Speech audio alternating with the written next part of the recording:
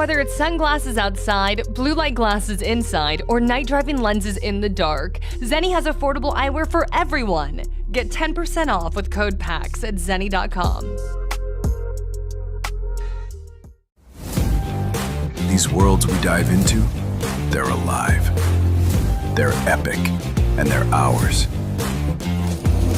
We don't just watch, we don't just play, we live them. Bring your worlds to life with metal posters from Displayed. Games, movies, shows, and anime you love. Collect official designs and let your fandom shine. Only at Displayed.com.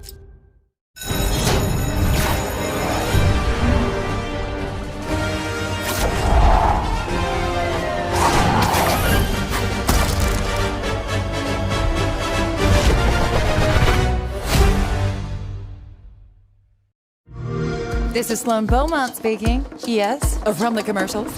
Listen, I was given the chance to run a massive research project out at the local park. So, no leaks, no teams, just calm, cool science. It's gonna be amazing.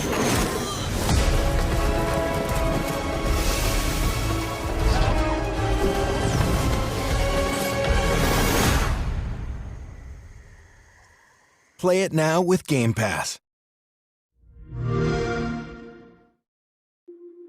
Whether it's sunglasses outside, blue light glasses inside, or night driving lenses in the dark, Zenni has affordable eyewear for everyone. Get 10% off with code PAX at zenni.com.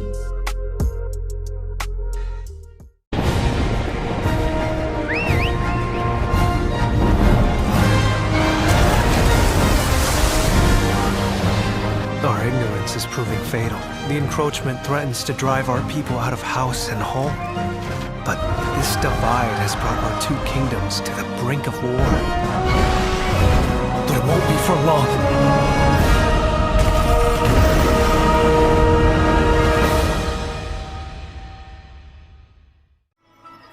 Why do you fight?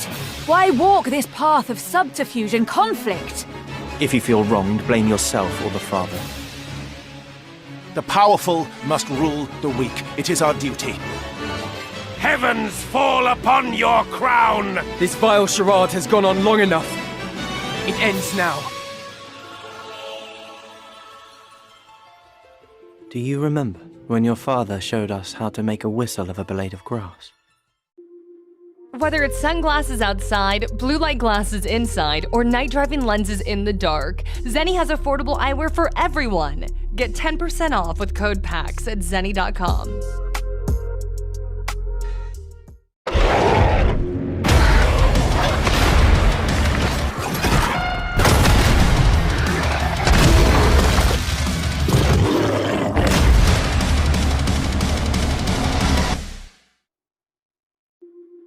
Whether it's sunglasses outside, blue light glasses inside, or night driving lenses in the dark, Zenni has affordable eyewear for everyone. Get 10% off with code PAX at zenni.com. The Imperium of Man has stood for 10,000 years, guarded by the might of the Space Marines and mankind's numberless armies. But they are beset on all sides, and the threat of chaos is ever present. This is your battle. Choose your side with Warhammer metal posters at Display.com. Whether it's sunglasses outside, blue light glasses inside, or night driving lenses in the dark, Zenni has affordable eyewear for everyone. Get 10% off with code PAX at zenni.com.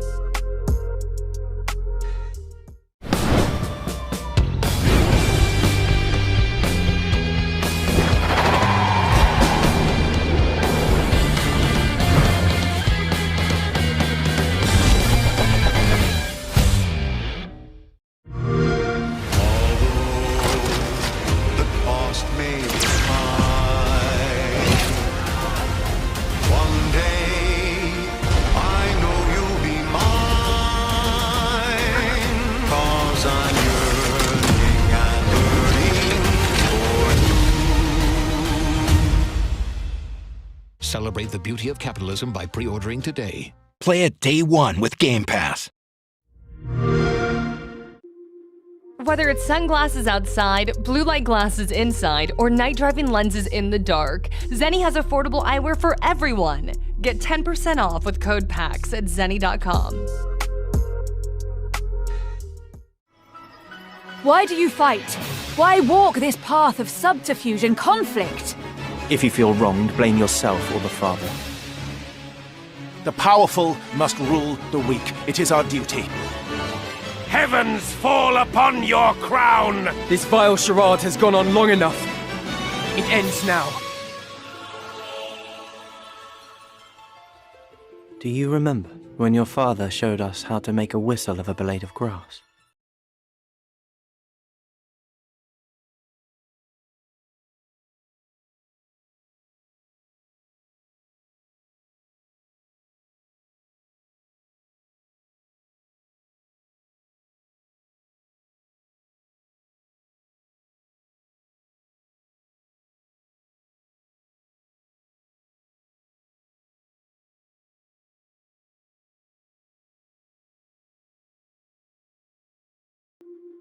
Whether it's sunglasses outside, blue light glasses inside, or night driving lenses in the dark, Zenni has affordable eyewear for everyone. Get 10% off with code PAX at zenni.com.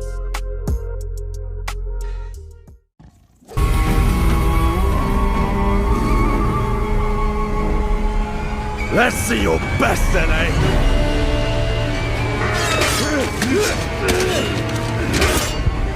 Sword play is a game of strength. Winning is what matters. And you can bring as many friends as you want. Not good. These worlds we dive into, they're alive. They're epic, and they're ours. We don't just watch. We don't just play. We live them. Bring your worlds to life with metal posters from Displate. Games, movies, shows, and anime you love. Collect official designs and let your fandom shine. Only at Displate.com. Whether it's sunglasses outside, blue light glasses inside, or night driving lenses in the dark, Zenni has affordable eyewear for everyone. Get 10% off with code PAX at zenni.com. The Imperium of Man has stood for 10,000 years, guarded by the might of the Space Marines and mankind's numberless armies. But they are beset on all sides, and the threat of chaos is ever present. This is your battle. Choose your side with Warhammer metal posters at Displate.com. Whether it's sunglasses outside, blue light glasses inside, or night driving lenses in the dark, Zenni has affordable eyewear for everyone. Get 10% off with code PAX at zenni.com.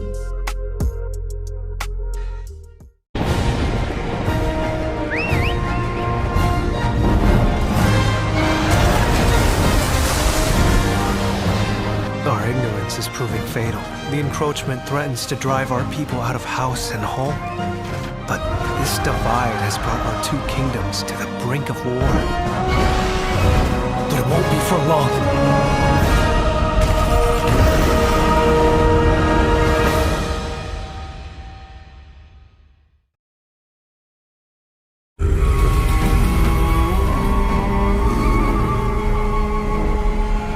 Let's see your best, Zenni!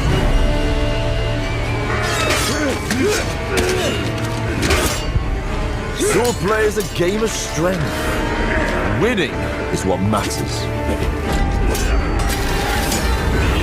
And you can bring as many friends as you want. Not good. Whether it's sunglasses outside, blue light glasses inside, or night driving lenses in the dark, Zenni has affordable eyewear for everyone. Get 10% off with code PAX at zenni.com.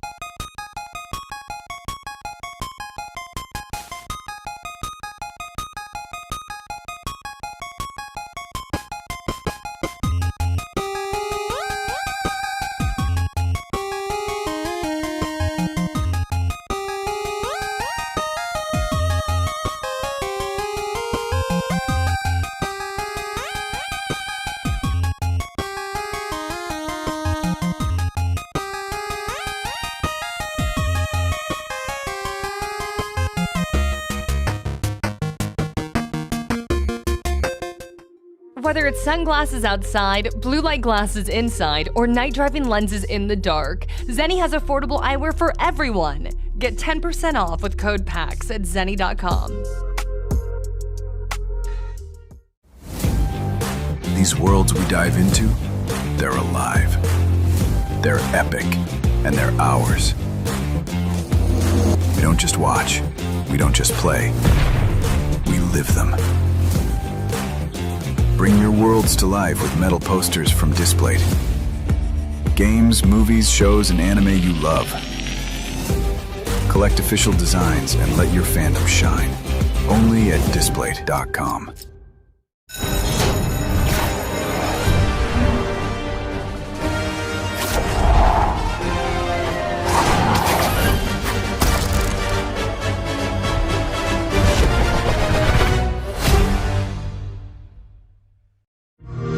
This is Sloan Beaumont speaking. Yes, from the commercials.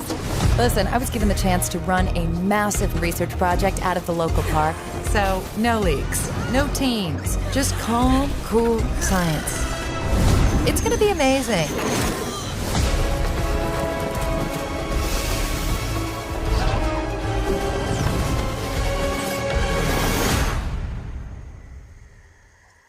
Play it now with Game Pass. Whether it's sunglasses outside, blue light glasses inside, or night driving lenses in the dark, Zenni has affordable eyewear for everyone. Get 10% off with code PAX at zenni.com.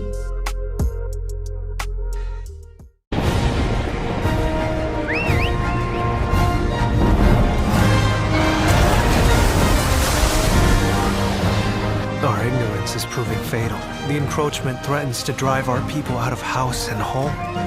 But this divide has brought our two kingdoms to the brink of war. But it won't be for long.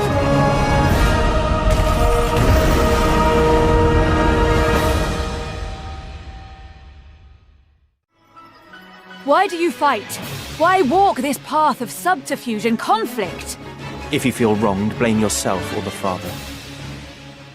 The powerful must rule the weak. It is our duty. Heavens fall upon your crown! This vile charade has gone on long enough. It ends now.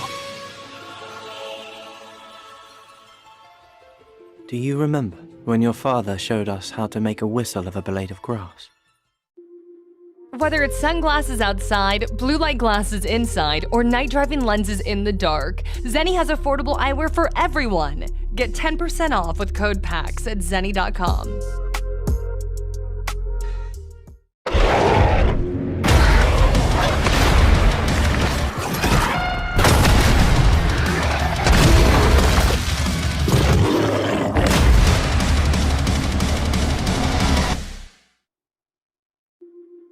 Whether it's sunglasses outside, blue light glasses inside, or night driving lenses in the dark, Zenni has affordable eyewear for everyone. Get 10% off with code PAX at zenni.com.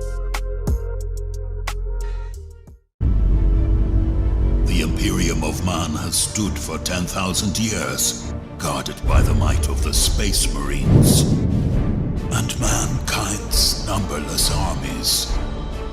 But they are beset on all sides, and the threat of chaos is ever present. This is your battle. Choose your side with Warhammer metal posters at display.com. Whether it's sunglasses outside, blue light glasses inside, or night driving lenses in the dark, Zenni has affordable eyewear for everyone. Get 10% off with code PAX at zenni.com.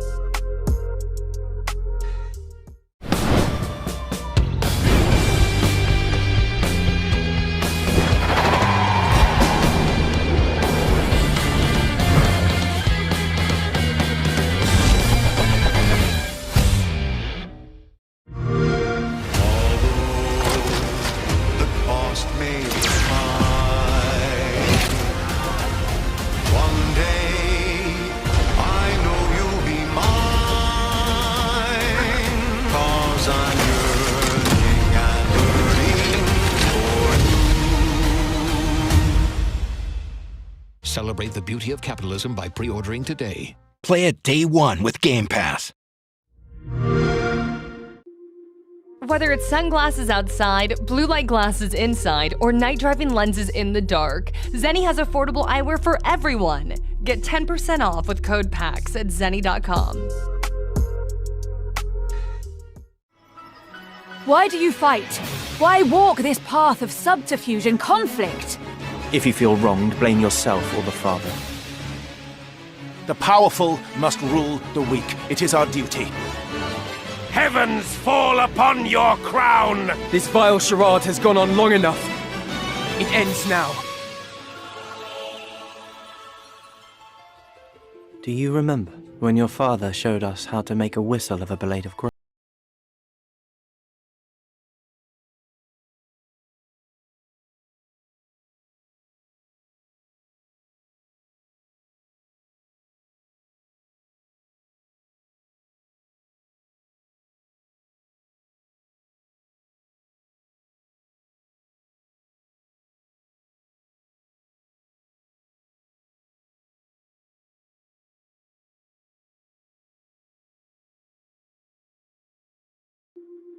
Whether it's sunglasses outside, blue light glasses inside, or night driving lenses in the dark, Zenni has affordable eyewear for everyone. Get 10% off with code PAX at zenni.com.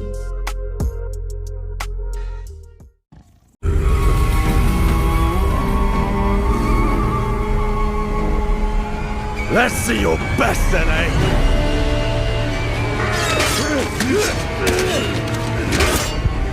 Swordplay is a game of strength. Winning is what matters. And you can bring as many friends as you want. Not good.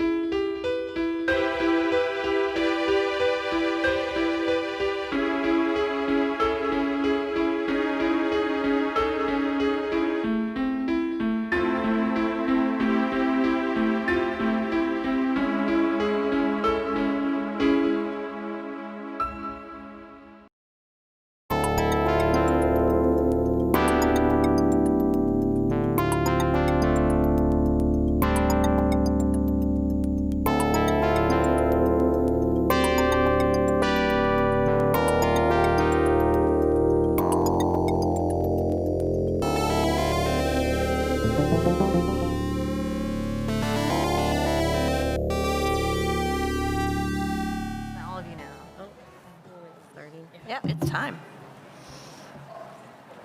All right.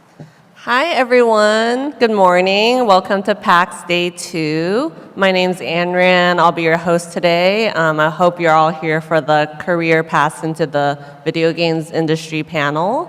We'll get started by introducing all of our panelists. So let's go down the line. If you can say your name, what your current role is, and where you currently work at. Hey everyone, I'm Erica Absatz, and my current role is the Director of Analytics for UFC and NHL at Electronic Arts. Hey everybody, my name is Aubrey Husted, formerly of Turn 10 Studios, working on Forza, and I'm currently a free agent marketing, PR, and community person, which means I could be anywhere right now. Hi, I'm Victoria Kanya, and I'm a manager of game production for Pokemon TCG Live at the Pokemon Company International. Hey everybody, I'm Bailey Kalesti. I'm a visual design manager working on teamfight tactics at Riot Games. And just to introduce myself as well, I wanted to have the panelists go first, but my name's Anran. I'm an engineering manager and acting as a product lead on 2XKO, which is Riot's upcoming fighting game. We're actually in closed beta in about 2 weeks on September 9th. Yes. That's a nice plug. Nice promotion. Yeah. So I guess what I'm kind of like curious about is like how did you get into the games industry? Like what really inspired you to do that? And then like what was your career journey up until today? I guess we'll start with Bailey this time. Yeah. Well, I was pretty fortunate. I knew someone who worked in the video game industry, my uncle. So I had someone that kind of showed that it was something that was even possible, which was huge. But I just knew that I wanted to be in art, I wanted to work in games or movies or something like that, so I was able to find a job as a QA tester, working at a small indie game company down in SoCal, and it was a great experience. I was able to work my way into becoming an artist by just knocking on people's doors saying, "Can I make some art?" Yeah, so it was something I knew that I really loved. I loved playing a lot of games online back in the day, especially Nintendo games, etc. So, yeah. So for me, I didn't initially set out to get into games. I always loved playing games when I was a kid, but I didn't know that you could get a job in it. I went to college, I went to NYU. I picked like a major. I majored in like media and communications because I thought, oh, okay, that's kind of like vague. Maybe I can pivot into different things depending on what I'm interested in. And I originally was a business analyst or like a management consultant at Deloitte. But while I was doing that, there was an event in New York City where Riot Games actually came, and they were talking about like how they made the game League of Legends. And so me and my partner, we talked to one of the game designers on like one of the panels like this, and we asked him like, hey, you know, if we're interested in getting into the games industry, what should we do? And the thing that he told us was that we should try making our own game. So from there, that's what we started doing. We tried making our own tabletop game with just like paper, pens that we had at our house because we didn't exactly know any programming or art or anything like that. And that was way more fun than my day job. So I pursued trying to kickstart that game and like self-publish it myself. So that was going on. And while I was doing that, I leveraged my experience working on my indie project to convince Wizards of the Coast to hire me as a games producer. So that's how I got into the games industry. Cool. I also initially didn't anticipate games being my career, and I'm super fortunate that it has been. When I was in school, I went to school for economics and Asian studies, and I really like both of those things. I've been a gamer my whole life, so it's something I've really been passionate about. And my first job out of college was actually in a corporate office for a retail chain called Circuit City that doesn't exist. I think it kind of exists now. Rest in peace. But I was a retail buyer, and you know they had a gaming section. They needed people who knew games to know like what games to put in the stores and to like really put their effort behind. And so I helped launch Nintendo Wii and Xbox 360, and I'm totally dating myself. Sorry.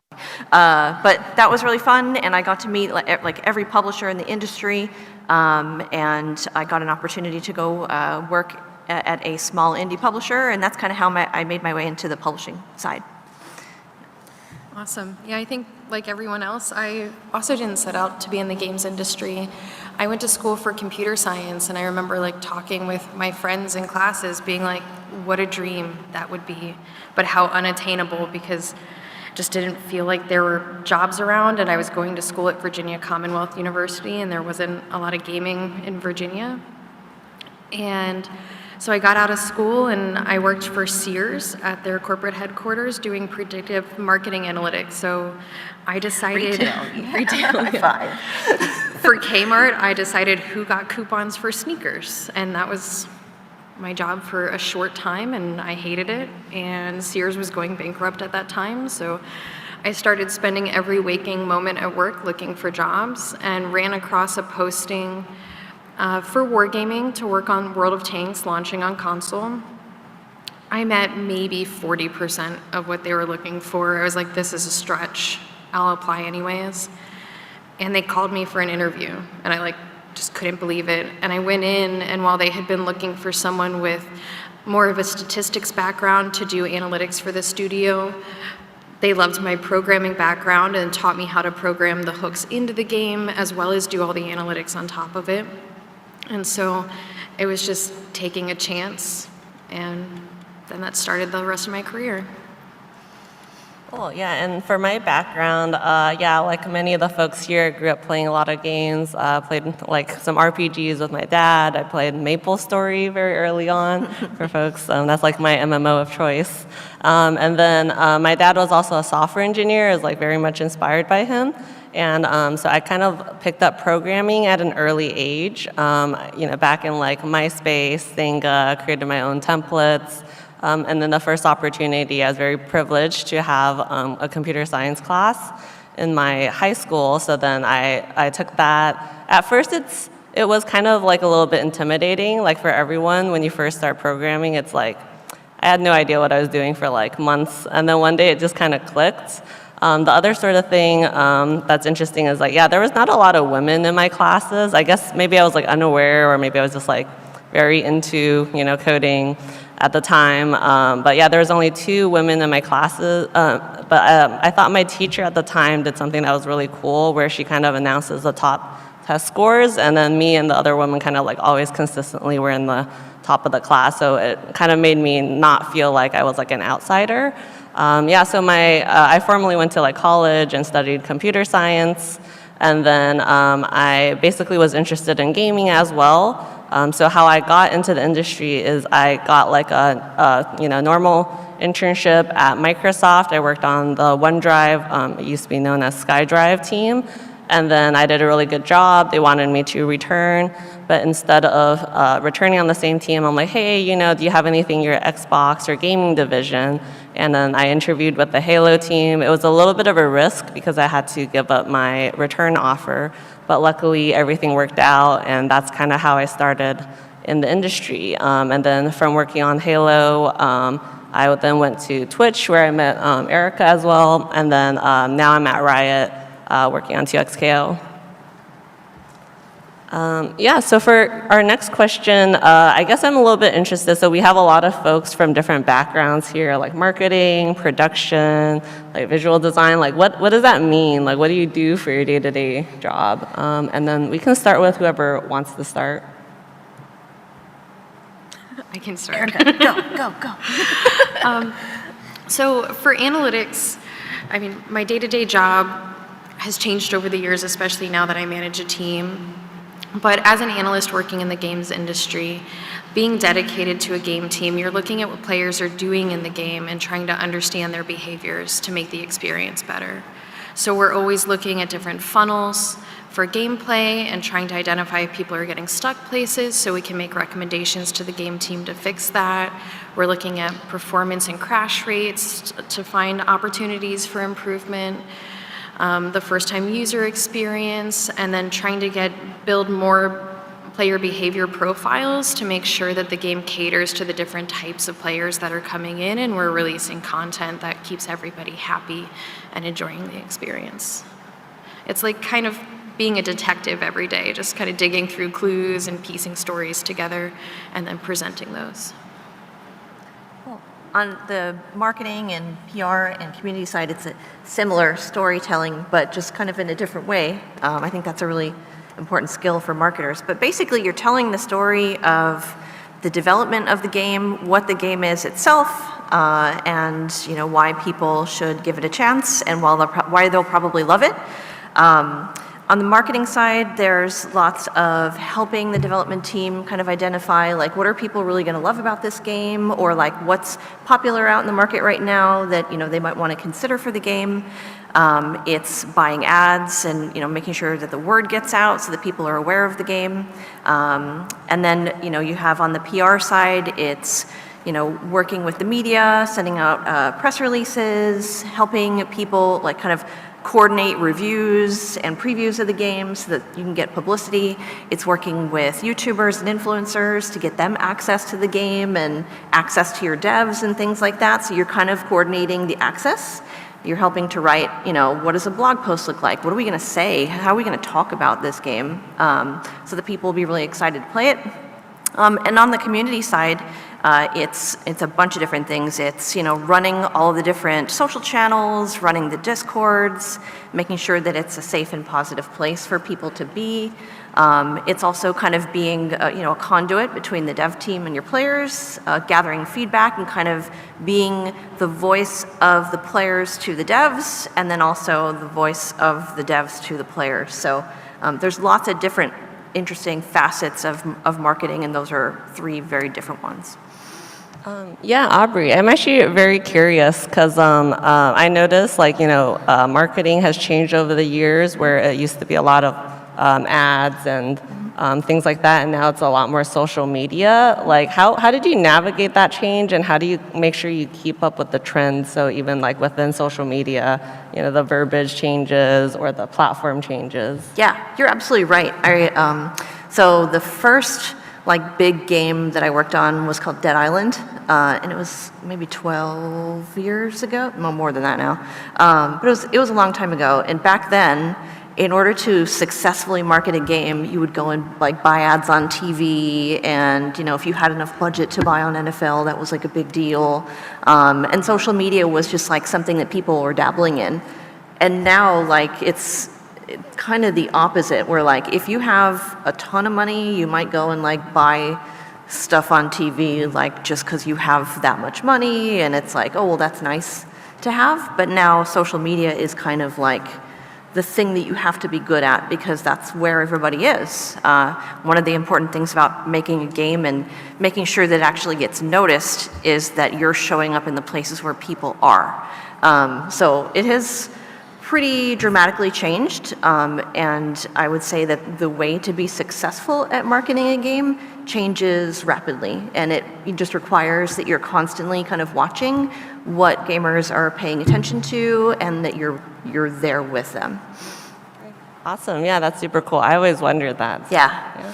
It's almost like, what you know in your career as the thing to do, you kind of have to throw it out every 3 to 5 years and just rebuild it all. And it's almost like you kind of have to be constantly doing it. So you have to be very, very adaptable to be successful. I think that's a good point for all careers. I think every one of our crafts, we're always evolving and constantly keeping up with new trends and new tools, and all the generative AI stuff. We're trying to figure out how to fit that into our work now and make certain things faster, and so we can devote more time to other efforts. But you can just never stop learning. Yeah, that's a good point. Yeah, within engineering as well, keeping up with the new technologies, new programming languages, things like that. Yeah. So for me, like I mentioned, I'm a game producer, and a lot of times people think oh, okay, game producer, you're scheduling and you're in Jira. But I like to have a more holistic view to game production. I really view game producers as leaders on teams. You're the team captain on the team. And even though it is part of your job to make sure that, the team hits deadlines, that you build schedules and make sure you work towards that, I think it's important for producers to be the glue on the game team. You have people from different disciplines. You have game designers, engineers, artists. You have a lot of different people with a lot of different opinions, and producers are really the people on the team where you can take a step back, since you're not actually in software, you're not directly making the game, and you can ask the important questions well, what are we trying to make? What's the vision of our game? Why are we trying to do this? And then how are we going to do this? And when does it make sense to do this? So that's my view of what producers do. You're a leader and a shepherd trying to get the team rallied around a unified vision and make sure that they achieve that. I love that. I love working with producers like that. But yeah, working in visual design is a ton of fun. I get to work with the UX designers, motion graphics artists, illustrators, and we're all kind of part of this UI team. One of the interesting things about working on a UI team is that you want your work to be invisible. If you've done your job well, players don't even notice the experience of it. So whenever we're working on something or release something to the public, we're did anyone say anything? Good. they didn't notice it. We did our jobs. But one of the things that I love most about working in UI is that we're kind of like at this central space on the game development team where we talk with engineers every day, the QA team, we're in play tests all the time, constantly reviewing our work, making sure that the UX goals that the UX designers have created are still being met even after we create art for it. It's incredibly gratifying. I've been working as a visual designer for a long time, but more recently I've started working as a visual design manager. And the cool thing about that is that I get to help other artists make their best work. So it's a lot of like feedback. We have jam times all throughout the week. We're doing paint overs. It's a very collaborative experience, and definitely down like in the nitty gritty of the day-to-day of creating a game. And it's a beautiful thing. I love it so much. Yeah, Bailey, I know we talked a little bit about this before, but yeah, I'm very curious as an artist, and especially I know you showed me some of, you worked on StarCraft 2, which is one of my favorite games. You showed me like you did all the menus and kind of just like the space like theme aesthetic. I'm like, there's a lot of like sci-fi space themes. Like how did you actually end up choosing like, or how do you, yeah, just end up choosing like what kind of theme you go with? Absolutely, yeah. As an artist, you never quite know what you're going to be creating when you start. So the first thing we always do is we start with research. We look at what other people are doing. We look at real life examples. We don't want to just look at art. We want to look at like pictures of real life, or going out, getting reference material in that way. And then really it just starts with like, you get a big piece of paper or digitally and you just start sketching. Just try to get out as many of the bad ideas as you have as possible, and there's no judgment, you're just going and going and going. So a lot of like sketches, and then you're combining that with mood boards. And during that, the best part about it is that you work with other artists, you get feedback from anyone on the team. One of the great things about art is that it's something that everyone has an opinion about. They can all approach it. And you know, we kid like, oh, everyone has an opinion about what we're creating, but I do really want to know like, what do the engineers think? What are they interested in as well? So getting like a broad strokes on like feedback from everybody is really important. But as for like how we decide what we do, it's really what resonates with us. You know, how does it make us feel? Is it accomplishing the player flow that the UX designers have created? We don't want to go too off script from that, but we also don't just want to skin it, like make it look exactly like a table or something like that. So it's about balancing the visuals and the aesthetic and the emotions that we're trying to evoke with the structure, making sure players can still accomplish what they want. So it's a discovery process, and we never know exactly how it's going to go when we first start.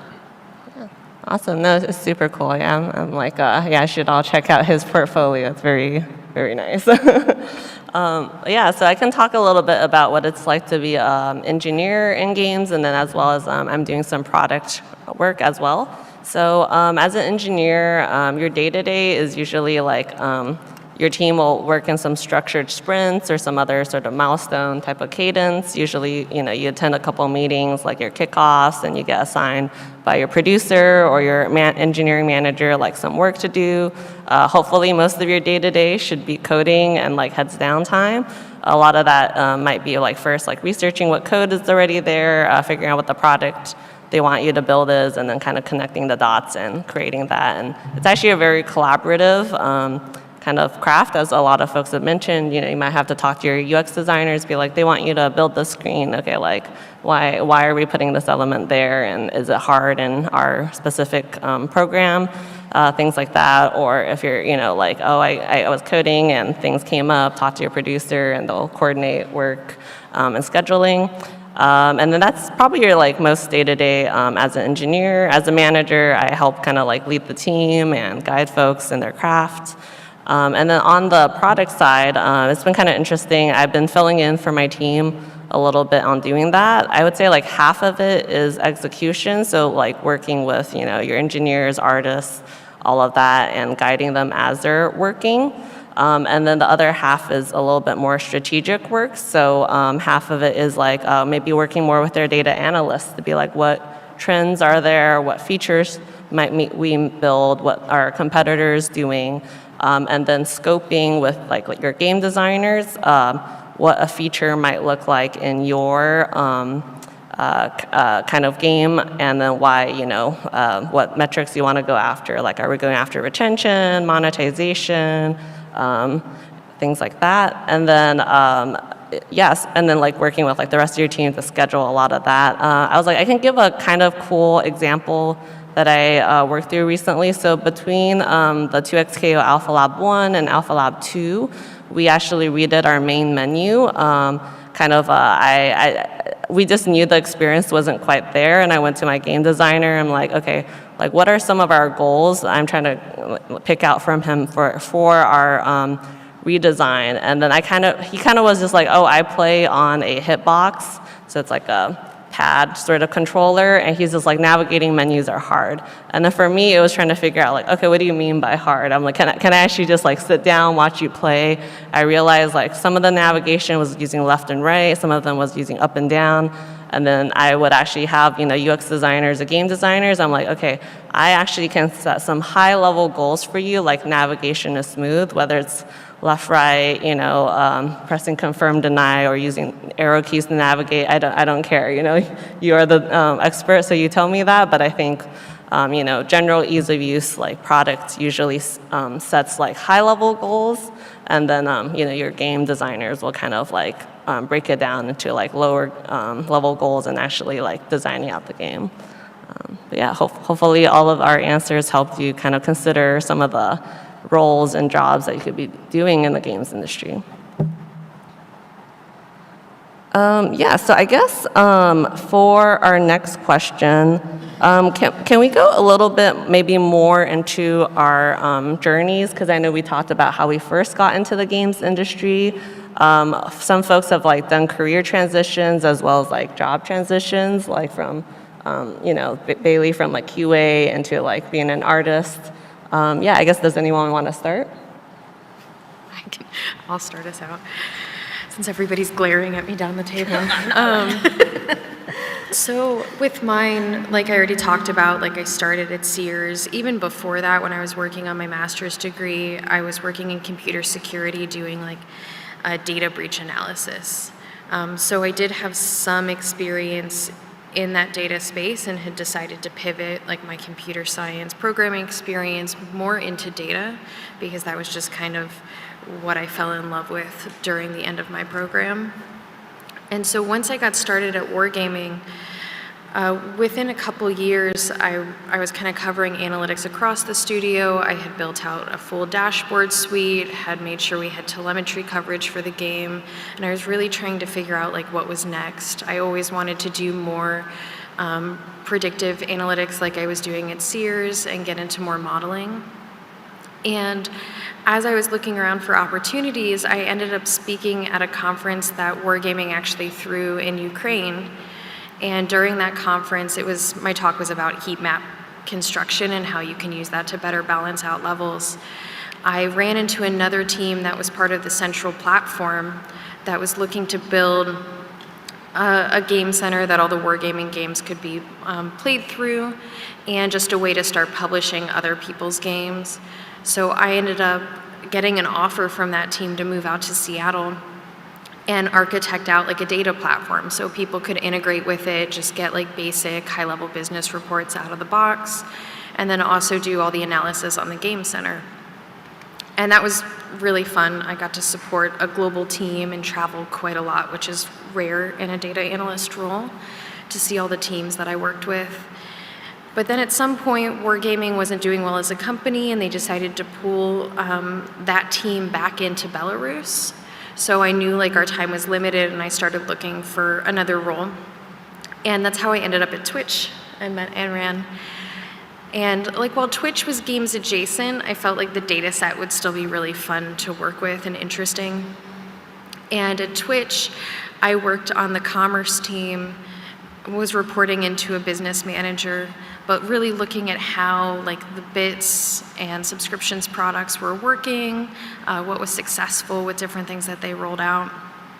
But I just hit a point in my career where I was doing a lot of mentoring outside of work, And one of my mentors had said, since I drew so much energy from that, I might really enjoy managing.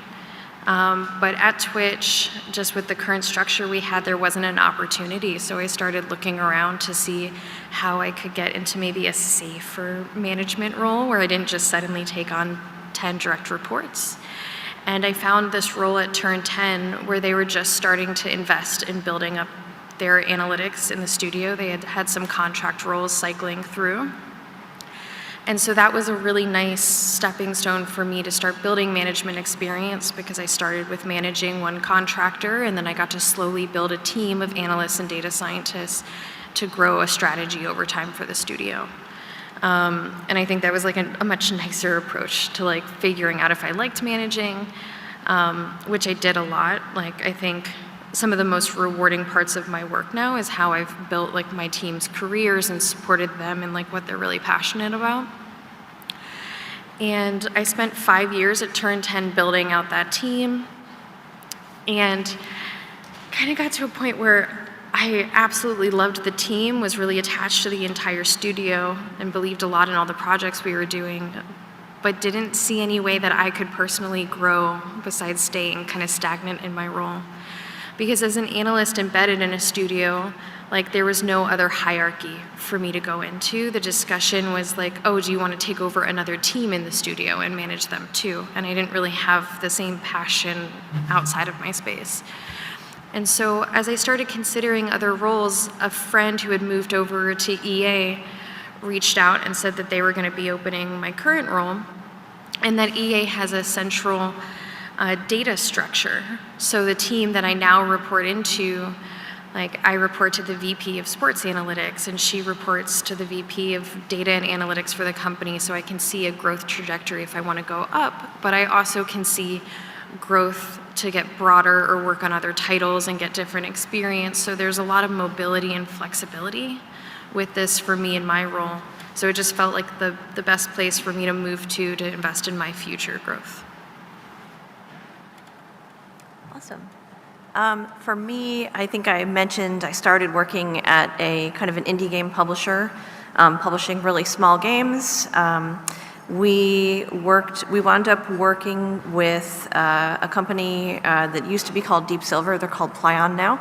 And they were just, they're kind of headquartered in Europe. They were just getting started in the US, and they needed sort of a partner to work with them on things like marketing and PR. So I started to work with them on some of their smaller titles. And then as they were growing their business, they needed somebody to kind of start like a proper marketing and PR effort, just for them, kind of internally. So they asked me to come and join them. So I was their first like marketing and PR person for this side of the globe, and I got to work on the game Dead Island and helped to launch that. That was super fun.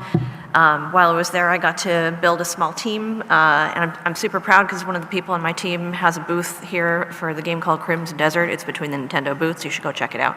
But I was able to build a small team, and Dead Island did very well. And because Dead Island did very well, the company made a bunch of money and was able to go and buy some studios, which included a studio called Volition, and they made the Saints Row series. And Saints Row matched, I don't know if I should say this, but Saints Row matched my vibe a lot.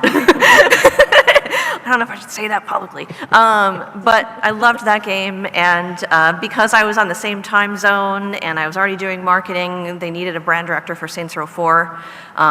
It was like 6 months before the game was supposed to come out, so there was kind of a plan already, but it kind of hadn't been done. So when we bought the studio, I kind of looked at everything, and I'm like, okay, I'm going to throw everything out and just redo everything. And so we made the whole, my team and I made the whole marketing plan and executed it for Saints Row 4, and that was an absolute blast. We made like a full-size 3D printed dubstep gun, and it was the best thing ever. I loved it. So worked on Saints Row 4, and I continued to work with Volition, and while I was at Volition, we had a Minecraft server with a mod pack that we made called VTech, and it took like 8 gigs of RAM to run back then, which was like a huge amount for a Minecraft. And I was obsessed with it. I couldn't stop playing on this server. and I had met a bunch of people from Microsoft, and they asked me to interview for a job working on Crackdown, because it was similar to Saints Row, and I did. But when I went in for the interview, it was like the day after they had announced that they were acquiring Minecraft. And I would go into my interviews, and all I could be is like, what are you guys going to do with Minecraft? Like, that's all I wanted to talk about was Minecraft in the interviews, and like, needless to say, I didn't get that job.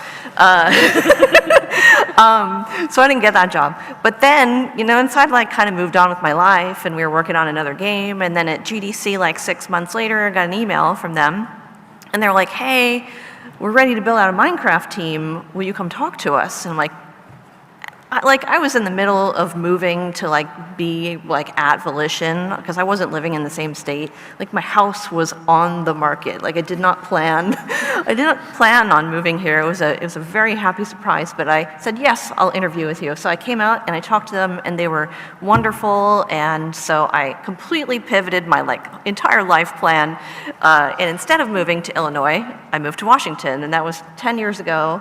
I love it here. This is my forever home. I will never leave. So I was one of the first people Microsoft hired to work on Minecraft, and I had a great privilege of like being their first like dedicated PR person ever, building out the PR program for Minecraft, building out the creator program, building relationships with them. And then I got the opportunity to come work directly in the studio on Community, and was leading their community and customer support efforts. So I did that Minecraft for about 5 years. And you know, obviously when you work at Xbox, you know, you meet a bunch of people in different studios in Xbox, and I had met some people at Turn 10 working on Forza, and they were like, hey, we want you to do for us what you just did for Minecraft. And that sounded really exciting to me. And I was like, look, you guys, I don't know anything about cars. And they're like, it's okay. They said, we'll teach you. And like, now I know so much stuff about cars. Like, this was not on my bingo card at all. But it's great. So that's where I met Erica. Erica and I were both COVID hires. And that was wild, starting at like a new studio when everybody's remote. And I remember Erica and I we were all like, you know, remotely on our Teams calls, and our studio head at the time was calling in from home, and he had like oh God, what was it? A Totoro. A giant Totoro. He had a giant Totoro like in his office, and we thought that was the funniest thing ever. So we like coordinated, and we got our own Totoros, and like we just casually had them there to troll him. And it was So this is how Erica and I met, and we sat near each other in the office. And she always, everybody in the office always teased me because they could tell when I was in the office, because apparently I have a very notable laugh. And yeah, so Erica and I worked together, and it was absolutely lovely and a privilege. And so I did all that at Turn 10 and Forza for 5 years, launched Forza Horizon 5 with Playground Games, who are a wonderful studio. And I got to build out a wonderful team of people that I absolutely adore. Some of them are here. Hi, love you.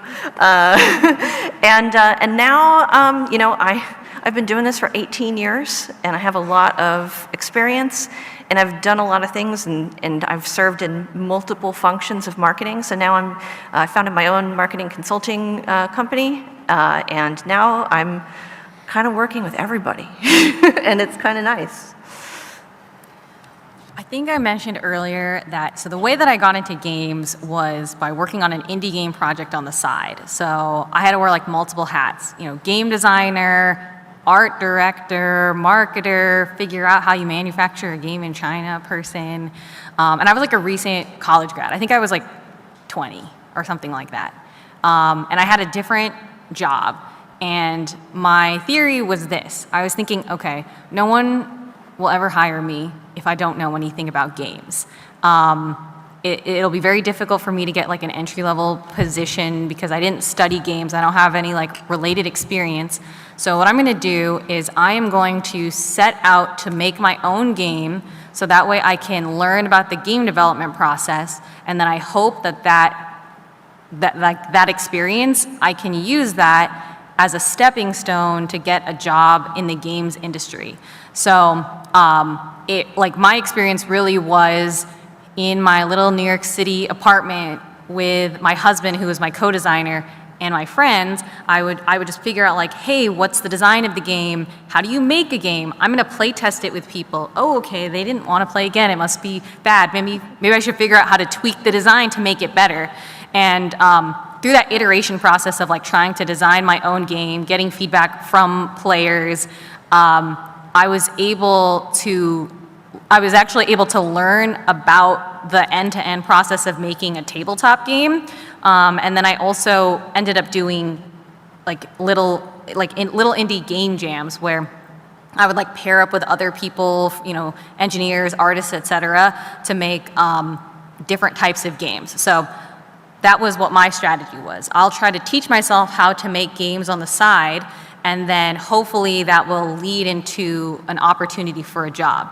And so it did work out. Like the board game that I made, it was called Gladius. I launched it on Kickstarter in like February 2020, during COVID. It raised over $100,000, but even before the game launched on Kickstarter, I got a job at Wizards of the Coast by mentioning that experience. So I was able to become a game producer there to work on like digital versions of Magic the Gathering and then also physical Magic the Gathering, because I could show them like, yes, like I know how to design a game. I know about like how to get art assets for cards. I know about the playtesting process. So that was my first job in games. But since I was more tabletop focused and I wanted to pivot into video games, I did a lot of research on the side. I became like Scrum certified. I became a certified Scrum product owner. And then I did more indie game jams where I learned to program myself. And I wasn't very good, but I was still trying to like learn how to do that myself, just to empathize with the other people I would work with. And that's how I was able to pivot from one card game, Magic the Gathering, to another card game, Legends of Runeterra at Riot. I worked on that. That was like a live service digital card game. And then I moved into the R&D department, and that's actually where I met Anran. We worked together on an unannounced Riot game. And then I moved over to a startup company called Probably Monsters, where I worked on like narrative adventure games for a bit. So that was really exciting because that was going from like literally the concepts, like there's nothing, so we're gonna come up with an idea for what those types of games are, and then actually start prototyping them and then make a vertical slice. And then from there, I moved over to Pokemon, which is where I am now. And so I'm a manager of game production for another digital card game, which is the Pokemon digital card game. And that's really how my experience went. Who knew that I'd work on so many card games? That's awesome. I played the heck out of that game. Oh, yeah? I have a problem. I love that. Yeah, for me, one of my biggest lessons throughout my career has been that people have this idea that you need to know exactly what you want to do when you first start. Like, oh, I should go down this path, or I need to study this thing in school. That was not me at all. I tried everything. I tried every single type of discipline within art. I even went to school for like science. I just wanted to have a huge breadth of things that I dabbled in. And the same was true with my work. So, as I mentioned before, I got this job at this indie game company, managed to kind of force my way into becoming an artist, like knocking on their door literally after the game was canceled. I was like, hey, can I make some prototype art UI? And they're like, sure. So like my trajectory throughout my career has never been exactly what I expected, and I love that so much. It's like you get to be surprised every day, every month, every year, and sometimes it's hard, like there's no lie. Like at this indie game company, they got bought by Amazon, so I worked for the Amazon Game Studios for like a few years. I got tired of it, so I quit. Didn't know exactly what I was gonna do, so I started my own company to make like commercials and make art for indie games on mobile devices. And I was just kind of flying by the seat of my pants. But my guiding principle was always just learn as much as you can about everything that you're interested in. People say like, do what you love, but sometimes you don't know what you love, so you gotta try a lot of stuff. At least that worked for me. Eventually, I ran out of money, so I had to start looking for a job quick. I was very fortunate. I was able to get a job at Blizzard. That's when I got to work on StarCraft and Overwatch, which was a dream come true. The people there were just incredible. Learned so much from all these amazing artists and people and producers. Again, you don't know what's going to happen in the industry, so I got sick of living in Orange County, and I quit my job. Didn't have anything else lined up, and I'm like, I'll figure it out. I always do. But it worked. The pandemic happened, so that made it a lot harder. But I was able to move to Seattle, got a job working at Bungie, got to work on Destiny, which was a ton of fun. But like I said, you can't know exactly what your trajectory is going to be. I was there for about a year, and an old art director of mine reached out to me and was like, hey, I just joined this new startup, you should come join us. And I was like, I'm pretty happy where I am, but sure, I'll go see. Happens all the time, right? It happens. All the time. So like, you just have to be in the flow. That's what works for me, at least. I'm not saying it's easy. My goodness, I've had so many hard days, so many hard weeks in my career. But the thing is, I always go back to what I love. And what I love is the art and working with good people. So those are always the things I look for. Long story short, I managed to get a job at Riot about 3 years ago, and my goodness, this team I just love them so much. We get to work together every day, we collaborate at jam times, we got a great team, and the thing that I have learned overall is that you can create your own story in what you do. You don't have to do something exactly as other people do. You don't have to follow in the exact same footsteps. It's a little more tricky, but as long as you kind of stay in touch with what you want and you look for those opportunities, you know, what is it? When preparation and opportunity meet, you get good things. I forgot the saying. But yeah, so that's been my overall experience kind of coming up in the industry. Luck is when preparation my. meets opportunity. Yes, so much luck. Yeah, and I'll share my answer a little bit. It's kind of interesting because I guess I always sort of knew I wanted to do like programming, like computer science, but then I also agree with the other panelists that I guess how I ended up in my career, it's a lot of like getting really good at what I do, a lot of like networking and you know, making kind of connections within the industry, and then as well as like kind of reevaluating what you are interested in and being open to new opportunities as well. So like I said, I just like went to school for computer science. I knew I wanted to code, and then I knew I liked games. So I got my first opportunity at Microsoft working on the Halo games. And then I worked there for a while. I helped ship Halo 5. I worked on Halo Wars 2. It was really a really great experience because I got the opportunity on like Halo Wars 2 to own like most of their backend, like progression and matchmaking kind of services, and I kind of built all of that from scratch. So it was really good that I got to like kind of build all these systems from scratch that helped me later in my career. And then I worked a little bit on Halo Infinite, but knowing the production schedule at the time, I kind of like didn't want to spend the next like 5 to 10 years of my career on like the same game and the same team. I was just like really young and hungry in my career, so I kind of wanted to explore what was out there.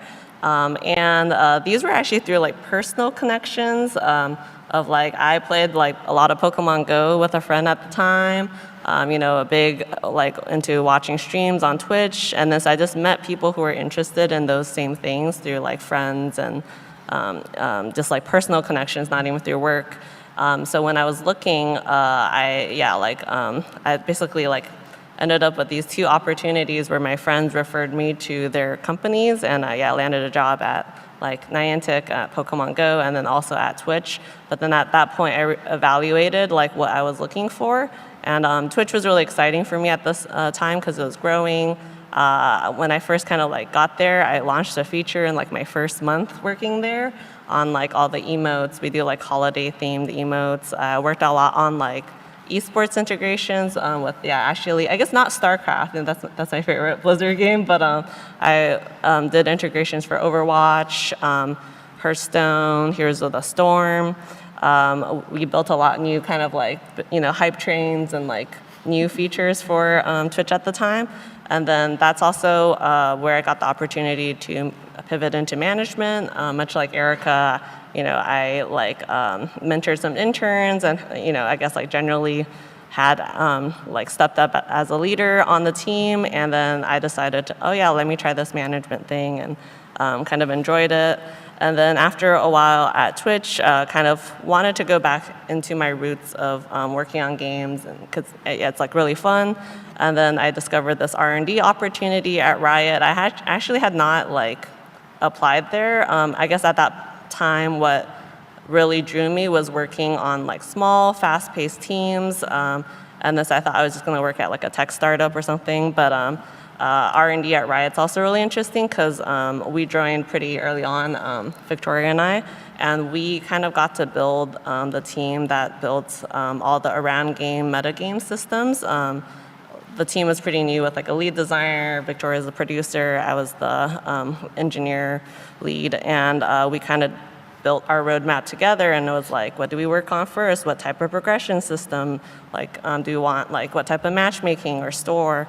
So we got to build a lot of these systems from scratch. And then after a while at Riot, I decided to join the 2XKO team, just because it's also really exciting to ship something. So I joined about a year and a half ago, and with a lot of my experience, it was also in some of these more around game systems like social, all the main menus, UI. I was able to leverage that experience. And then as a part of joining that team, it was actually also a newer team that was starting. So I ended up building a lot of the product roadmap as well.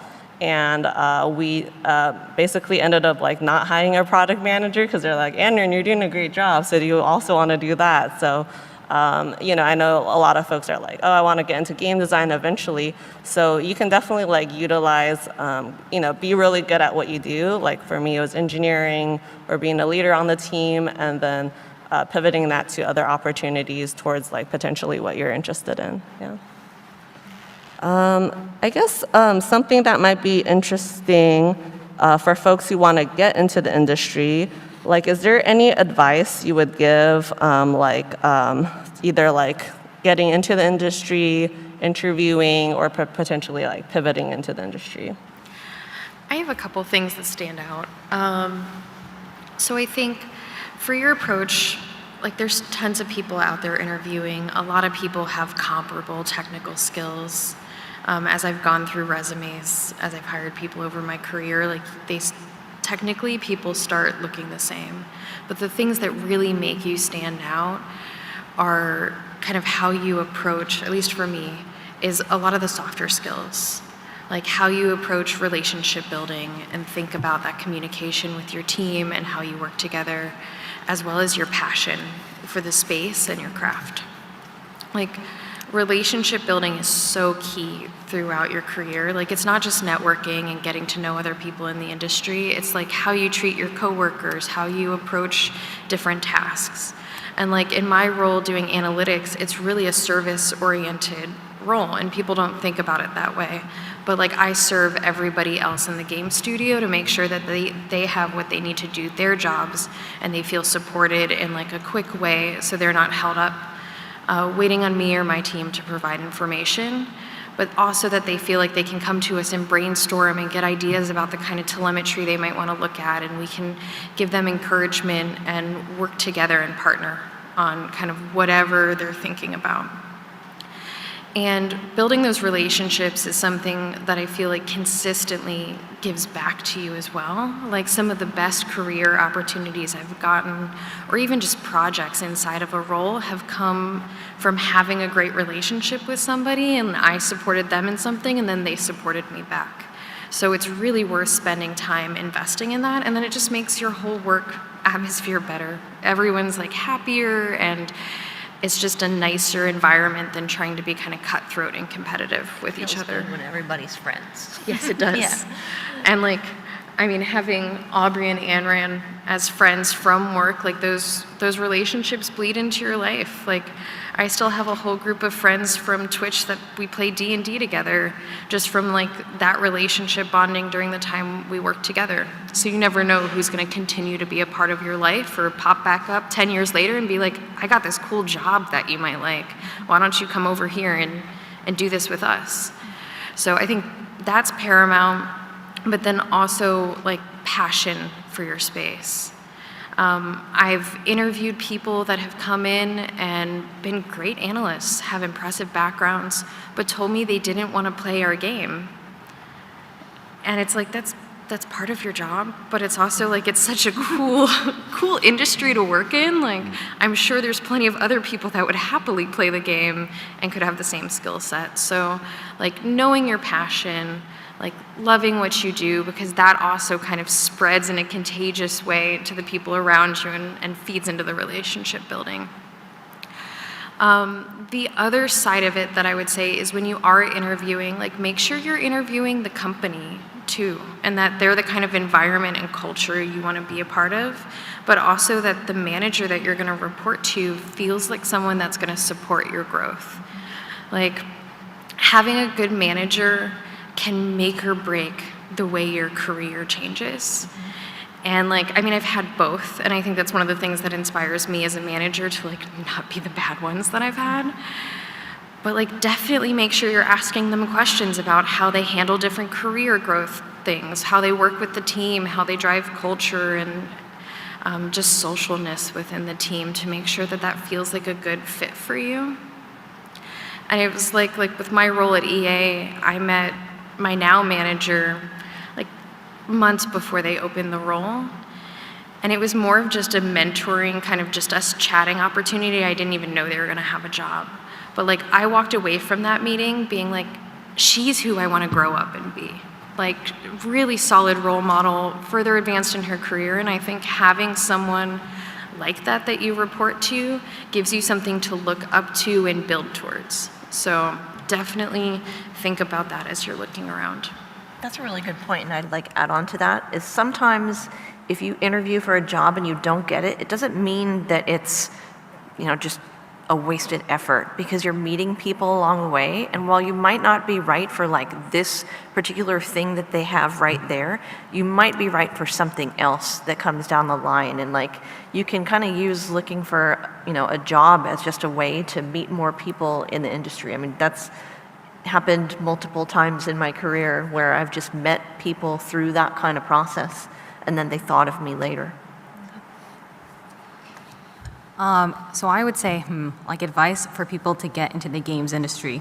Well, like the meta is changing. It's like constantly changing. I remember when I used to be in the audience and there would be some people on the panels, I would like pull my hair out because they would say things like, oh yeah, I was like a guild leader and then I suddenly got this job at Blizzard, World of Warcraft. And I was like, I can't, like we as students can't do that anymore.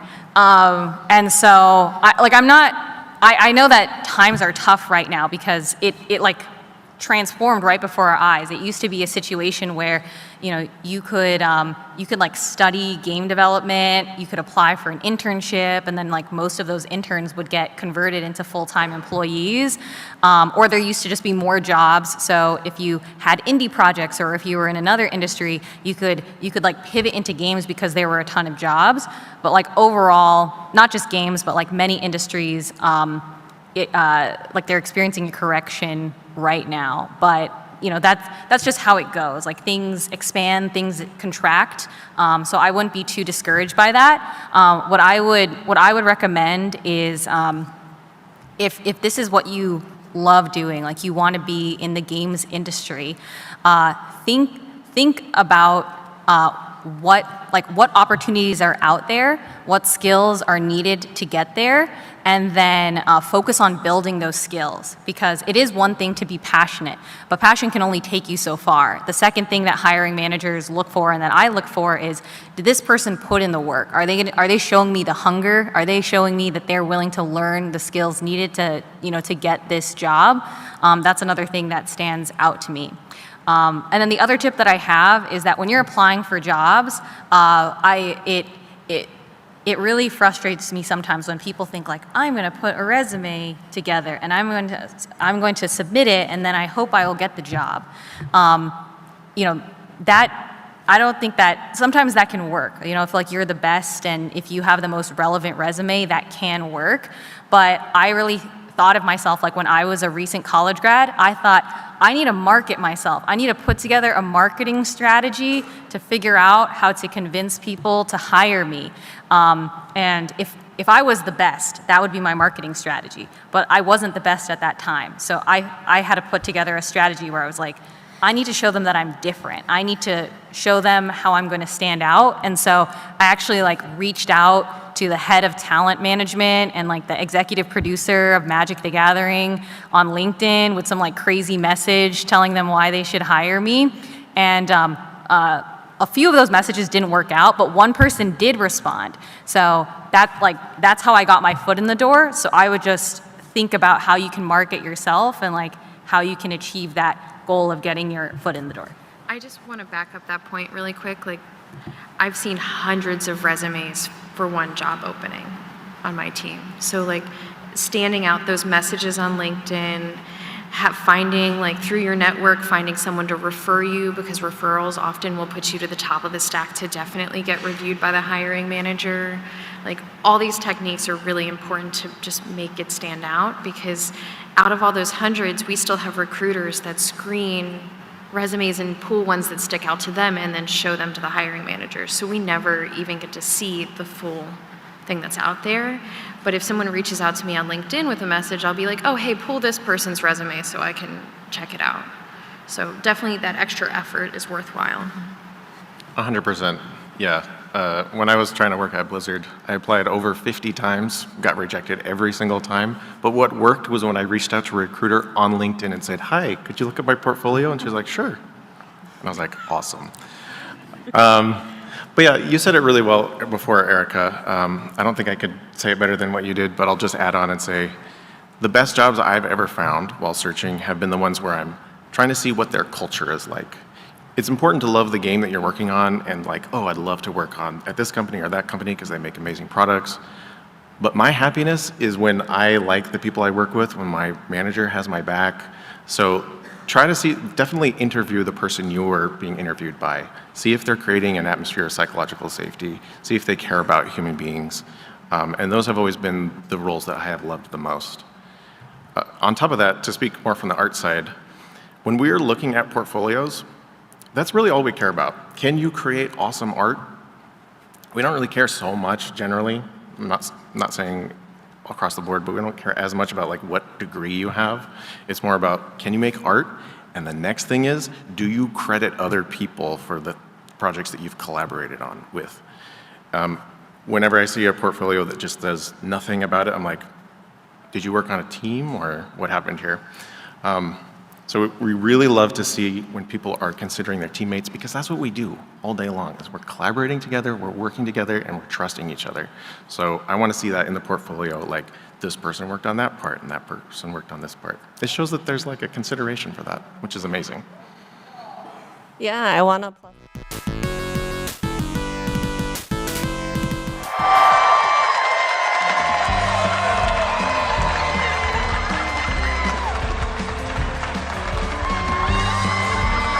Hello.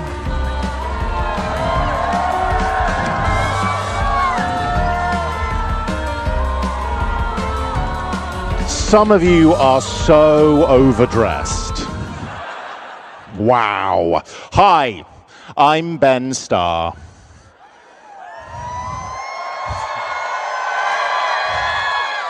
And I play Verso in a game called Clair Obscur Expedition 33. A game that critics are calling the feel-good family game of the generation.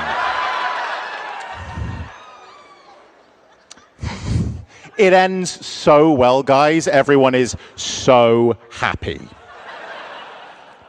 On that note, I would like to say that today we might be discussing spoilers. Who hasn't finished this video game? Oh my God. You haven't finished it? So,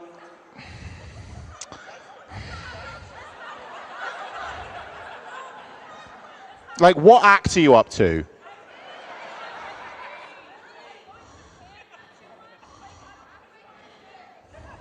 Honestly, this is outstanding content for the people at home as well. They can really hear she's going to Japan, she hasn't finished it. Anyway, I'm going to ruin the fuck out of this game. And there's nothing you can do to stop me.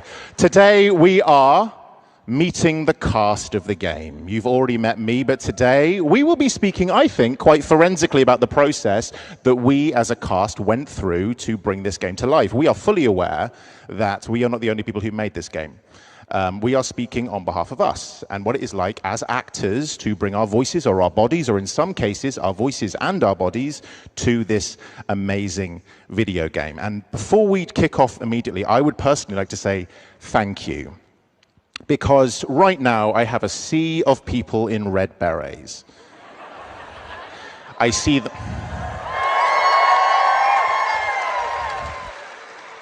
And this is a video and a 30. This is a video game that is art that has inspired your art. And thank you to every single member of this community who has allowed this game to inspire what you're wearing right now, to inspire the illustrations that you do at home, to inspire the music covers that you do. This community is truly incredible. And also, thank you so much for the fan fiction.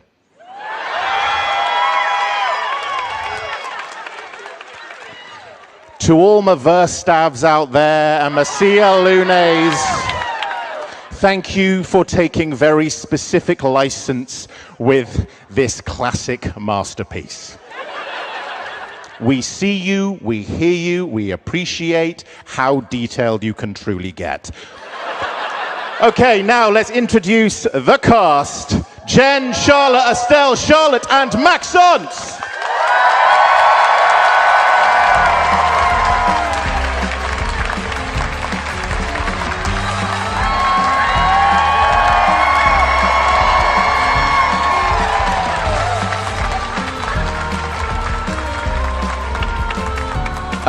So, you've seen the sea of people. How are you feeling? Anyone want to start? How are you feeling? I feel Look at these berets and baguettes. Estelle, you were saying it was a joke, right? This was a joke, and now there are so many of them. Yeah, I think it was for the trailer, the French trailer, and it was just a joke, and they did it, and now there's so many berets. Yeah, because French people they were complaining when the English cast was announced, like, oh, we don't have French voices, and in Montpellier they're like, oh, you want French? Let's go get them French. It was just them trolling, doing the.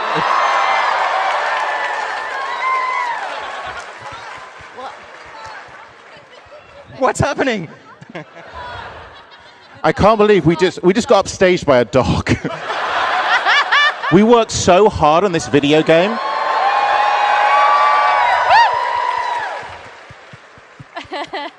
Dressed himself. Okay. So, Jen. Ben. I have a question for you from the community. Okay. We asked online some community members to ask some questions of us, and I thought I'd just get straight off out the gate. Okay. Jen, you have been in some other major titles before that have received some acclaim. What was it like in this instance to perform alongside acting sensation and global heartthrob Ben Starr? That was from Ben Starr. The bane of my life. No, I'm joking. No, it's been quite fun, hasn't it? Yeah. Yeah. We have a nice time, don't we? We have a good time. Jen, Charlotte, Estelle, Charlotte, you obviously work together to bring these characters to life. Is this the first time that you've met? I met them. Yeah, we've met. We've met. Yeah. And we've met. But have you met? No, Shana is the first You time. guys have met? Yeah. Yeah, at the release party. Yeah, we had a club without you. Oh my Yeah. God. You're just not in the WhatsApp group. What's it like? What's it like coming face to face with the? You've obviously seen the performance. What's it like? Yes, coming into human form, because I've seen you in animation form. I haven't ever seen you in human form. It's wonderful. It's wonderful. We've both worked so hard on it together, and yeah, it's amazing. Now that you've got to this point, are there any notes you want to give her to saying you could have done this a bit better for me? Joking, of course. Maxence, hi. Bonjour, mon ami. You are obviously the most lovable, lazy wine bag. How many times have you had people come up to you and say "we" and "woo"?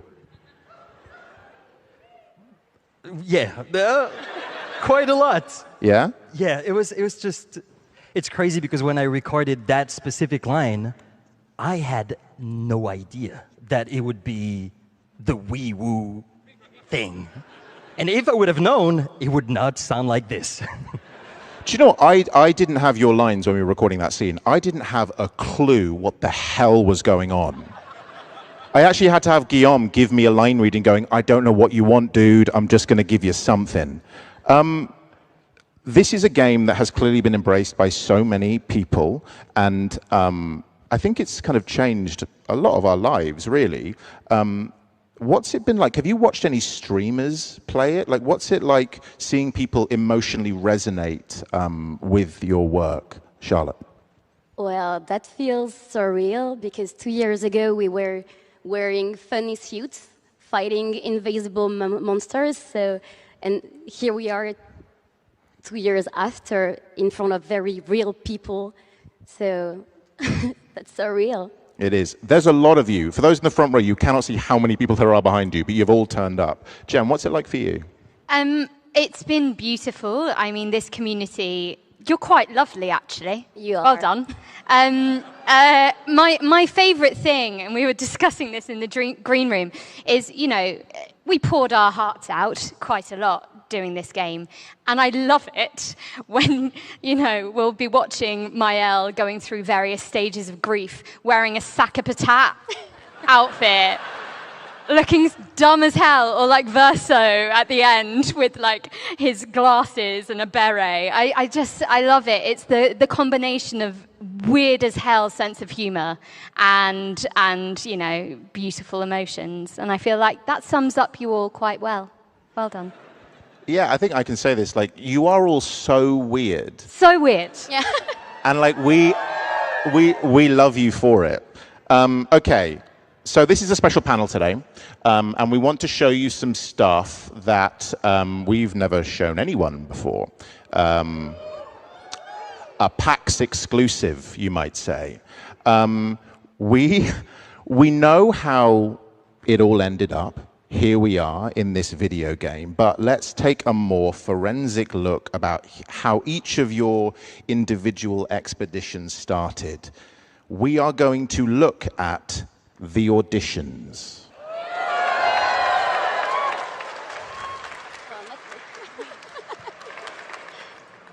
It's interesting with auditions, I think, because they are an offer. They are not the finished product. They are a suggestion of how we might approach the character. And we thought it might be interesting to show you where you can start and where you can end up, because we are merely actors who require direction. But Charla, you are the first. Are you ready to hear your audition? Ready. Play the clip.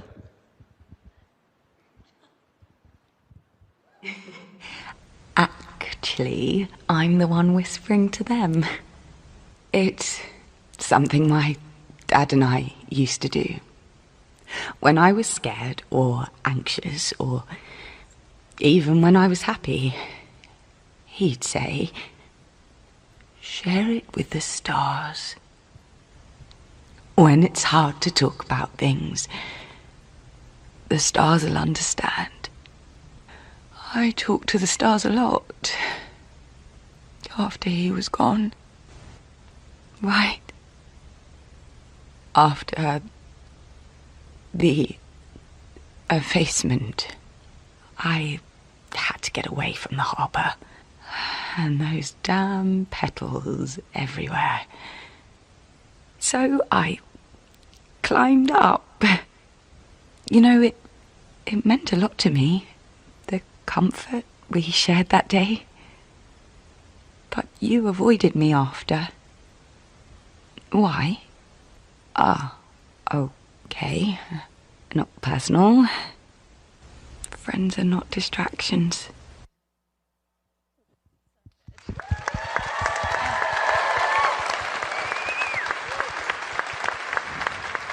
I suppose my first question for you is, there are going to be so many aspiring voice actors here today, or at home, who wonder, how do you get into video games?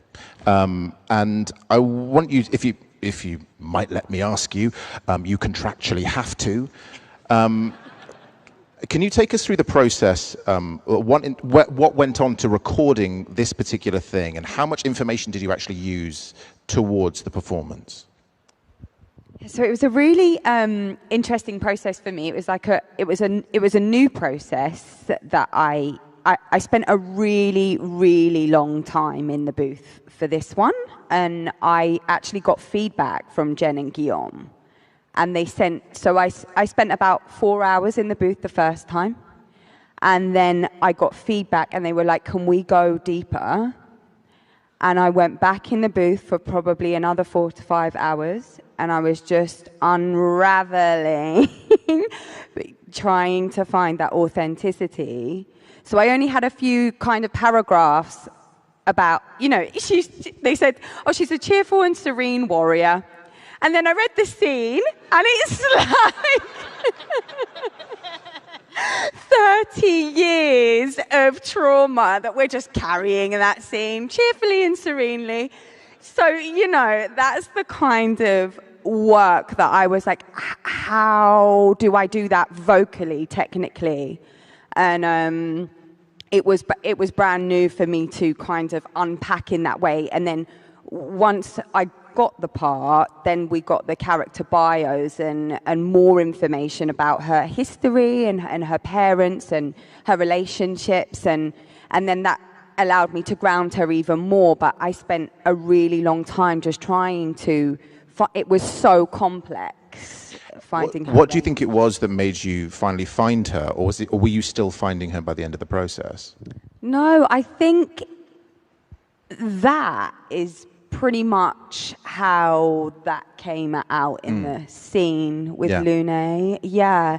And then obviously once we received the Bibles and all of that amazing information from the creators, that just reinforced the foundation that I sort of already built. We had an amazing context for that scene. And it was like, you're meeting up after 12 years and you know, there's just so much, it's so rich. So yeah, there was just a lot to work with, but a lot of it was my kind of own exploration in the booth. I think she's a remarkable character, and you play her so deftly because it is a lot, obviously, that's on her shoulders. I mean, you know this, I would send you stuff all the time of like how much people love CL as a character.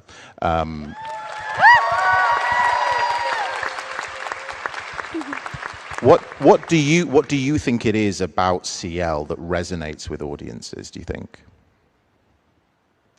I think people really relate to her resilience. I think they can see that she's gone through so much, and some of the comments that I've read more recently is like how present she is. I think people really kind of really understanding how liberated she is from all of her trauma. She's sort of like,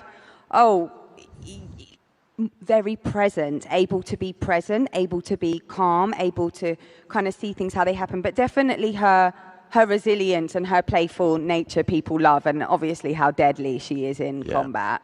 Yeah. I think it's the scythe. Right. Personally, thank you so much for that. Now we have another victim, Jennifer English. You play, it says here, you play a character called Mael.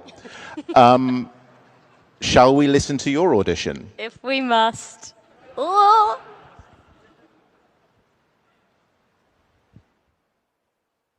I see why you like throwing rocks.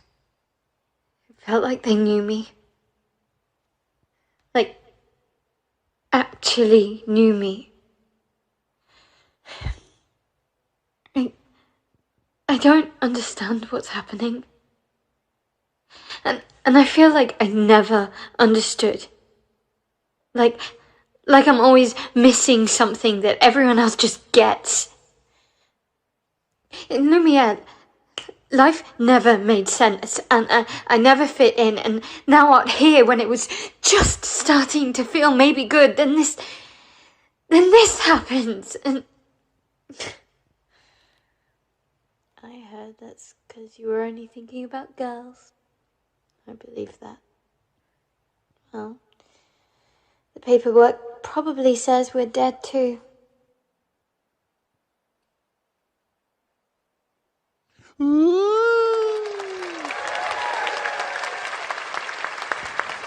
So I remember you saying this to me, that you recorded this last minute on your bed. Are you really lazy? Yes, and very forgetful, which is a great combo. Yeah, that was done at 2 a.m. I was in my pajamas. It was on my phone. There was no fancy setup. My poor girlfriend, I had to wake her up and go, please read in these lines. I'm fucked. Am I allowed to swear? I've sworn loads. Okay, I don't know, maybe. Yeah. Are we allowed to swear? Are we allowed to swear? Fuck. Fuck. Putain. Putain. Putain. Putain. Putain. Merde. Merde. It's fascinating because I feel that, like, do you feel that Mael is fully baked there, or do you feel like you found her through the process? We were really lucky in that Jen Yen gave us this incredible, fully fledged script.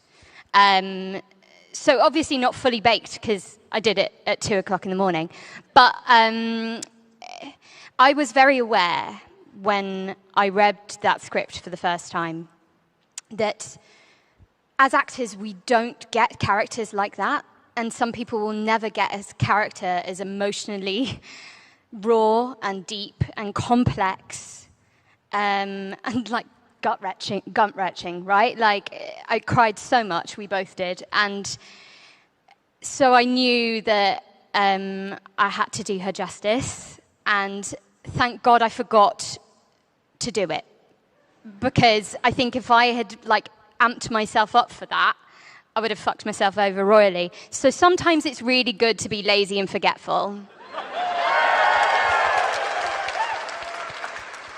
You know, you are well known to members of the community, but that was completely blind, right? You got the part based off them not knowing that it was you.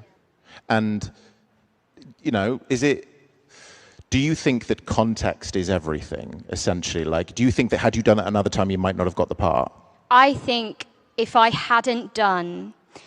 With recording Mael, I think was definitely the most challenging role I've ever had to play. I mean, just look at the grief and loss that she experiences and the raw emotion throughout. And whilst, you know, pairing it with Charlotte's incredible mocap, whilst also doing campfire scenes, which is just a spreadsheet, whilst also doing it the fastest. I think this is the fastest job we've ever done, like, because the budget wasn't massive. So on top of that, you have to do that as a teenager and make that believable when, unfortunately, I am not. Oh, no, fortunately, I'd hate being a teenager. Teenagers are awful. I hate them. No, I'm joking. And likable.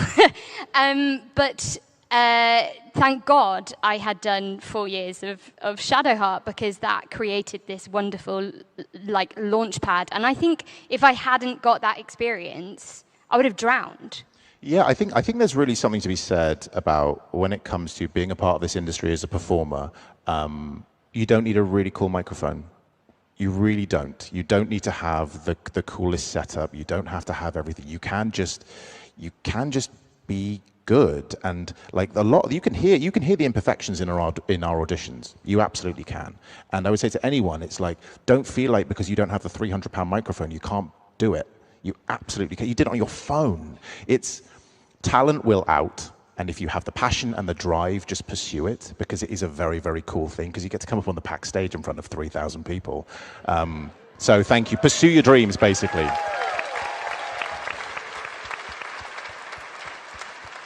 Are there any lines? You stream the game, don't you? Yes, I stream the game with my Are there any lines, delightful girlfriend. when you play it back, are there any lines you go, oh, I wish I'd done that differently? With Aliona, who's right there, your girlfriend. Yay, gays! Are there any lines that you go, I wish I'd done that differently? All the time. Like, I think it would be weird if you were like, I'm perfect. Oh no, that's what Ben Starr does, so. Yeah.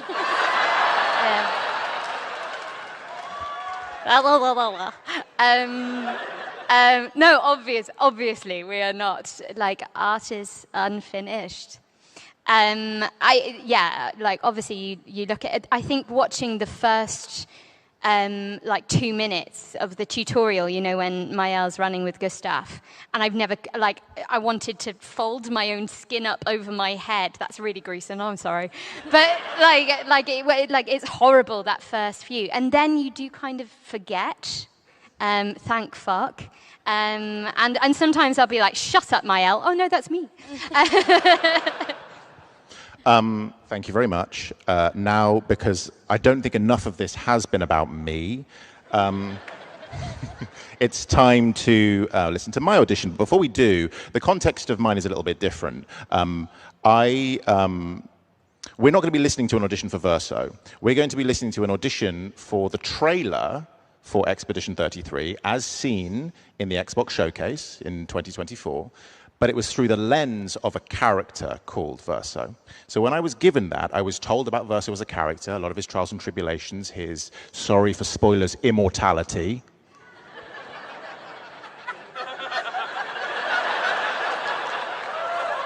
I love you too. I hope you enjoy that trip to other places or whatever that's stopping you from playing this masterpiece. Oh, it's so good, and I'm great in it. So yeah, you're going to hear something a little bit different, which is an early version of the trailer, and I too was very lazy, and I did this one on my sofa with my like 50-pound microphone. So here it is.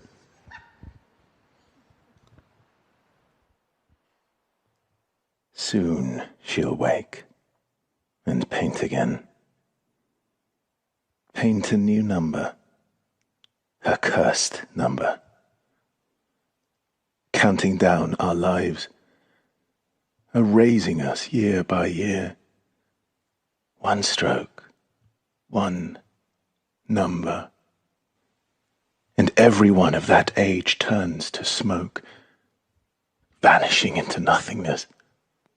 She'll paint again, and everyone turning 33 will be erased.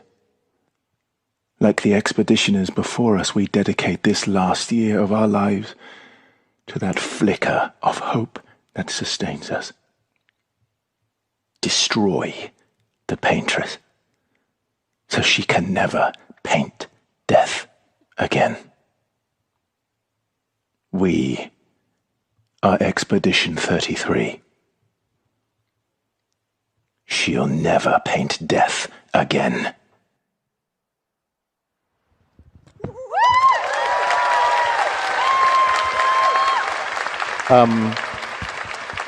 So basically what happened with me is I went in and I was doing this trailer, and then I was also given the opportunity to voice, or at least practice, what it might be like if we were going to be bringing actors in to voice over your incredible mocap. So I actually spent a couple of sessions beforehand going in and seeing your performance and seeing your performance and your performance and voicing over it. I actually voiced over Gustav to imagine how long it might take to actually do it, because you'd obviously laid this wonderful foundation, and it was an experiment. And it wasn't until a couple of sessions in that they finally said, all right then, do you want to play Verso? And it's fascinating how all of us have come to this in a very, very different way. And I had no idea what I was doing then. I was just like having a go. These were the notes I was given. Emotional range, flirtation, guardedness, numb, pragmatic, autopilot, bromance, suicidal despair.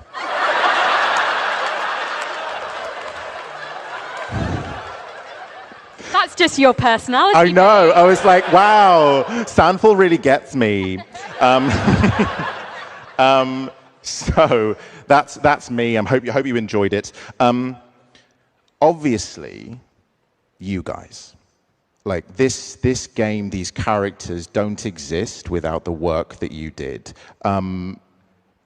Charlotte. Yes. What is it like building a character and performing lines in a language that you don't speak?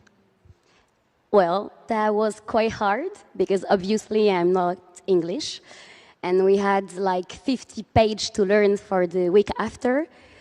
But I feel like I've built Maëlle with this language, and her intentions are in English. And it was a funny discovery acting in English because I can't say the line in French, actually. I've tried, but that's not what I've embodied. Do you feel like it would be different if you'd performed it in French as opposed to performing it in English? Yeah, I think the character would be really different. Really French? Really French. So all of you, like, let's talk about some of the challenges of what this is. Firstly, the audition process. You've heard ours. What about yours? You guys had to audition as well, I assume? Well, actually, I got in thanks to Estelle. We were friends. And one day I received a message on Instagram, just a link, you know, this very long link. And I click on it and I see an Instagram post about this French company that are looking for English-speaking French actors based in Paris for this untitled game. And she told me it might be too late. The audition is in 2 days, but sorry, I didn't think about you earlier. So if you want to, yeah. And I was like, well, that's okay. So we both send our profiles, but they didn't know we knew each other. And we both got, I first got audition as Gustave. I did the audition for Gustave, Verso, and Renoir. And I got casted as Gustave first. And yeah. It was a self-tape at first. Yeah, first self-tape and then an audition day. And I didn't the audition because I was not available. So I did the audition later. And yeah, and we were so happy to play together because we were friends. So, did you, when you auditioned, how long after did you find out that you got the role? I think it was 3 weeks, ish. Is this kind of normal? This seems to be quite a unique process, our experience. But like, I'm assuming you've done motion capture on other video games as well, Estelle. Is this quite common? It is different. I worked as a stunt double, a stunt woman on the other video game. So it was an audition, but for stunt woman. So this is it was my first audition as an actress. Wow. Just going to say, you're very good in this game. Thank you. I think...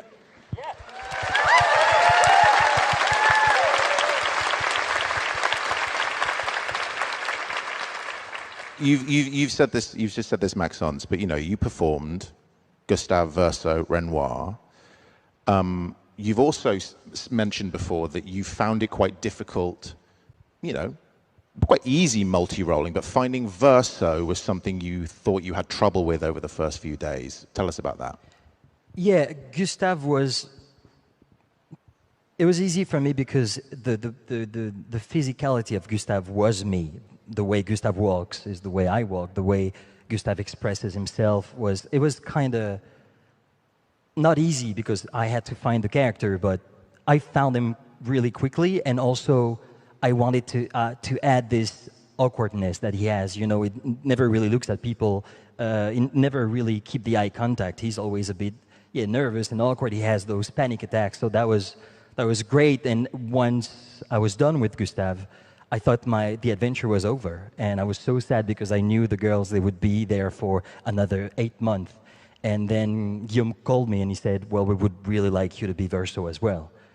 But we will need to find a way to make it look different, walk different, sound different, even before you joined. So the very first day I came back on set as Verso, it was this scene in, I think it was the Forgotten Battlefield, right after something happens at the end of Act 1. What's your name, by the way? Pardon? Oh my God, sorry, it's very dark here. Melika's my good friend. I feel awful, I've embarrassed her in front of thousands of people. Hi, Melika. Yeah, let's just say Gustave went on a journey. And then Verso arrives, right? And one of the first scenes that we play, Charlotte, she's dealing with very deep emotions because Gustave went on vacation and, you know. And so she is the one, she carries the whole scene and she does this entire amazing performance. And at the end, Verso arrives and he says, actually, there's a place. That was it. And she's amazing. And then I do it and Guillaume, the director, says, stop. That's not Verso. Again. All right, we do it again.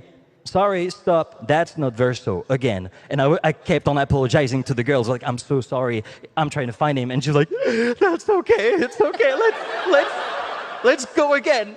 And honestly, I think it took me, and I'm so sorry again. I forgive it took you. me 45 minutes to just for that freaking line to find Verso. And then at some point, it was like, that was it, that's him. Yeah. Now it's good. And then we kept on...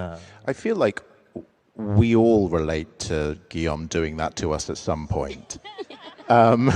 Guillaume, the incredible director of this video game. So thank you, Guillaume Broche. Massive round of applause.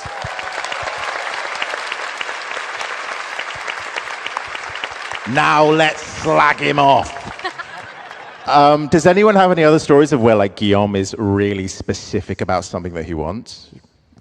So we both struggled with putain, which is a very rude French word. And you could just see, I thought I was saying it correctly. It was very, you know, in Friends when Phoebe is trying to teach Joey French. It was that. And I was going putain, and he was going putain. And I was like, and you could see the little vein popping on the side of his head. I swear I was doing it right. But you don't mess with putain. Yeah. Anyone else? Anyone else want to slag off your employer? Actually, my first day of shooting, he told me, you have to do something with your arms. And I was like, what should I do with my arms? I don't know. I never did mocap before, so I just put my arms behind my back. And that's how I found Miles' body, actually, because I just kept my arms behind my back. So he helped me in some way. That's very cool. It was really interesting because it was his first experience with actors. So we built the relationship day by day with him. So he listened a lot to what we had to say as actors. I mean, I think, Charlie, you said it yourself, right? Where you had to go in multiple times in order to find CL. You have that experience of Guillaume being very specific about what he wants. Oh my gosh! When I had spent that long in my booth, in my makeshift booth at 3 a.m. It's often that kind of time, really intimate. Everyone's asleep, and I was like to my agent, "What more can I possibly give? What more can I give?" And then but there is more. There's always more. Yeah. Our work is never done. It really is. Reminded that. But you've nailed it. It's like there's something. The reason this was recorded with like relative speed, this video game, when it came to the VO, because Guillaume knew exactly what he wanted. and when you weren't getting it right, that's when you'd spend the time. Other than that, it was like, yes, next. So you trusted him because there were these moments where it would be, no, we need to go again. So it meant that every time that you were going fast, you were doing the right thing. And it's really testament to Jen and Guillaume in the room, and also for us, Joe, who was there as well. Like, it was fast because we were able to dwell on those moments. The fact that you'd already found her when you went into the booth, I think, is the reason why it was such an efficient process. Now, Estelle. No, let's not do Estelle. Estelle, we've got your entire family here. Charlotte, let's do scenes.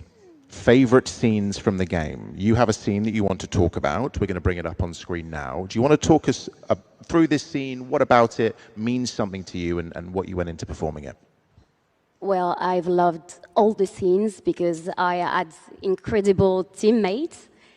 But I've chosen that scene because in that scene, Maya breaks down for the only time in the game. She's always so well composed, mature with her emotions. And in these scenes, she allows her to get angry and to snap. And it shows a new layer of her, actually. And I liked this intensity that I have to give her. I mean, obviously, right now, you're in this scene and you're breaking down. I imagine that both of you, Jen and Charlotte, you had to cry more than the rest of us. Jen, what's it like for you when you're watching something like this? How do you get into that emotional space when you are literally doing it from a standing start? That is really hard, actually. Yeah. I'm just lucky that I have very big feelings, and I'm very sad a lot of the time. I'm not joking. No, but you use your strengths as an actor, and luckily crying is a really good skill I have. Yay!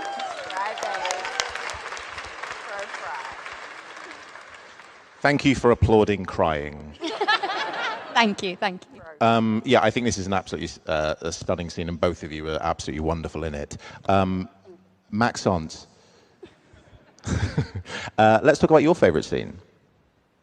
Yeah, it happens in Lumière when Gustave sees Sophie for the first time after being apart for so long. And actually, we didn't shoot that scene. We shot the entire script in chronological order, but that one, Lumière was not ready. So we started a bit later after something happens to Expedition 33.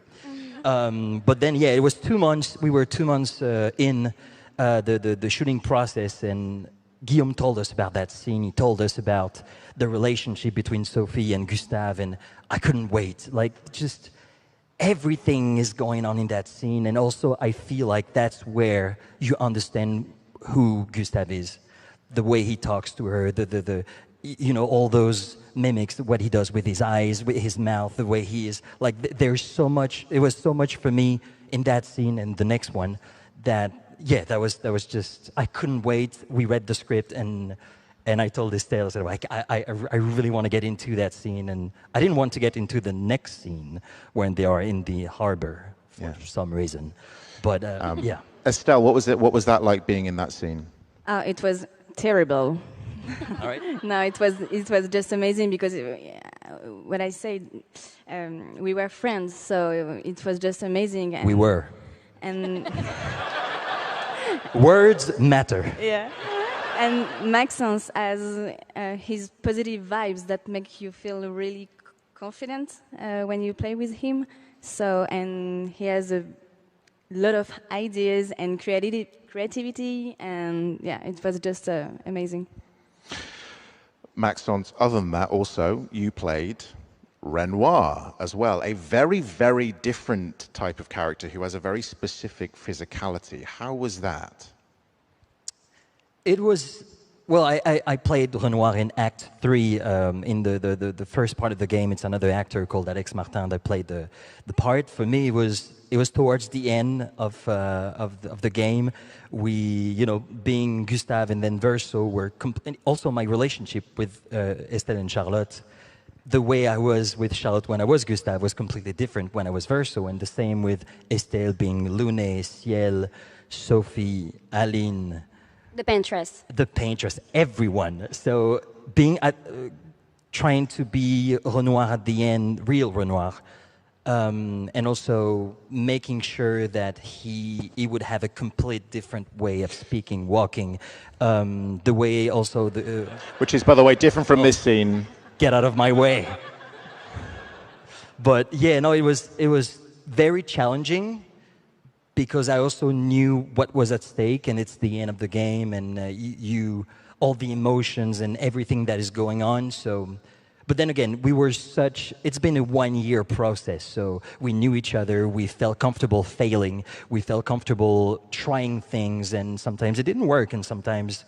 We improvise. Yeah, we improvised to get the lines and. Yeah, that was great. The fact that we could jump on each other's lines, it felt so natural, you know. It was actually interesting. Like, this is just from an actor's point of view. Clearly, there was everyone loves to talk about this scene that we're looking at right now, and everyone talks about why it feels so immediate.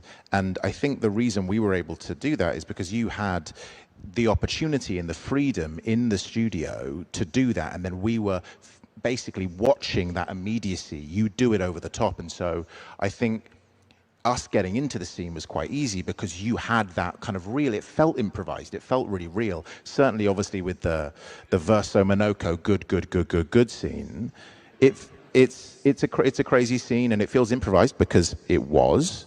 Yeah, the end of it. Yeah. Yeah. But yeah, that was the mocap franc.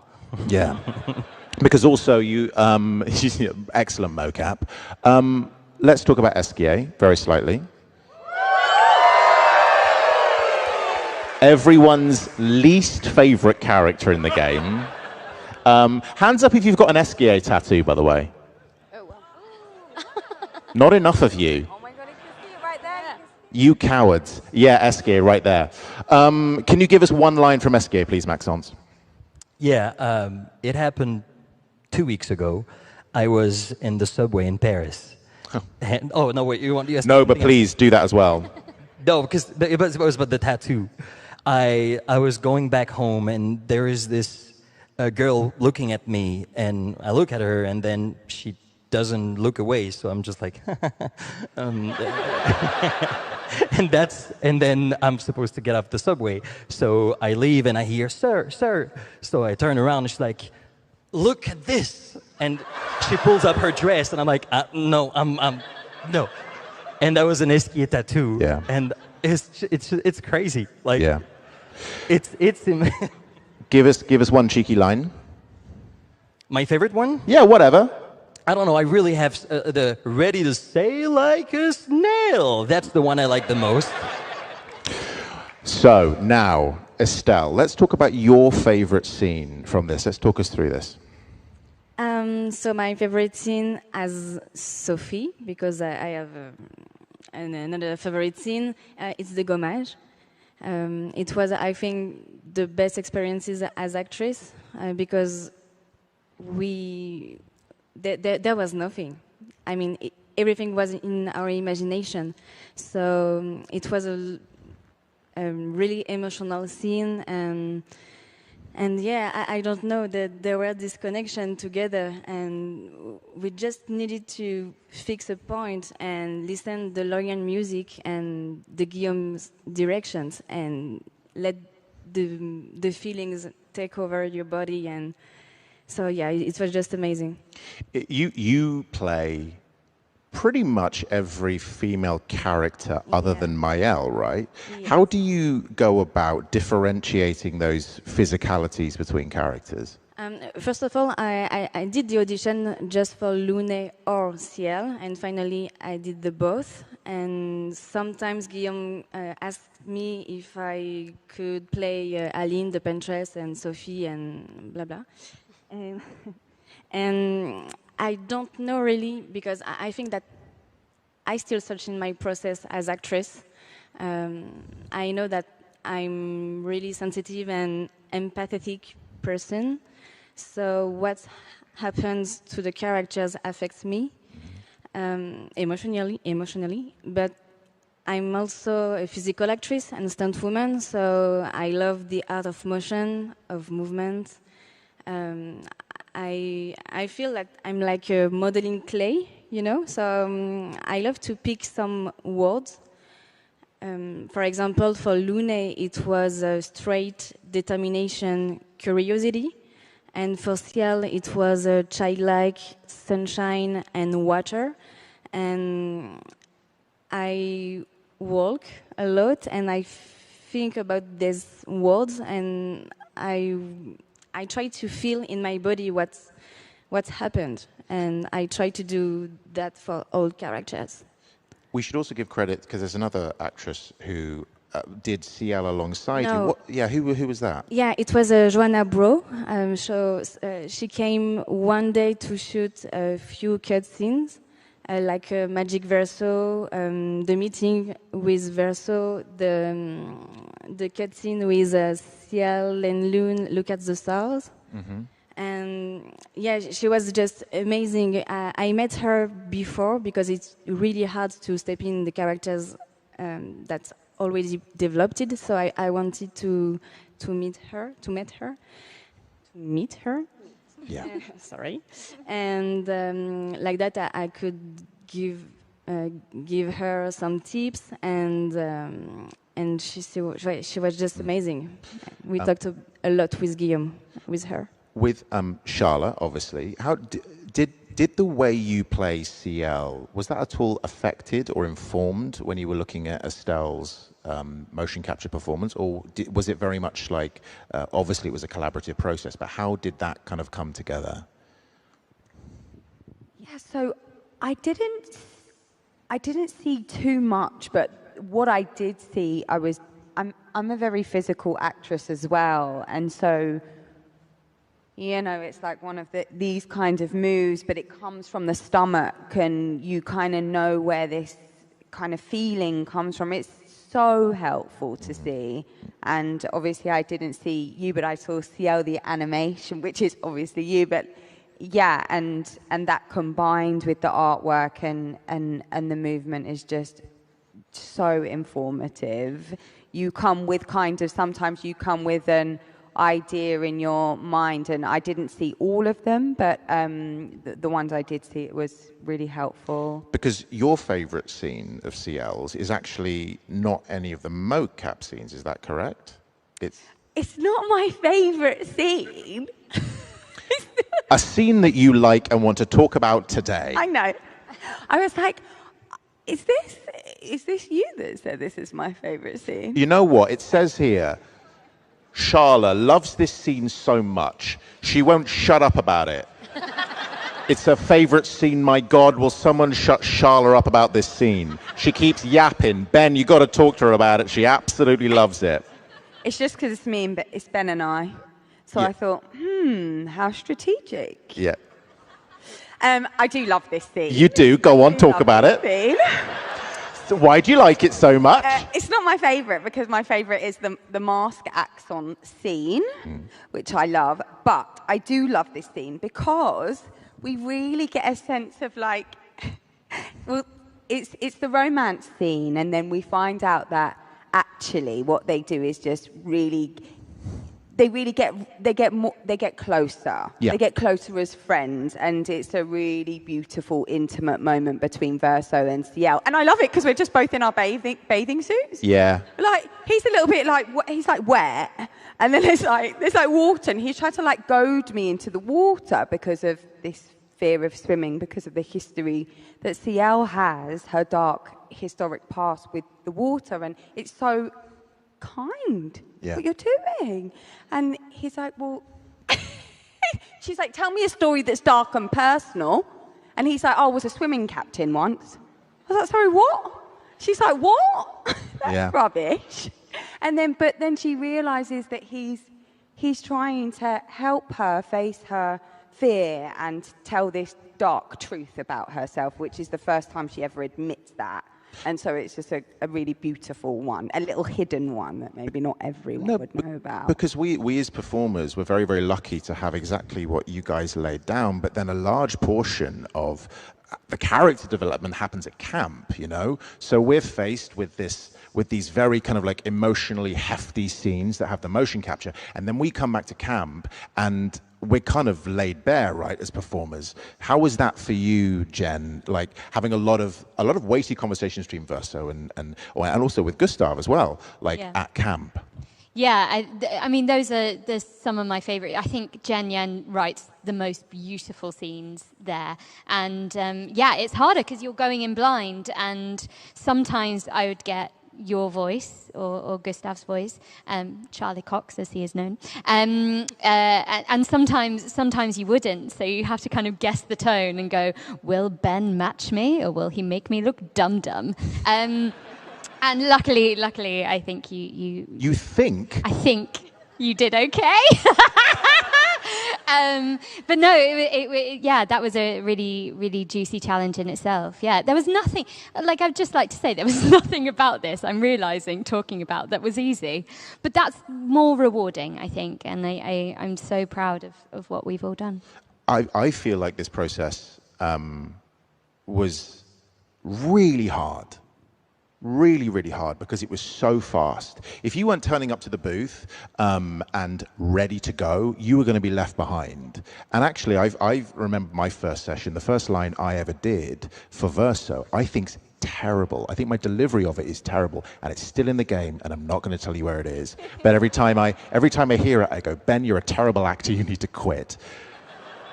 Because I wasn't ready. I wasn't ready for the speed and of the way that we were going to record it. And I think you're getting kind of like first and second takes from us through the whole thing. And I think that's why it feels so immediate to people and it feels so real. The I don't want this life line, that's my first take.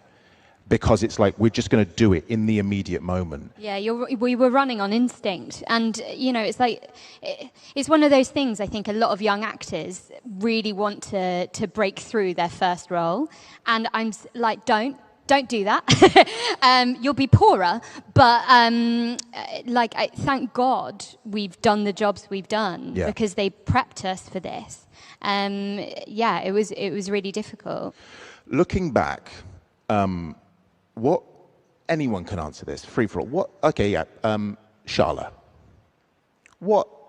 You know, you were thrown into this. I remember speaking to you and then being like, by the way, Charla, this is a big thing now. What will you take from this experience in Expedition 33? The way the fans have responded to the game. Like, you guys, all of you guys, the way that you have, resonated so deeply with the characters and the story. And, it's just a gift. It's been a gift from Sandfall and our team as a whole, but honestly, the reception that we've had from the fans, and I can speak of CL, I receive monologues on how people relate to her character, and it's just amazing. Mm-hmm. It's amazing. Maxons, we've obviously heard that lovely lady revealing her leg to you inappropriately on the tube. Jen, what particular fan interactions regarding this game have like really stuck out to you?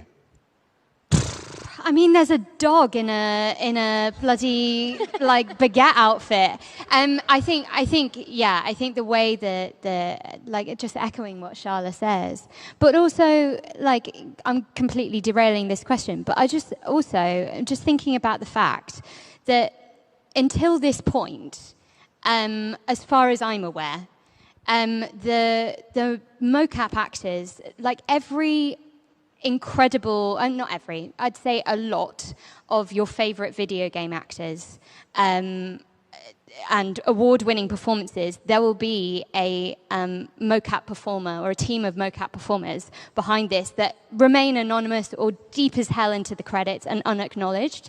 And I just want to say what a testament it is to Sandfall and also to Kepler and Jack over there to highlight this work, because it hasn't been, as far as I'm aware, like as much. And I think that's because Sandful said, please watch how we do this. And I just think that's really, really cool. So fans are amazing, but Sandful...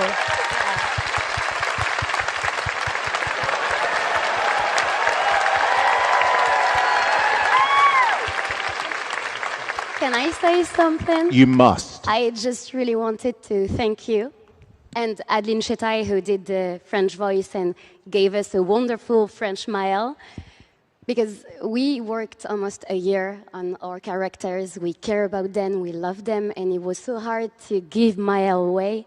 And I feel like you've embellished her. You made her feel one with me, and thank you very much. Thank you. Yay.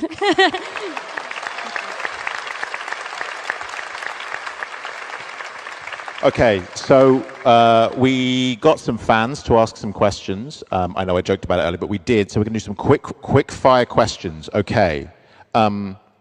Was there any improv acting during recordings or mocap? If so, what's your favorite instance? Who wants to go? Yeah, there's this camp scene where Verso and Maël, they play piano. And actually, Estelle here, she did the mocap for Eski on that particular scene. And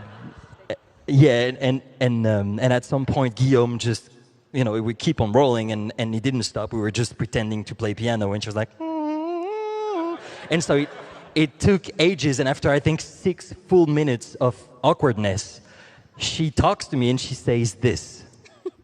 I'm looking at him and saying, can you teach me, meaning the piano?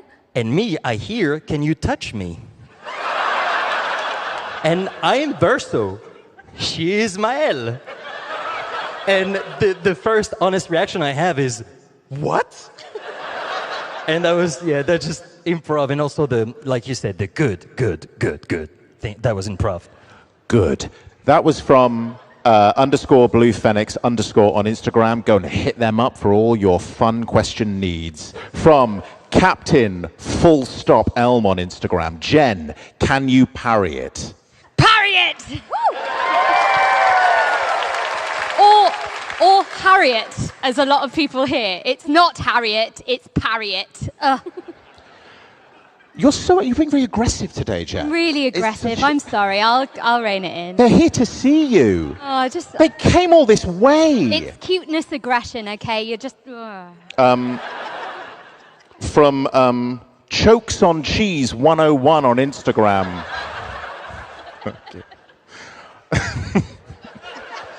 I hope they came up with that name when they were really young. Okay, you should make mistakes when you're younger, don't you? Okay, did you have, Ben, any prior singing experience outside of Until Next Life? Yes, I did. I was Gavroche in the National Touring Company of Les Miserables. Sing it. Do it. I won't sing it. No.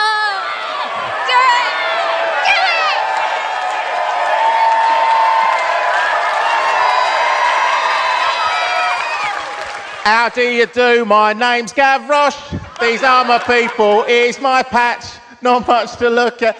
This is you. You've done this before. You played Gavroche, in right? the school production, yeah. We've both played Gavroche. Both played Gav. Fun fact. French on French, baby. Okay.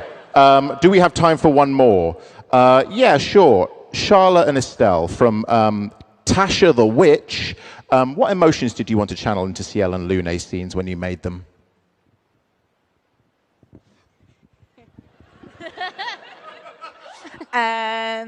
Joy, play, love, regret, anguish. Oh my God, so many emotions, just so many. It's funny that you mentioned the water.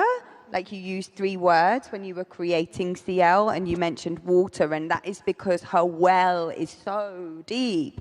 Her emotional tapestry is just gigantic. Yeah. I also think it's really testament to both of your performances, and also want to shout out to the rest of the cast, like Kirsty Ryder, Rich Keeble, some guy called Andy Serkis. He's all right in the game, father. really testament to the complexity of your performance that, again, I mentioned it, the CL Lune fanfic is incredible. And you bring, I think there is such a tenderness and an appreciation and clearly a love between those two. And for me personally, I want to say that my favorite scene is the scene after the end of Act 1, where you two sit at the fire and Kirsty delivers that sensational, haunting approach to what they're going to do next. And both your performances, your delivery of, it's going to be okay, tomorrow will come, I think is probably my favorite line delivery in the entire game. So thank you for that. And thank you to all of us, all of you for joining, and all of you for joining us today.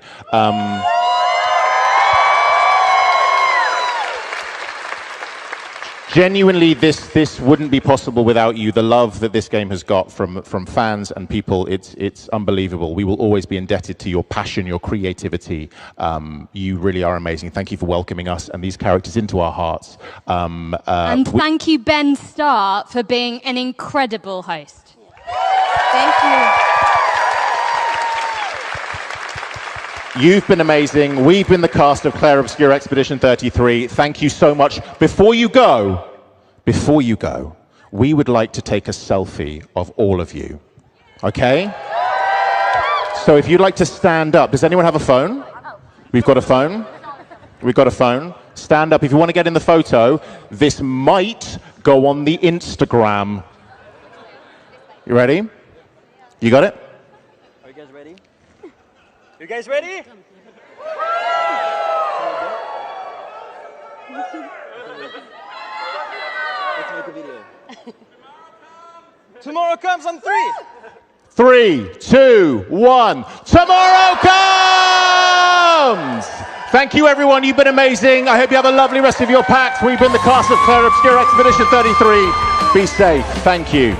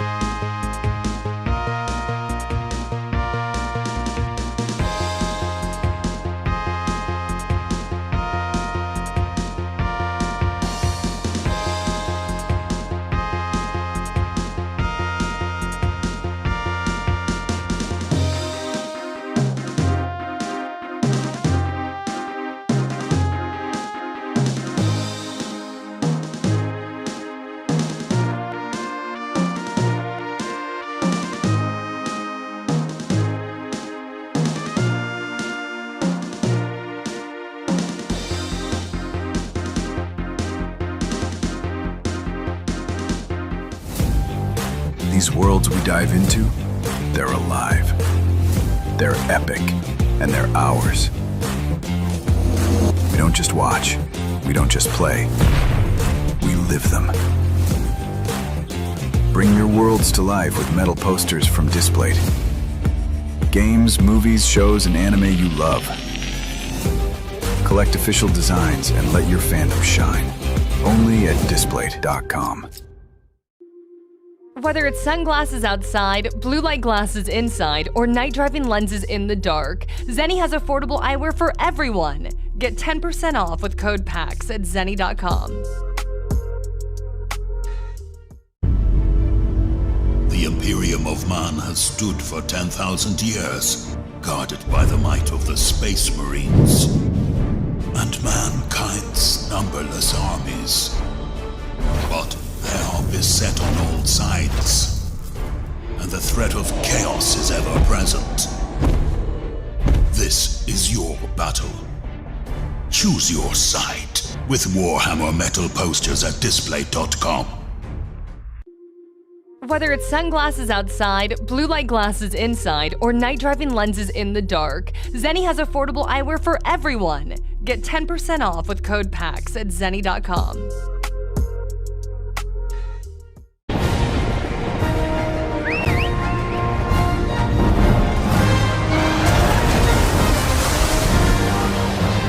Our ignorance is proving fatal. The encroachment threatens to drive our people out of house and home. But this divide has brought our two kingdoms to the brink of war. But it won't be for long.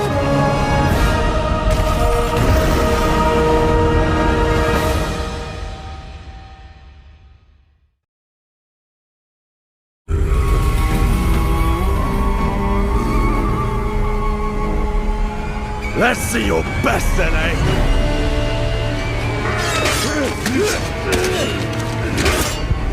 Swordplay is a game of strength. Winning is what matters. And you can bring as many friends as you want. Not good. Whether it's sunglasses outside, blue light glasses inside, or night driving lenses in the dark, Zenni has affordable eyewear for everyone. Get 10% off with code PAX at zenni.com.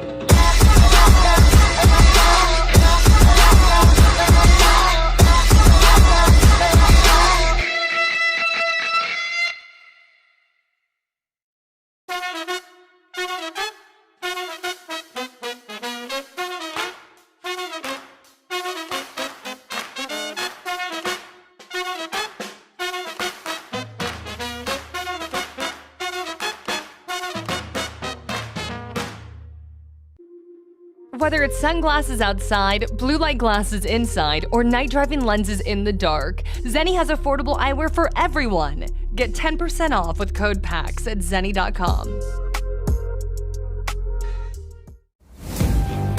These worlds we dive into, they're alive.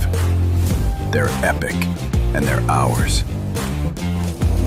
We don't just watch, we don't just play, we live them. Bring your worlds to life with metal posters from Displate. Games, movies, shows, and anime you love. Collect official designs and let your fandom shine. Only at displate.com.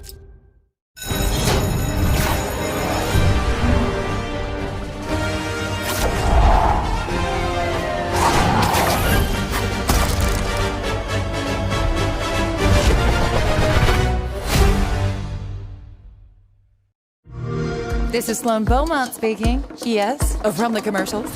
Listen, I was given the chance to run a massive research project out at the local park. So, no leaks, no teams, just calm, cool science. It's gonna be amazing.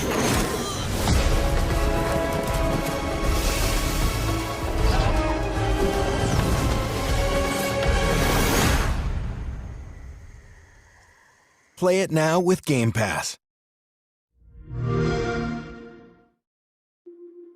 Whether it's sunglasses outside, blue light glasses inside, or night driving lenses in the dark, Zenni has affordable eyewear for everyone. Get 10% off with code PAX at zenny.com.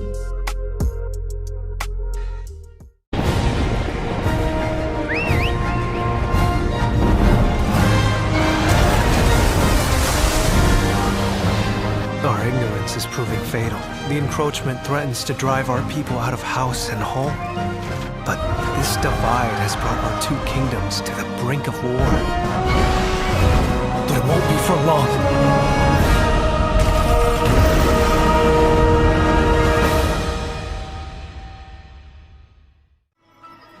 Why do you fight? Why walk this path of subterfuge and conflict? If you feel wronged, blame yourself or the Father. The powerful must rule the weak. It is our duty. Heavens fall upon your crown! This vile charade has gone on long enough. It ends now. Do you remember when your father showed us how to make a whistle of a blade of grass? Whether it's sunglasses outside, blue light glasses inside, or night driving lenses in the dark, Zenny has affordable eyewear for everyone. Get 10% off with code PAX at zenny.com.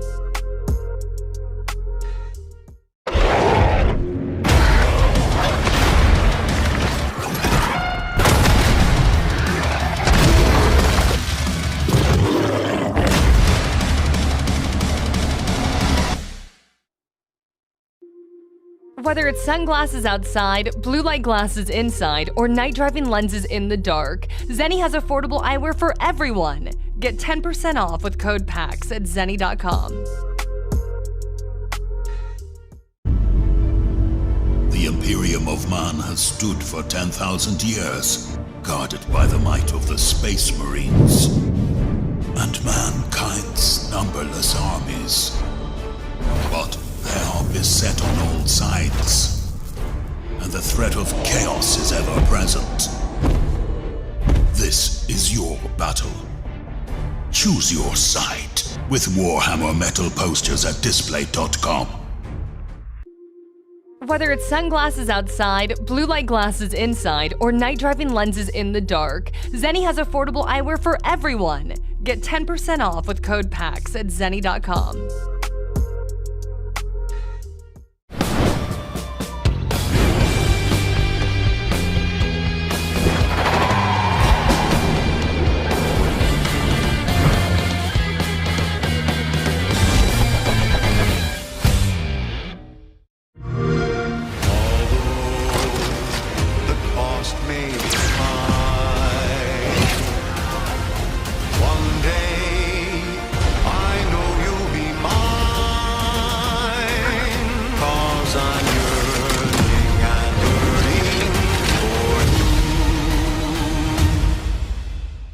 Celebrate the beauty of capitalism by pre-ordering today. Play it day one with Game Pass.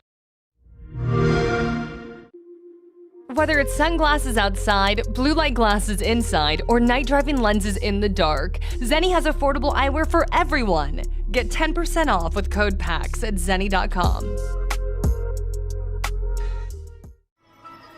Why do you fight? Why walk this path of subterfuge and conflict? If you feel wronged, blame yourself or the Father. The powerful must rule the weak. It is our duty. Heavens fall upon your crown! This vile charade has gone on long enough. It ends now. Do you remember when your father showed us how to make a whistle of a blade of grass?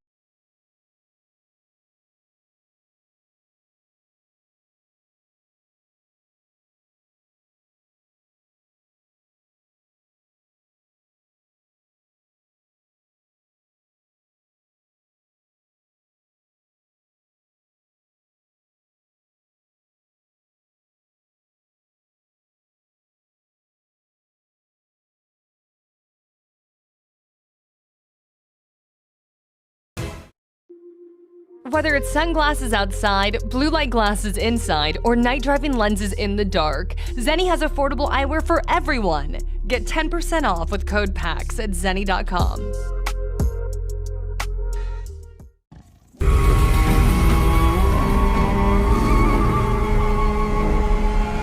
Let's see your best then, eh?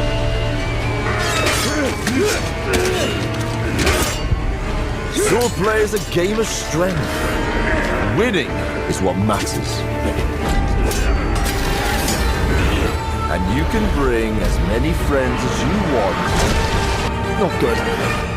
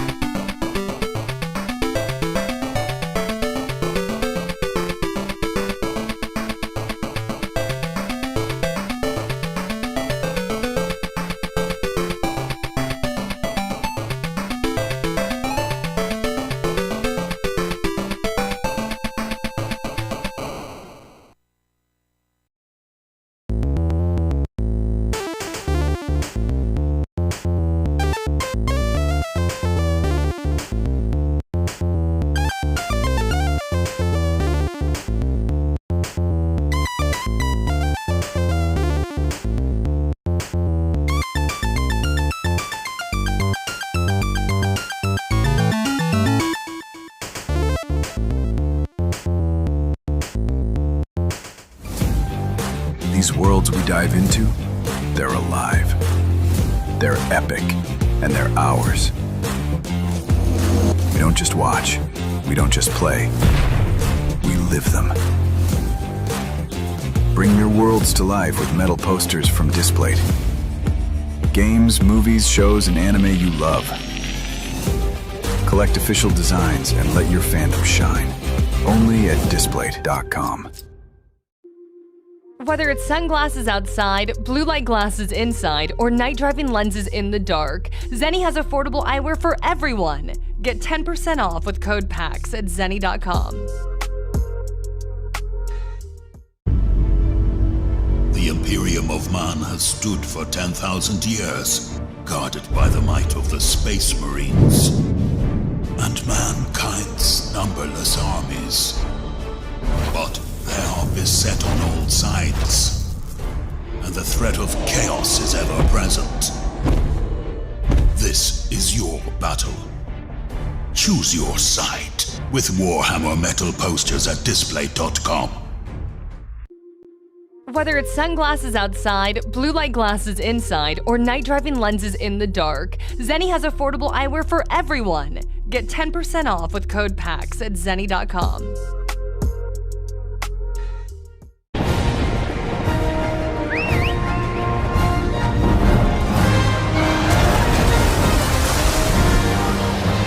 Our ignorance is proving fatal. The encroachment threatens to drive our people out of house and home.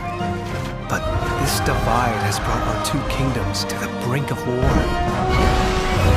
But it won't be for long.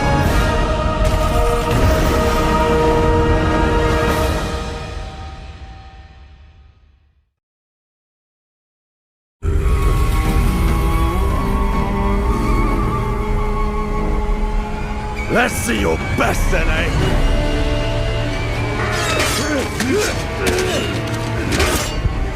Swordplay is a game of strength. Winning is what matters. And you can bring as many friends as you want. Not good. Whether it's sunglasses outside, blue light glasses inside, or night driving lenses in the dark, Zenni has affordable eyewear for everyone. Get 10% off with code PAX at zenni.com.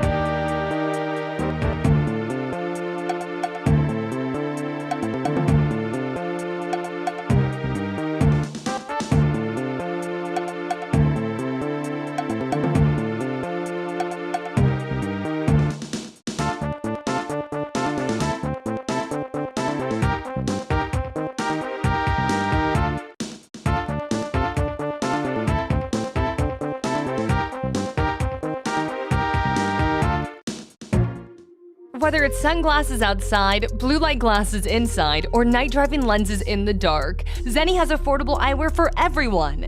Get 10% off with code PAX at zenni.com.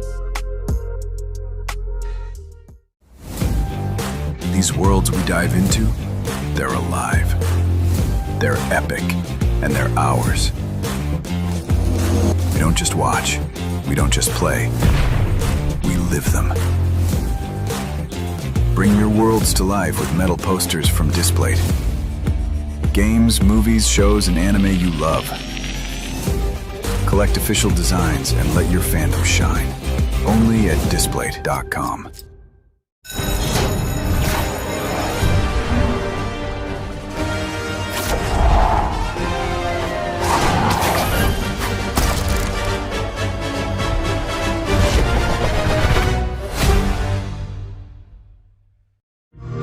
This is Sloan Beaumont speaking. Yes, from the commercials. Listen, I was given the chance to run a massive research project out at the local park. So, no leaks, no teams, just calm, cool science. It's gonna be amazing.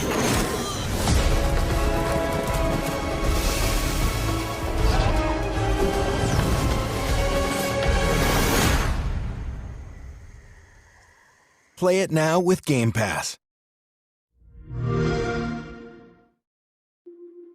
Whether it's sunglasses outside, blue light glasses inside, or night driving lenses in the dark, Zenni has affordable eyewear for everyone. Get 10% off with code PAX at zenni.com.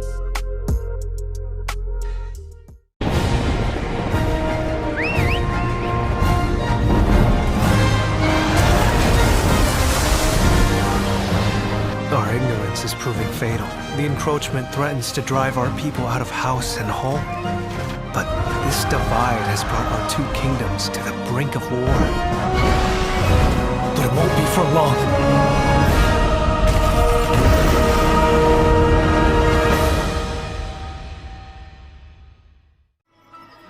Why do you fight? Why walk this path of subterfuge and conflict? If you feel wronged, blame yourself or the Father. The powerful must rule the weak. It is our duty. Heavens fall upon your crown! This vile charade has gone on long enough. It ends now. Do you remember when your father showed us how to make a whistle of a blade of grass? Whether it's sunglasses outside, blue light glasses inside, or night driving lenses in the dark, Zenni has affordable eyewear for everyone. Get 10% off with code PAX at zenni.com.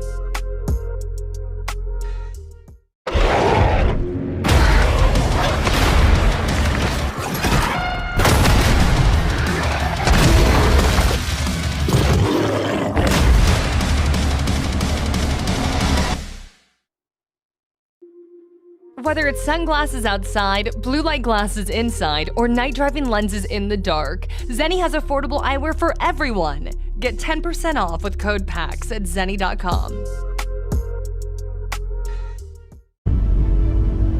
The Imperium of Man has stood for 10,000 years, guarded by the might of the Space Marines and mankind's numberless armies.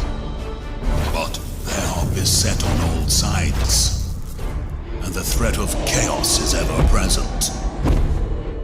This is your battle. Choose your side with Warhammer metal posters at Displate.com. Whether it's sunglasses outside, blue light glasses inside, or night driving lenses in the dark, Zenni has affordable eyewear for everyone. Get 10% off with code PAX at zenni.com.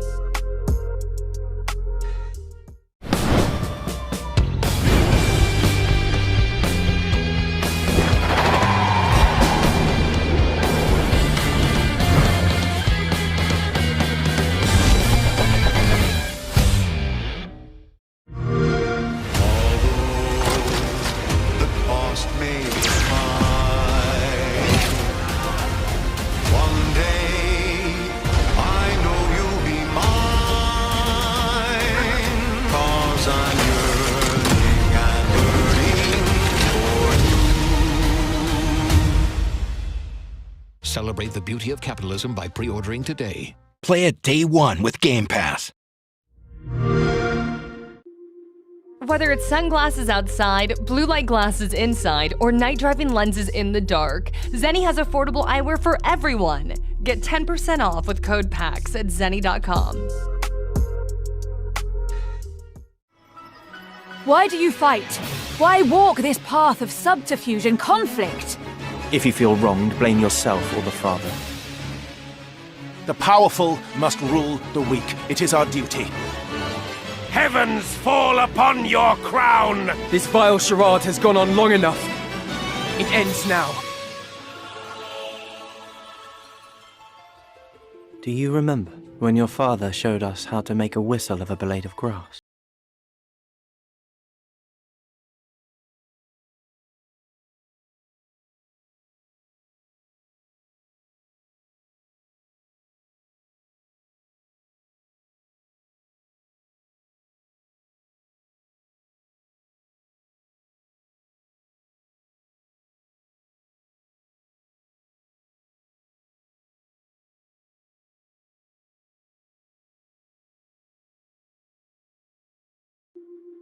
Whether it's sunglasses outside, blue light glasses inside, or night driving lenses in the dark, Zenni has affordable eyewear for everyone. Get 10% off with code PAX at zenni.com.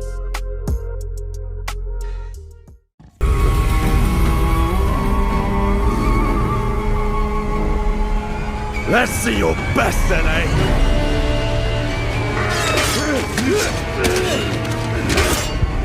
Swordplay is a game of strength. Winning is what matters. And you can bring as many friends as you want. Not good. These worlds we dive into, they're alive. They're epic, and they're ours. We don't just watch. We don't just play. We live them. Bring your worlds to life with metal posters from Displayed. Games, movies, shows, and anime you love. Collect official designs and let your fandom shine. Only at Displayed.com. Whether it's sunglasses outside, blue light glasses inside, or night driving lenses in the dark, Zenni has affordable eyewear for everyone. Get 10% off with code PAX at zenni.com.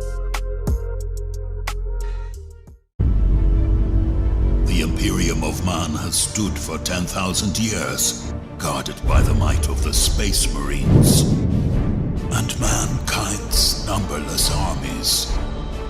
But they are beset on all sides, and the threat of chaos is ever present. This is your battle. Choose your side with Warhammer metal posters at display.com.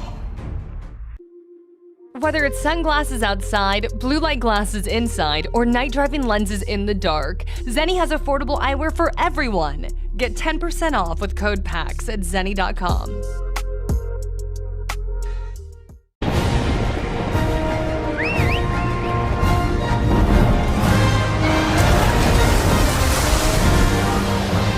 Our ignorance is proving fatal. The encroachment threatens to drive our people out of house and home.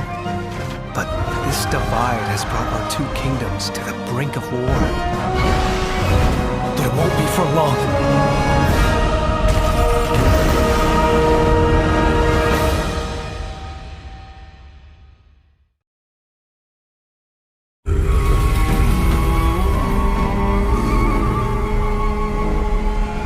Let's see your best then, eh?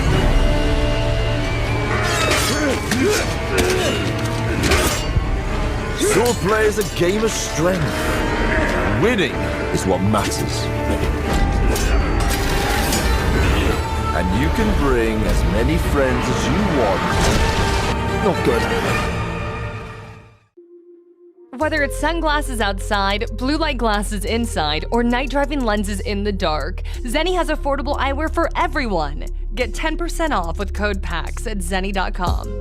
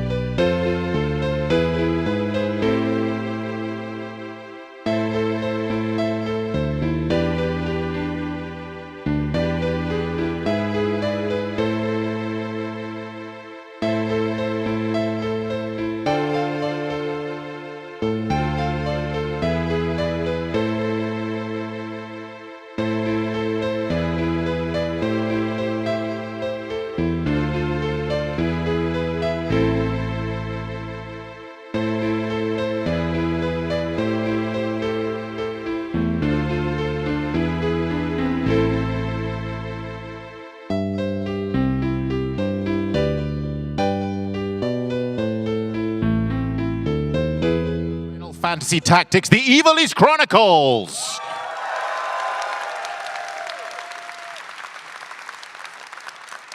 I'm also here because I am contractual besties with Square Enix. They have my family locked in a basement, and until I do good acting, I will not be released. Thank you. This is just going to be very audience participation today. We are here to celebrate, of course, the release of Final Fantasy Tactics, the Ivalice Chronicles. It's going to be absolutely brilliant. How do I know? Because I'm in it. So, without further ado, please join me in giving an extraordinarily warm welcome to two absolute legends of the series, director Kazutoya My Hero and art director Hiroshi Minagawa.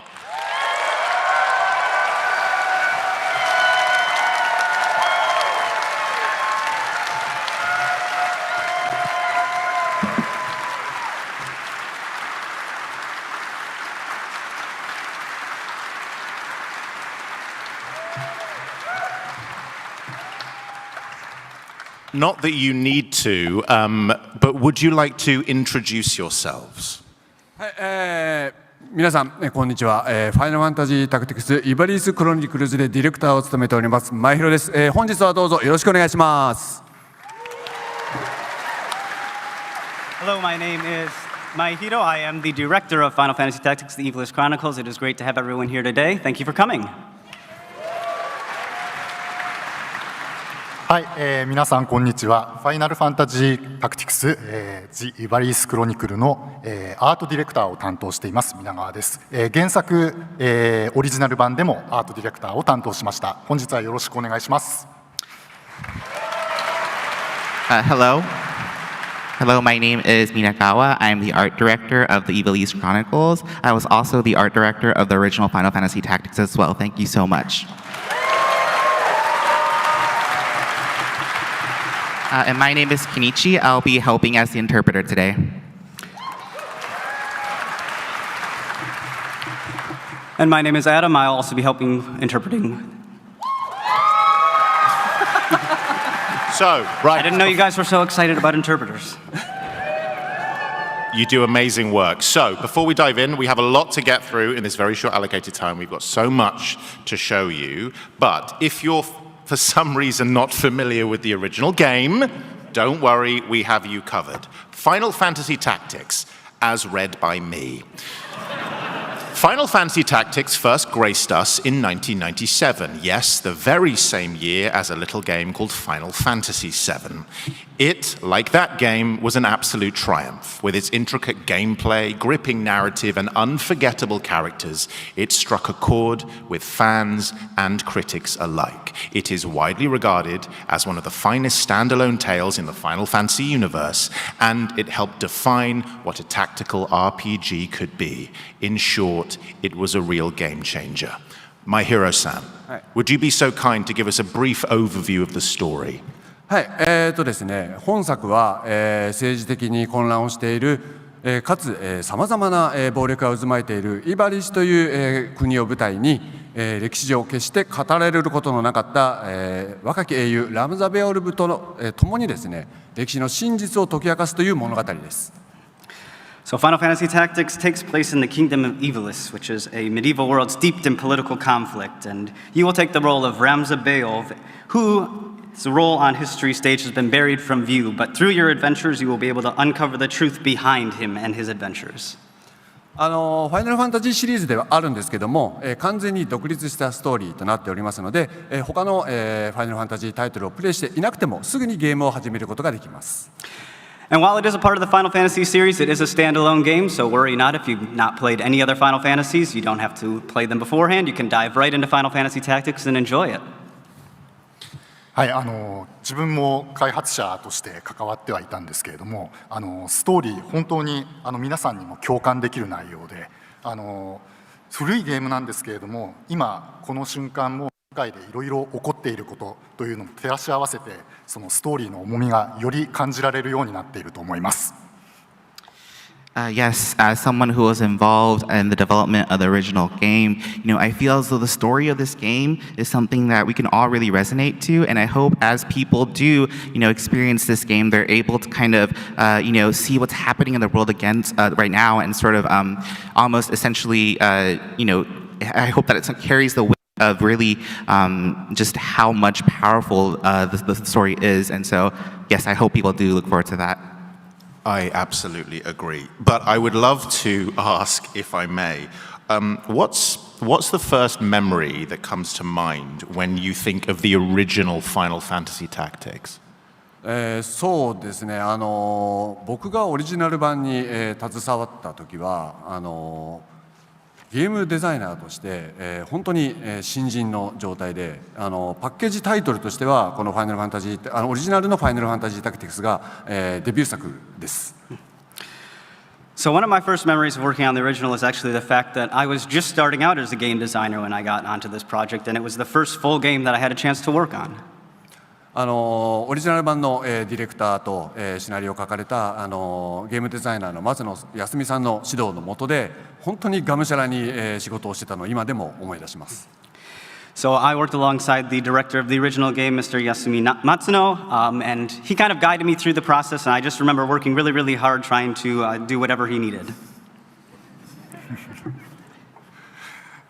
そうですね、僕もスクエア、今はスクエアエニックスなんですけれども、入った時はまだスクエアという会社で、その時は最初に入ったプロジェクトで初めて組む、彼も同じなんですけれども、初めて組む人とどうやってゲームを作ろうかなっていうふうに本当にすごく悩んで、一生懸命作った思い出深いタイトルなので、またこうしてこのタイトルで皆さんと話ができるっていうのはすごく嬉しいです。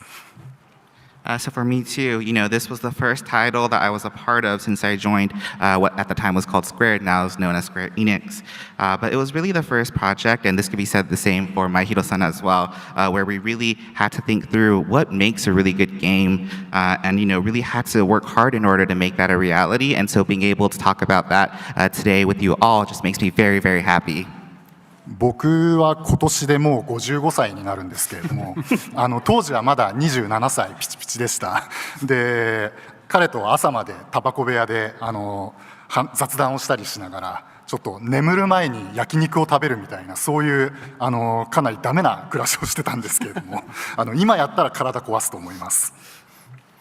And now I'm actually going to be 55 years old, but at the time I was still young and fresh. I was 27 years old, and so at the time when I think about how the development was, I think about how my Hiro and I used to kind of take breaks in the smoke break room and would sort of eat grilled meat together, yakiniku, and thinking back now, if I were to do that today, I do think it wouldn't be good for my body and health.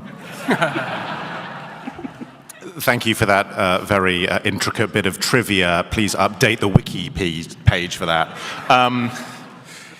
It's amazing to have two people who worked on the original and to continue that legacy. When I found out that this was being remade and the fact that you'd let me anywhere near it was an absolute dream come true. How did this project even come about?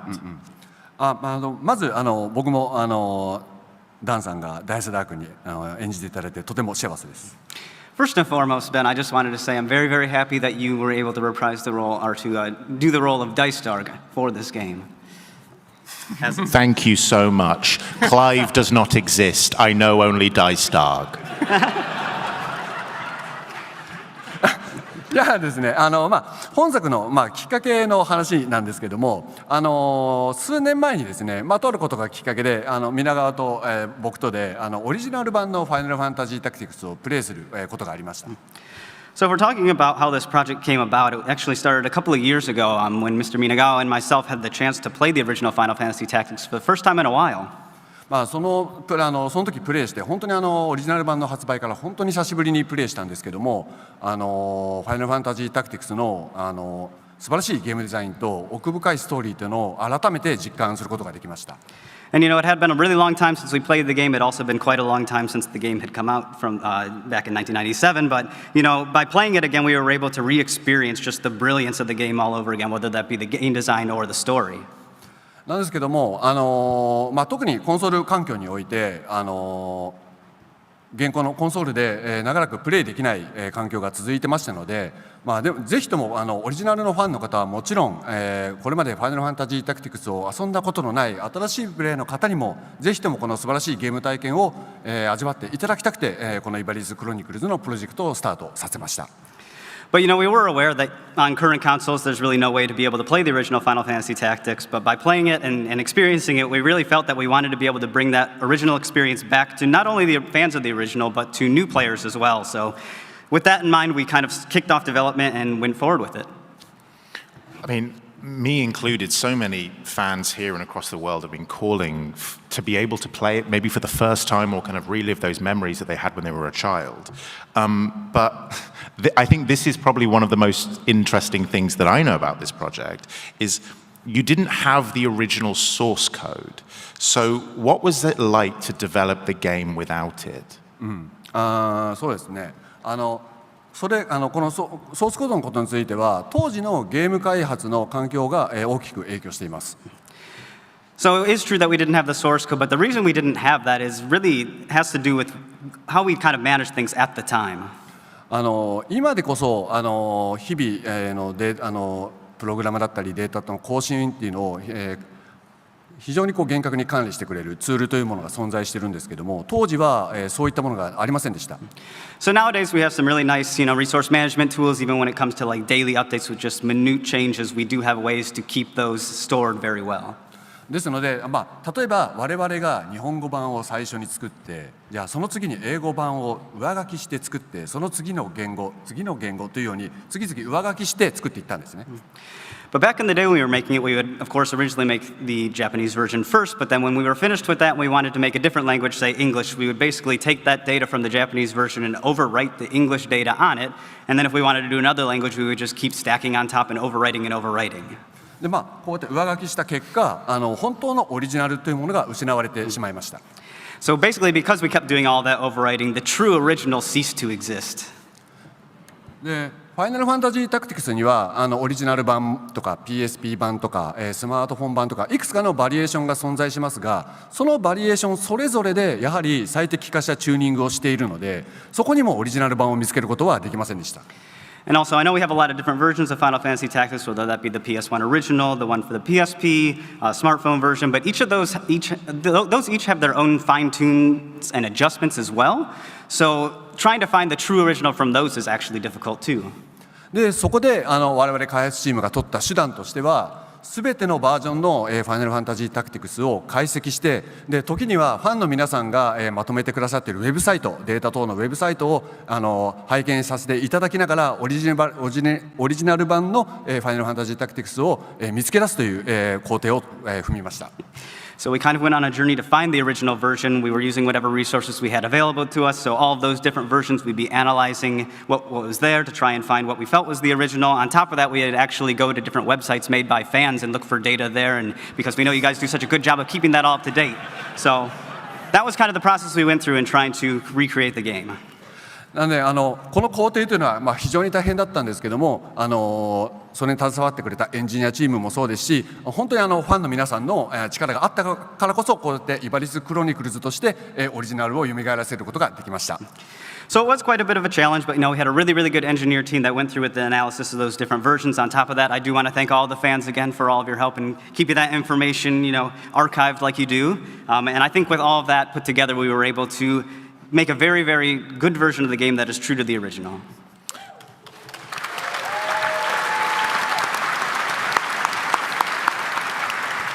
I think I speak on behalf of all the fans when I say you're welcome. Can't believe we had to make it for you.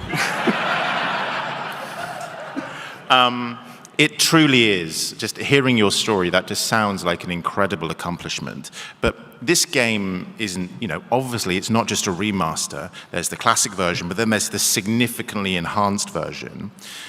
What does that mean for the fans? What can we expect? そうですね、今回イバリスクロニクルズに実装されているエンハンスト版ではオリジナルのファンの方はもちろん、新しいプレイヤーの方にも快適にプレイをしていただきたいので、さまざまな強化を実装しています。Yes, so for the enhanced version of the Ivalice Chronicles, I think it's both good for fans of the original and also new players, but we've added a lot of different features to make the game more accessible and easy to play overall. Here we go. Would you like to talk about this, that kind of making the party management, for instance? Let's talk about that. そうですね、これマイセットという機能になります。ですね、ファイナルファンタジータクティクスっていうのはジョブをさまざまなジョブにチェンジしてアビリティを覚えてキャラクターを成長させていくというゲーム性なんですけども、今回ですね、エンハンスド版では、ジョブ、アビリティ、そして装備っていうのを、各キャラクターごとに、それぞれセットを3つずつ、登録できるようになりました。So this is the combat set feature that we have added in. If you've played Final Fantasy Tactics, you might know there are a lot of different jobs within the game, and within those jobs you learn different abilities, and then you have different builds with the abilities as well as the equipment. So we've added this feature where each character has 3 combat sets that you can put on, and you can preset. So you can have the job, the abilities, and the equipment for different jobs already preset and ready to change. でこのステージの時は例えば白魔導士、このステージの時は黒魔導士、じゃあレベル上げの時はこのセットというようにさまざまな装備とジョブとアビリティを切り替えて快適にプレイができるのでぜひ使ってみてください。So I would encourage everyone to use it. You know, if you want to be a white mage for one battle and then a black mage the other battle, you can switch between them very, very easily. You can also have a set that you use for leveling up or something like that. So I think it really improves the accessibility and the ease of having that party management and equipment management. I think we all have, memories, or many will have memories of playing that game back in 1997, or even, later than that. We are now playing this in 2025. Should we talk about some of the other features that have modernized other aspects of the gameplay? そうですね。ワールドマップにもこのような拡張を入れています。まずですね。オリジナル版のワールドマップではラムザを移動させるときにですね敵と遭遇エンカウントすることがありました。Yes, so we've made some updates to the world map as well. If you're familiar with the original, you might know that when you were controlling Ramza and moving out the map, you would get into random battles by going across different areas. 今回のエンハンスド版では、敵と遭遇した際に、敵と戦うこともできれば撤退することもできるようになっています。But now we've added in a feature that allows you, when you do encounter one of these battles, to either fight in the battle or flee the battle. それに加えてですね、自分の好きなタイミングで、敵と戦うこともできるので、キャラクターをより快適に成長させることができるようになっています。But on top of that, you can also engage in a battle whenever you want. So in that respect, you can easily, get into battles and level up whenever you'd like to. でもう一つが、スライドの右側になる、ロケーションリストというメニューが追加されています。And one more feature we added is the location list, which you can see on the right side of the screen. こちらはですね、イバリースのさまざまな街には、武器や防具、アイテムといったものが売られているんですけども、それがどの街にどういったものが売られているかというのを、一見して確認ができるようになっています。So there are a lot of different towns within the game, and each of those towns has different items and equipment and things for sale. And the location list gives you at a glance list of all the different locations and shows you which items are being sold at which location.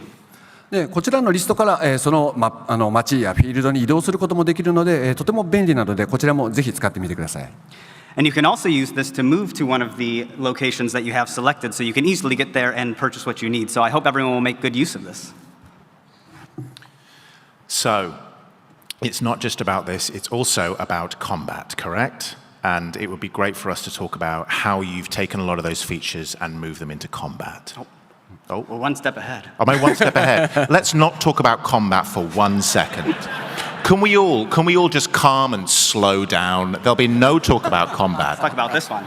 Let's talk about what you want to talk about, which is way cooler than the combat that you wanted to talk about 30 seconds ago. Thank you. Please, you have the floor.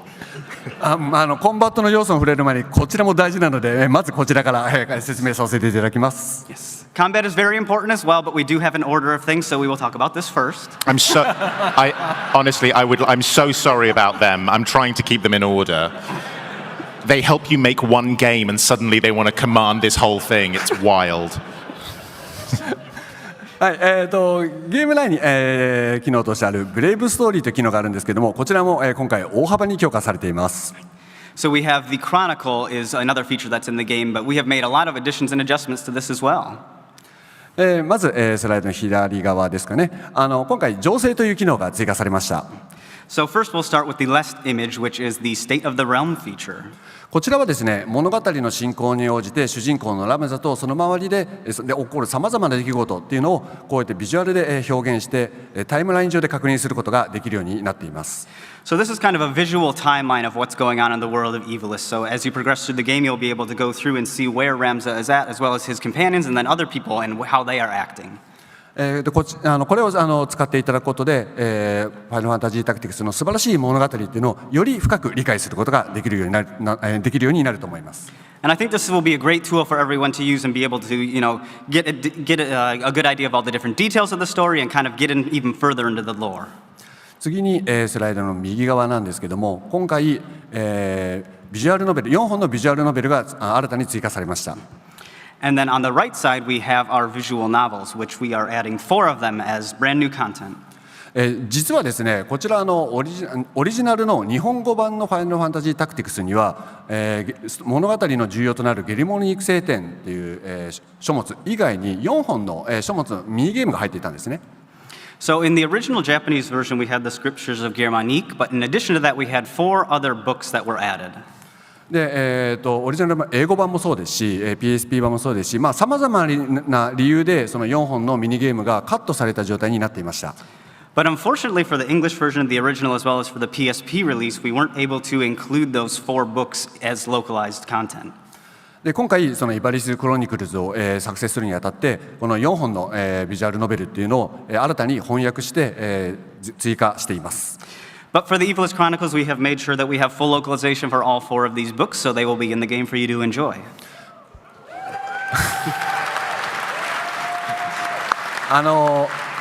日本語版の、以外の言語の方っていうのはおそらくほとんどの方が今回初めてプレイすることになると思いますので、ぜひ楽しみにしていただければと思っています。I think if you haven't played the Japanese version of the original, you probably haven't seen these, so I would definitely encourage everyone to check them out. And you wanted to talk about combat. Speaking of which, would you like to speak about some of the enhancements you've made to combat? Okay. 次にじゃあコンバットの、新たな機能について説明していきます。All right, let's get into some of the battle updates that we have. まずですね、戦闘中に、オリジナル版にはできなかった移動のキャンセルというのができるようになりました。So a feature that wasn't in the original game was the ability to reset your movement after you had moved your character, but we have made it so that you can now do that. オリジナル版をプレイした方は本当にもしこれがキャンセルできればという思いを、たくさんしたと思います。I think a lot of people who played the original probably had thought at some point while they were battling, man, if I could only redo this action. 今回こうやってキャンセルできるようになったので、より戦略の幅が広がることになりますので、ぜひ活用してみてください。But I think now that we've added this in, it will help add that additional layer of strategy and also that foolproof portion. So I think you can make good use of this. で次に、コンバットラインという機能も追加されています。And secondly, we have the combat timeline. ファイナルファンタジータクティクスの、戦闘システムというのはキャラクターの行動順というのが非常に重要な、要素になっています。So for combat in Final Fantasy Tactics, the order of actions for each of the characters and enemies is extremely important. でオリジナル版の、ファイナルファンタジータクティクスだとこの行動順というのを確認するのが、ちょっと一手間かかったんですけども、今回、画面の左側にあるリストのように、一見して確認ができるようになっております。So in the original game, you might know that you had to dig through a bunch of menus. It was a little difficult to find that order of actions, but now we have it in a convenient list on the left side of the screen that you can see at all times. 次に行動するキャラクターだったり何を実行するかということも、表示されるようになっているので、ぜひ、確認して活用してみてください。And as you can see, you can both see the order of actions, but you can also look through in detail to see what different actions are being executed and how they're being executed. So I hope everyone will make use of this. そして最後コンバットからは外れるんですけど、エンハンスド版では、フルボイスに対応しました。And that's it for combat, but we can move on to one more thing, and that is fully voiced dialogue.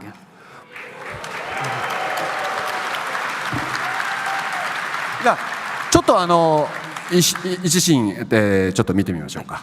And we will play one real quick clip just to give you a taste. This vile charade has gone on long enough. It ends now. 短いな。It was a bit short. こんな感じでですね、ストーリーはもちろんのこと、バトル中の詠唱セリフだったり、バトル中の掛け声だったりっていうのもさまざまな箇所で、ボイスに対応しています。So we don't have dialogue or voice dialogue just for the story elements, but also in battle, whether that be battle voices or conversations in battle. So we have full implementation. これによってですね、キャラクターのその時々の、感情だったり思いだったりっていうのが、よりダイレクトに伝わるようになっています。And I think through the full voice, we can really get into the emotions and see that direct connection with the characters more. オリジナル版をプレイされた方も今回そのボイスで、フルボイス化されたストーリーを追うことでさらなる発見だったりさらなる感動を得ることも得ると思いますので、ぜひ楽しみにしていてください。And I think even if you played the original version, by playing with these full voices, you can find new things and experience new things and learn about those characters even deeper. So I would definitely encourage you to play it with the voiceovers. I would also encourage you to play with the voiceovers. You have just listed a huge amount of new features, but obviously I'm a narcissist, so I'm interested in the voice acting. Can you potentially, would you like to tell us about one of your favorite scenes from the game? そうですね、僕はこちらのシーンが、お気に入りですね。This is one of my favorite scenes. ラムザの兄であるダイスダークの彼がどういう、思いで、このイバリスという国で生きているかという部分だったり、そのガフガリオンというキャラクターの、ラムザに対する思いだったり、これから、ここからの物語の大きな起点となる、シーンなので、地味なシーンではあるんですけど、非常に、大好きです。You know, this has both Dice Darg, Ramza's older brother, and it kind of gives you an idea of how he is acting within Ivalice and what his true intentions are. On top of that, we have Gafgarian, and at this point, you can kind of get an idea of how he is feeling about Ramza within the story at this stage. I think it's a really good scene because it's a big turning point, and it kind of shows you where things are going to be going in the story. It's not the most exciting of scenes, but I still really like it. でもそこにダイスダークいるね。But I think we have Dice Darg here somewhere today. せっかくなんで今ここで生で演じていただこうかと思うんですけど、会場の皆さんどう思います？ I was thinking because he's here, we can have him read a couple of lines live, but what does everyone think of that?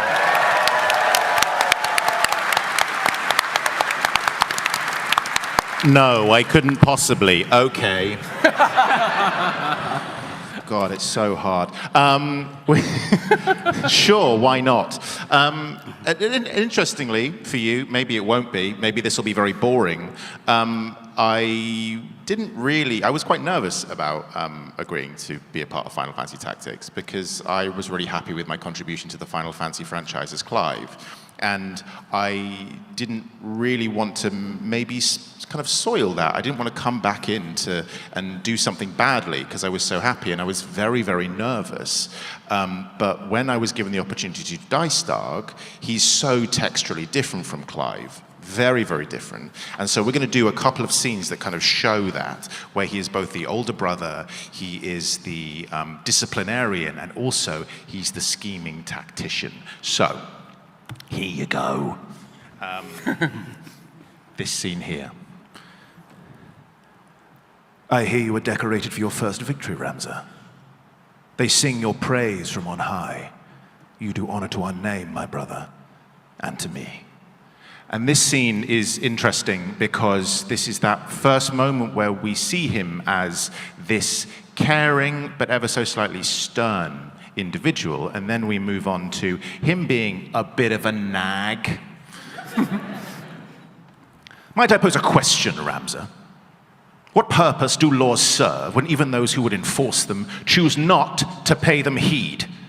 Adherence to the rule of law is a knight's solemn duty. It falls upon us as Baals to bear the burden of example.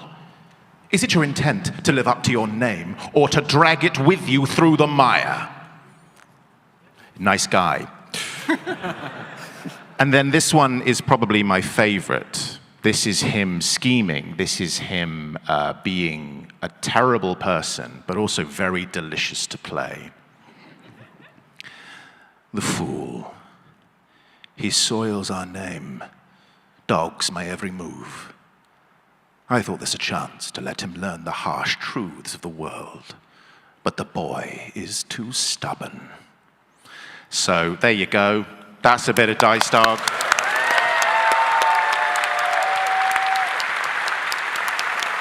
ベンさん素晴らしい演技をありがとうございました。もう会場の皆さんもう一度大きな拍手を。Thank you very much, Ben. That was amazing. One more big round of applause, please.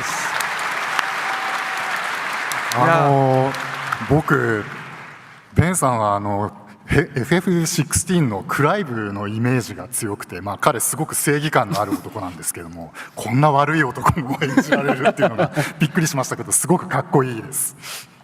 When I think of Ben, I always think of his performance as Clive from Final Fantasy XVI, which is always brimming with a sense of justice. So seeing him act so sinister is both a surprise, but it's still very, very cool. Yeah, but what about Dice Dog? Sorry. Honestly, thank you so much for letting me be a part of this game, and it's so wonderful to continue working with you. But Minagawa-san, how about you? What's your favorite scene, and why doesn't this one have Dice Dog in it? はい、僕の一番好きなシーンなんですけど、ごめんなさい、ダイスダーグは入っていません。So when it comes to my favorite scene, I do apologize. Dice Dog is not in it. 今画面に出ているんですけれども、冒頭のオーボンヌ修道院の一番ゲームを開始した最初のイベントシーンがお気に入りのシーンになってます。So my favorite scene is actually the one that you can see on screen right now. It is from the very beginning of the game that takes place in the Orbon Monastery. で、ちょっとこれは僕がアートディレクションをしているっていうところも影響しているんですけれども、最初にそのゲームで一番キーになるイベントシーンっていうのを決めて、そこでビジュアルのチューニングをするようにしているんですけれども、このシーンがまさにそのビジュアルチューニングをした、イベントシーンになります。And this kind of touches on, the reason that, or kind of touches on the perspective of an art director behind why I really enjoyed this scene. But, in every sort of game that we develop, there's always sort of a key scene that comes up that's really important for me as I sort of fine-tune the visual direction that I want to go with. And when it came to the Ivalice Chronicles and both, the original game as well, this was the scene that really was that key scene for me. オリジナル版を作った時にも、冒頭で非常に重要なキャラクターたちがたくさん登場するシーンになっているので、このシーンでいろんな実験をしたりビジュアルのチューニングをした思い出があるんですけれども、本作エンハンスド版でも、このシーンを使っていろいろなチューニングをしました。So even in the original game, this was a scene where a lot of the important characters make their appearance. And so even back then, I remember I had to do a lot of experimenting and trial and error in order to kind of get the visual of things just right. And even with the Ivalice Chronicles, we did the same, where we wanted to be able to really nail the look through this scene.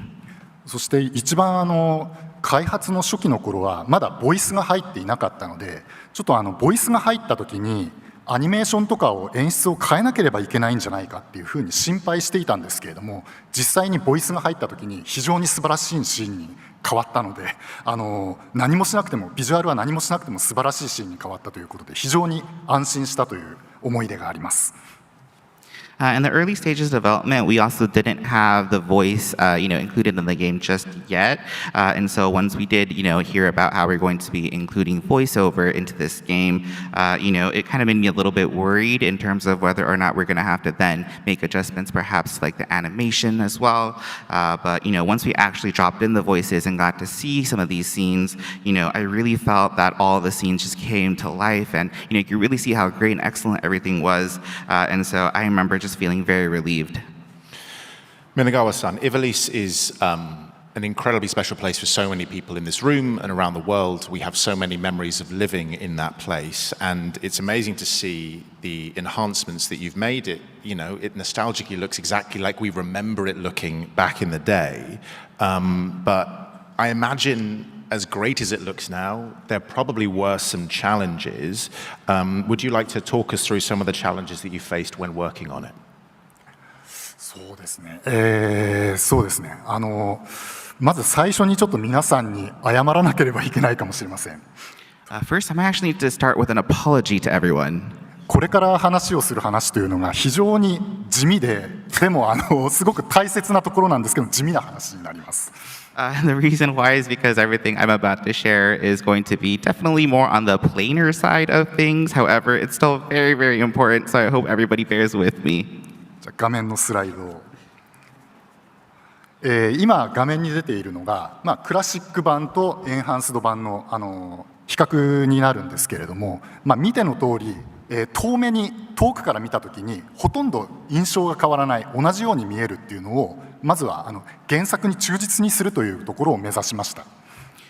And so you can kind of see on the screen right here that we have both the classic and enhanced versions. And when it comes to the classic version, really the main sort of ambition that we wanted to do was making sure that, when you kind of look at things side by side, that, it still looks the same way as it did with the original game.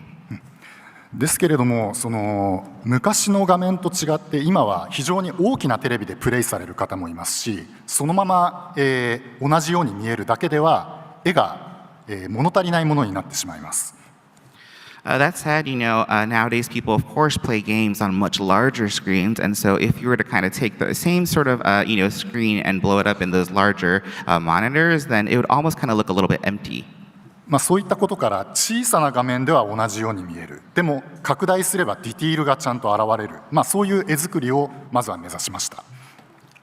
And so we wanted to be able to create and build out, different game screens where when you're kind of viewing it in a smaller portable screen, everything kind of looks the same. But even when you do blow it up on a much larger screen, some of those details still does read and come through. そこで困難になった2つの課題がありまして、まず1つがテレビが変わったというところがあります。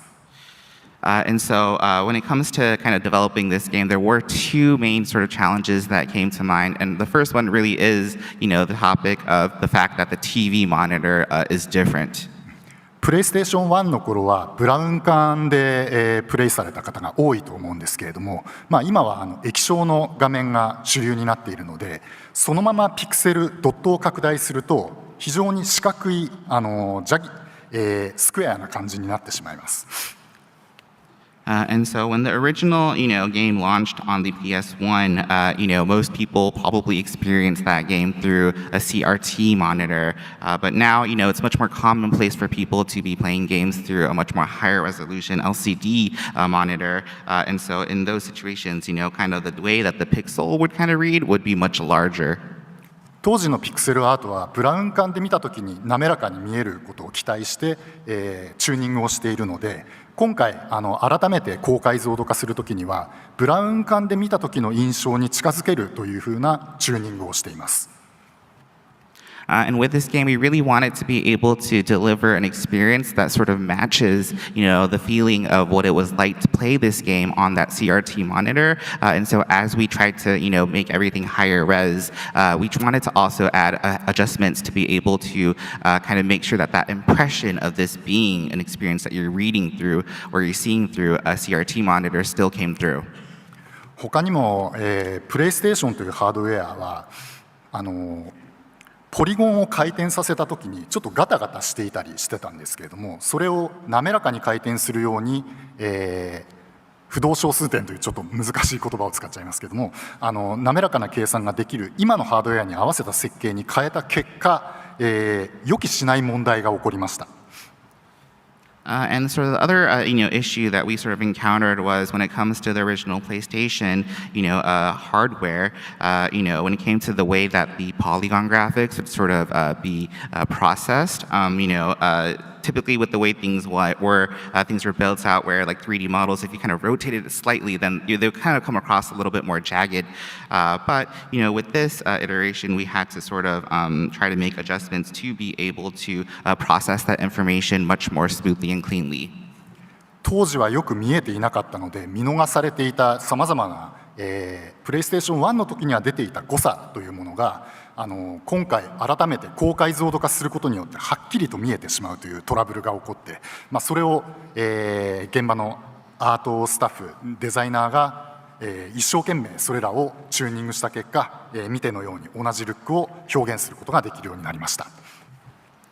And at the time, if you were to take kind of the look as it was from the PS1 and then try to, use it as is and try to like basically blow it up without making adjustments, then, a lot of the sort of imperfections came much more noticeable. They kind of surfaced much more. And so, a lot of their, graphics team had to work very, very hard in order to try to polish things so that, when you do look at the game now, it still kind of, reads in a way where everything just looks much more polished and clean. はい、そして再現するだけではなくて、もちろん今の現代のハードウェアに合わせてより、リッチな表現というのを入れています。And then on top of that, instead of just, ensuring that we're just recreating things faithfully, we also wanted to be able to make adjustments that would make sort of the expression of things much more rich. ちょっとこれ画面小さくて見づらいんですけれども、HD2D タイトルのように、画面の奥と手前で、ボケる表現、デプス・オブ・フィールドを入れたり、あとはシーンのようにライティングを変えて、ボス戦の特殊なイメージをより怖いイメージになるようにといったライティングの調整などもしています。And the sort of screen that you're seeing might be a little bit small, so it might be, again, hard to kind of tell or what specific part I'm talking about here. But, when it comes to this game, we also added, effects that sort of give a little bit more depth of field. So there's a little bit more of a blur on objects that are placed farther to the camera. And in a similar matter, when it came to certain scenes, such as like the boss scene that is shown on screen right here, we also added different, lighting effects to be able to kind of give a more intimidating atmosphere to it.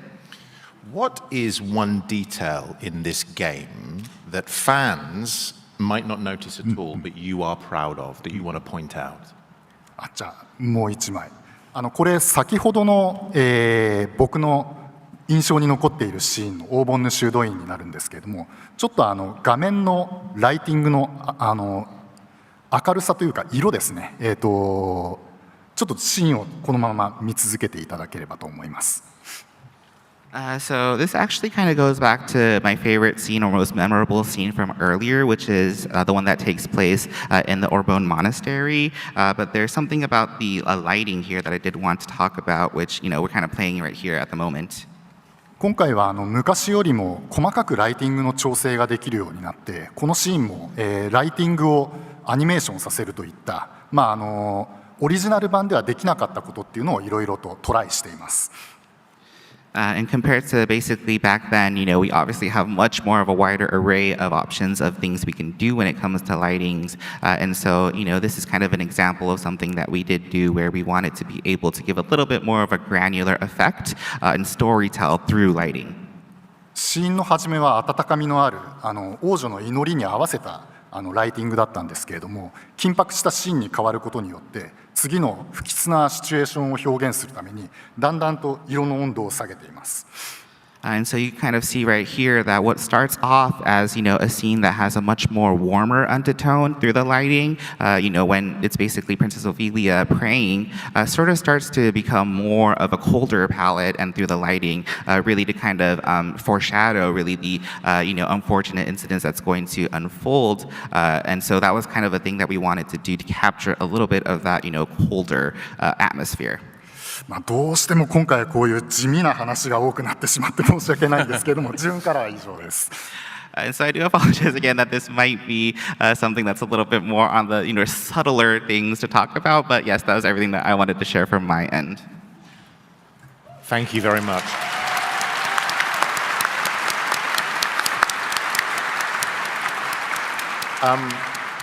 Minagawa-san, do you have any funny or unexpected stories from the art team?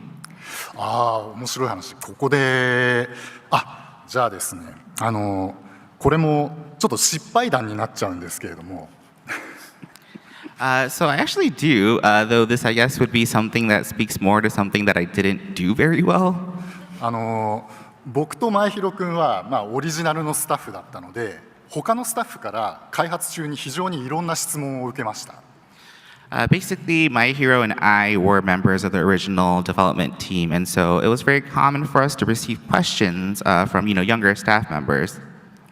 で、僕は覚えているつもりで、それはこういうことだよとか、前広君も似たようなことあったと思うんですけれども、その自信満々に答えたことが実は間違っているということが多々ありました。So basically, they would ask us things about, how things were back then, and, a lot of times my hero and myself may answer, oh yes, this is exactly how this was, with so much confidence and conviction, but it would turn out to be completely false.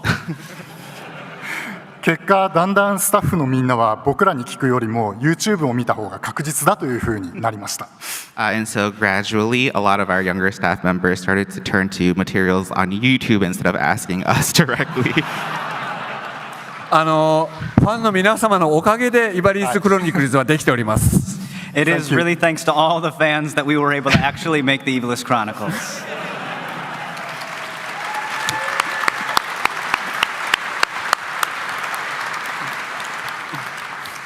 And how better to thank the fans than by showing the fans a PAX exclusive. We have a little treat for you. For the first time ever, we are going to show the new opening movie from the game. Would you guys like to see it? Well, let's show it to them. Off you go.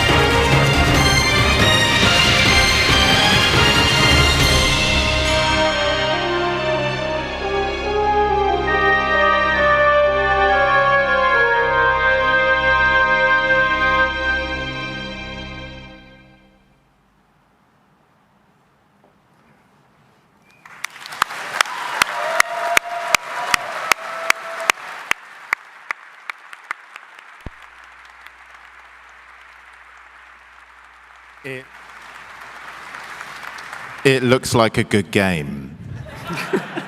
It absolutely looks completely incredible. And as much as we could talk about Final Fantasy Tactics all day long, our time is coming to a close. But before we say goodbye, is there anything you would like to say to the fans? はい、まずは今回28年ぶりに作ったタイトルにこれほどたくさんの皆さんに来ていただいてもう本当にありがとうございます。So, first, this is a game that launched 28 years ago. The original game launched 28 years ago. And so the fact that so many of you gathered here today just means so much to me. Thank you so much.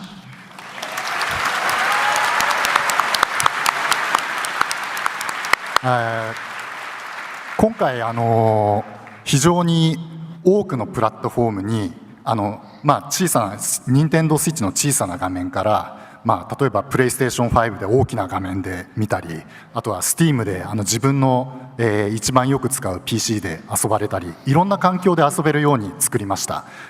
すべてのデバイスで同じ体験ができるようにさまざまな言語対応も含めて、同時に発売させていただきますのでぜひとも皆さんにも楽しんでいただきたいと思います。And this game is going to be launching on, a really high number of platforms. You can experience this game, on a smaller portable screen through your Switch, or, you can experience it on a much larger screen, through your PS4 or 5. Or if you would like, you can even experience it, in your PC as well, in whatever sort of PC environment you prefer. And we worked very, very hard to be able to deliver an experience that's the same across all platforms, and also includes various language support as well. And so I do hope people look forward to that.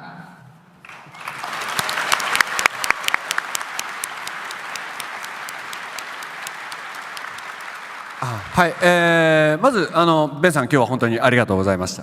あと会場の皆さんも本当にありがとうございました。I think first and foremost, a big thank you to Ben for hosting this panel, and a big thank you to everyone for coming to watch.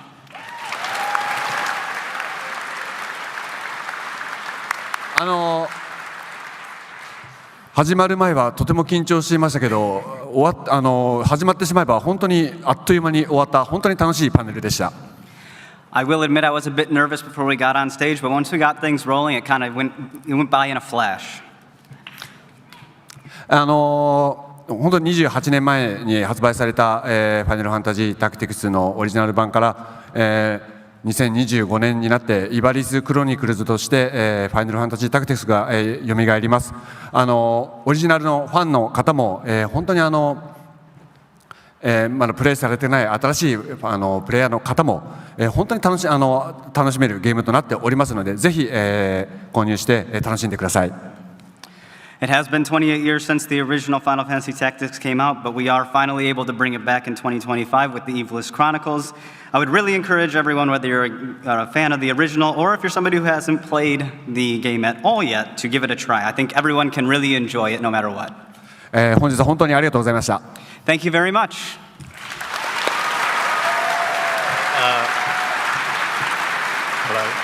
Okay, let's give a huge thank you to Minagawa-san and my hero-san for joining us today.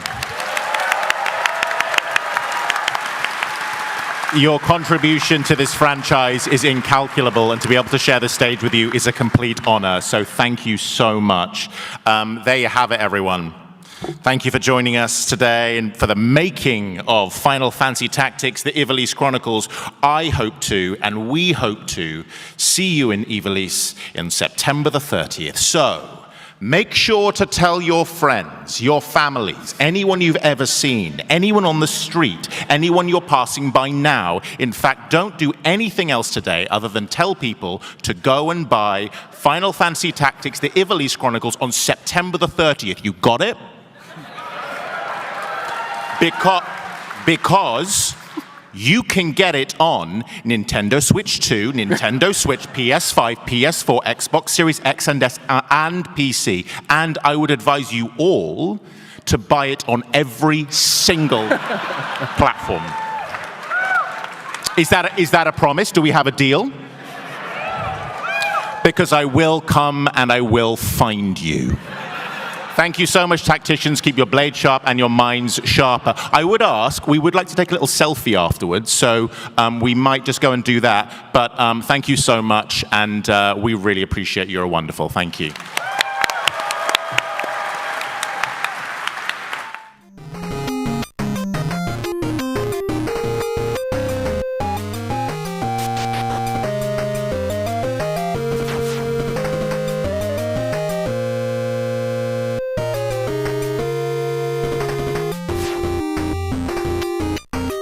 What's up, PAX West? What's up, everybody? Hope everyone's doing well. My name is Eric Doorbell. I'll be the host of this panel. I'm also the Senior Community Manager at Obsidian Entertainment, and we're going to be talking about the Outer Worlds 2 weaponry and motions, bringing art, combat, and systems together as a developer collaborative experience of making the game. I'm going to introduce Daniel Alpert, who is the art director on the Outer Worlds 2. Welcome, Daniel. And Kyle Koenig, lead system designer for Outer Worlds 2. And last but not least, Rob Donovan, combat designer. Well, guys, let's have a seat. Well, thank you so much for everyone coming down to the panel. It's great to see everybody. Well, Daniel, let's start off with introductions. Daniel, why don't you introduce yourself to the audience, and what does an art director do at Obsidian? Oh, wow, that's a deep question. Let's see, I'm Daniel Alpert. I am the art director for the Outer Worlds, both 1 and 2, making a return. And yeah, that's our game. And art director, I design basically the visuals of the game. I make sure that everything looks and feels very cohesive, from concept art to game execution. Thank you. Kyle. Hey, I'm Kyle Koenig. I'm the lead systems designer. Basically, that means I cover all of the feature works and designs for the gameplay. Everything from things the players see, from like weapons and perks and flaws, all the way to things that just help developers and area designers and artists make the game. And Rob? Hi, I'm Rob Donovan. I'm a systems designer like Kyle, but I'm in charge of the combat. That's why they call me the combat designer, and that's everything from the enemy NPCs that you fight, the humanoid enemies from the different factions that you can side with or against, and the creatures, the monstrous creatures in the game on our various planets, but most importantly for this talk, also the weapons that the player can find that you can see scattered around the world, pick up, and wield against those monstrous creatures, hopefully to have yourself a good time. Yeah, all very awesome roles, and we're going to be talking about, again, the collaborative experience on how weapons work and design process, art, and all that into the Outer Worlds 2. But first, I am contractually obligated by the board to announce our partnership with 5 Hour Energy. You can actually taste and sample these flavors of Purple Berry Punch and Mock Melon Brew on the show floor at booth 838. They're delicious. There's a photo op. The Moon Man was there earlier. So yeah, please check it out and give the 5 Hour Energy drinks a try. Okay, moving on. The Outer Worlds 2, what is it about? It's the sequel. We made Outer Worlds 1, now we're doing 2. You are a daring and most likely good-looking Earth Directorate who's uncovered the source of devastating rifts threatening all of humanity.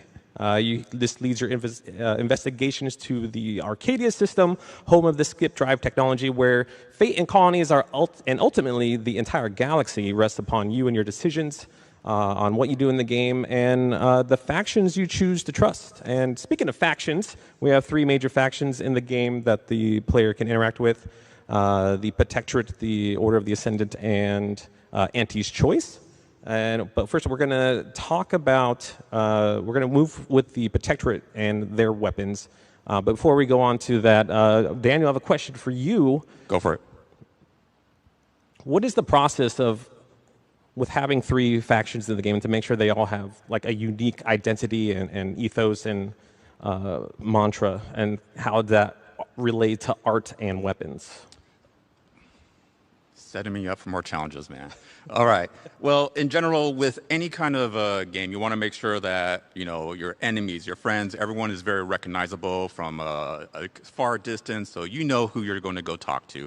It's incredibly important in a game like ours that has several factions, several sub-factions. So if we're looking at the Protectorate, the rulers or the authority of this colony, they have to stand out, they have to look different than other people, such as Auntie's Choice. And you know, you want to make sure that they are just always very distinct from each other, but there's always going to be a little something that also links them all together.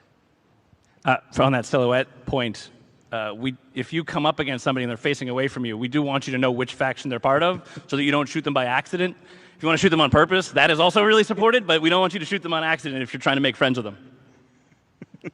Yeah, that makes perfect sense. All right, so if we're going to move forward, we're going to look at our first weapon, Thunderstruck from the Protectorate. As an RPG gamer, I'm a huge fan of big, heavy, hammer-looking shaped weapons. This is right up my alley. One of my favorite weapons to use in the Outer Worlds 2. So it's awesome to see that my preferred playstyle is the first thing that we're going to show. But this is coincidental, not my choice. Yeah. So how, with the faction of the Protectorate, combat characteristics is melee crowd control, which I think is something interesting, particularly for this weapon, and simple and clean, not as decorative, but still hurts. I'm going to kick it to you, Dano, because with weapons, typically art happens first, then design, and then art again. How do you get that ideology of the Protectorate as an authoritative force, military thing to relay that and convey it into their weapons? Well, you have to build it all in the designs. I mean, right here you have the Protectorate look and feel. It has this rigid, very traditional kind of look. It's clean lines. It shows off authority right away. And there's even like little cool details when you go into it. This one's I think an electric-based weapon. So you have like these like little electrodes up on top. But one really cool detail about here is you look at the neck of the weapon. These quadrilateral shapes have almost like a tooth-like look to them. And you will see this within all the Protectorate designs, from architecture to automechs, just all throughout the different colonies you'll visit. Awesome. And then let's go ahead and see the weapon in action while we talk to Kyle and Rob, who are lead combat designer and system designer. So with two-handed weapons, there's a lot of weapon choices, a variety. As we can see here on the screen, how important is it to make weapon, like just melee, feel good, in addition to like range combats, which we'll cover to other weapons later? This one's for me? Yep. Yeah, we have a lot of developers on the team who like that melee feel. It was obviously, in the first game, people really enjoyed it. We have one-handed weapons, we have two-handed weapons. They're kind of intended for different play styles, but of course you can mix and match to your heart's content. This one in particular, I'll explain a little bit about what we're seeing here. Most melee weapons, these big two-handed sticks, are for beating on people with sticks. This one has a special mod on it that does this shock damage. And we call it the Thunderstruck because not only does it do shock damage, that's kind of an easy thing to do with the number of shock damage numbers that we have, but it also does a little bit of a projectile so that it goes ahead of where the melee weapon ultimately lands. So it's a little bit of a ranged weapon and a little bit of, like it said in this previous slide, a crowd control. If there are a bunch of enemies standing near each other, it will hit them all. And this is kind of bridging the gap between a melee and a ranged weapon. It's not really, it's for the melee players, but it gives you just a little bit more combat gameplay. We have one developer who appears to be allergic to ever switching to a ranged weapon. No sidearms, no backups. So this is something that you can actually equip and get those pesky snipers that are maybe standing somewhat far away on a ledge. You don't have to run all the way up the staircase to get them. You can use this Thunderstruck to hit them at a little bit of a range. And so that's a neat twist on a melee weapon for this particular one. Yeah, and for you, Kyle, as the system designer of adding these properties to weapons, with the stats and everything, as you can see on the screen, we have a slew of stats. How does the balance process work for weapon types? Like, so for melee, how do you determine what makes this weapon balanced and what makes it unique? Yeah, so across the process, we have all sorts of fantasies we want to support as an RPG. Ranged, melee, talkie-talk players, as we affectionately call them, stealth. And so as part of that process, we look at these weapons as we're designing them and say, okay, who is our target for these, and how are they going to use it? Some of that is working with Rob to make how's the gameplay is going to feel in combat and what role this is going to do.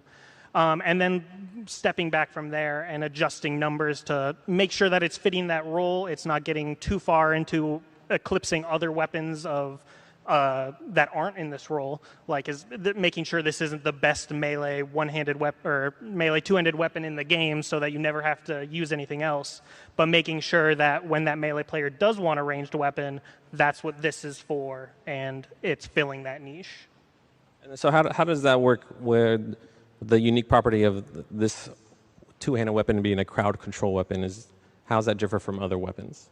Yeah, so we have various shock weapons in our game, and shock is a damage type that you build up, and it deals some chain lightning, as one would expect, and eventually it builds up into where it paralyzes enemies and gives you a chance to, in this case for a melee player, beat them down. So for this weapon being ranged, it lets you start that process earlier, charge in or disable someone like a sniper, like Rob was saying, and stop yourself from getting shot from afar as a melee player, which tends to be the biggest problem with that play style.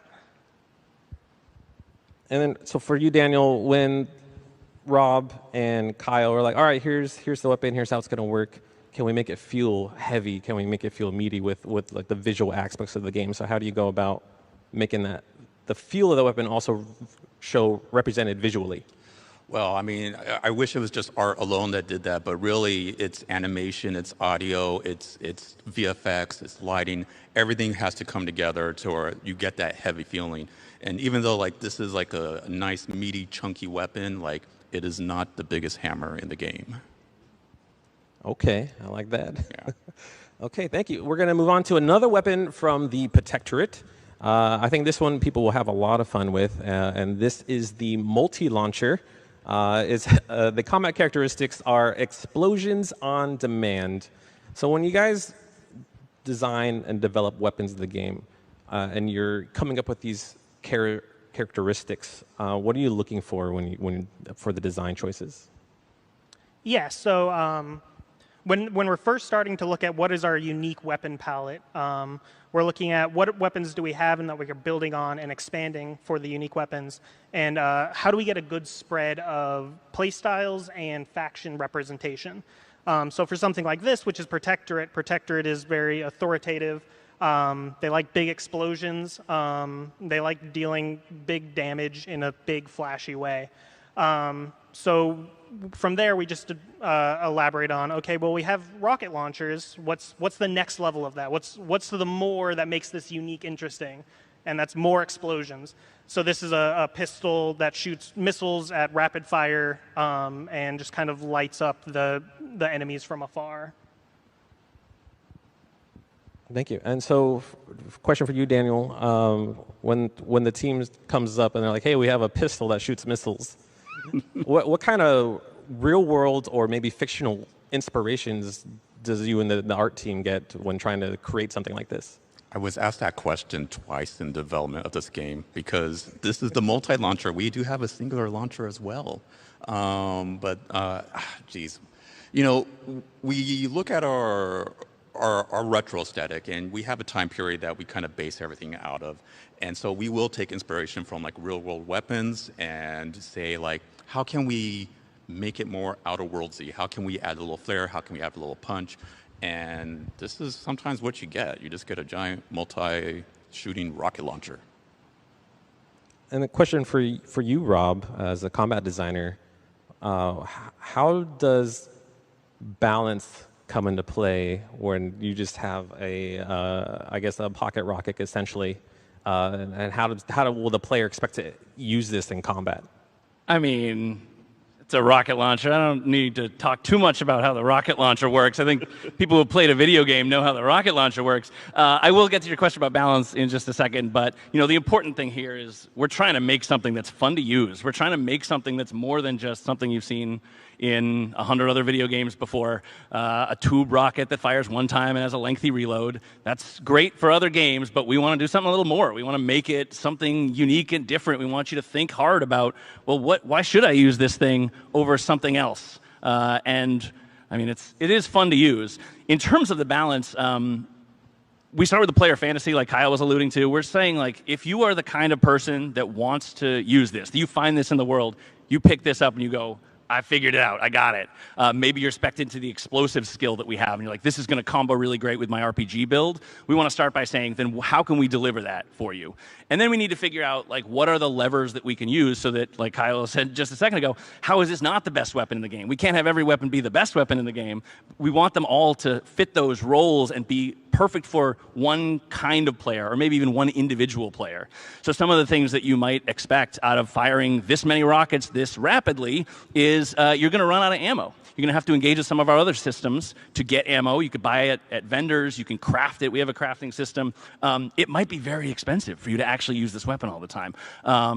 And it might also give you some friendly fire right there. This player just shot a small automech floating in front of it, and I guarantee you they took some friendly fire damage because rockets explode in big booms like this. Again, this is not rocket science here. It's just rocket launchers.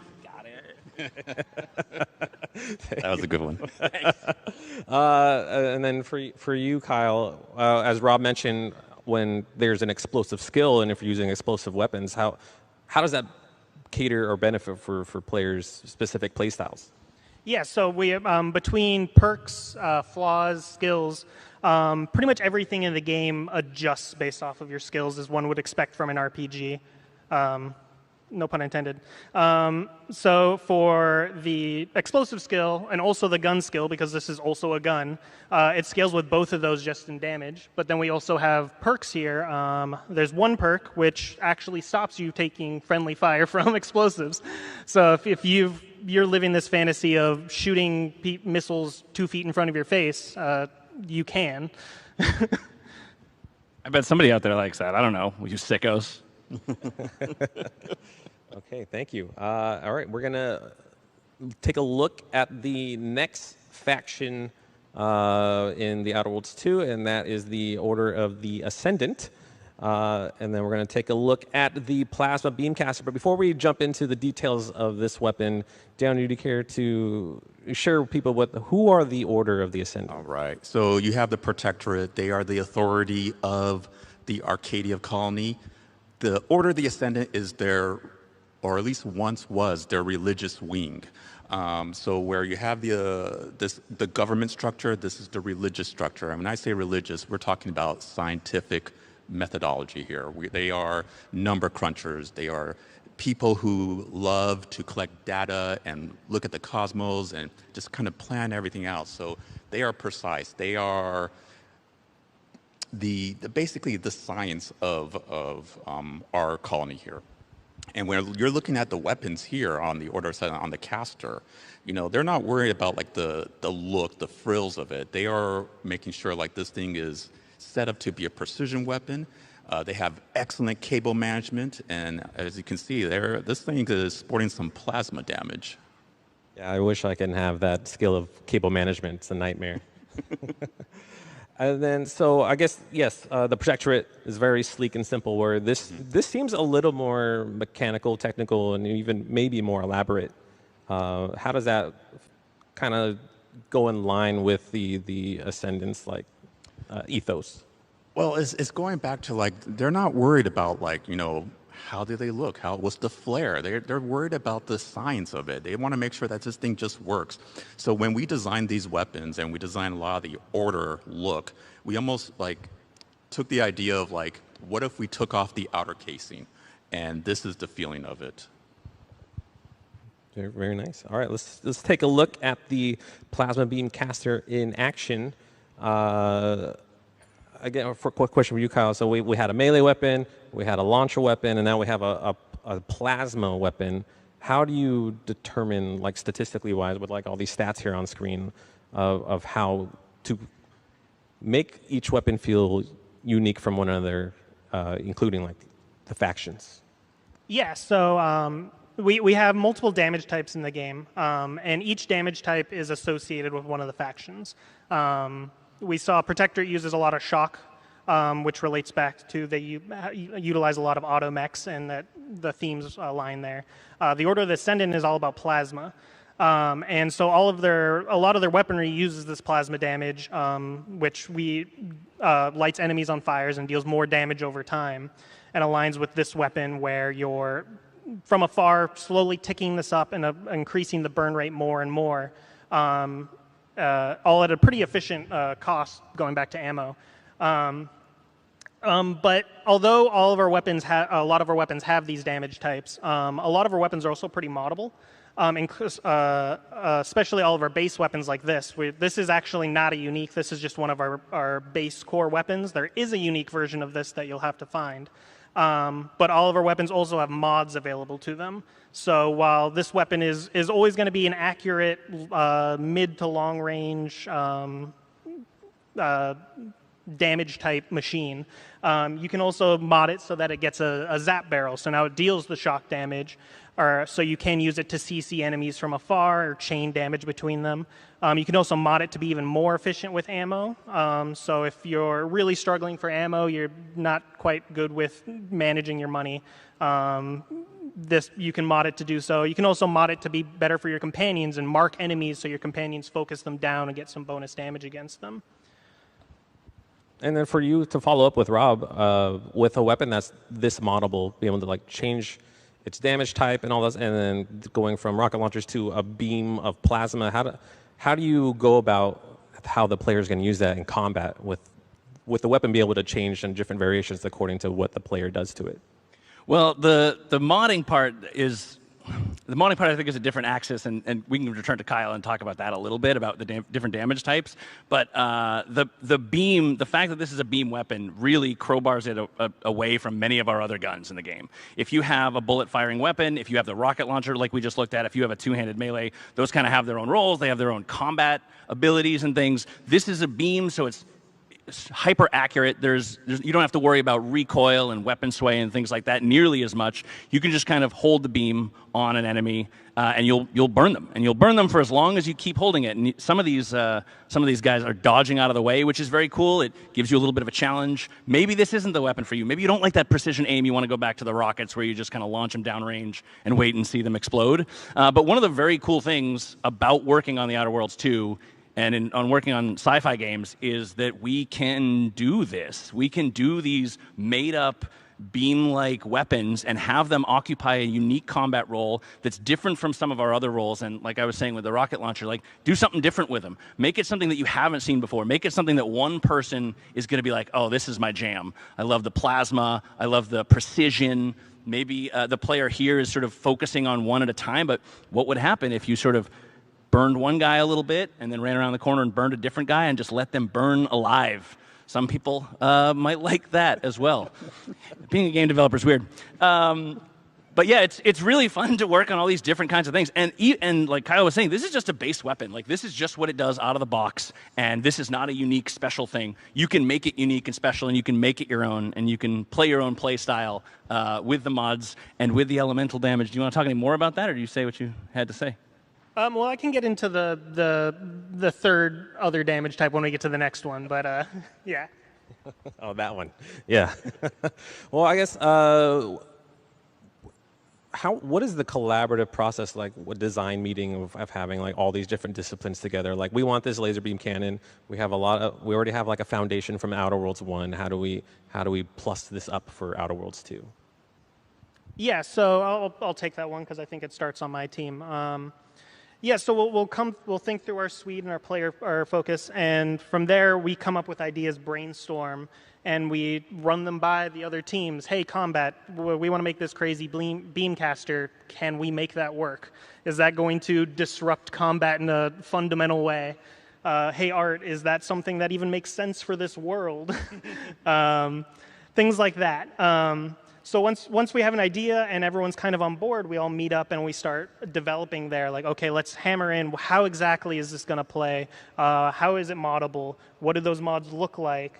What faction is it? All of those, figuring out all those details, and then once it's made, then iterating, balancing, playing it against all the other tools. How well does this one scale with skills and perks? Is it supported enough with perks? Do we need to create some more perks to make this type of weapon better?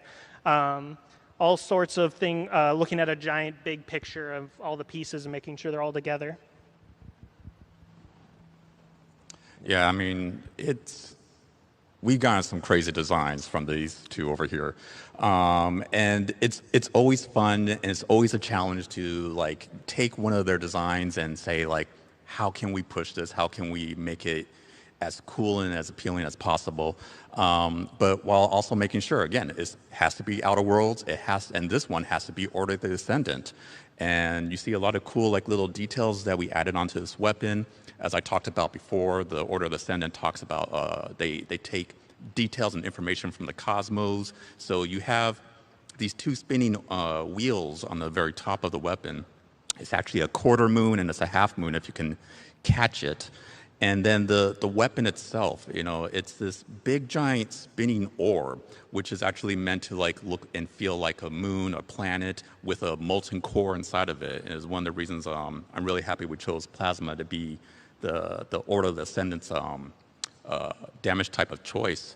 And when you see these kind of like visual motifs and the weapons, you'll also see it throughout the world again. So one of the very first places you go to in the Outer Worlds, it has like this very Order of Ascendant kind of look to it. Anything to add, Rob? No, I think we're good. Actually, wait. One of the first places you can go in the Outer Worlds, segue, is in a Gamescom demo that we just did like last week. So if you're an Outer Worlds fan, you should be checking out some of the press that we got out of that. The team, some of the other members of the team, our colleagues, went out and did a bunch of demos. There's a lot of videos out there about the first hour of the Outer Worlds too. If you haven't seen it, you got to check it out. It's very cool. Awesome. All right. So that is the Order of Ascendant. We're going to go ahead and move on to Auntie's Choice, which is, maybe I would say it was a merger between Spacer's Choice from the Outdoors 1 and Auntie Cleo's, and now they're a megacorp, or maybe, well, Dan, you said it was more of a... It's a hostile takeover. It was a hostile takeover. All right. Before I show this to everyone. Yes. Yeah. I just want to know why. Why? Okay. Yeah, so let's go ahead and show off the Borst Blaster from Auntie's Choice. That is delicious. Oh, man. I want to look at the big screen. So, yeah, there's a lot going on here. Yes. It's like this giant yeah. contraction meat grinder thing. That's what it is. What is... Okay, Eric. Yeah, why? Explain yourself. For those who remember the Outer Worlds 1, we had a lovable creature called the Cysty Pig. It was amazing. It was this pig that grew cysts that were edible, because why not? Oh, there it is. That is, again, delicious. The Cysty Pig is a character that we really linked to Auntie Cleo in the first game, and now Auntie's Choice in the second game. And when it came to this weapon, are we able to go back to it really fast, or can we go forward? You got it. Oh, awesome. Thank you. Oh, man, that's magic. We got this design, and I immediately got taken back as a little kid in my grandmother's kitchen, where she had this, like, old meat grinder contraption. You put the meat inside of it, and you grind it away. It was so old looking, this device. And I had that image the moment I got this design, and I was saying, like, what if we can see how the sausage is made? Literally. And it is pure Auntie's Choice. It is grotesque, but it's also just, I don't know, I think it's kind of cool. And it's like this like weird twisted beauty that is that faction. So how does this design is in line with Auntie's Choice brand? Deep questions. I mean, she's very experimental. She's very experimental. She does not mind experimenting on creatures. Do not mind experimenting on people. But in the name of profit and making sure like everything is used fully to its I don't know. It's grotesque. I love it. So you went to a store and you saw this on sale on display. Yes. You would instantly buy it. Absolutely. I buy two. So for Kyle and Rob, when this idea was pitched to you guys, they're like, all right, let's make this into a weapon. Like, what's the thought process? Yeah, so this one came from the mind of one of our systems designers, Nick Carver. And I think it showcases an alternate way we design weapons, which is we start with the idea and find the gameplay. And the idea was, what if you could shoot the Cysty Pig cysts? Okay, let's show it. Let's show it in action. And so from there, it was working backwards. Okay, like, well, how is that useful in a gameplay sense? And well, going back to the damage type for Auntie's Choice is very biological. It's corrosive. They shoot a lot of gross acids and toxins that erode enemies' armors and make it really effective. And the Borscht Blaster is, definitely makes use of that, sticking these sticky cysts that explode and deal damage. But it has a second use, which is that you can still eat them. It's still food. So you can shoot it and run over and pick it up and eat it. So if you're in the middle of combat, low on healing, but got a lot of ammo, you can always eat it. Is that advisable? You're really damaged with these chunks of meat, but then it's also edible. And it's an advertised feature by Auntie, so use what you got. But yeah. And Rob, I know when you probably saw this for the first time, I don't know, what were you thinking about how are you going to balance something like this? I mean, yeah, it's a tricky one. We don't have a lot of projectiles that you can eat. I guess canonically there is no food safety in the Outer Worlds, which makes sense. So we started by thinking of it as a grenade launcher. I don't know if that's on the screen here, but it has that projectile arc. So we're like, okay, well, grenade launcher arc, we know what that looks like. We have that. We're going to let the weirdness of it, the grotesqueness of it, the uniqueness of it kind of stand apart. And so we're not going to go too nuts on everything. It doesn't explode per se, although you've seen the dismemberment happening here. So if you stack it up enough times, it will do that explosion, but it's not like a traditional grenade launcher. And that's about as good as we could do. We were like, I don't know, man, this is a beef gun. We tried. I don't know. You guys, it's perfect. I mean, again, this is what's fun about working on this game. Other science fiction games might go nuts and have a beam rifle, but I don't think you're going to find another game that has whatever this is. A beef rifle. A beef rifle. Love it. That's a good idea for future content, a beef rifle.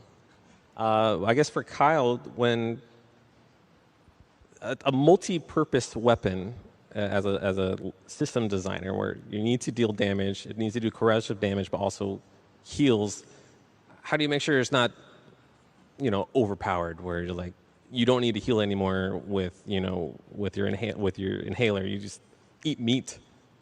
Well, there's some inherent risk with doing that. We have a system for our inhaler where you build up toxicity. I think they talk about that in those Gamescom's trailers. And eating this gives you that as well. And eating too much can cause you to crash out, and the healing no longer works. So when we're balancing something like that and like trying to evaluate does this have too many uses? Sorry. There's just we need to look at our entire palette again, and something like this, it just ended up being fairly niche. Corrosion has a lot of uses. It can take out armor. It's not the most damaging weapon, but it's useful for debuffing enemies. If you go explosives, these are technically explosive. Your explosive skill also scales this. Your science skill will scale this, making the corrosive stack faster. And also medical, because then you can eat more of the meat, because your toxicity threshold is higher. Is this our medical? Sure. So this is a super weapon. You apply so many skills with the usefulness of this Borscht blaster. Well, and I'll add, we don't want to make everything perfectly balanced. We don't want everything to be sort of interchangeable. We don't want it all to seem like, this gun's about as good as this gun. We want you to be able to lean into the RPG stuff, and if you're into corrosive, do that. And even if you're not into corrosive, if you think this gun looks rad and you just want to run around and use it for an hour or 10, that's great too. I'm not going to intentionally make anything that is the greatest gun of all time. We've talked about, like, there are some risks that are making one gun too good, but at a certain point, you just want to kick back and be like, the weirdos that want this gun are going to be over the moon about this game, and we're probably going to get some weird fan mail, and that's good too. Weirdo in a nice way. Of course. All love to the Outer Worlds fans. I mean, you answered. I was going to follow up with a question of like how to like the overall weapons in the Outer Worlds 2, and then like how does weapon, like as you said, like you're not trying to make every weapon similar. There's benefits to using one weapon over the other. For the overall gameplay, how do you, again, like we're going back to balance of allowing players to make those decisions on their own? Mind if I take this? Yeah, so it sounds contradictory, right? We don't want a single weapon to be overpowered, and we are okay if a single weapon is overpowered. Those are kind of contradictory. Not to get into the weeds too much, but we have a lot of levers that we can use to balance these things out that aren't that noticeable, that don't change the core experience of shooting chunks of meat at guys and then eating them up. There's a whole panel here about all the stats that we have in the game, and any one of those we can kind of noodle with and tune, right? It has, I can squint and see here, a magazine size of 96.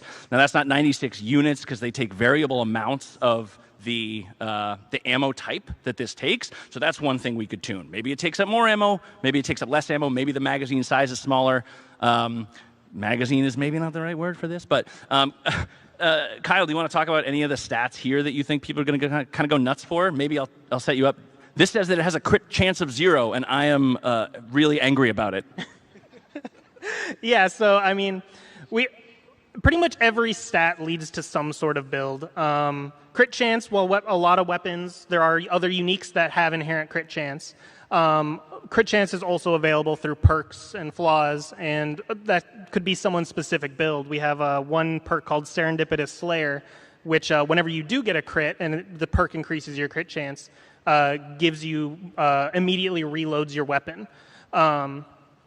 So if you really want to use this weapon, but the reload's super long, it's what is it? 5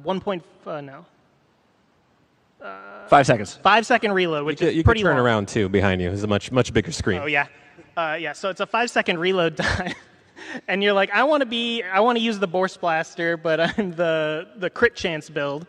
You can lean into perks like that to keep your Borst Blaster loaded as you're damaging a bunch of enemies. Also, things like noise. The player can affect their noise in numerous ways, perks, so you could be a stealthy beef gun user. Stealth multiplier, your sneak skill, so you can stealthily kill people with this.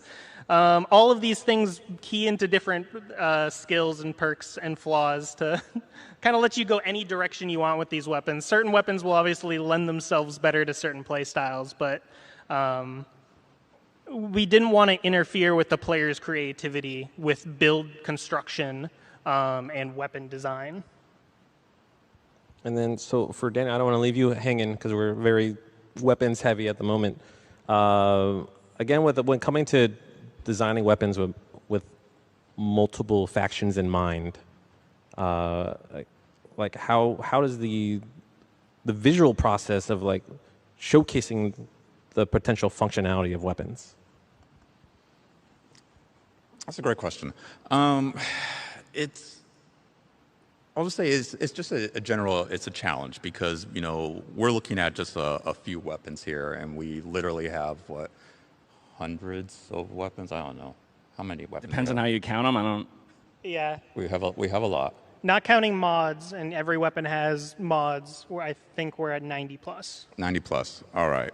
Not quite 100, but 90 plus is pretty solid. And, you know, trying to make sure like each weapon not just feels like it's appropriate for its faction, but it's appropriate for the play style, it's appropriate for the Outer Worlds. You have to just kind of make like nice, distinct, hard choices. And like, does this weapon's silhouette read? Does it read from a distance? Does it feel like it's part of this faction? And does it like work as the player would think it's intended to work?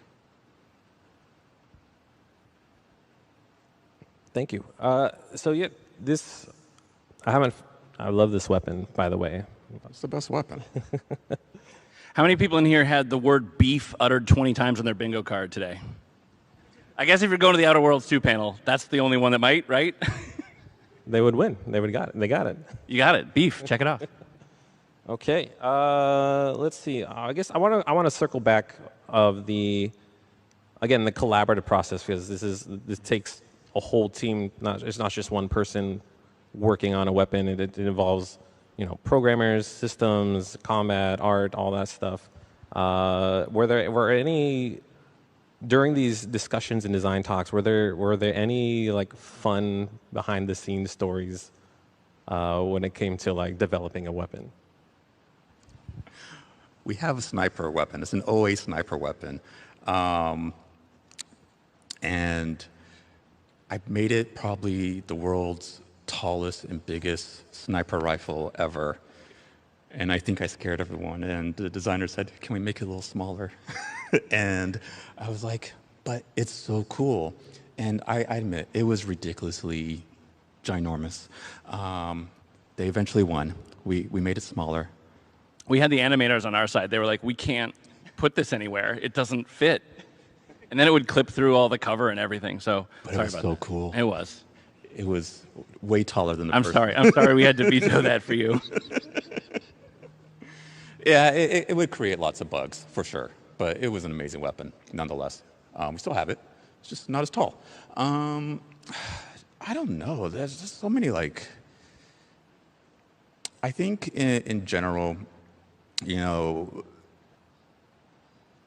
the biggest like behind the scenes story is like a story that gets repeated while doing all these weapons.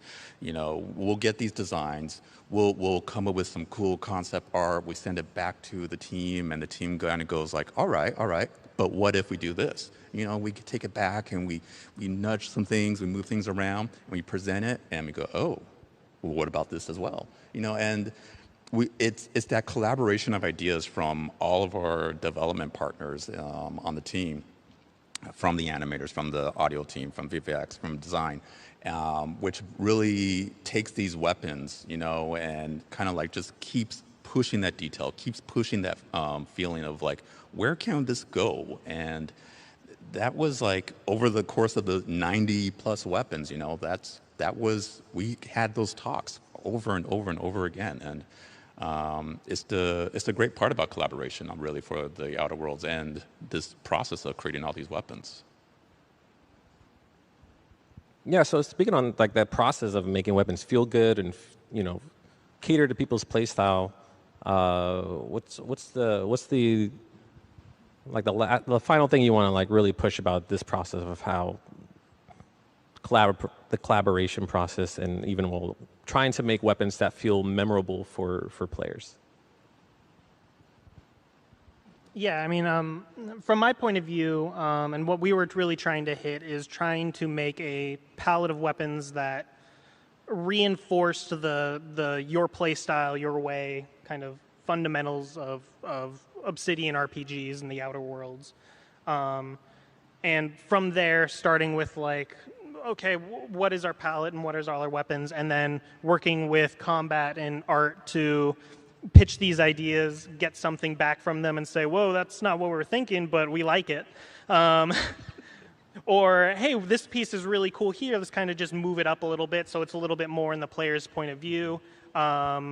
A lot of the times when you're in ADS or Fine Aim and it's like, wow, this thing is like kind of blocking the silhouette for the player's reticle. Let's kind of adjust this a little bit.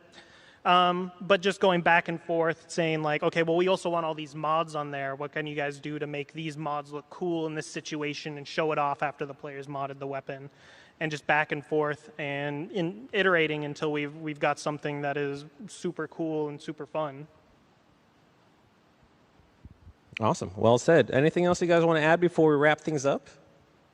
I'll answer the same question. Can we go back to the spin beam real quick? Because I think that's a pretty neat, not story per se, because this is actually one of our base weapons, like we said before. It's moddable, but it's not a unique. It's not crazy. It didn't come from some fever dream one of the designers had.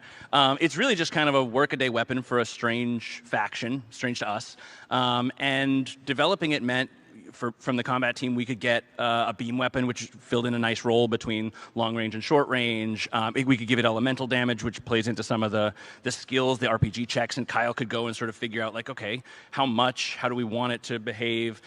Some ammo considerations there as well. And then we get this thing back. This thing looks dope as hell to me. And if you watch it animate in real time, it's spinning around, it's doing all this cool stuff. And for somebody who, like, came up with an idea for a beam, you know, our whole team is like, oh, this is working. Like, this feels like Outer Worlds. This feels like I get what this gun is doing. To sort of answer your earlier question about like how do you teach a player what it's going to do when you pull the trigger or click the mouse.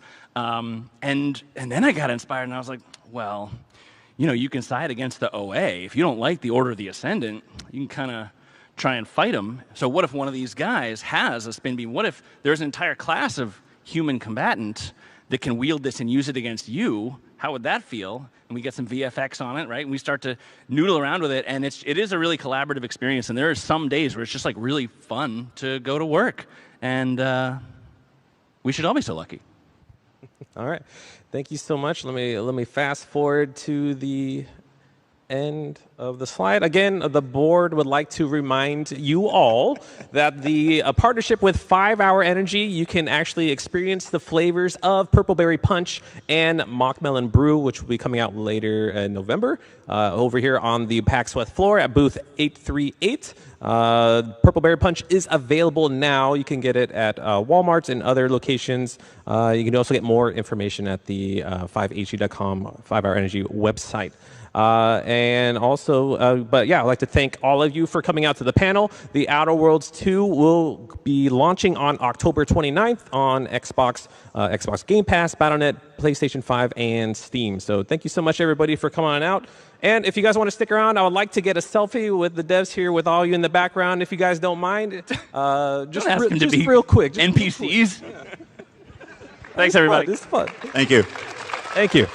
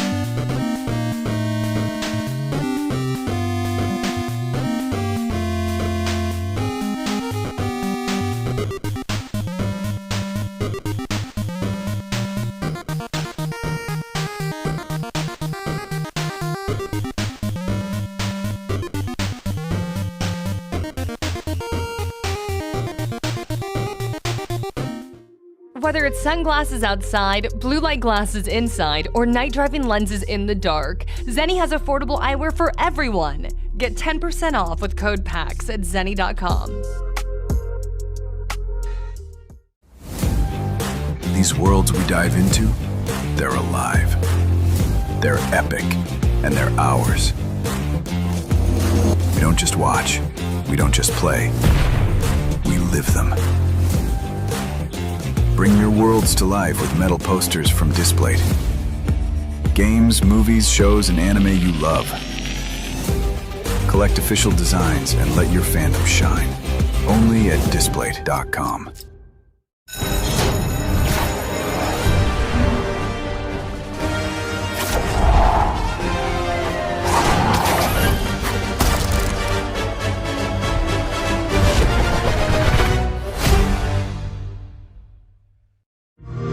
This is Sloan Beaumont speaking. Yes, from the commercials. Listen, I was given the chance to run a massive research project out at the local park. So, no leaks, no teams, just calm, cool science. It's gonna be amazing.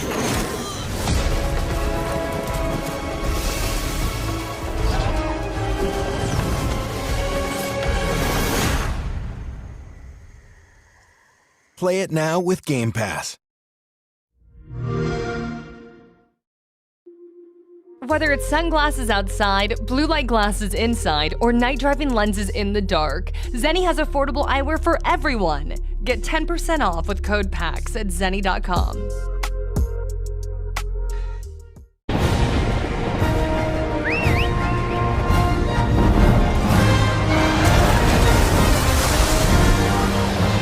Our ignorance is proving fatal. The encroachment threatens to drive our people out of house and home. But this divide has brought our two kingdoms to the brink of war. But it won't be for long.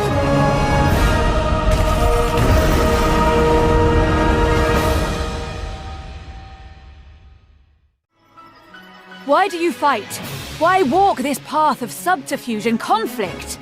If you feel wronged, blame yourself or the Father. The powerful must rule the weak. It is our duty. Heavens fall upon your crown! This vile charade has gone on long enough. It ends now. Do you remember when your father showed us how to make a whistle of a blade of grass? Whether it's sunglasses outside, blue light glasses inside, or night driving lenses in the dark, Zenni has affordable eyewear for everyone. Get 10% off with code PAX at zenni.com.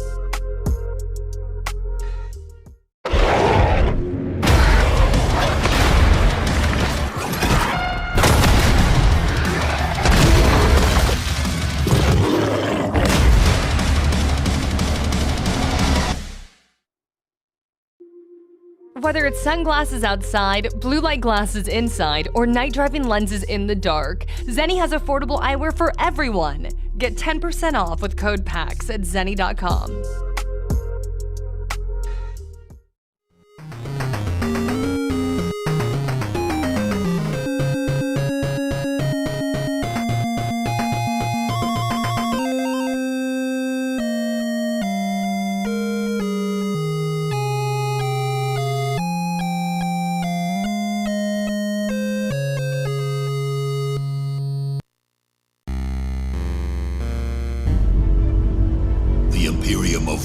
Stood for 10,000 years, guarded by the might of the Space Marines and mankind's numberless armies.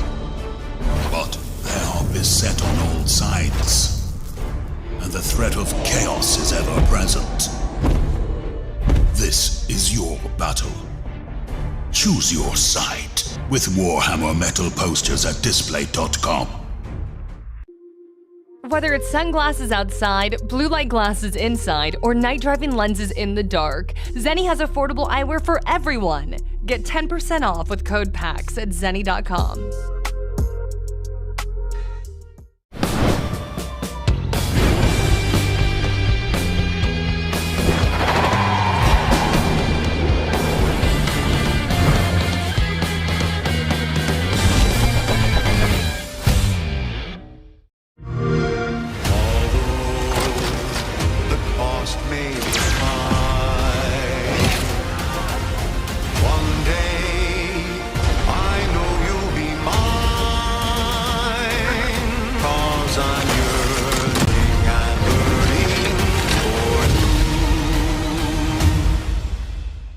Celebrate the beauty of capitalism by pre-ordering today. Play it day one with Game Pass. Whether it's sunglasses outside, blue light glasses inside, or night driving lenses in the dark, Zenni has affordable eyewear for everyone. Get 10% off with code PAX at zenni.com. Why do you fight? Why walk this path of subterfuge and conflict? If you feel wronged, blame yourself or the Father. The powerful must rule the weak. It is our duty.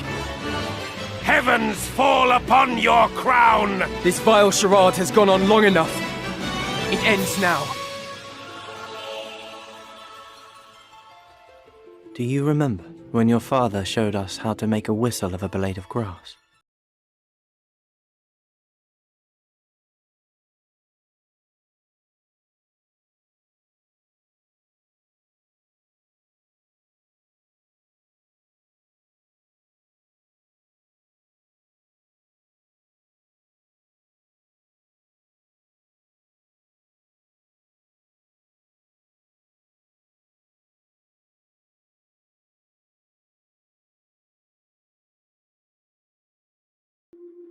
Whether it's sunglasses outside, blue light glasses inside, or night driving lenses in the dark, Zenni has affordable eyewear for everyone. Get 10% off with code PAX at zenni.com.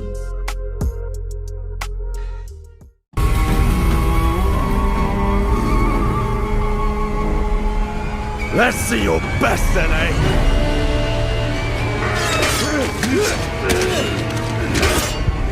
Swordplay is a game of strength. Winning is what matters. And you can bring as many friends as you want. Not good. These worlds we dive into, they're alive. They're epic, and they're ours. We don't just watch. We don't just play. We live them. Bring your worlds to life with metal posters from Displayed. Games, movies, shows, and anime you love. Collect official designs and let your fandom shine. Only at Displayed.com. Whether it's sunglasses outside, blue light glasses inside, or night driving lenses in the dark, Zenni has affordable eyewear for everyone. Get 10% off with code PAX at Zenni.com. The Imperium of Man has stood for 10,000 years, guarded by the might of the Space Marines and mankind's numberless armies.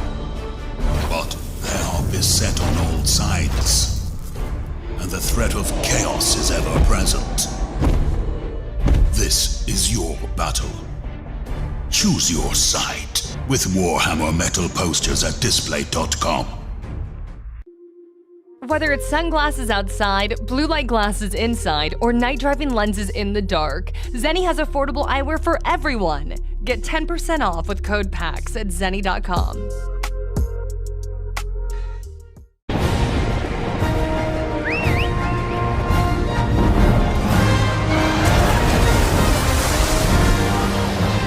Our ignorance is proving fatal. The encroachment threatens to drive our people out of house and home. But this divide has brought our two kingdoms to the brink of war.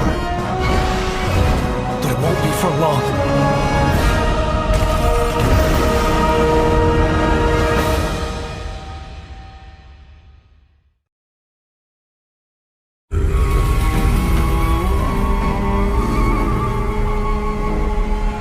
Let's see your best then, eh?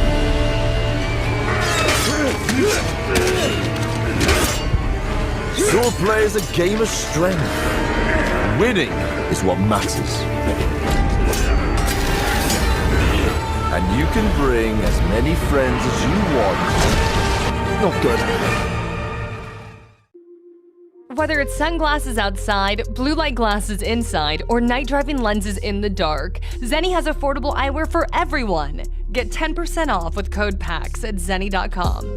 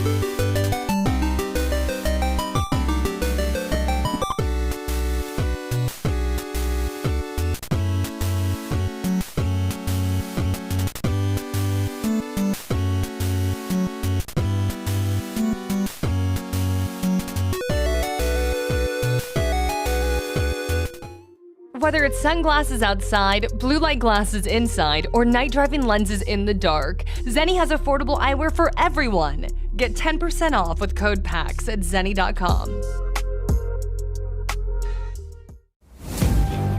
These worlds we dive into, they're alive. They're epic, and they're ours.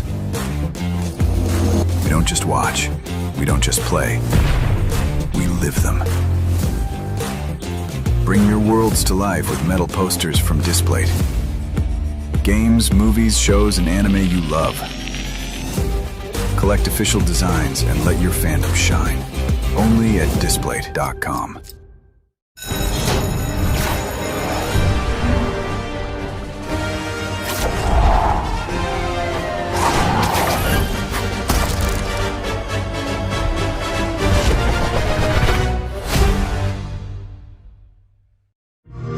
This is Sloan Beaumont speaking. Yes, from the commercials.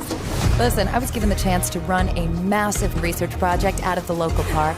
So, no leaks, no teams, just calm, cool science. It's gonna be amazing.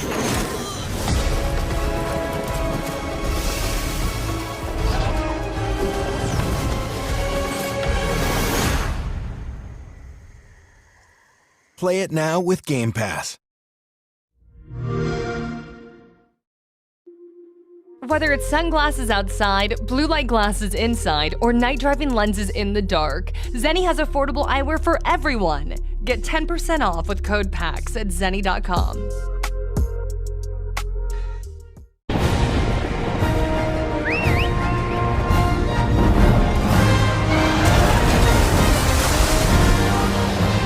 Our ignorance is proving fatal.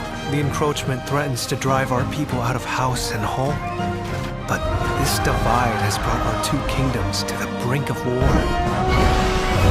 But it won't be for long.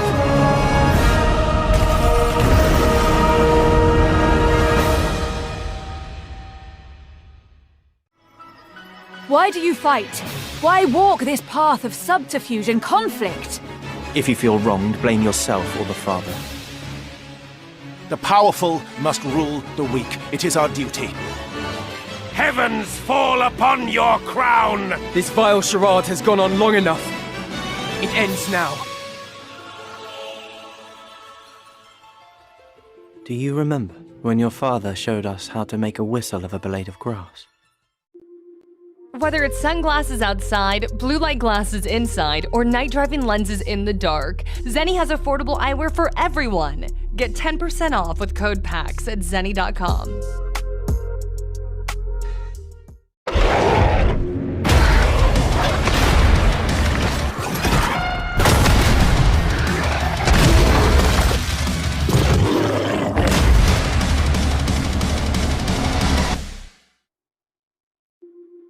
Whether it's sunglasses outside, blue light glasses inside, or night driving lenses in the dark, Zenni has affordable eyewear for everyone. Get 10% off with code PAX at zenni.com. The Imperium of Man has stood for 10,000 years, guarded by the might of the Space Marines and mankind's numberless armies. But they are beset on all sides, and the threat of chaos is ever present. This is your battle. Choose your side with Warhammer metal posters at Displate.com. Whether it's sunglasses outside, blue light glasses inside, or night driving lenses in the dark, Zenni has affordable eyewear for everyone. Get 10% off with code PAX at zenni.com.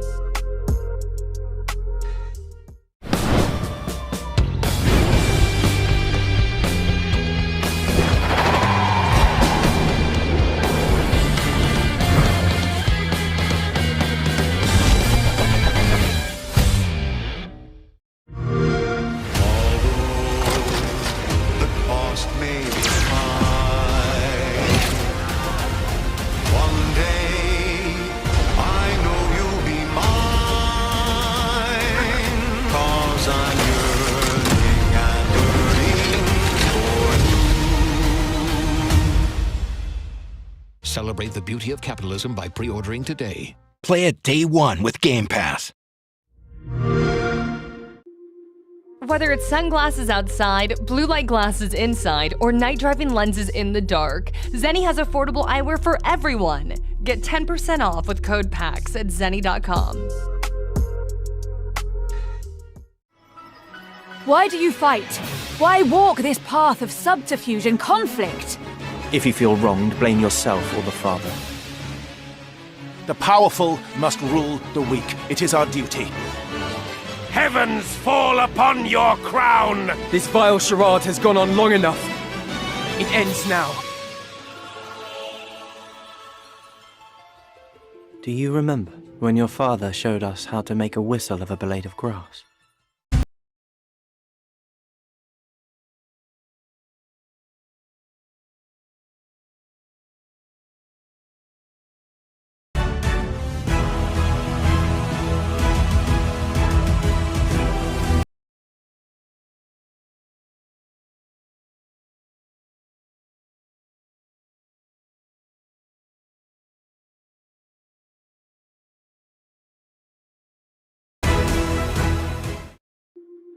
Whether it's sunglasses outside, blue light glasses inside, or night driving lenses in the dark, Zenni has affordable eyewear for everyone. Get 10% off with code PAX at zenni.com.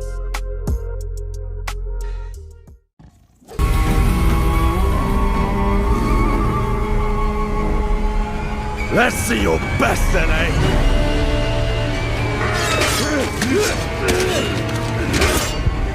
Swordplay is a game of strength. Winning is what matters. And you can bring as many friends as you want. Not good. These worlds we dive into, they're alive. They're epic, and they're ours. We don't just watch. We don't just play. We live them. Bring your worlds to life with metal posters from Displayed. Games, movies, shows, and anime you love. Collect official designs and let your fandom shine. Only at Displayed.com. Whether it's sunglasses outside, blue light glasses inside, or night driving lenses in the dark, Zenni has affordable eyewear for everyone. Get 10% off with code PAX at zenni.com. The Imperium of Man has stood for 10,000 years, guarded by the might of the Space Marines and mankind's numberless armies. But they are beset on all sides, and the threat of chaos is ever present. This is your battle. Choose your side with Warhammer metal posters at display.com. Whether it's sunglasses outside, blue light glasses inside, or night driving lenses in the dark, Zenni has affordable eyewear for everyone.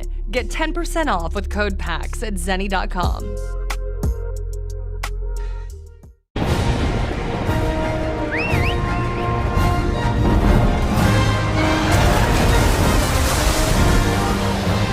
Our ignorance is proving fatal. The encroachment threatens to drive our people out of house and home. But this divide has brought our two kingdoms to the brink of war. But it won't be for long.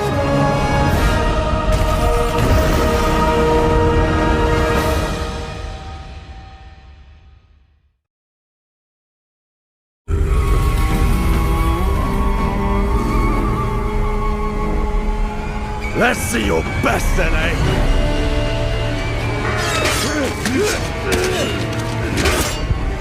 Swordplay is a game of strength. Winning is what matters. And you can bring as many friends as you want. Not good. Whether it's sunglasses outside, blue light glasses inside, or night driving lenses in the dark, Zenni has affordable eyewear for everyone. Get 10% off with code PAX at zenni.com.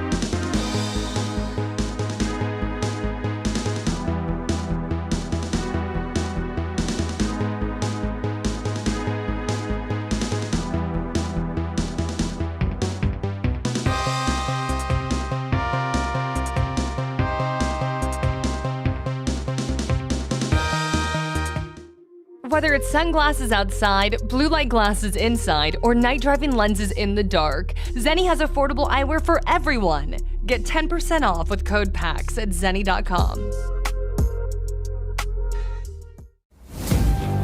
These worlds we dive into, they're alive. They're epic, and they're ours.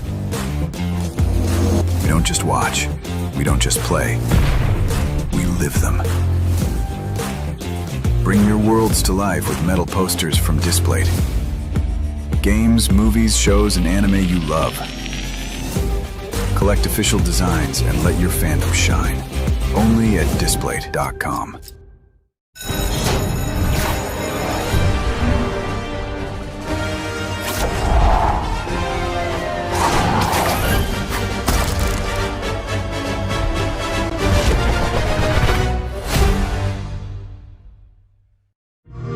This is Sloan Beaumont speaking. Yes, from the commercials. Listen, I was given the chance to run a massive research project out of the local park. So, no leaks, no teams, just calm, cool science. It's gonna be amazing.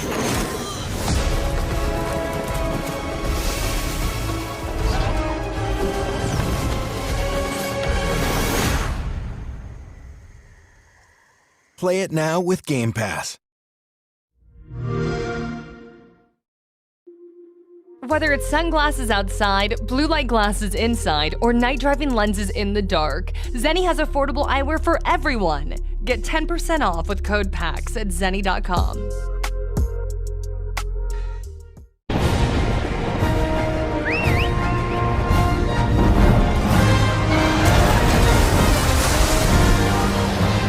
Our ignorance is proving fatal. The encroachment threatens to drive our people out of house and home.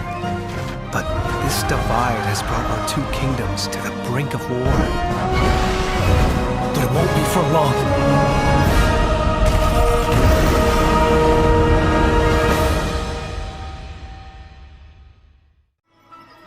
Why do you fight? Why walk this path of subterfuge and conflict? If you feel wronged, blame yourself or the father. The powerful must rule the weak. It is our duty. Heavens fall upon your crown! This vile charade has gone on long enough. It ends now. Do you remember when your father showed us how to make a whistle of a blade of grass? Whether it's sunglasses outside, blue light glasses inside, or night driving lenses in the dark, Zenni has affordable eyewear for everyone. Get 10% off with code PAX at zenni.com.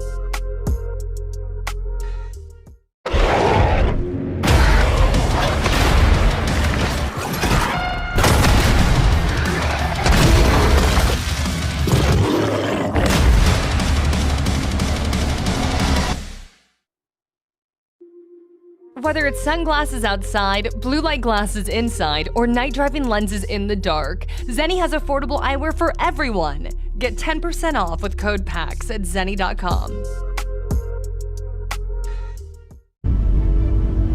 The Imperium of Man has stood for 10,000 years, guarded by the might of the Space Marines and mankind's numberless armies. But they are beset on all sides, and the threat of chaos is ever present. This is your battle. Choose your side with Warhammer Metal posters at Display.com. Whether it's sunglasses outside, blue light glasses inside, or night driving lenses in the dark, Zenni has affordable eyewear for everyone. Get 10% off with code PAX at zenni.com.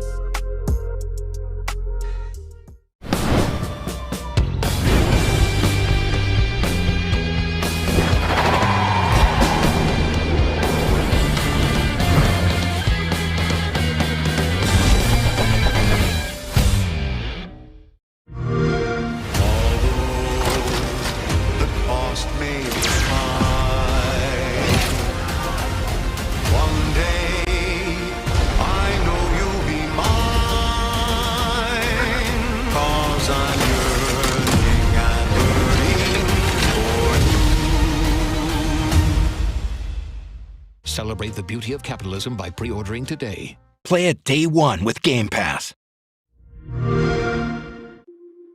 Whether it's sunglasses outside, blue light glasses inside, or night driving lenses in the dark, Zenni has affordable eyewear for everyone. Get 10% off with code PAX at zenni.com.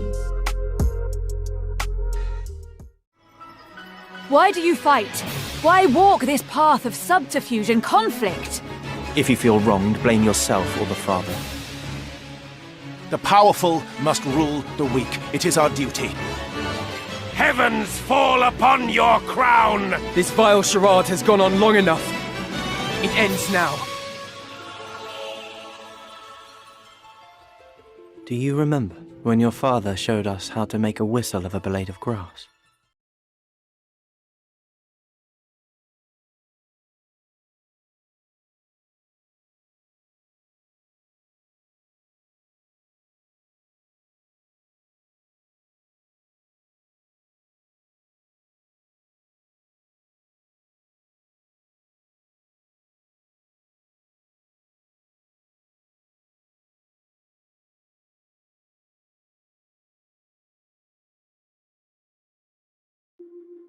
Whether it's sunglasses outside, blue light glasses inside, or night driving lenses in the dark, Zenni has affordable eyewear for everyone. Get 10% off with code PAX at zenni.com.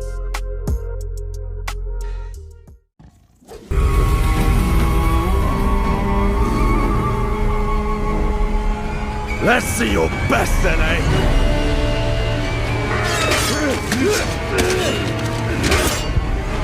Swordplay is a game of strength.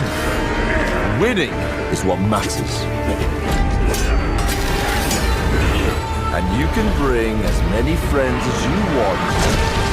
Not good. These worlds we dive into, they're alive. They're epic, and they're ours. We don't just watch. We don't just play. We live them. Bring your worlds to life with metal posters from Displayed. Games, movies, shows, and anime you love. Collect official designs and let your fandom shine. Only at Displayed.com. Whether it's sunglasses outside, blue light glasses inside, or night driving lenses in the dark, Zenni has affordable eyewear for everyone. Get 10% off with code PAX at zenni.com.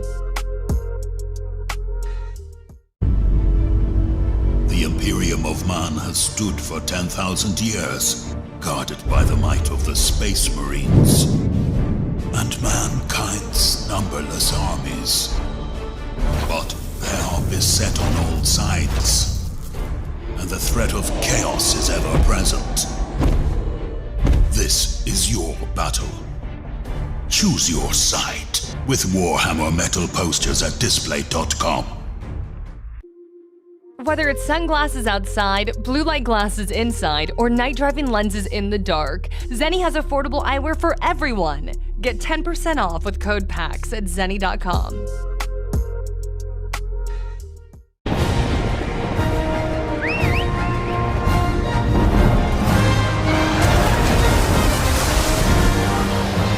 Our ignorance is proving fatal. The encroachment threatens to drive our people out of house and home. But this divide has brought our two kingdoms to the brink of war.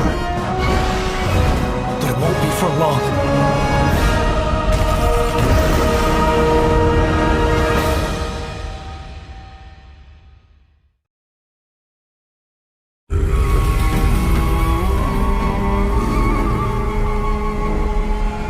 Let's see your best, Zenni!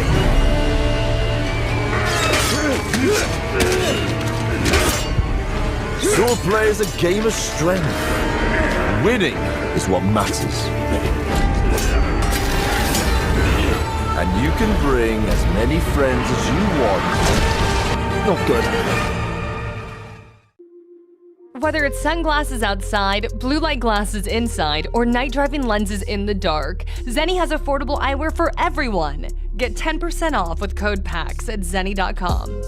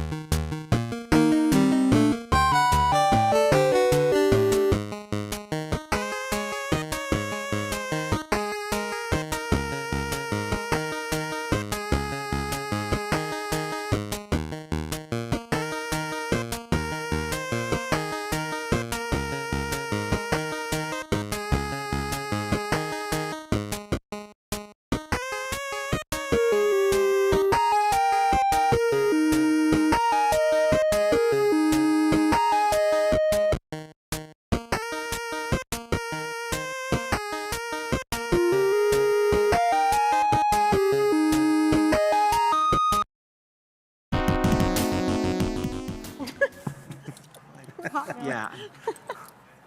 It's my giant face up there. I'm sorry. I think we're starting. Are you though? Hello, hello, everyone. It looks like we are getting started. So first of all, thank you everyone for joining us here for our Killing Floor 3 PAX West panel. Thank you, guys. Appreciate that. Thank you. So thank you once again for joining us. Thank you for playing the game. Thank you for giving us your feedback. And kind of as part of that process, we want to tell you about what's coming next in Killing Floor 3. And that is why this panel's named The Road to More Guns, Gore, and Gadgets. So I'm one of your hosts, Senior Community Manager Jared Creasy, and I will be helping us share that experience with you today. And I am joined by some wonderfully fantastic people like Brian. Hey guys, I'm Brian Wanya. I'm Tripwire Studio Creative Director. Thank you so much for being here. Hi, I'm Misty Bacchus. I'm the lead environment artist at Tripwire. Hi everyone, I'm Trenton Mendoza, the Senior Marketing Manager here at Tripwire. So we're super excited to show you what's coming up in the very near future. So many of you have already probably seen our year one roadmap. And that's going to be important here because we're diving a little bit deeper into each of these sections, starting with the rearmament update and what that means for you in the very near future this fall. Season 2 as it comes later this year. And then we will start diving into the never before seen 2026. So yeah, there's gonna be spoilers. People who have followed Tripwire, in our games before, we like making new content for years to come, and Killing Floor 3 is no different on that front.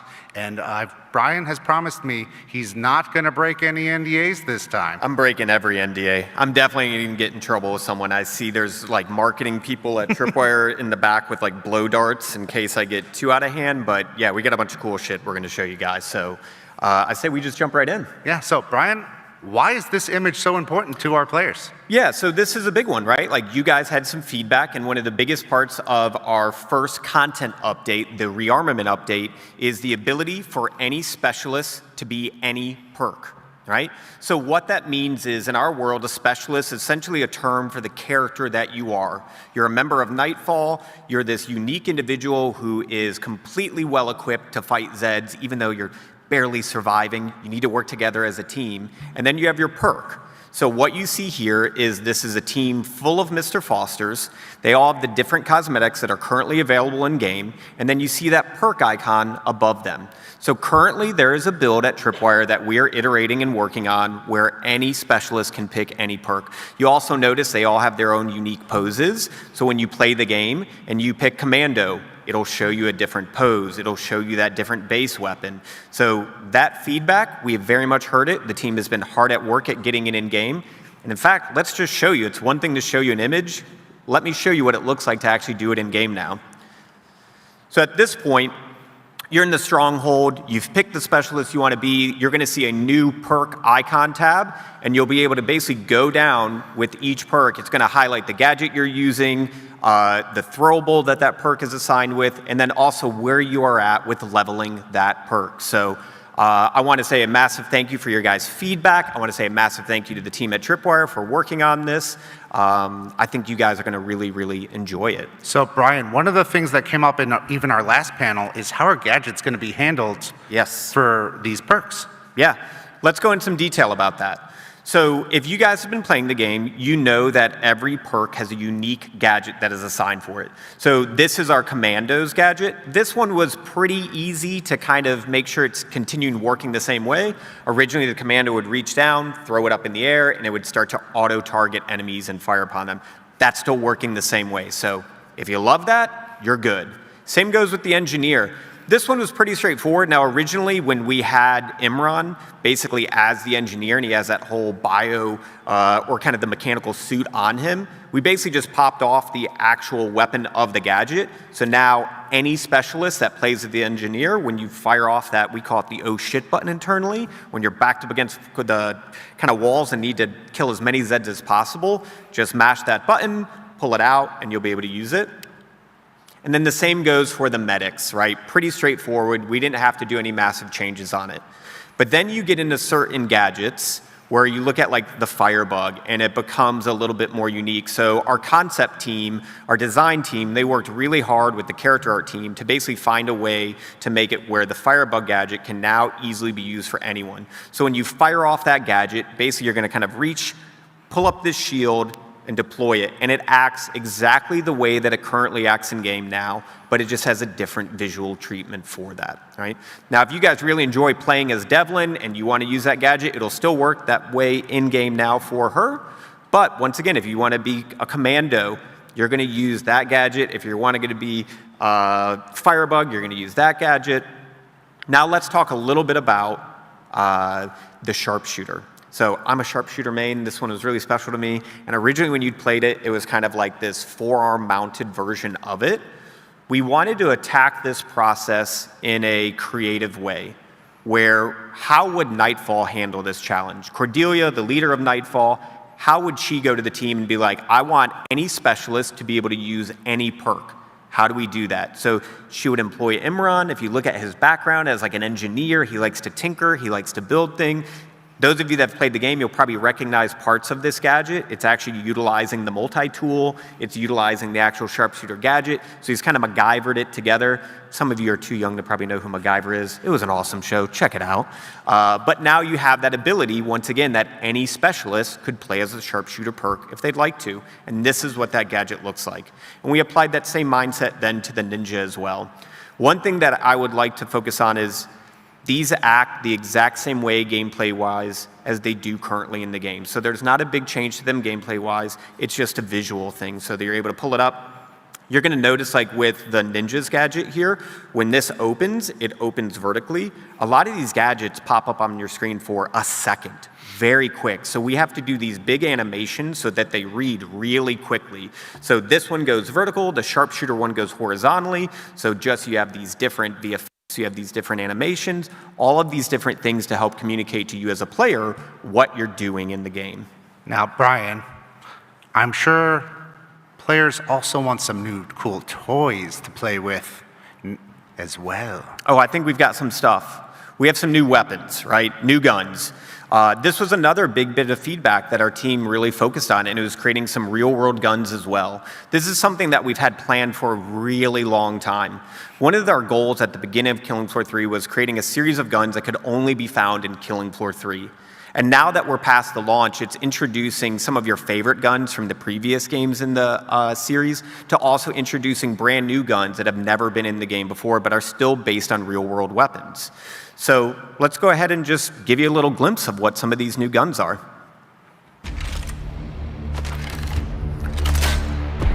This video was made by a lot of people at Tripwire. In particular, I really want to point out our capture artist, Iago, where he did a great job of presenting our animation and our modeling team's work at showing these new weapons, the new mods, some of the shared mods that are already in game with it, and just what these weapon checks look like, what our reloads look like.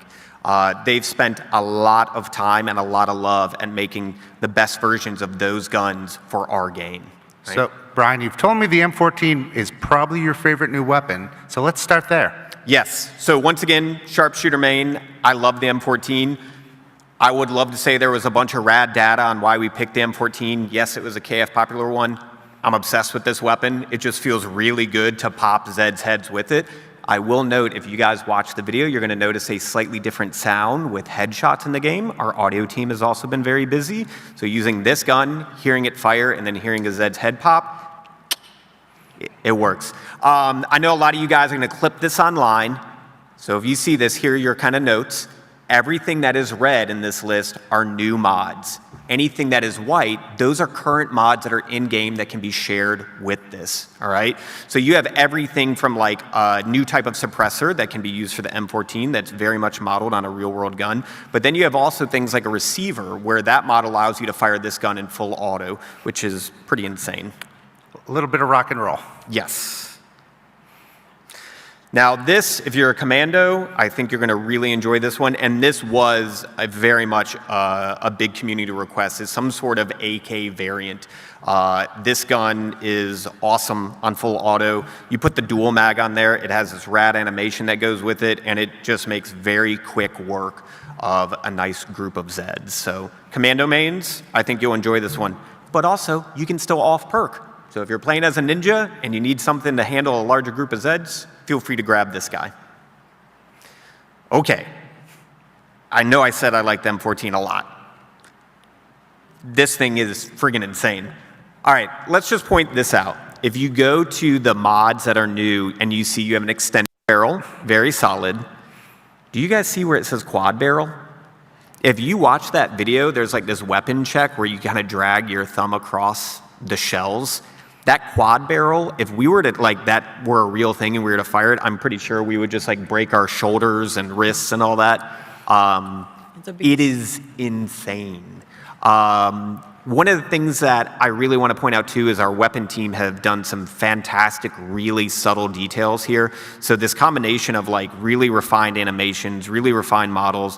One of our weapon artists, Ben, each one of those, like the extended barrel, the standard barrel on it, the quad barrel, they all have different engravings on them. So not only are they different barrel lengths and they have different gameplay elements to them, but even just the fidelity in the textures and engravings to them, just a lot of attention has been put to them. So I do need to do my due diligence and point out all the models you've seen today and will see today are a work in progress, and everything is subject to change as development continues. Yep.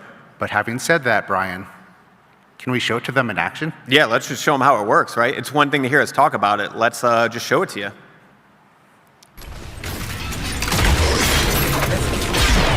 Who doesn't like a boomstick? This part gets pretty crazy. Watching Thiago play our game just makes me realize how skillful he is at the game, because he always ends up making it look like a movie. So once again, even there, like, you see that is Mr. Foster playing as the ninja, using that gadget and utilizing those new weapons. So this is a combination of all the things that we just spoke about, from any specialist playing as any perk and then utilizing those new guns. Dude, that thing is a headshot machine, so please enjoy it.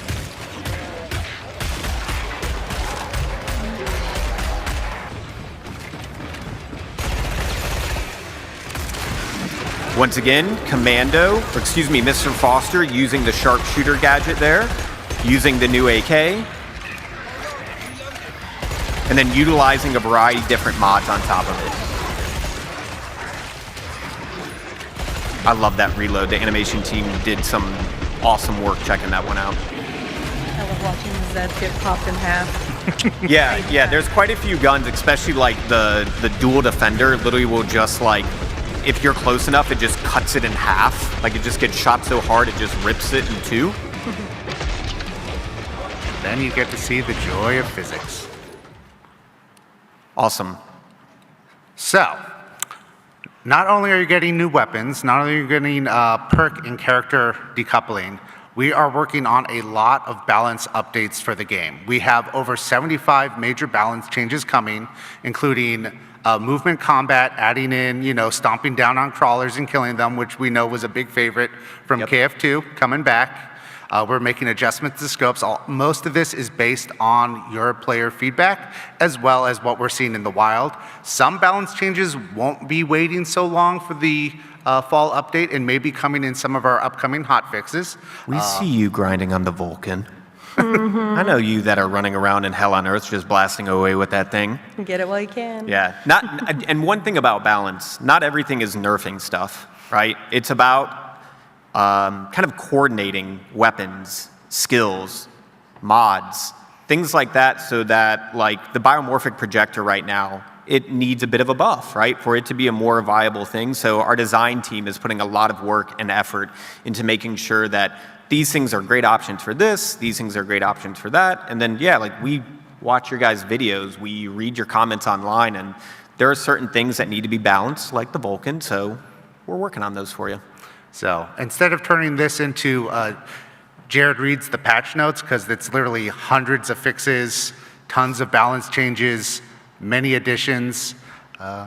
Yeah, we had a version of this where I asked for condensed notes, and it was literally just like 60 slides that were just going over like different values of stuff. So we're like, that might not contribute to the gore part, so there will be a very detailed patch note that will go online that you guys will see, just like we've done with our previous ones. So let's talk about Season 2. Okay, so if you guys look back at that roadmap, like we're still in 2025 at this point. We're thinking about the rest of this year. We've got the rearmament. We're not going to talk about dates yet, but the rearmament update, our goal is to get that into your hands as soon as possible. We're playtesting that, we're balancing that, we're bug fixing that, we're really focused on working on that. But also, we've got different teams working on different things, right? So you're going to hear from Missy here in a little bit, like her team has been really focused on this. Our character art team has been really focused on this. I've been doing some writing for this with our writing team and our design team. Season 2, I'm really excited about. Season 2, Operation Breakout, has got some rad stuff in it for you. So let's go ahead and just start to dig into it. You guys have seen me tease stuff in the past. I cannot keep a secret. Like, we always make the jokes I like to break NDAs, and apparently that's like an announcement, Jared says, when I get to say it. When you get to say it, yes. When the rest of us say it, there's usually HR involved. Yeah, exactly, right? So I like showing you guys cool shit, right? This map, I might be a bit partial to it, is the newest one. I wish you could all play it right now because it's rad. So let's step through the concepts for this. You've seen some of them, but you haven't seen all of them. And the other thing is, we've put this stuff online, but there's even little Easter eggs in here. I've told you guys many a times, I'm a giant comic fan. Matt Enton, our lead writer, he's another comic fan. There are references to like X-Men Days of Future Past in this one image that you guys can kind of see and pick up some kind of details where the narrative is going. And now you're going to see some new concepts that you've never seen before. And one of the things I want to talk to you about concepts are, like, that's in-game. Misty and her team will start blocking these spaces out, and then our lead concept artist, Hakab, will work with our art director, Andrew Kirshner, and basically kind of start to work on, like, how can we set dress this? How can we adjust the tone? You guys apparently like blood and guts and piles of entrails and stuff like that. What's wrong with you? Right? I feel this one is tough. All right. We talked about people soup. What did your team call it? We actually call it human syrup. Human syrup. Okay. I used to do makeup effects before I was making games, and we had to look at a lot of really weird pictures and make a lot of dead bodies for stuff. So I'm definitely probably going to get in trouble because of the images I've sent to the team of like people melting in bathtubs and stuff like that, or like, hey, if you watch Silence of the Lambs, at this one moment, you can see this one thing. So we've had very detailed conversations just about this one image, for example. All before lunch. Yeah. So those of you that are eating dinner streaming right now, I'm really sorry. We talk about smelling stuff. Like, one thing we noticed when we first started the game and we went to the gun range and we're like, playing with guns to kind of get an idea of how they shoot and these types of things. Like, the thing that we noticed the second we walked into the gun range is you smelled it, right? And then for me, when I saw this, I was like, the idea of Horzine like melting prisoners in acid baths to get rid of them after torturing them. Like, Misty, what would that room smell like? So yeah, we got paid to have that conversation, which was kind of weird. So sorry, HR. So, Misty, why don't you walk us through what it'll take to bring something like Prison to life and what goes into that? Awesome. Okay, so one of the things that we do on the environment art team is we always start with blockouts. It's really important for us to make sure that we're keeping the space well for level design. We want to make sure that the space is playable, fun, and functional. We always start with the basics. As you look here, you're looking at something that's very simple. It's blocked out. This is super important for us to be able to make sure that we are building our worlds in a way that is fun but also functional. If you step through, you start to see a little bit more of a second pass. We refine these further, and we're really just making something that looks as simple as a bench, right? These things are really important for us so that they can tell more of a tale, and we can go through and kind of get them into the environment. Yep. And even though it seems simple, we start to put in a lot of the color blocking and establish these assets. Why I'm showing you this very simple prop is because every single layer of our game goes through this process, from blocking out the environment to making sure that the assets that we are making are cool. As you kind of go through, we start to add in the gore, the grit, the grime, the horror. Yeah. Oh, the horror. And then, of course, as always, in this true killing floor fashion, blood, guts, entrails, gore. And this prop really does go through a process just to tell a tale. And though it may not be the most exciting and fascinating thing you've seen today, it does go through and make sure that we are giving you guys a really, really visceral experience.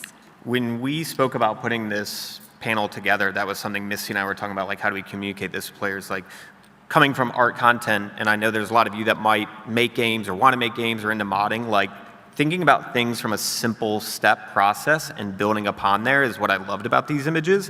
And then also, like you're going to see Misty's going to show you how it applies to the big picture. But what I love here is it really showcases our really talented environment art team and Misty's capabilities, where even a bench in our game has like a level of love and attention where it's not just a bench, but since it's in a prison, it has these little rings where people would have been chained to it. This poor guy's spleen is spilled out there, and the way the blood texture is there. I'm sure he's fine. He's gonna be all right. Yeah, if a medic gets over there and revives him, we'll be fine. So yeah, I love the work that Missy and her team have done. It's super fun to be able to go through and like fill out these spaces. So why that's important is we do take those steps into consideration for every map that we build. For example, if you take a look at the images, you see a block out that the level designers will provide to us. We get the gameplay space, they make it fun, and then it's our job to make it pretty cool and obviously, horror. Another good example of this is we got this room, it was delivered to us with 2 simple props inside of it, and they're like, it's a torture space, and they're melting bodies, and all the fun stuff. And so with this particular challenge, we were given that kind of whole, like, make it smell bad, make it visceral. And so if you see the translation of that, our team goes through and works really hard to give you guys that experience. Kind of stepping through again, this was one of my favorite shots. We were provided a blank room with a chair in it, and it was like, what is this space? What are we gonna do here? And the fun part of this was the challenge of making this feel horror, but because gameplay is so king in our project, we want to make sure that you can still play around, get around these, not get stuck on stuff. That's super important for how fast-paced our game is. But we still want to be able to give you that horror experience and tell a tale. There's some really fun moments in this space too, because like we're kind of walking in where the door is like just behind us. And the way that light is set up, where like Dan, our lighting artist, and AK set it up, you'll see the shadow of Zeds before you see them. So it definitely feels very foreboding, and definitely a space that I'm like, I want to get out of this room pretty quickly, or shoot that pipe and set everyone on fire in the room. Kill, kill, kill. So another part of our game is the holdout locations, where you saw a tight corridor, those things tell the story. These are nice for gameplay, making sure that we're supporting the team, allowing you to be able to kite around Zeds, get through these spaces, and still kind of have a really good experience. Yeah, if you see a zip line or a turret, it's probably a usually halfway decent holdout location. Yeah.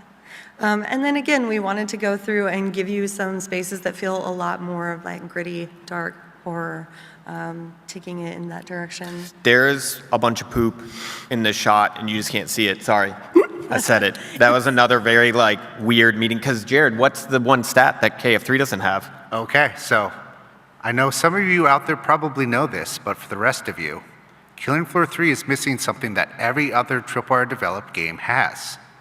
Can you guess what it is? It's poop. It's a poop. toilet I know one filled said with out loud. poop. Yeah, it's poop. Killing Floor 3 has now fixed this issue. I have no idea why the toilet would still be full like decades later, but maybe the plumbing went first before the paint started to peel. So I blame horse insecurity. There's really like, if you peek into each one of those cells, it's either like this disgusting mattress that like somebody died on, or like a really disgusting toilet. So thank you, Misty. You're very skillful. The environment art The legacy team. continues. We aim to please.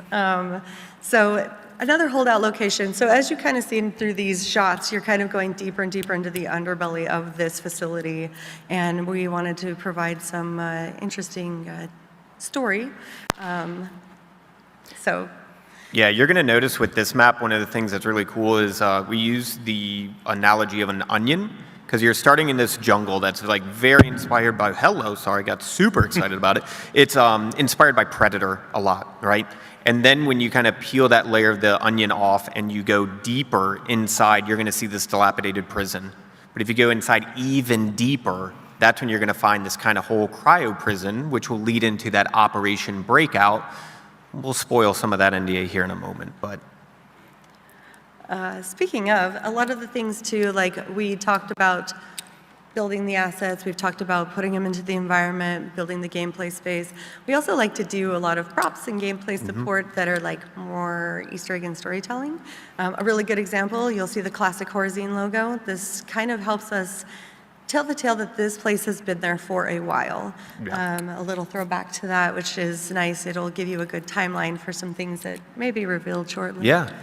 Horzine's been torching people for like decades in this space, so yeah, it's not a friendly place. I was going to say, who out there knew that Horzine was a bad company who did bad things? Yeah, right.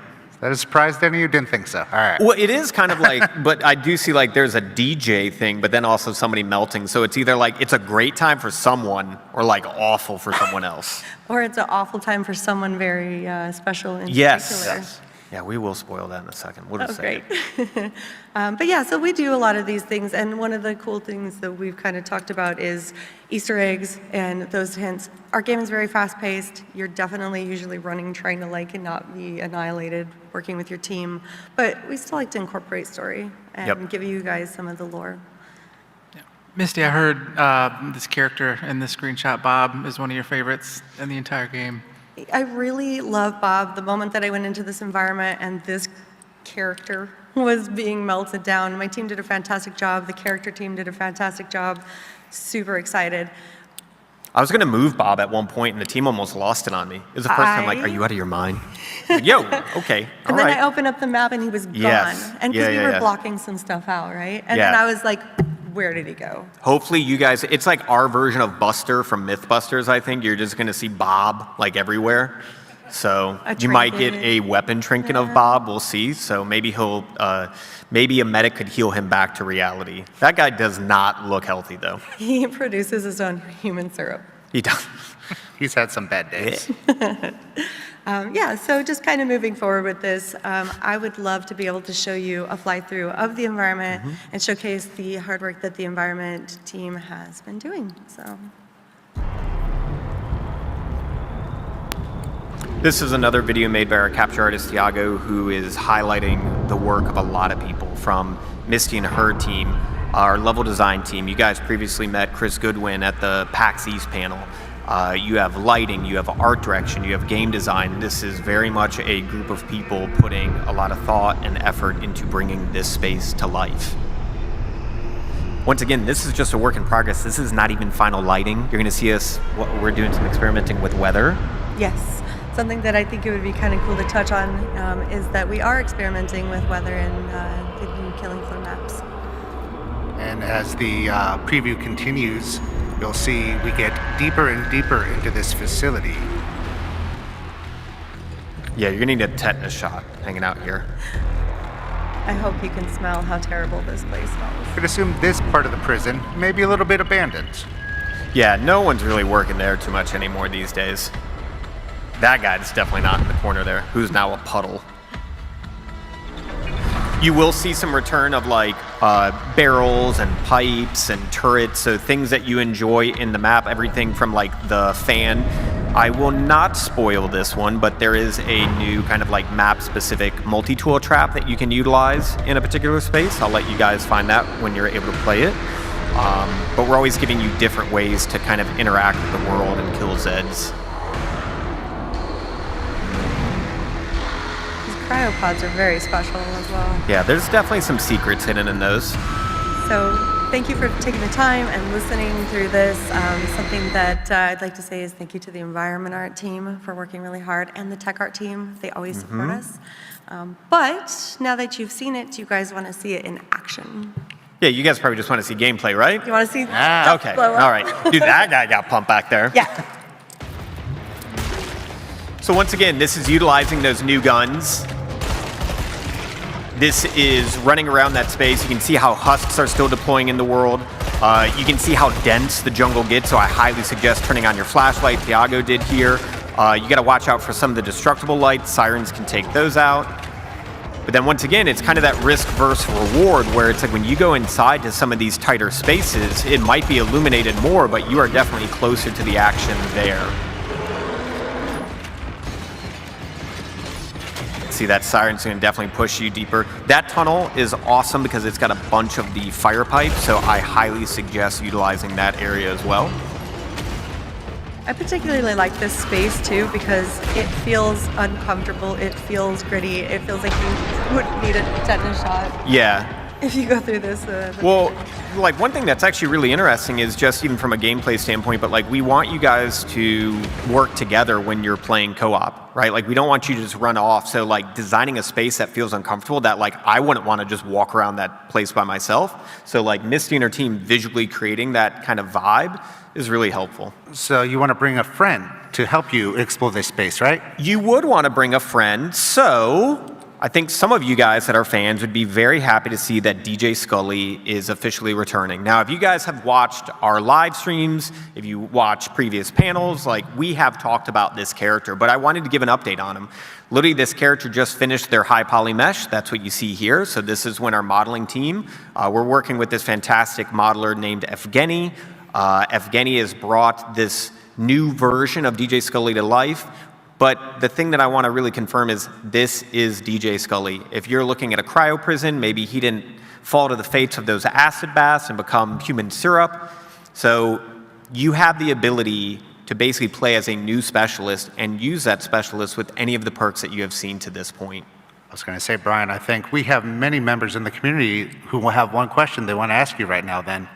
Is Robert returning as the voice of DJ Scully? He is. So to really reconfirm that this is the original, that voice actor has come back and is actually, I think, working right now with our lead writer, Matt Enton, recording lines. So I think you would like to respond to that one. I just have one thing to say. Thanks, buddy. Thanks, buddy. We did not know, like, because we kind of like took some questions from the community of what your favorite lines were, and thanks, buddy, is what you guys love about DJ Scully. So don't worry, that is in there. There's a bunch of classic lines. There's new stuff as well.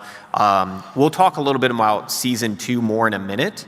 But I think the big thing is if we're giving you new specialists to play as, we also need to give you new challenges to fight against. And you guys, I feel like, are speculating that the next enemy is going to be the Stalker. You saw one of our animators, Caitlin, wearing the mocap suit. You saw this very feminine Zed walking around. Do you want me to just go ahead and confirm what the next Zed is going to be in season 2? Yeah. Okay, all right. Let's go ahead and show you guys. Ta-da! There it is.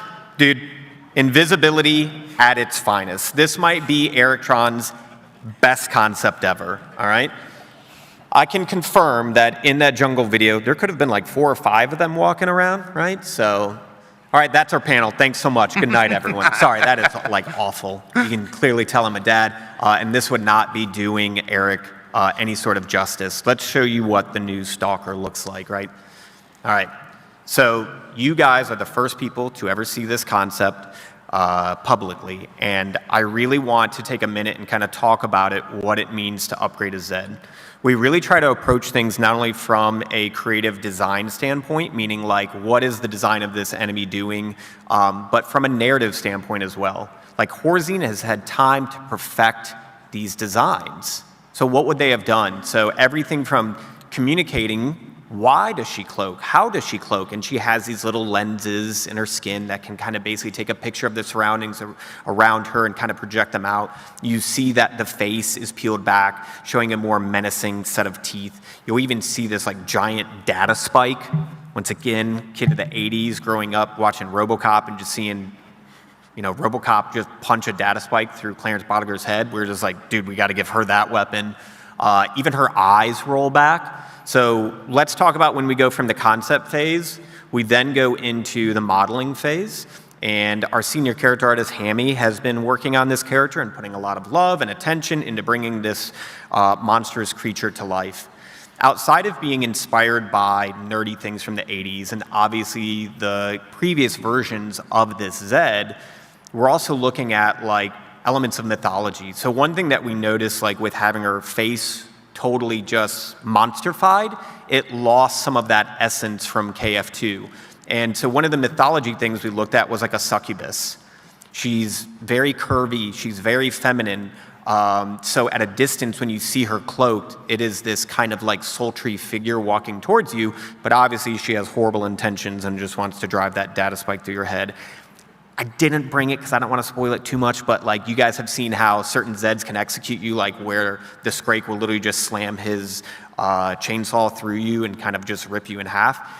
Dude, the Stalker execution is wild, where she basically like uncloaks, climbs on top of you, pulls out the data spike, and just shivs you like 4 times. It's aggressive. HR was definitely looking at me very weird when I was like very giddy showing that to the team. So big thanks you to Devin. Sorry, we're going to keep that one a little secret though as we continue to work on it. This was hot off the presses. Fun story. I stuck this in the deck in our last rehearsal. Like these guys didn't even know when we were rehearsing it. I saw this come online. I think it was like super late Thursday. And I was like, dude, that's awesome. It really goes with what we just showed in the Stalker. Get it in the deck like now. So big thank you, Chris Brown, one of our UI artists, getting this in the deck just really helped. This is a concept from Hakab. Hakab did a fantastic job of not only starting to explore what the Stalker looks like semi-cloaked, but the other thing that I want to point out is like, where is this? Yeah, that was my first question. I'm like, this seems familiar, but I don't recognize the room. Okay. That was also my first question. Yeah. Misty's like, who's building this space, right? So here's the cool thing about with Seasons, right? Like you guys have the list of maps that is already available to you now. You're going to get this jungle prison that you're going to be able to explore as well. But there's going to be certain maps that will also open up with new rooms, right?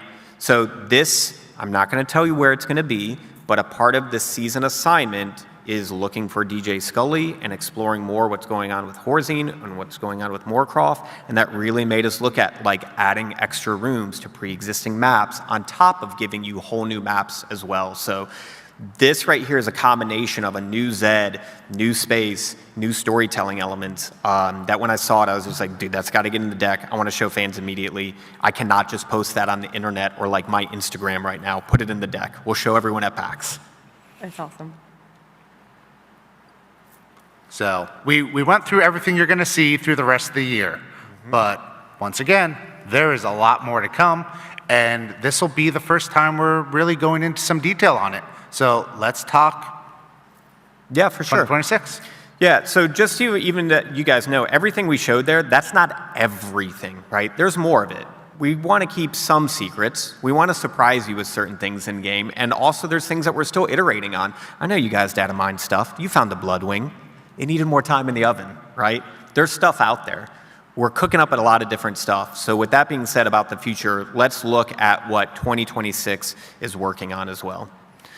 I've made this reference a lot. I'm a giant comic book nerd. There is a lot of comic influence within Killing Floor 3. Like even the Team Nightfall is very much inspired by BPRD, G.I. Joe, things like that. When you guys saw that initial roadmap, you saw some features that you were questioning, like what's a collectible music system? What's a comic book viewer? Well, in our supply pass, we are working on adding, now you guys know we have like our paid supply pass, and then we also have the free track. You simply play the game and you can access that, and it is cosmetic only items. Well, one of the things that we're working on is a comic book system that will be a part of that free track as well. So if you guys want to know more about the lore and the world that we're building, That's what this comic book provides us with, right? This is just a little preview. We have multiple of these comics. Like this one right here explores the very first mission with the very first team members of Nightfall. So you see Nakata, you see Mr. Foster, and Devlin, the 3 original, and how did they basically size up against the first time they ever fought against the Impaler. So I'm just really excited getting these comics in front of you. If you guys remember, like in the 90s, there was these Kenner alien action figures, and they would come with like a little Dark Horse comic inside of them. I'm really dating myself here. So any other 40-year-olds out there, you'll be excited about that. That's where this inspiration came from. So once again, this will be in the free track. You guys will have access to this, and it just helps build that world and build that lore. But Brian, what about new perks? So Gunslinger, we did confirm that, and just to let you guys know, we're not looking at what's just ahead of us, but we're looking well down the road. So our weapons team is well into play on, once again, creating guns that you are very familiar with, and all new guns that you've never seen before, right? Once again, we're gonna get to another gun that would probably break your wrist. Trying to fire that one. So yeah, big props to our weapons team. They've really brought those to life. I've seen very early animations that are looking awesome of just reloading while dual wielding your gunslinger. I think you guys are gonna be really happy when that perk comes out in the near future. And new locations. So we've teased Arctic Station. Once again, dating myself, big John Carpenter fan. I love the thing. It's one of the reasons why I do this. Misty, you actually have teammates working on this right now already, right? Correct, yeah, we have this map in development. We try to keep multiple maps in development. Similar thing, we've got traps that are being All made. new traps. If you needed a giant laser to cook Zeds, we got you covered. Working on that. And then, so once again, you guys have seen some of these earlier concepts, but no one has seen any of these. And especially this next image, nobody has seen this. And I just want to say big thanks to our CEO, Matt. He was very much like, you have to show this. I'm not going to explain anything about it. Very, very, very, very, very little. Like I joked about you guys data mining, and you found stuff like the Bloodwing. You started to try to uncover what is the Dread Zone. You heard stuff about the Rook. You heard stuff about the Scavenger. All I'm going to say is, when you guys look at that roadmap and it said new Zed and it said new enemies, we want to introduce a new faction into the game, right? There's going to be this war between Nightfall and Horzine. And then what is Emmanuel Moorcroft doing? What is he doing with Meyer? What are these new enemies? Where have they come from? Do they fight with Horzine? Do they fight with Nightfall? We're going to leave that kind of ambiguous right now. But I think this image right here does a very good job of just kind of starting to tease what the future of Killing Floor 3 could look like. Don't melt the ice. Yeah, no. If that thing melted, I have a feeling that it could still do a good bit of damage just based on its scale alone. So yeah, I'm very excited to see all of the YouTube videos out there that are speculating what this is. I will just give you one last little thing of saying cosmic horror. Start looking into that. If you have never been exposed to Lovecraft or things like that, or things older than time, it can get pretty friggin' terrifying.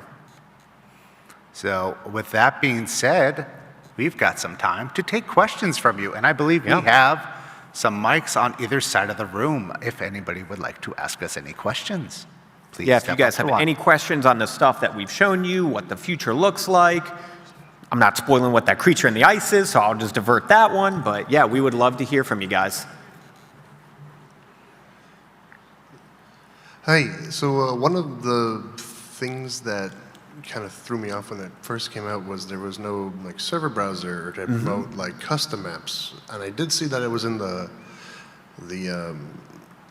roadmap, but like, is there any plans as to when that would be added? Some of that stuff is really based on working with our production team and evaluating feedback from community on like what are the most hot topic items, right? That's where it's like we were able to identify like perks and specialists, right? So I would say everything from modding to text chat and some of the things like server browser, we're definitely valuing that feedback and working with production and community to kind of basically stack rank those things and which one is coming when kind of the time fits with what we have. Okay.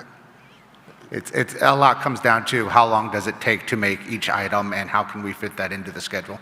Yeah. Thank you for your question. Yeah, thank you. So I know y'all are busy doing all this kind of updates and everything, I've noticed that a lot of the weapons have rails on the bottom. Mm-hmm. Have y'all thought about bayonets or chainsaw bayonets at all? I can confirm, because I think I semi-confirmed it with someone, that we have, I think in the last PAX panel, I showed like the lever action. And I might have accidentally leaked somewhere online like a trench gun. Okay. There is a bayonet mod that is in the very early stages of development. So if you needed to shoot something and then stab it, you'll have that capability. Sounds perfect. Awesome. That cool. works for me. Yeah, you definitely seem like he has run into, I need to be able to shoot and stab at the same time. It's my gameplay style too. Hello, I have a two-part question. Cool. Are you doing a Halloween event? And are you working on a content creator program where we get Twitch drops and stuff like that? So I will handle the first part of that question. I would say that the first group of updates that you've seen are really focused on the in-world story that we're trying to build and establish for KF3. Where's Horzine going? Where's Nightfall going? Where's Dr. Emmanuel Moorcroft going? But I will tell you, we have a very early level design block out and a whole creative intent written on our first seasonal update. When that will happen, we're still working on that, and I don't want to totally spoil it, but it is definitely very different from what you've seen, and definitely a new take on those seasonal events. So they will be in there, we're just working our way to those. And then the second part, content creator? Yeah, we'll definitely have some Twitch drop stuff in the works for these later updates coming in the near future. Yeah, so stay tuned. great, thank you. Yeah, thank you. Yep. Hi, I just have a quick question. I was watching a lot of the gameplay you guys were showing, and I noticed a lot more consistent resource drops from Zed kills. Yeah. Is that coming in a new quality of life? So actually, if you look at even, we had a hot fix, what was it, like Wednesday? I was going to say, it's like the 27th. 3 days ago. Yeah, that update already has, like, we've seen you guys are still wanting a little more biosteel, but there's been a decent pass at that. And once again, every time we add a new gun, every time we add a new Zed or a new map, it's like this giant thing of jello. And when you jiggle it, it kind of all jiggles. So yeah, like we'll constantly be working with our design teams. Like they do a fantastic job of looking at your guys' feedback and being like, players are getting too much of this, not enough of this, how do we balance that out? So yeah, that recent hot fix, if you haven't played recently, jump on. You might be able to get a little more biosteel. The Vulcan hasn't been adjusted yet, so maybe you can use that and get even a little more. Don't spam it too much, but yeah, yes. We'll keep adjusting that. You can expect a lot more balance updates, even in our hotfixes and in the larger updates that are coming. Just the hotfix will have some more critical ones, while the wider breadth will be in that first content pass. Yeah, sounds good. Thank you. Yeah, thank you. Just a quick question. I was just wondering why there's no welder in Killing Floor 3, like the actual being ability to hold down doors and stuff like that. Yeah, so for sure, there's just certain things that we wanted to look at for new tools. There have been versions that we've talked about, but we wanted to try something with the door bar that even that I think we want to iterate on. But one of the things that I would say is like starting to utilize the door bar, and actually a lot of people don't know this, but you can use the multi-tool to actually repair that. So it kind of almost acts as like a little mini welder. And there's also another pass that we want to do on that. But it's just kind of trying different tools for different things. But once again, I do think that is a bit of feedback that we are evaluating. Like, is that a new tool that could happen in the future? Potentially, you know? Hi, with DJ Scully returning, do you know if his quote where he says gun bam style is going to be returning as well? And if so, can that be removed?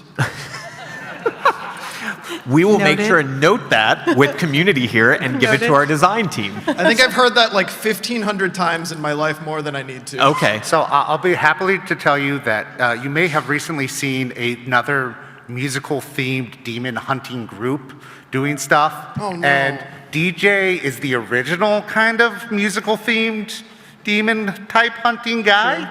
And I'm sure he's got some words to say. All right, big fan. Thank you so much. Thanks, buddy. Thank you.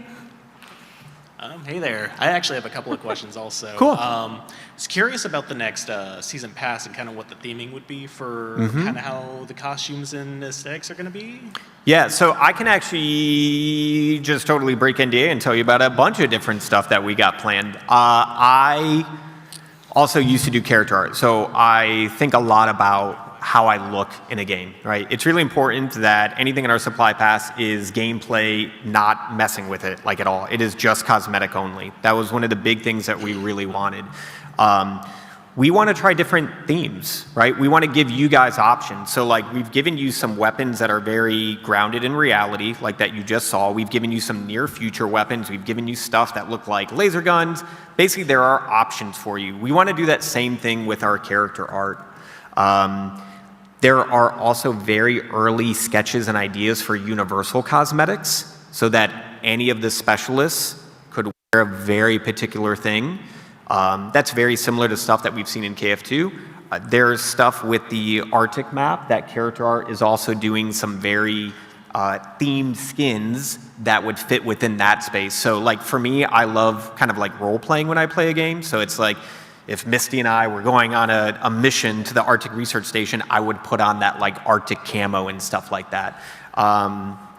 We'll probably be sharing some stuff. We're going to be doing, actually Mason, one of our marketing guys are out here. We're going to be doing more frequent streams like what you saw Jared and I do recently. And we're going to do some pretty art-centric ones that'll be similar to this where we'll be alluding to what you'll see in the future. The big thing I would say is we're going to look for options for players, right? Just giving you a variety of different ways to express yourself on the battlefield. And I do want to add that any of those continuing credits that you've earned can be applied immediately to the next pass when it drops. Awesome. Yeah, and there's like no FOMO with our supply pass either, right? So like if you guys come in a year later and you wanted to go through all the supply passes, you're more than welcome to. And once again, there is a free track, and then you have one that is just paid but cosmetic only. And then the other quick question is, how are you guys feeling with the balancing for the boss waves? Because there's still a lot of controversy with the Impaler, for example. Totally agree. They're being worked on. Yeah, I might have been one shot by the Queen Crawler the other day. That was definitely like, okay, we got to balance that one. But no, our design team, like everything in the game, is just constantly watching you guys play, playing with you guys online as well, and then our community team does a fantastic job of taking feedback as well, and just once again kind of like looking at all of it, looking at our internal playtests, looking at playtests with partners, and just kind of valuing that feedback to kind of get the perfect balance. Awesome, good to hear. Thank you so much. Yeah, thank you. You guys have an awesome game. I appreciate it. Thank you for the support. Thanks for being out. The guy on the other mic can go first. Oh, what's up? Hey there. Hello. Thank you. I like how you definitely deferred to the guy with the sword. Like, the guy with the sword can go next. Will Badass Santa make a return for the holidays? I am not totally sure about that. I will say that we are exploring, even in seasonal updates, when we get to that point, what do cosmetics look like then? I will say there is a Bad Santa Easter egg in the game if you haven't found it yet. Oh, yeah. Okay, all right, there we go. Yeah, we're definitely tipping our hats when it's appropriate and where it's at, but we will make sure and add that to the feedback list as well. Thank you. All right, so I have two questions. One's pretty short, one's kind of a bit long-winded. The short question is that I've noticed that we have done like 5 rounds plus a boss wave. Is there any sort of like future endeavor where we're going to go back to like the KF2 where you have your 4, 7, and 10 rounds? There is design docs being worked on right now. In fact, there's a poll that I need to push out more widely that asks you, the players, what you would like to see more quickly. Longer amounts of rounds or more amounts of difficulties. And then my second question is more of like, it's a personal matter between me and my group that plays KF3. Cool.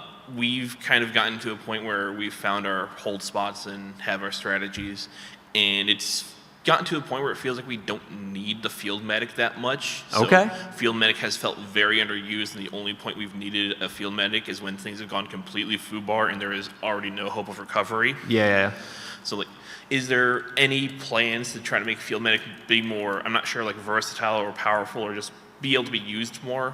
I think for me, looking at some of the balance changes that I've seen, like the biomorphic projector and stuff like that, like there was a pass done very early on where a lot of the guns had like a default healing element to it. That once again, I think our design team will kind of keep their eye on the prize and how do we, every time, like when we add a new perk, what are we going to have to do to the other perks and things like that. Alrighty, thank you. Yeah, thank you. I think we might only be able to do one more quick question, and then we have to do our giveaway. I will say that we are going to stick around So it's just because we got to leave this room, but we will stick around and we can move outside. So if you guys have more questions, you want us to sign your sticker packs so that you guys are here, anything like that, feel free to stick around. But we want to give away some cool stuff as well. So let's do another question, and then we'll do our raffle. I hate to be the last question for this. Played a lot of Killing Floor 1, a lot of Killing Floor 2. Ninja's cool. Okay. I've heard talks that Zerker is coming back. Is there anything at all you can tell me, maybe 2026, or should I just keep waiting and praying? I would say our main focus is for 2026 as a new perk goes is Gunslinger. Gunslinger is a wild amount of work.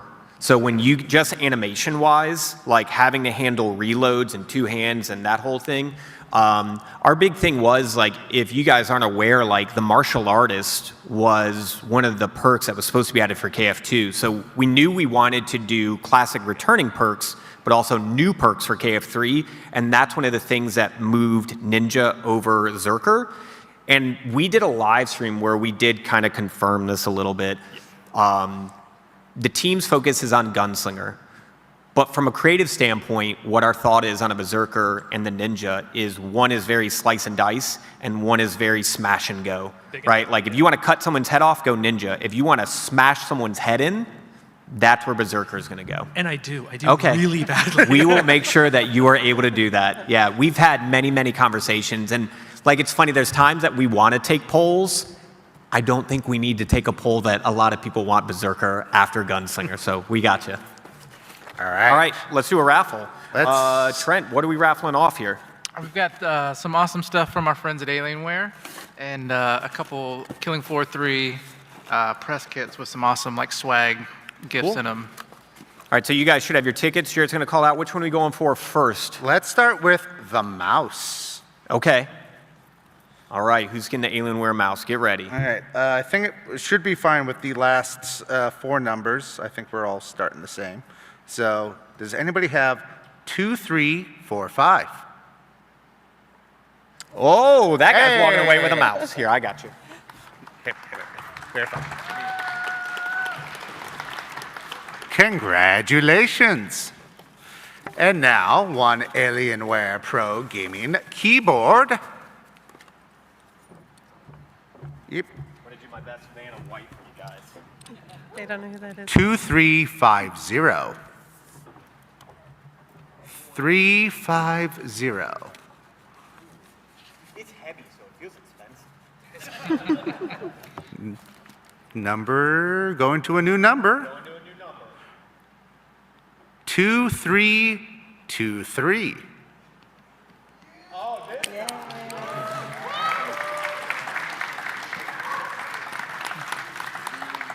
All right, Mr. Brian. We've got 2 of Trent, these. can you tell everybody what they'll win in the Mystery Killing Floor 3 press box? There's an awesome giant KF3 mouse mat in there. There's Socks. there are some socks.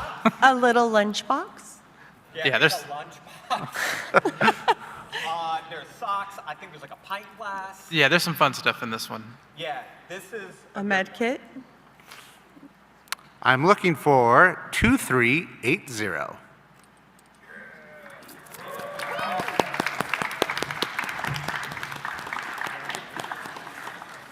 And for our last and final prize, the same press kit. All right, here's the last one. Who needs Killing Floor socks? I love that that's the amount of hand All right. 2333, repeating forever. Oh, this guy. Yeah. You need socks. I do. You don't have oh my God, this guy's some socks. Can everybody give Brian a round of applause for being such a gracious Thank you. prize distributor? Thank you. Thank you guys so much. All joking aside, like I love that you guys came out. Those of you that are online, but yeah, spending your time with us, playing the game with us. As Jared said earlier, like we are incredibly committed to continuing to build this game with you guys. It's been awesome, and we cannot thank you enough. Am I going to get teary-eyed? I don't know, maybe. But But yeah, seriously, thank you guys so much. Thank you to the team at Tripwire. We really appreciate it. Yeah, thank you once again. I can only echo what Brian said. Keep your feedback coming, keep your reports coming. We know there's things that aren't as ideal as they should be. We're working on them. Help us help you, and we'll keep working towards some awesome new content, as Brian and Misty have done a great job of showing us of what's coming in the near future and the not so near future. Thank you so much, guys. We'll be hanging around outside too for a little bit. I know we had a few questions, so feel free to grab any of us, and thank you so much. Bye.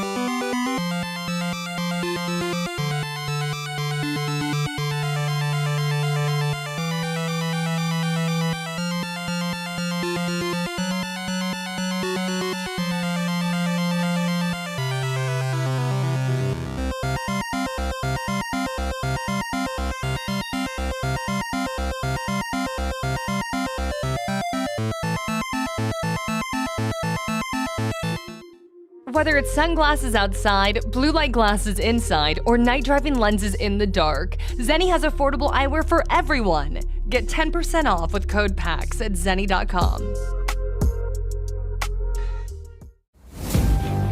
These worlds we dive into, they're alive.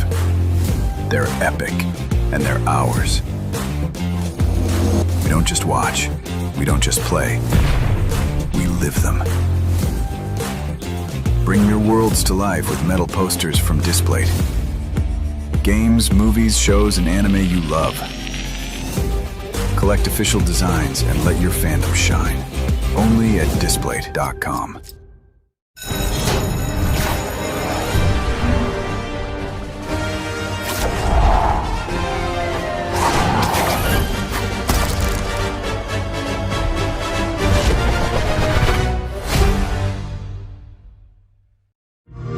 This is Sloan Beaumont speaking. Yes, from the commercials.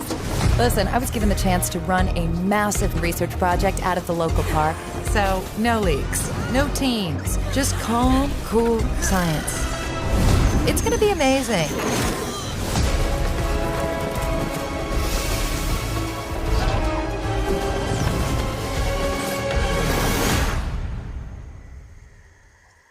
Play it now with Game Pass. Whether it's sunglasses outside, blue light glasses inside, or night driving lenses in the dark, Zenni has affordable eyewear for everyone. Get 10% off with code PAX at zenni.com.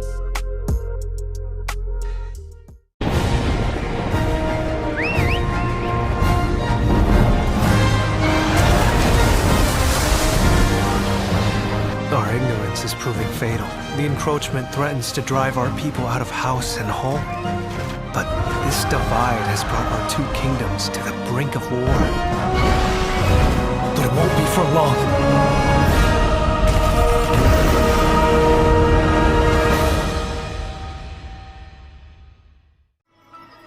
Why do you fight? Why walk this path of subterfuge and conflict? If you feel wronged, blame yourself or the father.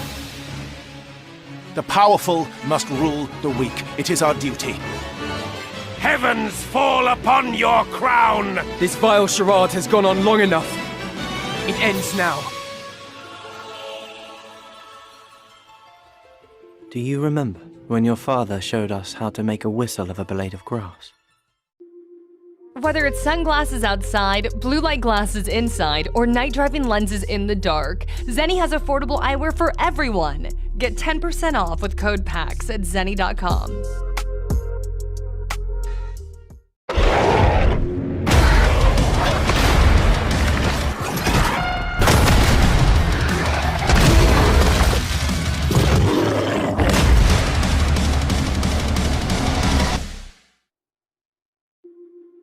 Whether it's sunglasses outside, blue light glasses inside, or night driving lenses in the dark, Zenni has affordable eyewear for everyone. Get 10% off with code PAX at zenni.com.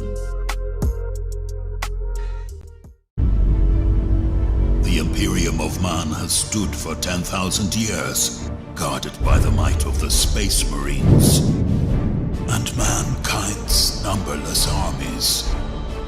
But they are beset on all sides, and the threat of chaos is ever present.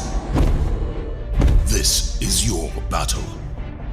Choose your side with Warhammer metal posters at display.com. Whether it's sunglasses outside, blue light glasses inside, or night driving lenses in the dark, Zenni has affordable eyewear for everyone. Get 10% off with code PAX at zenni.com.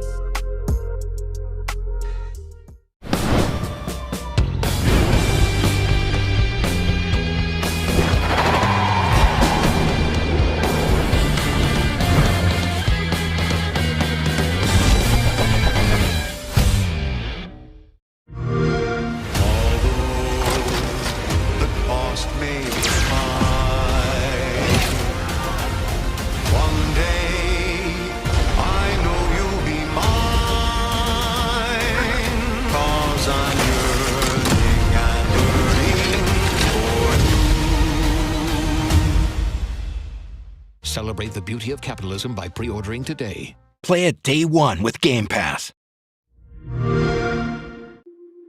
Whether it's sunglasses outside, blue light glasses inside, or night driving lenses in the dark, Zenni has affordable eyewear for everyone. Get 10% off with code PAX at zenni.com. Why do you fight? Why walk this path of subterfuge and conflict? If you feel wronged, blame yourself or the Father. The powerful must rule the weak. It is our duty. Heavens fall upon your crown! This vile charade has gone on long enough. It ends now.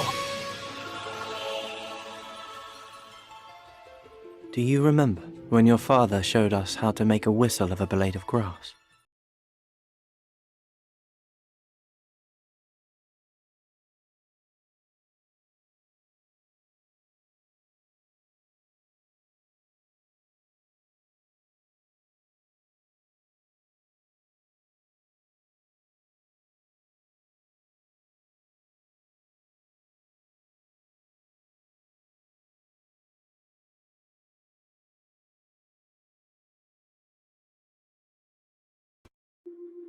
Whether it's sunglasses outside, blue light glasses inside, or night driving lenses in the dark, Zenni has affordable eyewear for everyone. Get 10% off with code PAX at zenni.com.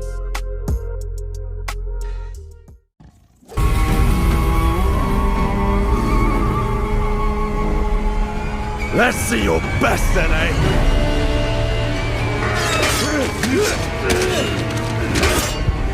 Sword play is a game of strength. Winning is what matters. And you can bring as many friends as you want. Not good. These worlds we dive into, they're alive. They're epic, and they're ours. We don't just watch. We don't just play. We live them. Bring your worlds to life with metal posters from Displayed. Games, movies, shows, and anime you love. Collect official designs and let your fandom shine. Only at Displayed.com. Whether it's sunglasses outside, blue light glasses inside, or night driving lenses in the dark, Zenni has affordable eyewear for everyone. Get 10% off with code PAX at zenni.com. The Imperium of Man has stood for 10,000 years, guarded by the might of the Space Marines and mankind's numberless armies. But they are beset on all sides, and the threat of chaos is ever present. This is your battle. Choose your side with Warhammer metal posters at display.com. Whether it's sunglasses outside, blue light glasses inside, or night driving lenses in the dark, Zenni has affordable eyewear for everyone. Get 10% off with code PAX at zenni.com.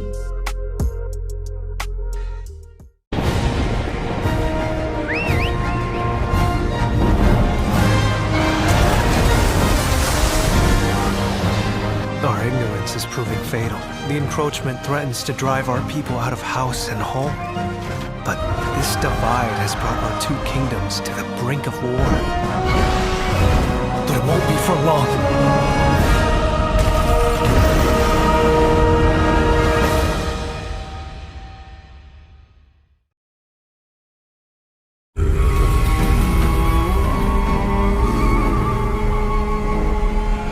Let's see your best then, eh?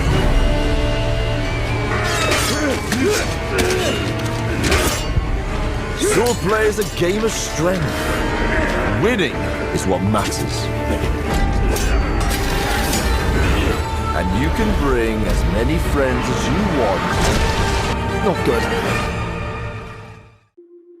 Whether it's sunglasses outside, blue light glasses inside, or night driving lenses in the dark, Zenni has affordable eyewear for everyone. Get 10% off with code PAX at zenni.com.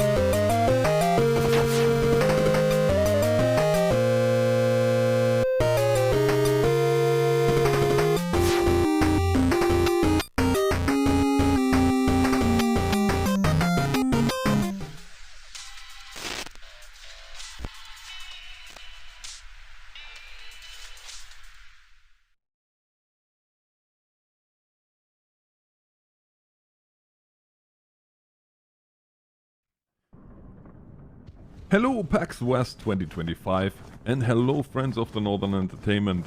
Welcome to the showcase of a firefighting simulator Ignite. We will have a look here for the next 15 minutes at what the game brings, and you can see here already we have a complete completely new station to walk in now. And not only that, this station is also your multiplayer lobby, so no more standing idly in front of the apparatus while you wait for other people to join. And we also have a character editor that you can see here right now. Different voices you can choose, obviously different hats for the character, but what's most impressive here is the fact that fire decks as well as Rosenbauer gear and hikes, and I don't know who else was on the boots, forgive me on that. But all this is used, of course, with a license, so you have a real live gear that you can use. Here you see all the different ones. They are unlockable in the game. As you progress through the game, you have different helmets and different colors, and of course also the different boots, as I mentioned. Now back here in the station, you can see in the ready room, they are watching some construction simulator. Why not? I would do the same thing if I was bored. And then we have here a little pool table and gaming equipment. Oh yeah, I love that good old Pac-Man. And then you go out this door, and you can go many ways here, but yeah, we're gonna go now out this door, down the ladder, into the apparatus bay. From there, we're not gonna go to a call out. No, we will go down that way, but first of all, here we have a pole that we can indeed slide down. It is a little bit different from how you would use it in a real life fire station, but I will talk more about it in a little bit. But we're following the green line to the training area, which is another new feature. And of course, I mentioned that briefly. We have co-op again.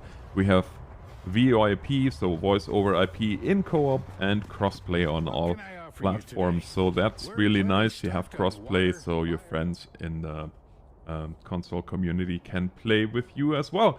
Here we have the training center, and boy is it ever a nice training center, because you can create your own missions here in the firehouse or in the training grounds, and just with simple sliders you can make it more or less difficult. And you have all kinds of special fires, electrical fires, gas leaks, roof rescue. That's another thing. You have now vertical ventilation, which also introduces a nice K12 saw.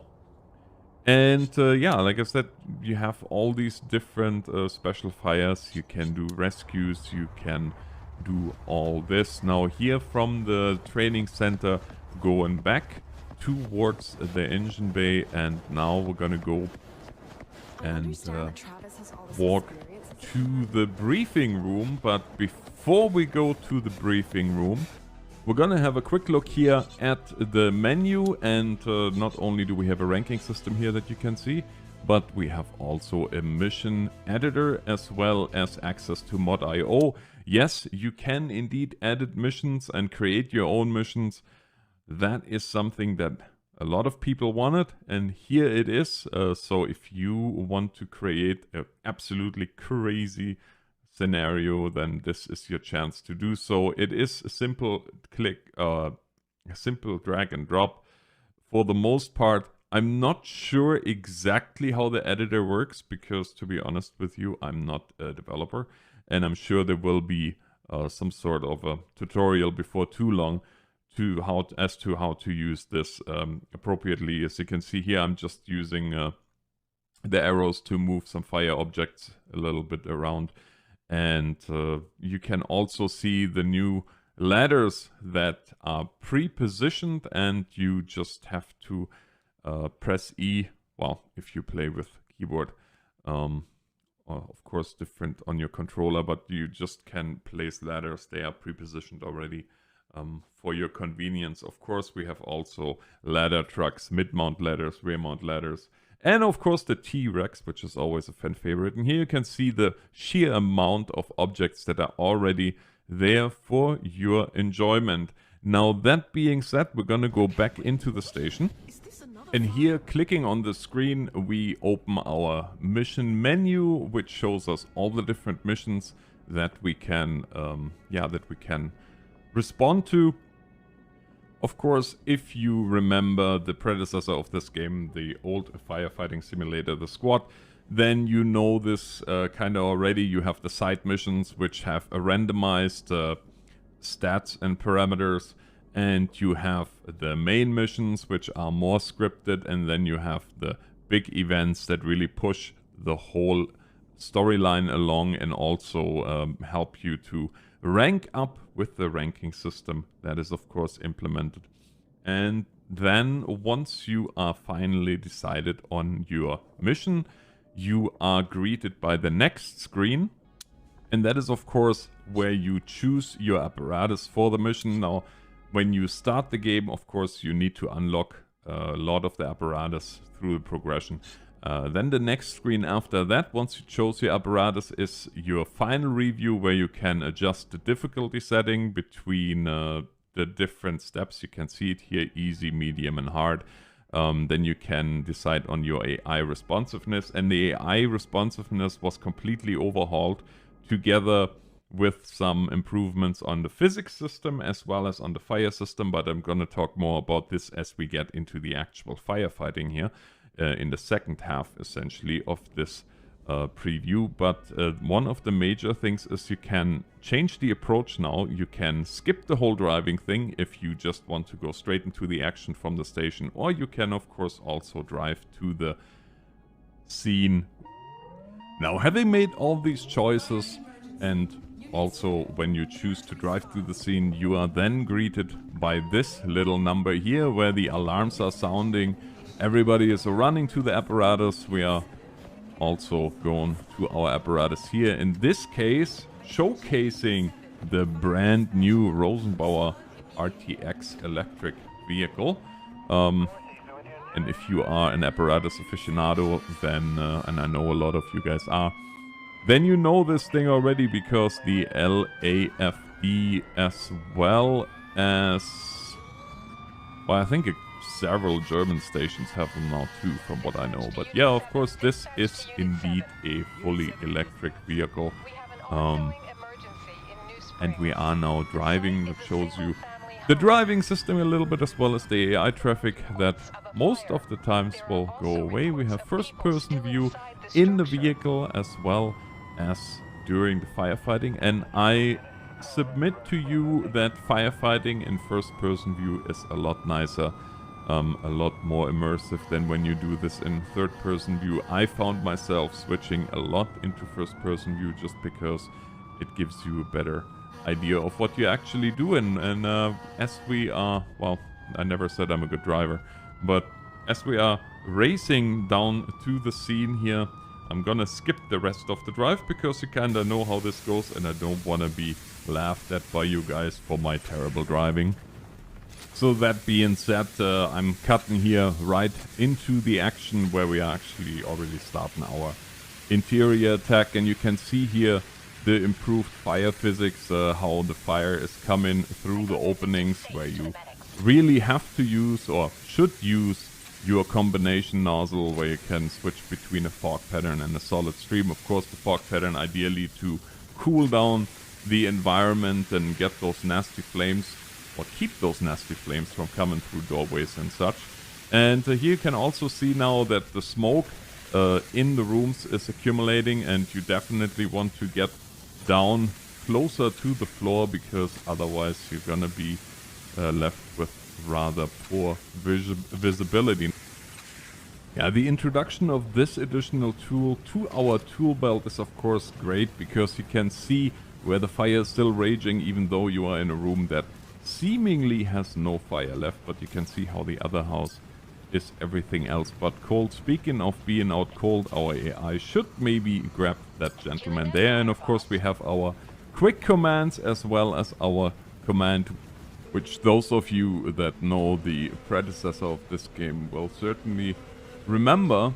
Now we are using our T-Rex here, getting up on the roof, show you some roof operations here, doing some ventilation cuts, even though you can see that the fire actually vented itself back there, but we have some other rooms in the front that need some ventilation, and we are now on the roof using our K-12 and yeah, cutting some holes into the roof so that the hot gases and the smoke can escape, and that's really nicely depicted. And you can here also see the little mini game that you have when you use the K-12,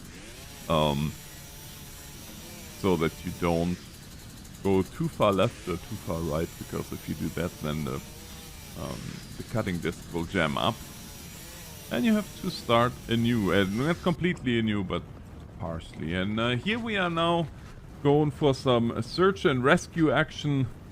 This door has to go. You can go through doors, you can go through certain walls. You will see that when the wall has a crack, you can go through, you can smash windows, you can smash, well,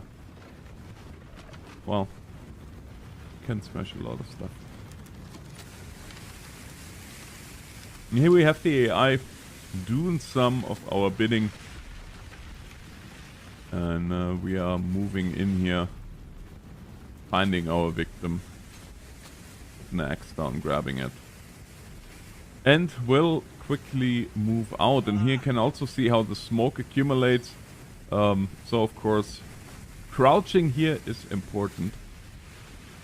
We're just gonna make our way here past the AI out of the room. And here you can see again, third person as well as first person. Definitely something that you will make use of. Like I said, I have an affection to go always for first person, but be that as it may. As promised, in this little clip here, you're gonna see me walking on a floor that I should not be walking on, and you can see how the floor can collapse. Also, roofs can collapse. And this really, as a summary, is just one more thing that makes this game very enjoyable. And from the vertical ventilation and the circular, there's a co-op lobby, the training area at the fire station, the mission editor, And I'm really looking forward to what you guys can come up with here with those missions. I'm looking forward to showcasing really good missions on my channel. And then of course we have the 2 different spray patterns. Foam as an extinguishing agent that we can switch on the engine. We have the voice chatting co-op, the crossplay on all platforms, the character customization, gas leaks, explosions, and of course, like I mentioned before, the roofs and floors as well as staircases can collapse. So all this and so much more. I think there's hundreds of hours of fun in this game, and I do hope you enjoy it at least as much as I did. And here in the last 2 minutes, we're gonna look at a couple of different roof operations. Here again is the T-Rex, now from a different view, and we're gonna be using the foam.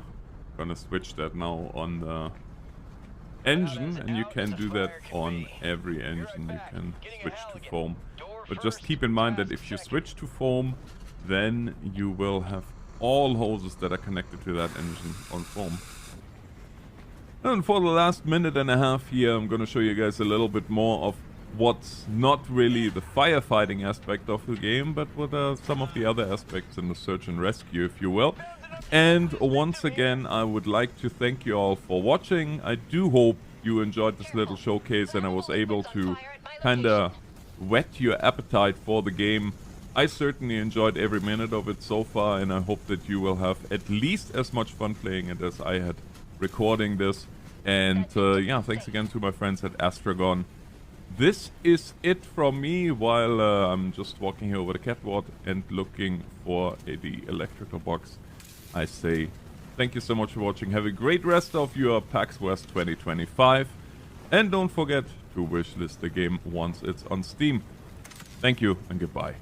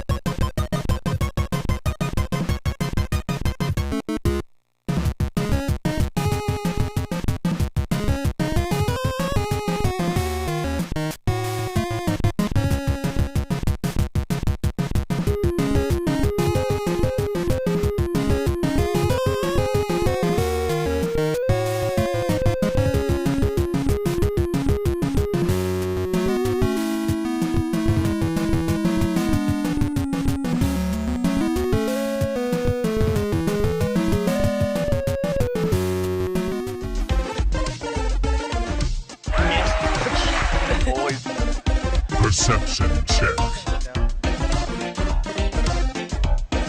It's non-zero, like, it does have an effect. I mean, I think... Jazran Polar, as certainty drop.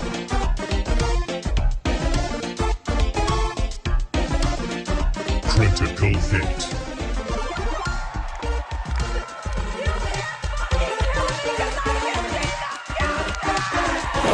God, I love this game! Okay.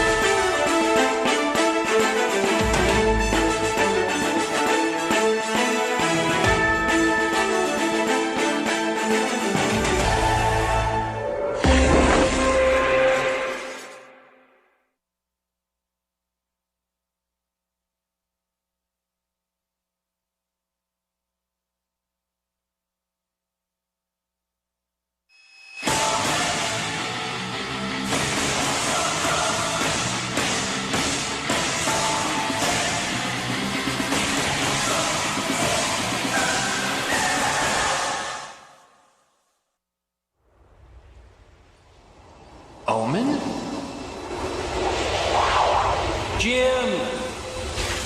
Jim, dark magic. Omen? You shouldn't have come here. What is this place? This is my legacy.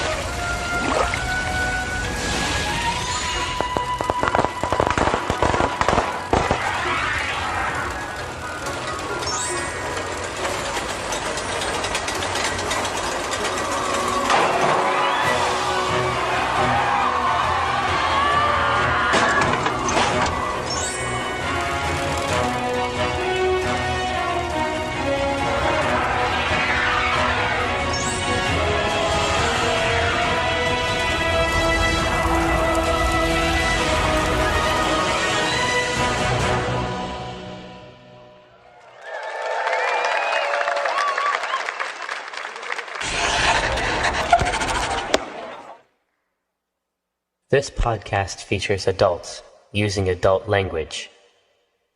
You have been warned. In the world of Greyhawk, one man, in addition to other people, trying to save the present of futures past.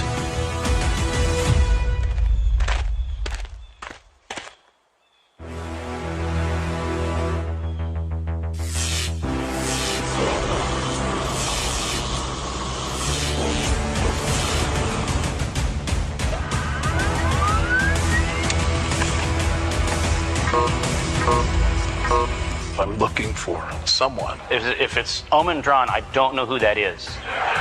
No, do you know anyone named Bode? I come from a place called Eberron. So I was built to... Whoa. Built? Yes. What do you think I am? This is our new friend. And he's a little bit like the stuff that Vi makes. Are you like that? What does Vi make? It's got like cogs and I'm not an engineer. No. This is a type of person that is made somewhere else, and then sometimes they just show up near your house naked. Are you a construct? No, I'm not a construct. I am a warforged. And he extends his arm out and he goes, "Hello, I am Destroy All Violence Encouraged, or Dave for short."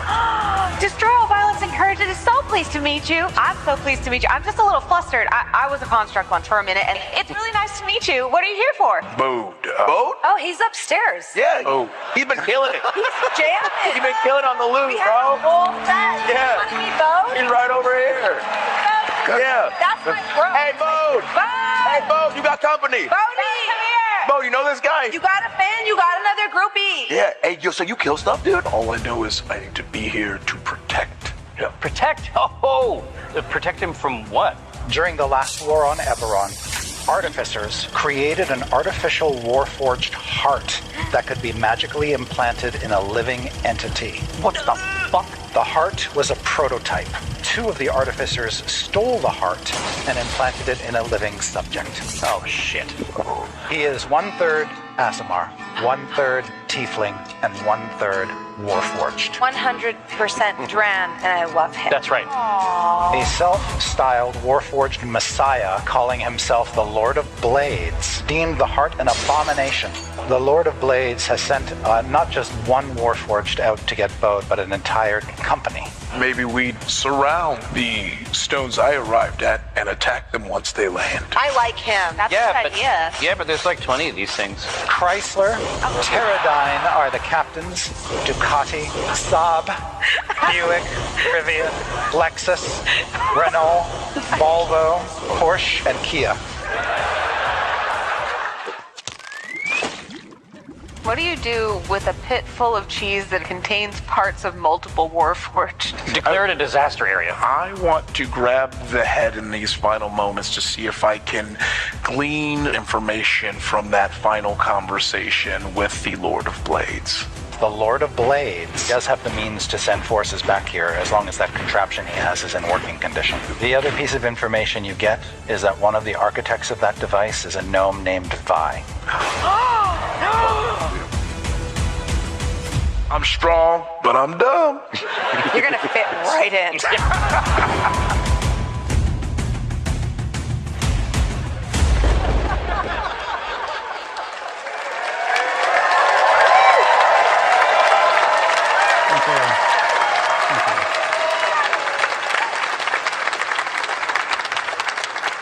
Hello! Can everybody hear me? Good. This is a very challenging costume, which will make a lot of sense later, but it required a never-before-performed mic configuration. What am I, you may be wondering? Yes, I am a mechanical chicken. You too can also be a mechanical chicken. Spirit Halloween, $2.50. Get them before they're gone. I humble myself before you once more as your DM for this game, and I'm about to introduce the players. Would you like to meet them? But first, the chicken joke. Why did the chicken cross the road? Because he was having an existential crisis.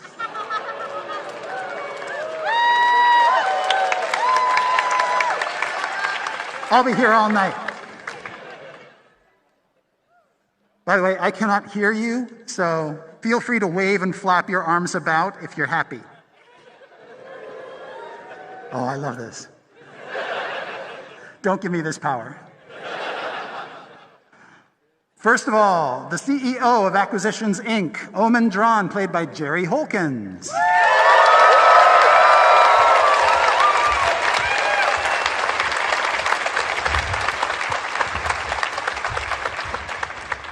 His daughter, Certainty Drawn, played by Jasmine Bullar.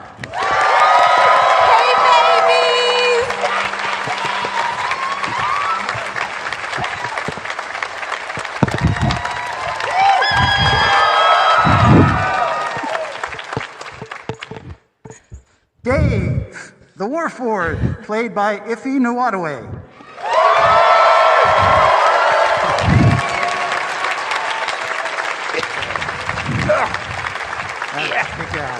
Yeah. It's pretty fly. The beautiful, the lovely, the enchanting, the magical Evelyn Marthane, played by Anna Prosser.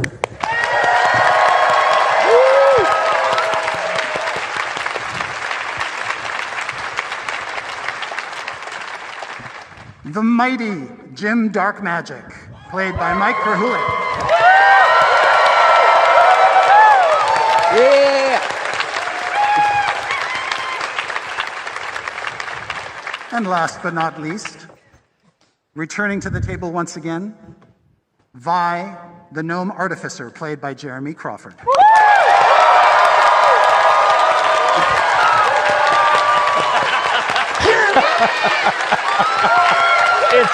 It's pretty nice. Darling. Incredible. Getting some confidence from that gun. Yeah. She got a gat, y'all. Yeah? If you set phasers to slay. There it is. Darling. Nice new gun. Oh, it is so long. Here we go. That's Here we the go. most. These are the words. Those are the gun words. Okay. I see that it's orbed for your pleasure. I don't know, it's got all those nasty hooks on it. Don't yuck my nasty. It's not a first choice. Yeah. That's why I stopped using Trojan condoms and started using wizard condoms. So absent from today's game is Bobby Zimmerowski. As you may recall, after you guys destroyed the monument outside of Castle Greyhawk, authorities came by Bobby's place and threatened to arrest him for the damage he had caused, particularly all the butter. So he is currently doing community service, restoring the Hill of Standing Stones to its former glory, which he's more than happy to do, because he's that kind of nice guy. Yeah, he's a great dude. Yes. Meanwhile, some time has passed, and your Acquisitions Inc. headquarters is fully up and running. This is the old Millrose Brewery on the main drag in Greyhawk City, and it has been fully converted into a tavern where adventurers from all walks of life and all corners of this world and other worlds can meet.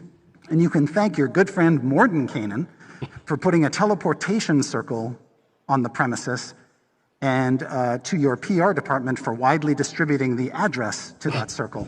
And so adventurers from literally all corners of the multiverse can now converge here and enjoy the best brew that Orth has to offer. Wow. Very nice. Yeah. Is there anything else that I'm leaving out about this new establishment, Omen? I mean, I think that the profound success that you've described is most of it. I mean, I just want to go there. I just want to go there and live there.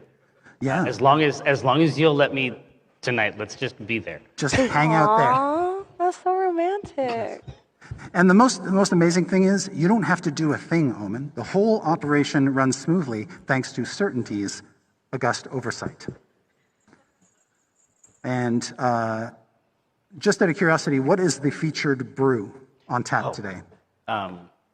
The featured brew should be our regular red.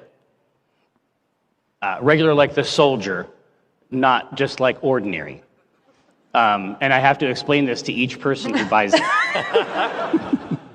It keeps you regular. Yes. Right? That's what you meant, right? Yes. All right.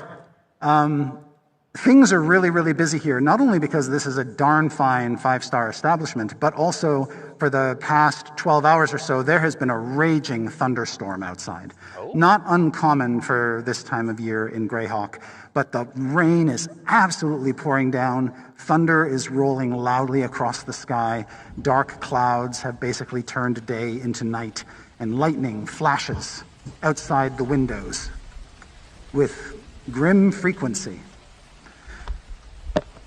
What is everybody else doing in this establishment during this thunderstorm, with the exception of Vi, who is not present? Not really here. We've been helping with serving drinks, if I remember correctly. So Evelyn is helping, but every time she gets a chance to look out the window, she makes some observation like, "Don't you think lightning is just like snazzy sunshine?" And then keeps serving. Says something about, you know, springtime and flowers. Yeah. Just trying to materialize it. Yeah. Yeah. I think I actually hear the thunder. Yeah, I think I do too. There's thunder. Jim would be hiding under his bed, I think. My guess is that Jim was probably struck by lightning at one point. And so this is very traumatic for him. It's bringing back Join the club.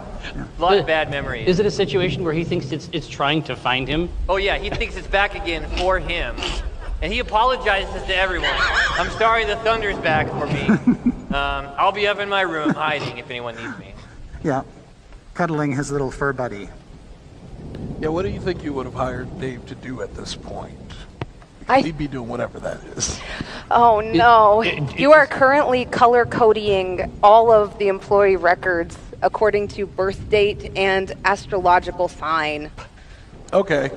I mean, I'm basically a robot, so that's easy to... Like, you said it like it was hard, but I'm a robot. I'm like, it is done. I imagine you sprout a couple other hands that are... Oh, yeah. I got like stuff. tiny hands that come out my chest. Well, here, no. Is there a situation, like, I don't want to ask you a question. I don't know if this is personal. Right? Who are you talking to? You asked him about his dick situation, so that's not personal. I was trying to help. Owe me a dick. Right. I was trying to help a brother out. Yeah. Now, what I'm saying is... You asked him about his dick situation? Yeah. Oh yeah, he did. What's the situation? He doesn't have one. I'm owed one. I'm owed one. Don't forget that. The rod of 7 parts. Jim comes down. Jim heard that. And he's interested enough to He's risk like, the "Whoa, lightning? Wait a second. What a brave boy. You don't have a peep? No, I have no peep. I got you. What do you want? Ooh. Owlbear? Ooh. Slod?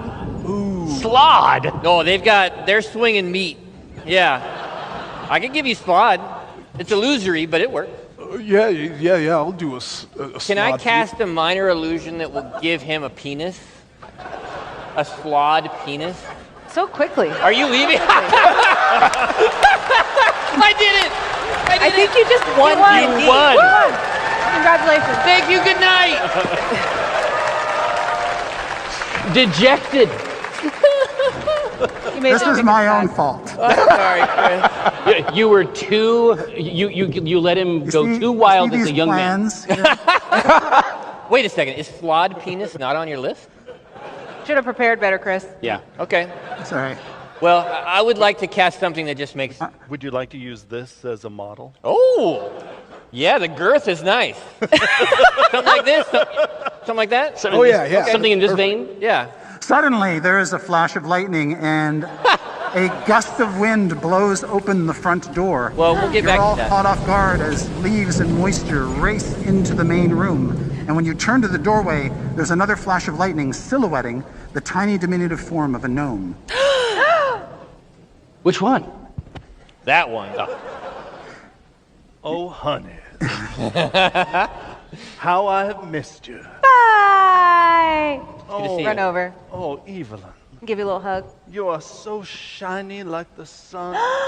Thank you. That's the best compliment. Sparkle like dew on new grass. Your cigarette looks extra unhealthy. Oh, that's what I aim for, honey. I thought so. I like your lipstick too. Oh. How's your cosmetics line going?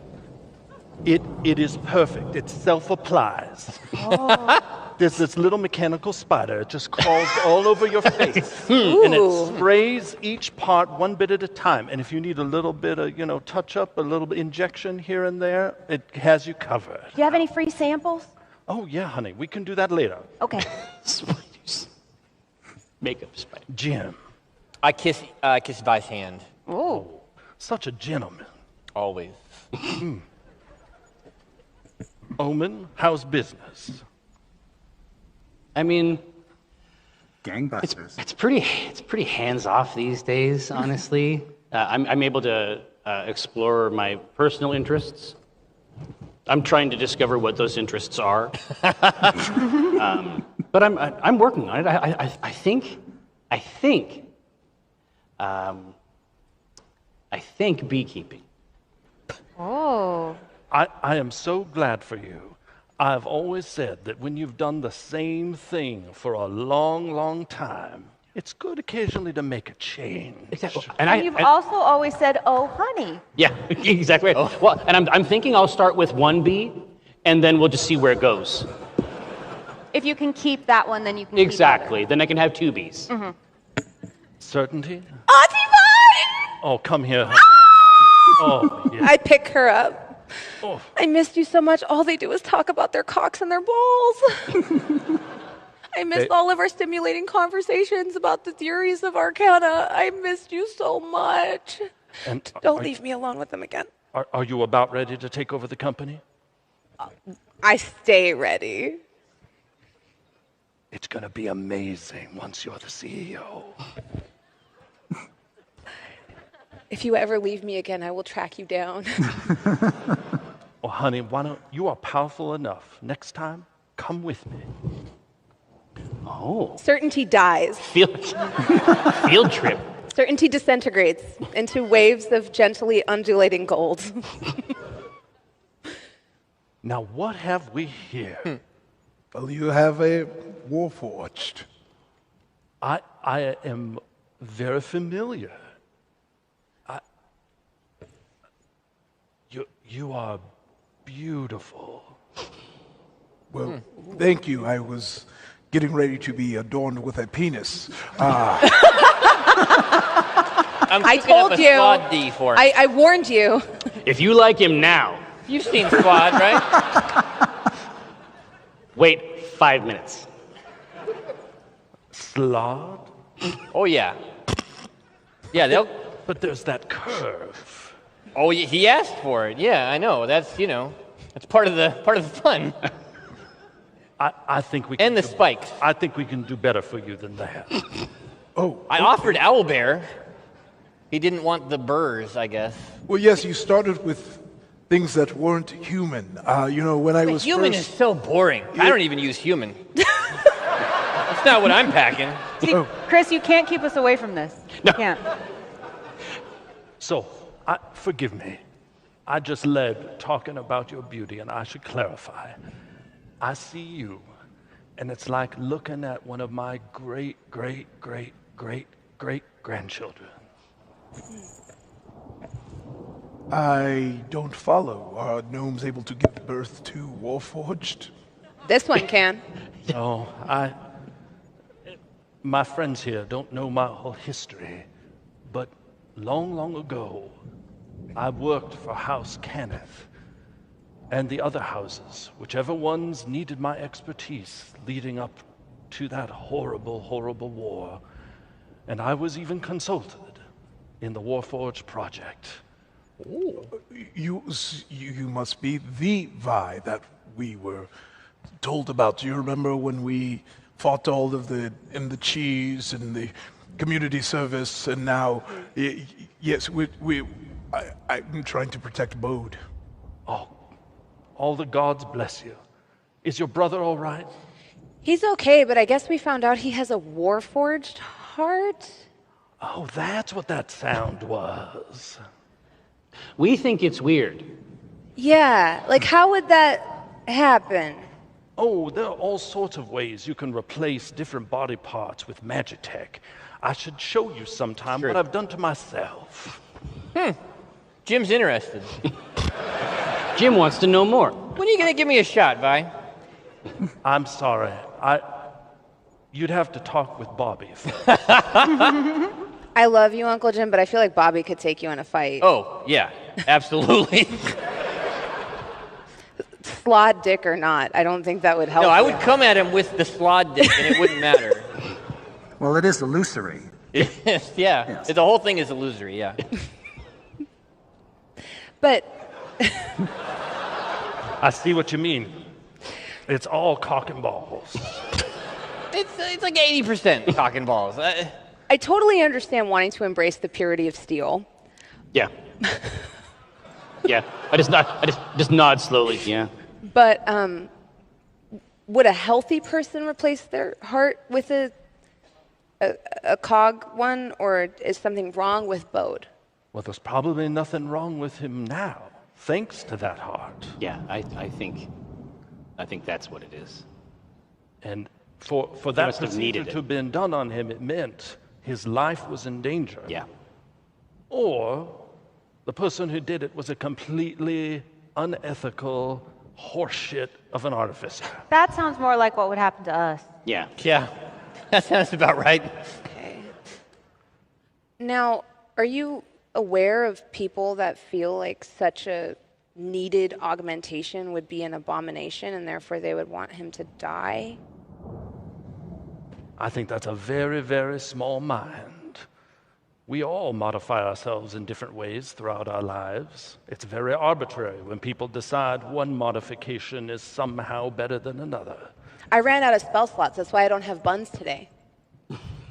But your hair's beautiful. So, Vi, where do you keep the dagger? The dagger is right inside my vest. Okay. It's starting to feel uncomfortable. Oh my gosh. I was so excited to see all of you, I forgot why I came back. And I reach into my vest and pull out a dagger. And you recognize it as the Apocalypse dagger. Moves like dagger. That was really good. Somebody made the music. Oh no, it's horrible. To see it. Now don't you worry. This isn't the one that you saw before that destroyed your friend Viari. This one is its twin. Twins? Nice. Is that Jim, there's things I didn't know about daggers. Yeah. Pop, what's an apocalypse dagger? Well, I'll tell you What happened to Uncle Viari? Well, you don't have one anymore, and it's connected. You told me it was a fishing accident. You said he was never a strong swimmer. I wasn't ready to tell you the truth. Does it involve an apocalypse dagger? And I think that you can understand why I might not have told you about that when you were 4. Wait, but then what happened to Aophel? Oh, jeez. But anyway, is Aophel not in a farm upstate? I think my mom is calling. Oh, that thunder and lightning is it's on. so We loud. should, go close the window. And I really should have gotten to the point. I've been away because as we've been trying to solve our multiversal problem of being in a different timeline and a different world, and we were so singularly focused on the obelisk, warping reality, I realized we were missing a catalyst. We were missing something that would trigger a reorientation of reality. And I began researching and realized that that damn apocalypse dagger not only had a twin, but they are made of the same material as the obelisk downstairs. And so, weird. Knowing that the Lord of Blades himself had one of these daggers, I have been in Eberron and traded the Lord of Blades something I know he's wanted for a long, long time. Gundam cards? It's something that may or may not have led to the destruction of an entire nation. What? But, Evelyn dear, I'm not too worried about it, because if we take this dagger that I traded the stuff I don't want to talk about for, if we take this dagger, we power it up with the obelisk downstairs, and then plunge it into a reality-altering device, we are going to set everything right. What does that mean? Well, the way I see it, we can reunify the realities. Instead of there being, I mean, we know, we've met multiple of you, Jim. I like this one, though. I'm happy where I'm at. Absolutely. Well, with my understanding of the process, all the best parts of all the gyms become one gym. What if there are no best parts? Well, it'll be all the best bad parts that all conglomerate into the best bad Congeal gym. Yes. into one bad gym. Okay. Interesting. What'll happen to Bode? Well, I think we would get to keep Bode because he's in all of those realities, and so the Bodes that exist would become one Bode. Will Omen get to keep this business? Well, I've been trying to tune it as much as I can. You know, there's a little twist you have to do with the dagger and all of that. Your standard boilerplate reality clause. I will make sure, and here's the thing, I think the wish that you made that set this whole series of events in motion will ensure that Acquisitions Incorporated survives the transition, because that was your wish. So I am left with one question about this nation that was destroyed with the trade. I have a cousin who was destroyed in a nation destruction event. So I just was trying to confirm whether or not that was due to the trade or not. No, no, no. That destruction happened long ago. I think what I traded had something to do with it. But that destruction is why I have now spent hundreds of years trying to make things better in the universe. Hundreds of years? You look a day over 100. Oh, you're too sweet. It's just that cousin owed me 20 gold, and now he can never pay me back. You're not seeing that 20 gold. Yeah, No, exactly. that 20 gold is gone. It's gone. That's kind of my problem, but okay. And Vi, you know, whether you choose to share with them or not, that this persistent dividing of the realities is causing the multiverse to fray like a tapestry that's coming apart. Okay, because I was trying to figure out why it had to be done, you know, like today. We got time? Well, because if we let this keep going the way we have, there's going to be weirder shit than those Warforged showing up, different versions of Bode, all those strange realities that we witnessed deep under the earth in the Cairn Hills. It's going to get weirder and weirder until Greyhawk is no more, and Faerun is no more, and on and on and on. Vi, if we merge the realities, do we get to have all our old spells and stuff back? Because remember how I used to have a lot more, like 10 more levels of spells and auras and things that I really liked having? I don't know about all that. If it's the best versions, it's going to be that version of Evelyn. That I is have the played best. with her, and it was pretty good. I like that version. But Vi, what happens to somebody like Dave? Are you a Warforged in every reality, or are you like a real boy? Well, would you like the real boy Dave better? Oh. I mean, don't put me on the spot. That's kind of rude. I think you're a real boy, Dave. Oh, thank you so much. You're welcome. But no, I'm metal. Yes, so yes, Do you think, like, in some realities, you're like a person that's just really good at math and accounting? Just interesting. Evelyn wanted to know, not me. Yeah, yes. It would help a lot. It would help a lot, like, if you're just good at math and then, like, a person. I mean, I think I'm pretty good at math and accounting. Okay, You cool. just never had. I didn't even care, actually. I was just asking to be polite. Yeah. I was just asking. I was answering to be polite as well. I don't feel good. Okay, so maybe we should go charge the dagger and I can get all my old spells back. Yeah, I mean... That seems to be what's happening. I think this is something we can get done here in 5-10. Yeah, let's go. It's called an apocalypse dagger. Maybe What could even go less. wrong? Right. Yeah, I say, well, Vi, just hand it over. I know exactly where to put it. Now, going back to the money you're owed, and even more importantly, Yes. the loved one you lost. Well, I wouldn't go so far to say loved one. I just one would be good. He's a cousin. I let him use 20 gold, and he said he would give it back to me, and he died. I should come clean with you. You're my friends, and my new friend. Yes.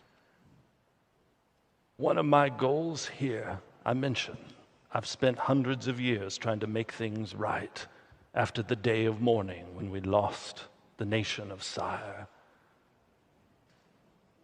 I might, in the twist of this dagger, be able to reconstruct reality so that the day of mourning never takes place. Oh. Do any of us know Siler? The nation of Siler? You said the nation of Siler is what fell, right? Sire. Sire. Do we know that? Any of us? Probably not. And this is the thing Okay. that happened You long would. ago. I would know. Yeah. So Yeah. this is definitely cool, tight. Yeah. Okay. You know, just on a above board level, I feel like at some point Dave turned Nigerian. I don't know when that happened, but I'm just gonna keep going with it. So it's okay. Is it just one of your preloaded languages? Yeah, I imagine the accent. It's the packed menu. that guy. It's Yeah. Can I get the British male voice? Of course. Thank you, Siri. When you reconstruct reality, make sure to you don't have to bring back my cousin. But bring back the gold. The gold, yes. Would you like me to bring back the gold with interest? Oh, you are talking a language I like to speak. Yes, but don't put yourself out, Vi. Like if you got to give it a little bit of extra English on there, and do something to this place I've never heard of. I mean, don't put yourself out. As long as my shit doesn't get fucked up. You know what I mean? Like I don't know if that's a real place or not. I have my doubts. You should be safe. More than safe. Prosperous. There was a good point brought up. When everything gets reconstructed, will I have the same memories? Would I remember everyone? The way I understand the patterns on the obelisk, on the dagger, in the grimoires I've consulted, it will be as if all of your primary memories are stitched together. Now, each of us might end up remembering things from other versions of ourselves, but we will be synthesized, and to us it will be as if we experienced all of it. This sounds great. Let's go. Yeah. Almost like an omnipotence. Only about ourselves. We should do this. Yeah. It's happening. Sounds like nothing could go wrong, No, man, honestly. I throw the door to the basement open. All right. You have descended into the basement, are standing in front of this horrific reconstructed obelisk. It's about 95% intact. There are a few chips and pieces missing, but by and large, it's there and present. When you get close to it, holding the dagger, the obelisk speaks to you, which you did not expect. What? It's in your head, and you can share this with the group if you want. And it says It's speaking with me. in a hissing voice. I'll say it in a hissy voice first, and then I'll say it in a real voice so you can hear it again. Cower beneath the lidded eye. Widdershins walk too, faces by. The hidden hand, its fingers splayed, waits to grasp the ending blade. Oh, honey, you're going to need to repeat that. Cower beneath the lidded eye. Widdershins walk, two faces by. The hidden hand, its fingers splayed, waits to grasp the ending blade. This obelisk is made of black stone. It's about 13 feet, 15 feet tall, six-sided, tapering as it rises to a point. It's pebbled and has other distress marks on it. as well as other sort of runic inscriptions. And it just kind of oozes evil. I share with all of you what it just said. I also pull out my pistol, and thanks to my friends at D&D Beyond, I am using the new Artificer, coming out later this year in the new Eberron book, and I summon my Eldritch Cannon, Crispy the Metal Chicken. Yay! Makes sense.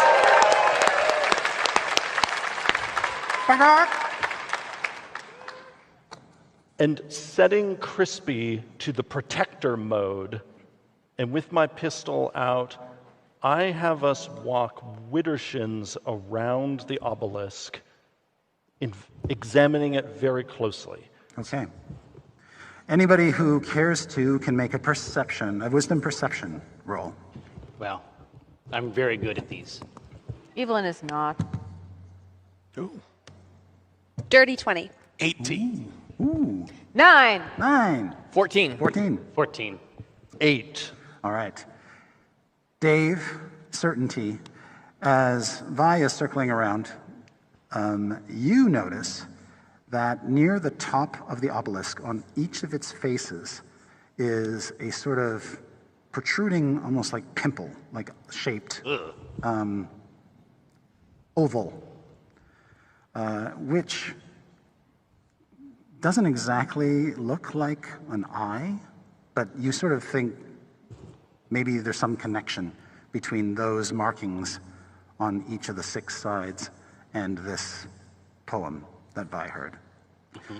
And as you both rolled high enough to also note that as you look at them, they're all basically intact, but one of them has a cut through it, a horizontal cut right through the middle of it. And it looks like it might have happened accidentally. It's not a feature of the carving.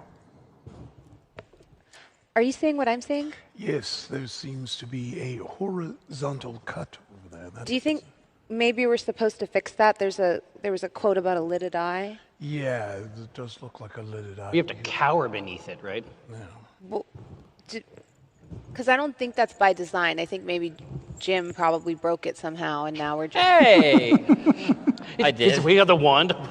I'm poking one of them with the wand. Hey! Yeah, I think, so what is it made out of? It's made out of the same black rock as the rest of the obelisk. It's a part of the obelisk. It's not a separatable component. But it's kind of a blister? Or like yeah, it's like a blister with a slit through it, which gives it the look of a lidded eye. Mm-hmm. It's a winner. I hold up the Apocalypse dagger. Does that shape look like the shape of the dagger?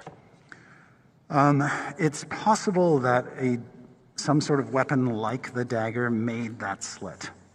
Mm-hmm. But it's quite high up. As you stand before this face, it sort of looms above you threateningly. Are any of you able to reach it? I mean, I could... And I unseen servant my little intern, say, just stand on him. He's not a real person. Stand here. Lift up high. Oh, that kind of tickles. Give her a boost. Put your back into it. Evelyn Stop just flies complaining. up. You're not real. Go ahead and make an wisdom insight check for me. Evelyn just flies up next to Vi. 19. Ooh. Hey, that'll do. You think the cower before the lidded eye is a bit of obelisk posturing. That it wants to tell you what side of the obelisk to be on before you solve this riddle. You want to be below the lidded eye. Lower me down, dear friend. I pat the invisible servant. Put her down. Get us 3 coffees. No foam. Pumpkin spice in mine, please. Pumpkin spice and vibes. I've told you 3 times now. Soy Point milk. for Evelyn. Come Soy on. Yep. So now we need 2 faces and a hidden hand and an ending blade? It's going to be splayed. I tried to write it down, but he was saying it so fast that I just drew a picture of a butt. The next part of the riddle is Widdershins walk 2 faces by. 2 faces by. What if it's literal? What if it's bisexual? Jim's bi. Do you have 2 faces? Happy Pride, Jim. What's a Widdershins walk? It's like counterclockwise? It's counterclockwise. So do we stand? Yeah, so we're under this face. Yeah, we're under this face. And you're saying that the gem, right? Yeah. Oh, 2 And then faces 2 counterclockwise. counterclockwise, and we stand there. Yes. And then with a splayed hand, you use the ending blade and you cut it. Yeah. And then we're standing the in the apocalypse right dagger way. is the ending blade, right? Okay. Okay. All right, we got it. Can for two So easy. 2 seconds, can I be meta and say, how do y'all know what Widdershims means? What the fuck is that? I've never heard that. I Yeah, and they said it like they're like, yeah, We yeah, talk they're about like, yeah, I Widdershims know. all the time. I was like, whoa, what is this? I just, What is Widdershims? I just pretended I knew so I didn't look stupid. Yeah, that's my resolution this year. So I'm gonna stop doing that and I'm gonna ask questions. It's old witchy folklore stuff. Oh, okay. All right, hell yeah. Okay, Widdershim. Yeah, right? All right. No, but this is it. I think we got it. The ending blade, apocalypse dagger. So you know it because Yeah. you dated a witch in high school. I remember that. I'm pretty sure that's why I'm here. It happens. No, I'm talking about in real life. My friend Jim. We already did that today. That was Jackbox Alan Council. probably dated a witch too. I mean, Yeah, that's true. Well, I'm polyamorous, so I always take wishes. There are a lot of them. They love polyamory. In the mix, statistically, yeah. Is it winter shim? Widdershin. Widdershin. Winter shin? Widdershin. Are we going to really Widder? spend the next 10 minutes on that? I am.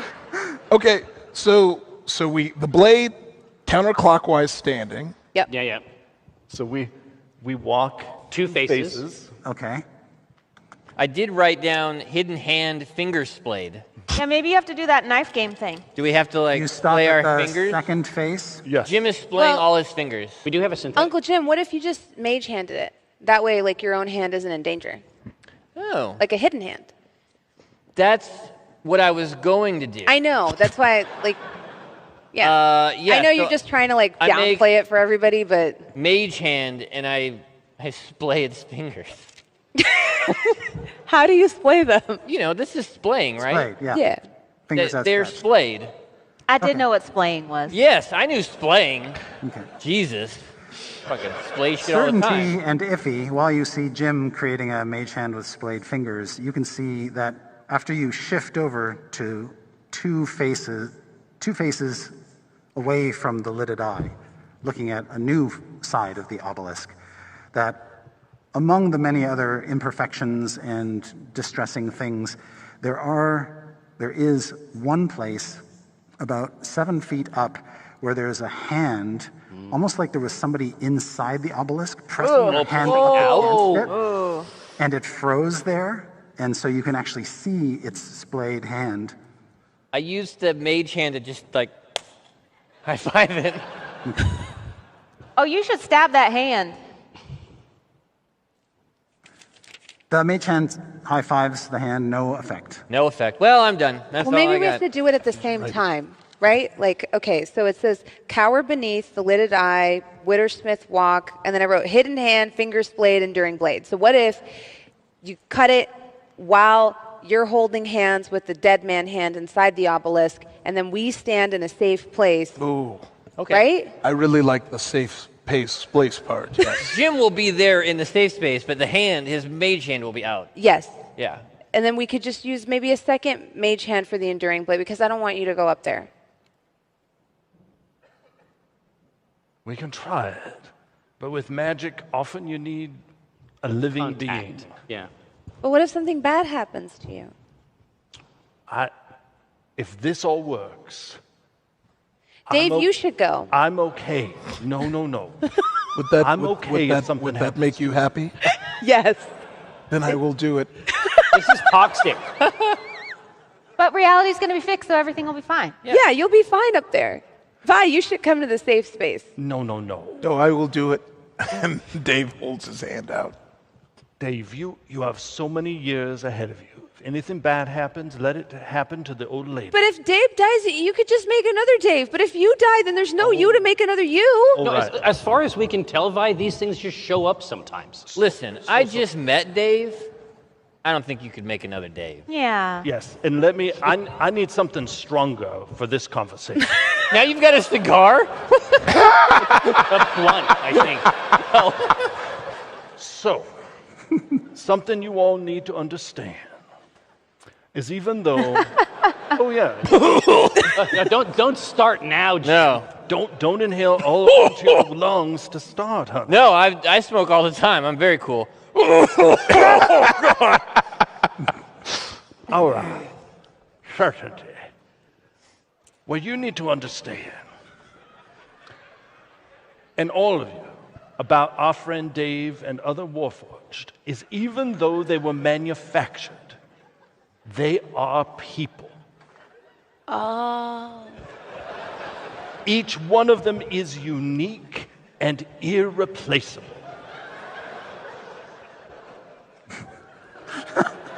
Jim, I don't know whether I want to kiss you or kill you. You'd be surprised how often I hear that.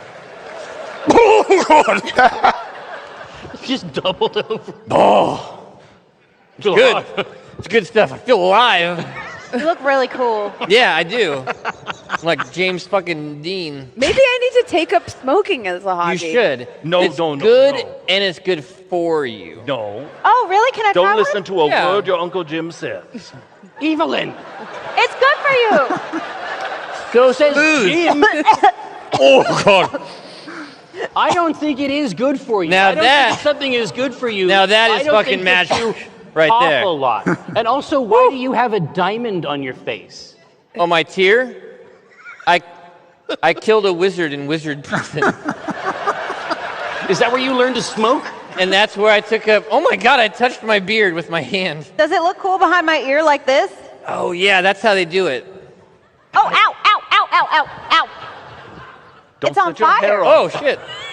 Yeah, I mean it is. I guess it is pretty cool. Maybe I should hold it like this. That doesn't work either. Well, I'm mature and ready to do this. Yeah, I say stab it.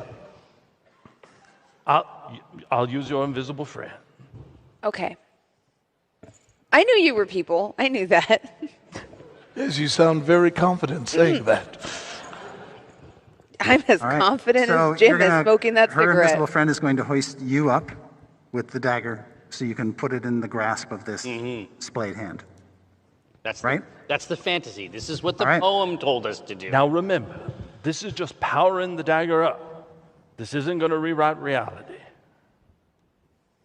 But yeah, if something goes wrong with me, I have a vault in the Mora Holds in the world of Eberron. Interesting.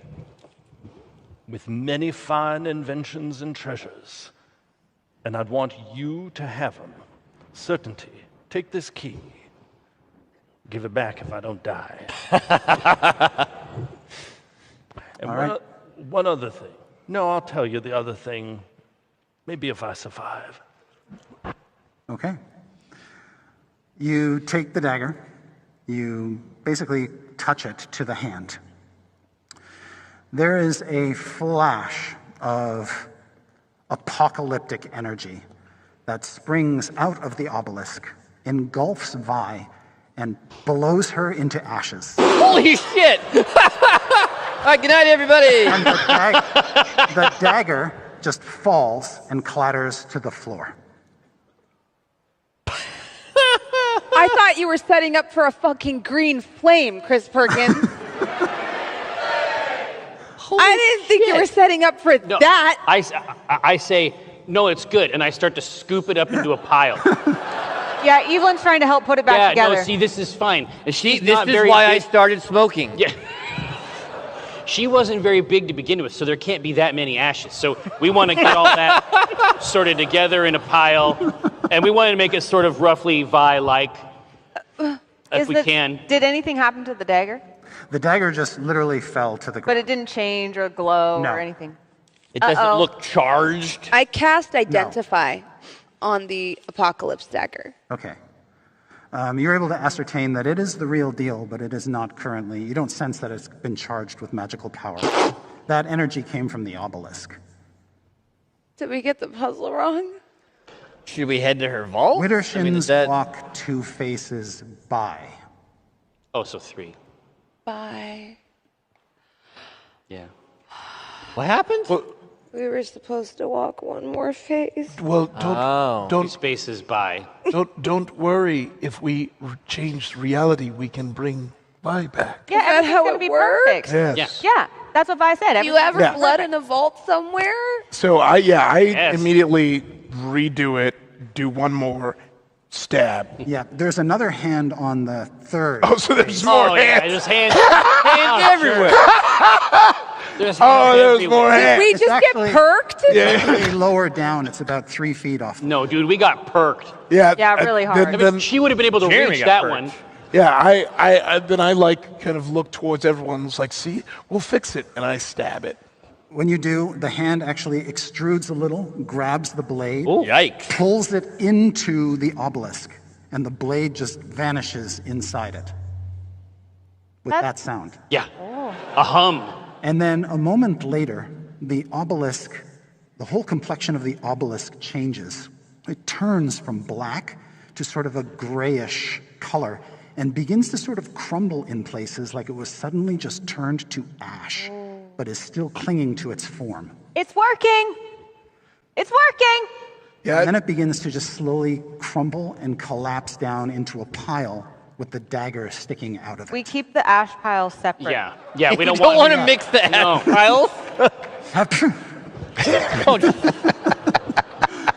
Can I collect Vi's ashes into like a pouch or something? You sure can. Okay. And while you're doing that, who is plucking the energized dagger out of the ashes of the obelisk? I think I'm gonna keep hold of the dagger. Okay. You sense its power. Yeah.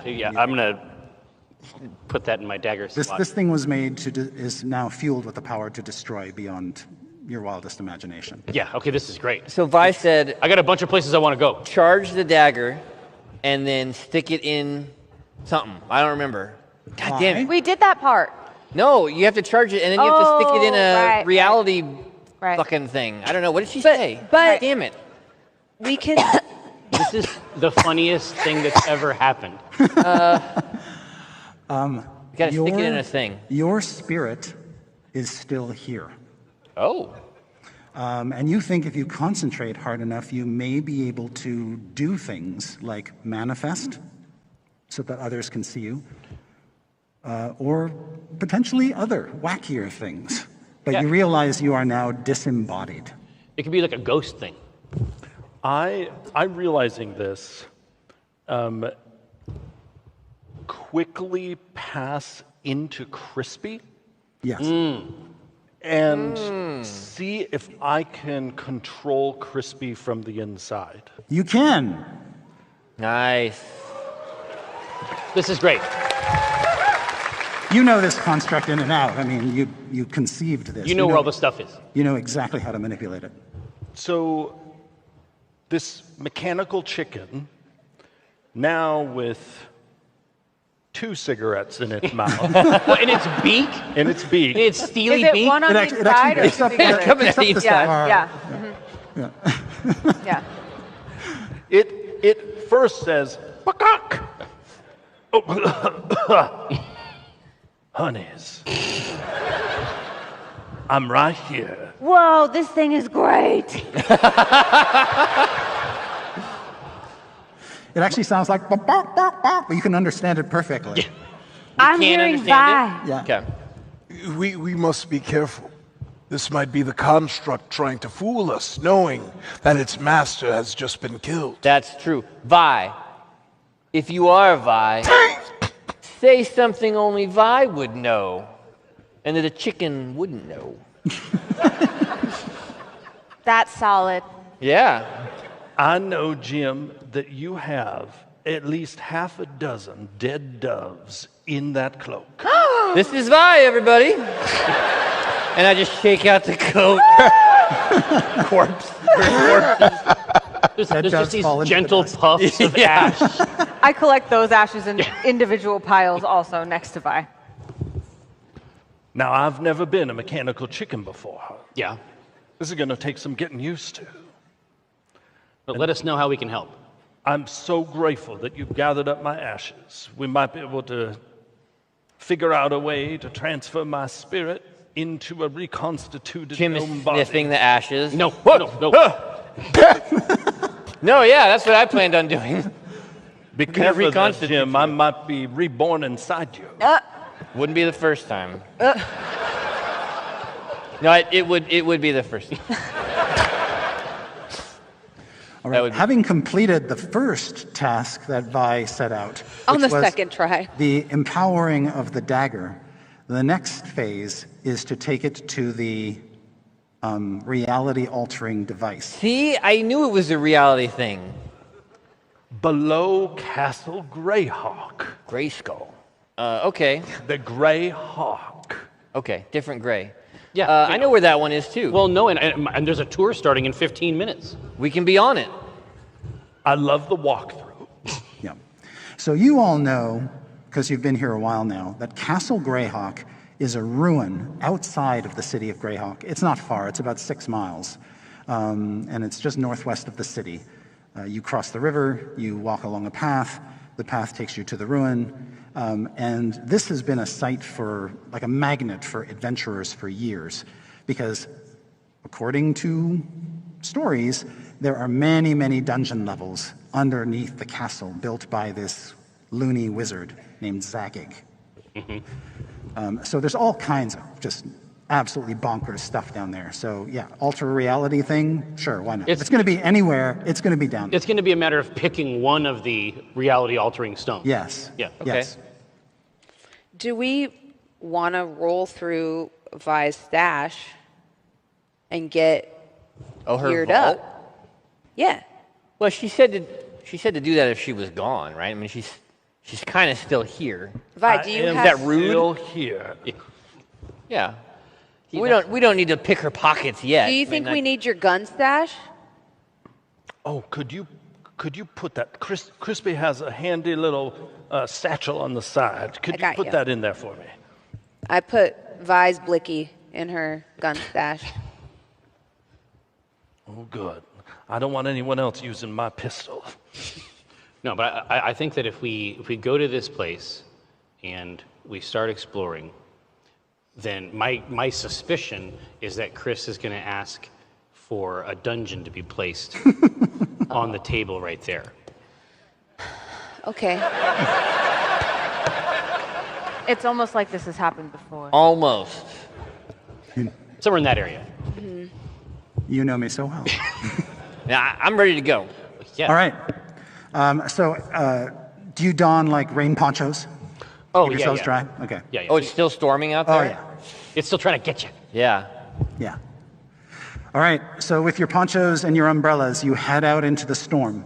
You walk down the muddy streets, out through the gates, and head off into the wilderness. And it's just pouring rain the entire journey. You follow the path, leads you 6 miles. You see what looks like sort of lying on its side in the mud, a big 6-foot-tall statue of a raven that toppled over long ago. It's kind of like a well-known way marker to let you know you're on the right trail. Okay, good. When you pass it by, you come to 3 small but steep hills that have flat tops. And on top of each of these hills is the ruins of an old tower. This is Castle Greyhawk. The path leads up to the central tower. It's all sort of come tumbling down, but you can hear combat. Really? In the tower, up ahead, even over the deluge of the rain and the occasional roll of thunder, there is a fight happening in Castle Greyhawk. Well, We showed up late. Yeah. Maybe it'll be over by the time we get there. Well, but we have somebody that excels in physical violence. Yes, that is me. It's encouraged. Destroy all, violence encouraged. Let's do this. Yes, you stride forth. When you walk up the path that leads up this central hill, You get to the top, suddenly your concerns are allayed. For what you see is what appears to be like a combat training ground. Oh, okay. There are a number of dwarves in heavy armor with shields and axes just kind of practice bashing on one another, and they're grunting and groaning as if they're in a real combat, but it's very clear this is all a dance, this is all a performance, this is all preparing them for some battle that lies ahead. And you can see that there is another dwarf studiously watching them and occasionally calling out errors. Maneuvers. Maneuvers that aren't working, or correcting, how somebody's holding their shield.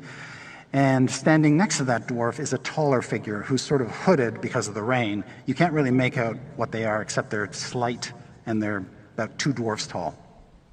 Right. Or it could be 2 dwarves in... A dwarf and a half tall. I'd like to see how good the training is. Like, All is right. this what using level? Using my battle training knowledge to their battle training. You think that these are seasoned soldiers who have at least seen 1 or 2 real battles, so they're not total novices. You would put them probably below your level, Okay. but not a whole lot. Okay. But the tips are good that that they're shouting. Yes, and the sergeant of arms who's barking the orders seems to know exactly what he's doing. All right. And as you approach, you can see that the taller figure beside him is in fact an elf. And you see locks of long blonde hair hidden underneath the hood. And he's just standing there, hands behind the back, hasn't said a word. And they don't notice us.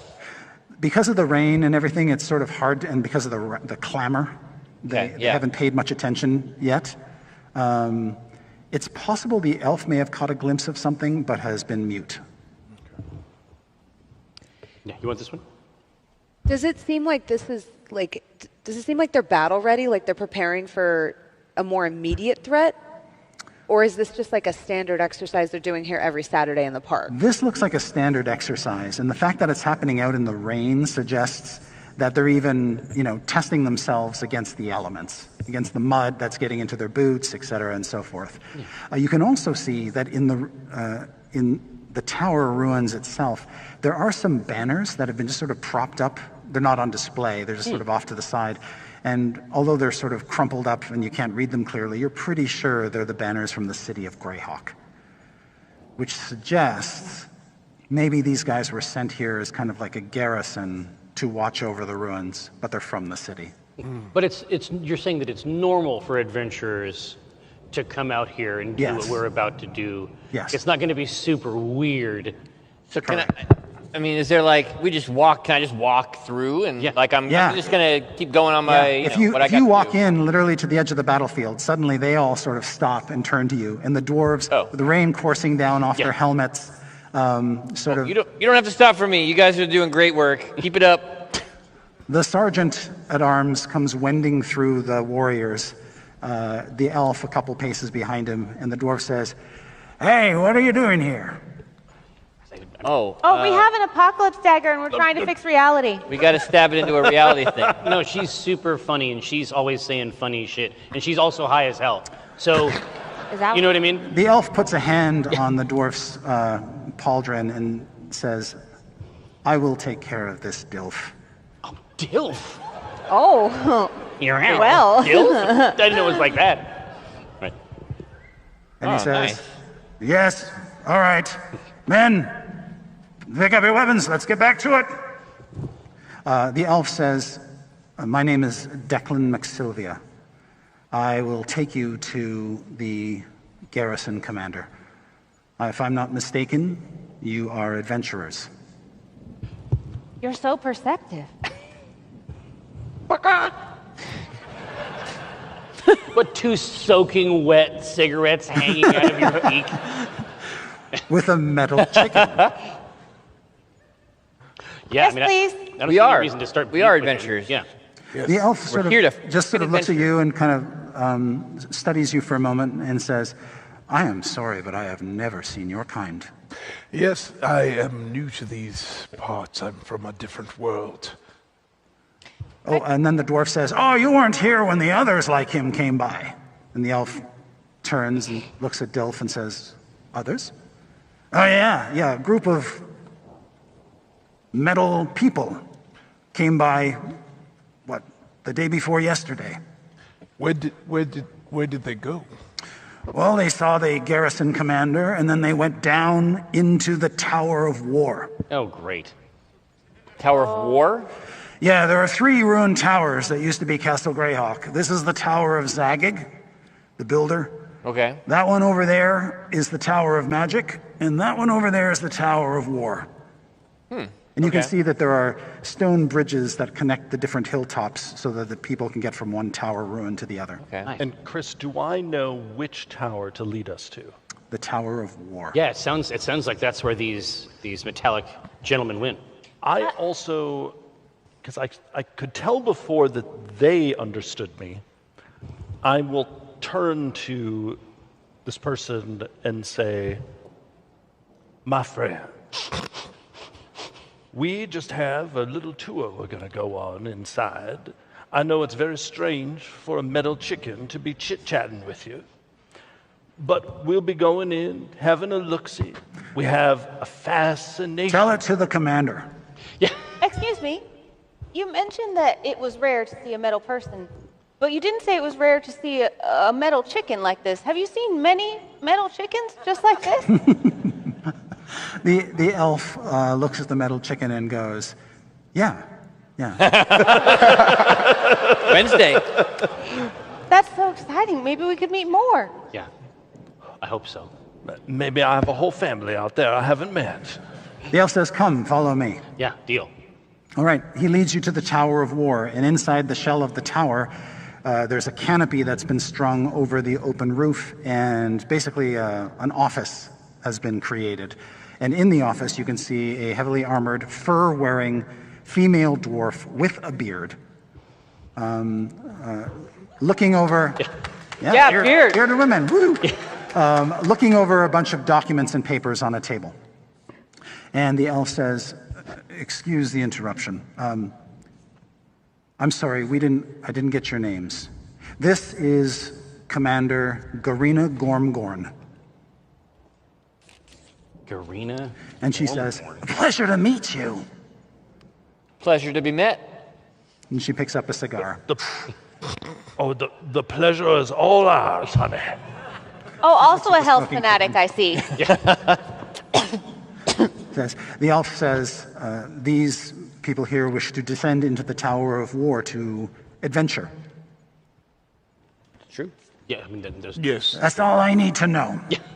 I have 2 pieces of paperwork that you each need to sign. Certainty. Dude, a thrill goes up my spine. I think we have to fight over who gets to do this paperwork. She opens up 2 drawers in her desk and starts to pull out rolled sheets. And she says, "This first form is a release form. It attests that nothing that happens to you in the dungeon is the responsibility of this garrison or the city of Greyhawk or any of its appointed representatives." And she hands one to each of you. Oh, we all have to sign it. No. I'm constantly approached for autographs, so this is nothing new. I sign it and hand it back over. Oh, I gave Certainty my power of attorney, so she signs everything for me.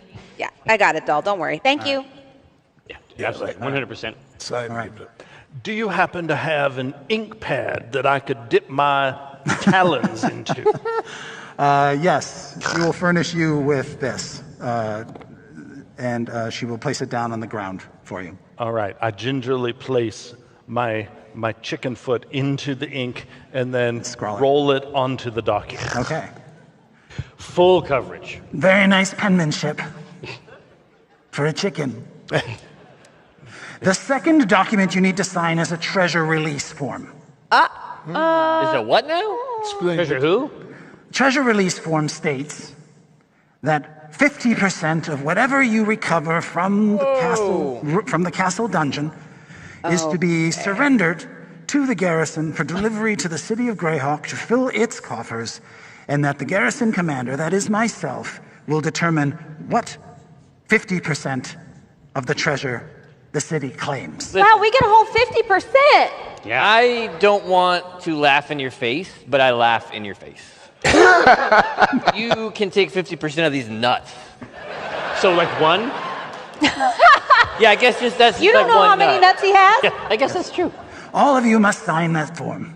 No. Well, I mean, let's have a conversation about this. I think we can both agree 50% is hardly standard. And also, especially when we have so much of our treasure budget earmarked for charitable causes, which I'm sure you would. This ruin is under the protection of the city of Greyhawk. We defend it. That is expensive. Defend it from what? Who amongst us doesn't treasure, I have guess. expenses? Yeah. From Let's enemies talk who about would hard steal costs castles. versus soft costs.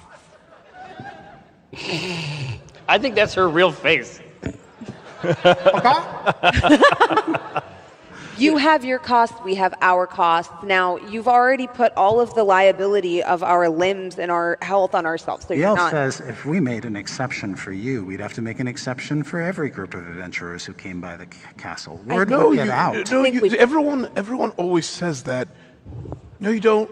No, you can just make one exception right now. Just for us. That's a It's great just for us. point. You wouldn't have to. It's your prerogative. Yeah, I'm Yeah. not You do it. gonna That's tell you. anybody. David, There's Yeah. no adventurers union. They don't have to know Yes. anything. Yeah, we can tell people we signed this. She says, I'll tell you what. Here's my counteroffer. The terms change because updating the paperwork would be a nightmare. But I will send with you a small team of dwarves equipped with gear to defend themselves, and they will help you accomplish your goals. that's a great deal. We should take it. Okay. So you're Well, and this- sending Yeah. snitches. Yeah, exactly. And Dad, fix it. I don't like that. Dave raises his hand.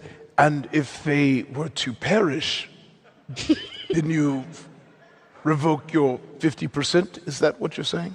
No, if they die, they die, and I get new guards. Wow, cold. Yeah, cold.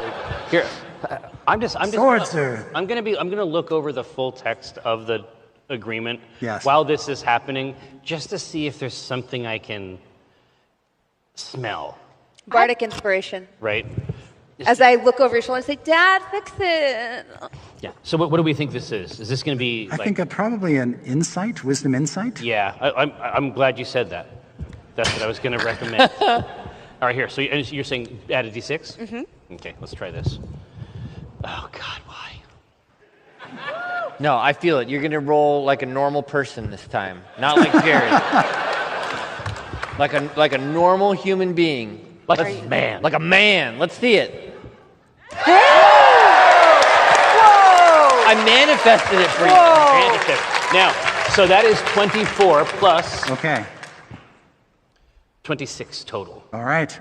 Are you looking for like chicanery, or are you looking for I am looking some way for to twist? I am just looking for like the tiniest crack that the most gentle little zephyr of bullshit I can push through in this contract. Some loophole, right? Yeah. What would you like to push through? I don't want any babysitters. I'm here to tell you that right now. That's not good. I think that I have to try to change the percentage. They're going to have something. I mean, they're going to take something.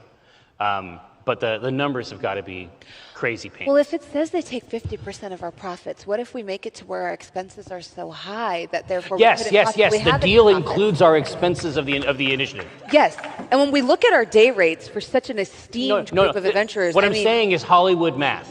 Yeah. I'm saying by the time we come out of there with every piece of fucking platinum We've in lost this money. place, we're down Yeah. 3,000 Yes. platinum. Yes. Another, I wouldn't call it a loophole, but another thing you can exploit by the wording of this contract or this agreement is that there's no call for an appraisal. Oh.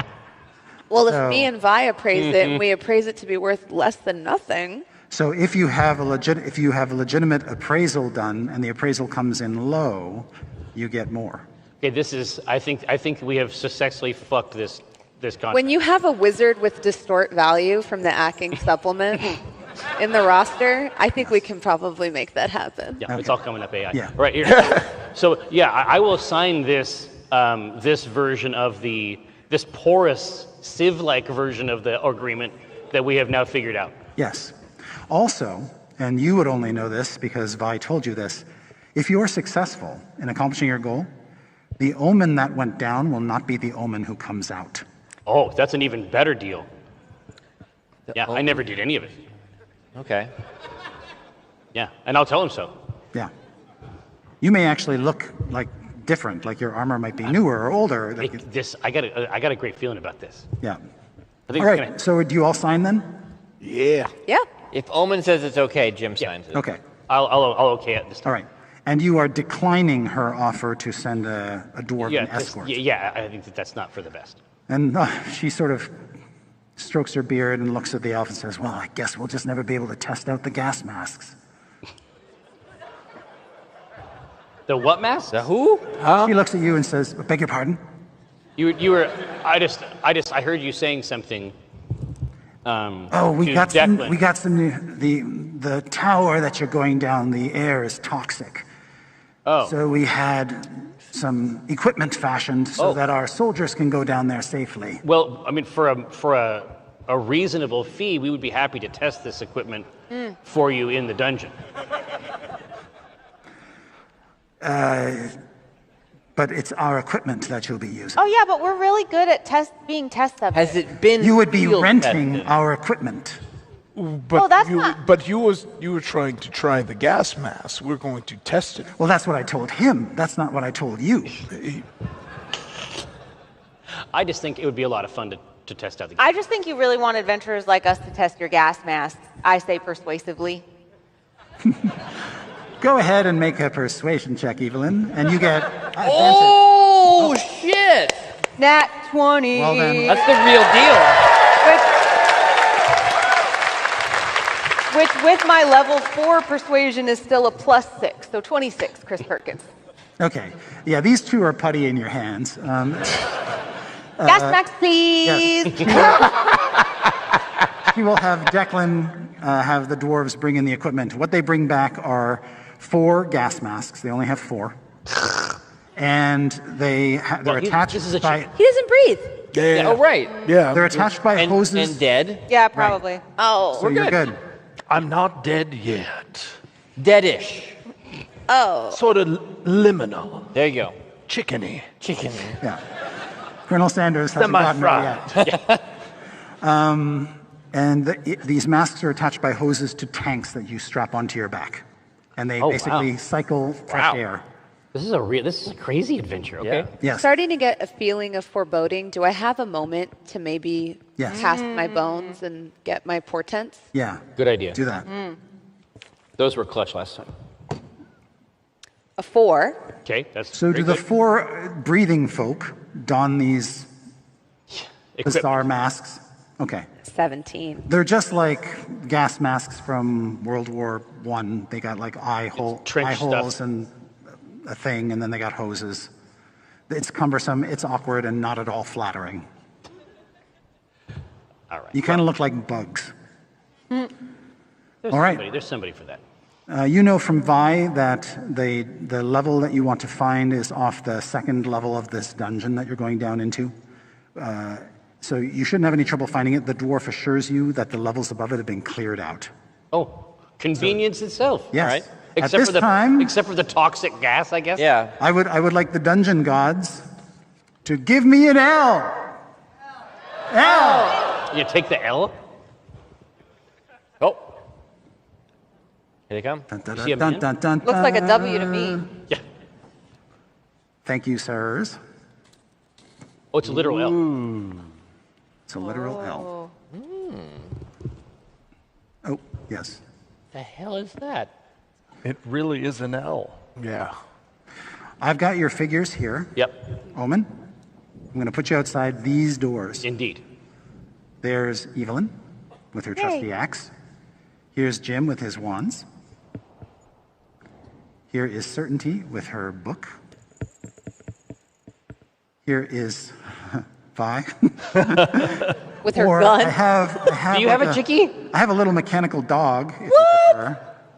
It's close. Which one do you want to use? I'll be the little dog. Okay. Oh. And can go, how does this and then arf, arf, arf. work for you? Oh, that works well. Kind of badass? Yeah. All right. That's really cool. Okay. Warforged. Now, as we stand outside this door, Yes. I hope my friends don't notice this with me in my chicken form. I'm kind of a panic and trying to figure out if I have access to any of my magic. Or if I only have access to the abilities of Crispy. You have essentially all of your mental, magical faculties.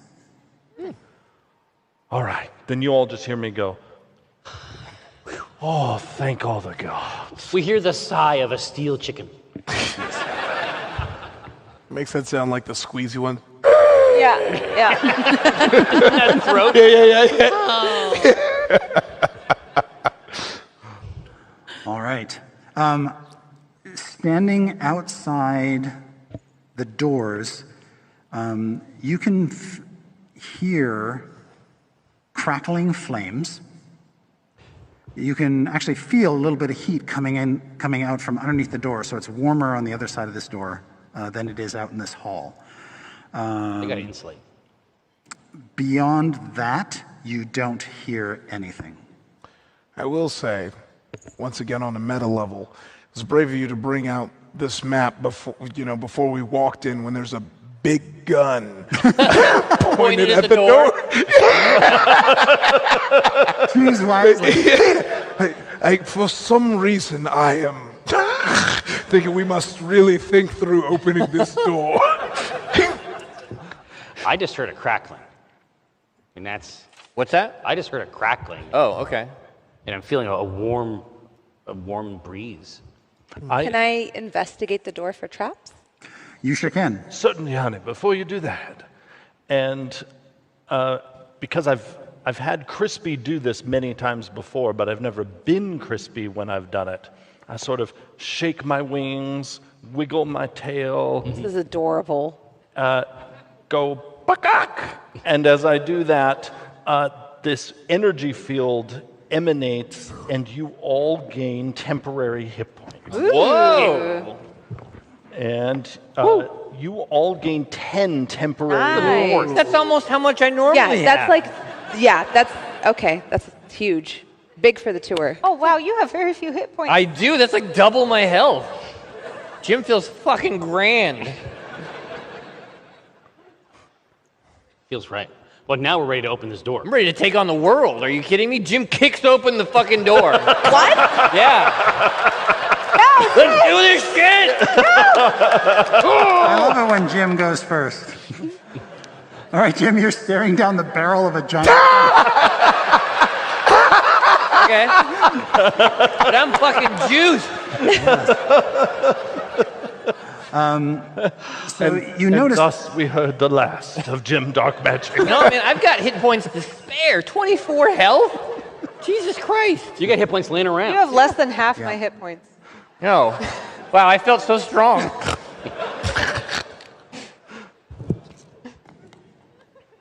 Do you mean with the 10 extra? Yeah. Oh, wow. Oops, there it is.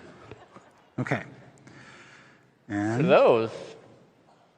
That's a lot of minis, Chris. it is. Oh, man. But they're all laying down. They are laying down. There's And they're They're very exhausted. small. Okay.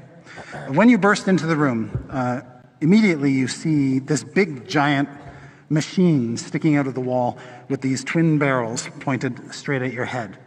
But you can also see that there's sparks kind of bursting out of the machine in an erratic way. Okay. Like it doesn't seem to be quite functioning properly.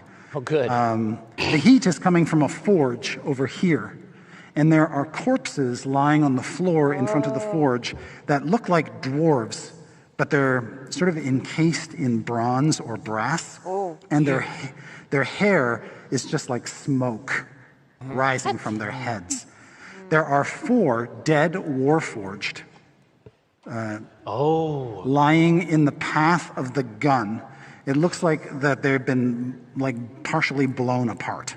Can I use my divine sense to see if these happen to be undead? Undead? Uh-huh. Yes. When you use your divine sense, you are not picking up the presence of undead. Oh, okay. Actually, what's the range? 60 feet. 50 feet? 60. 60 feet. Oh, yeah. Tons of undead. Oh, yeah, they're fucking undead, dude. Oh, yeah. They're not alive, I'll tell you that much. Okay? You are not picking up undead.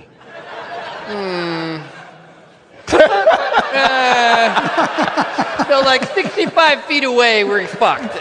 Basically is what I'm hearing. Is Vi not undead? Oh, that's a really good question. Thank you. You are so smart. I'm going to give you heroic inspiration. Yes! I don't know that that's ever happened before with Steve Perkins before. You are picking up undead in the chicken. Yes. Okay. Okay, I want to see if I can notice any traps or anything that might trigger this big gun that's staring down my new friend Jim. Yeah, and you're doing it from like the safety of outside the room. Yeah, like I'm peeking over. I'm like, sitting over his shoulder. Yeah. Like, huh. All right, go ahead and I guess perception. Okay. Roll. Oh! That's a 1, Oh, boy. baby. All right. Welcome. I rebuke this reality. You are so sort of troubled by what's happened to those Warforged that you can't quite peel your eyes away from them for too long. If that weapon did that to them, you shudder to think of what it will do to you. Oh no! It shot them, and then they're gonna shoot me. Oh no! Meanwhile, you're standing in the room, and he's shouting this behind you. You I can't die. Pew, pew, pew. I'll live forever. Are you saying if I want to do something? Not really. I regret coming in here. All right. I love seeing Jim so empowered. Yeah. It's good for him. Well, good news is nothing has shot Jim. That's great news. Great That's news. great news. Yeah. I'm following as Jim burst in. I was like, no, Jim. So I'm coming in with. You flutter in. Oh, sorry. This seems fine. Never mind. As you advance, Evelyn, you can see around the corner of this room, there's some sort of weird contraption here that sort of reminds you of a lift or an elevator. All right, this room seems clear. Let's go to the elevator. As I walk in, I just look under the Warforged who are dead, their feet, to see if maybe the stones look different at all. A pressure plate. Ooh. Classic. Smart. Yes, you can see that they seem to have activated a pressure plate trap on the floor. Stop! Evelyn is like flapping right over one. Oh, you're fine. You go. I fly. There's pressure plates on the floor. Great. You got to watch where you step, Oh. or that giant gun is going to shoot you right in the dick. No! It's a dick gun? Yeah. These I love my Warforged dick. used to have penises. Yeah, they did. And look at them Uncle now. Jim, look at me. I I'm need you learning to so lock much in. about I'm locked penises. in. I need you to lock in like I can one never time. die. You don't You can understand. and you will. V, and I just can't juice lose this up. I can't lose 2 people today. Okay. So No, I you're need not you to losing like me. just lock in and not step on any pressure plates. I'm not moving. I'm staying still. But Okay. Evelyn, can you fly over behind this? Yeah, the Evelyn's good. Yeah. You can go check out the lift. Can I go fly over to the gun and see if I can disarm it? This is what I like. Yeah, what would you like to try to disarm it? And as I said, it's giving off little kind of discharges of electricity from cracks in its structure.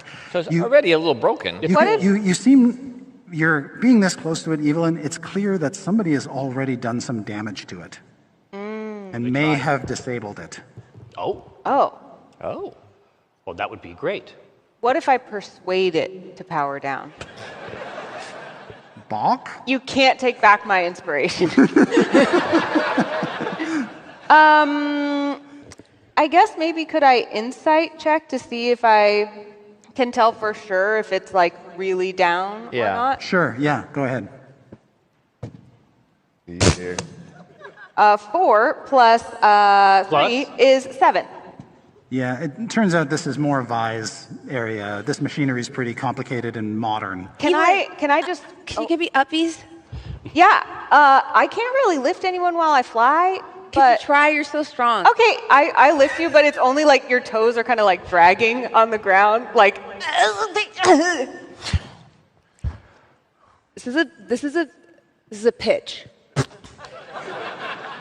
Can I use absorb elements to pull the electrical energy out of the gun? That's cool. Sure. That's yeah. nice. That's awesome. I would like to do that. That's All right. cool. So how does that work? Do you have to be a certain distance away, or? I think I have to be pretty close to it. Let's see. It has a... Technically, this is a reaction. And it's when something So it would does have to shoot Jim damage first. to me. I love that. But couldn't I, like, see if I could get it to, like, kind of zap me and then just suck all of the electrical energy out of it? Oh, okay. I'm holding Certainty up to the barrel of this Yeah. giant gun. Yes, you And hold she's her like- up to this electrically discharging contraption that's malfunctioning. Mhm. Eventually, yes, a bolt of electricity will, by chance, just sort of lance out at you. And then what happens? You just sort of, it just becomes internal to you? Like, Yes, I take it and I just absorb the electricity, or at least I try to. you get like a sudden cold rush, like you just drank a Slurpee in one, okay. Ice cream headache. Yes, you siphon the energy coming off of this thing and it's just dead. That's kick-ass. That's very smooth. Darling, you are the best. I think we're good to go ahead. Bye. Yeah. All right. Yeah, then Dave marches to the elevator. I keep carrying glowing Certainty to the elevator. Something over there. This little contraption thing? Yeah, can Yeah. I take a look at that? Is that anything? Yeah, it seems like an alchemical forge. Oh. I clip-clop over there on my metal claws and check it out. I'll remove these just to get Yeah, well, yeah, before you remove those, I will check to see if they have any rogue penises.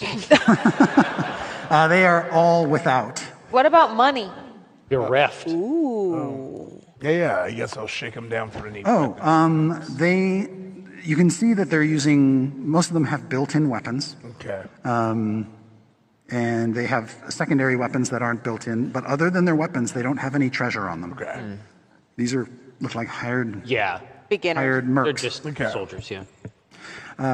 So this is just basically a brewer's forge where all sorts of concoctions can be made and stored and distilled. Can I detect magic and see if any of them, like I recognize any of these potions? Or Currently, there's just this kind of foul residual goo. Oh, there. like the leftovers? Yeah, like this place hasn't been used in a long time and it wasn't cleaned properly. It's not fresh. Okay. No. It's a garbage can. But the heat seems to be a magical source, and you detect that. Okay. Nobody drink this. Oh. Yeah, put that down. Yes, sir. Ma'am. I go by either. All right, so I'm not going to drink the alchemical ooze. As much as the pain. Yeah, no, I mean, I so would, surprised. but I said no, so. All right.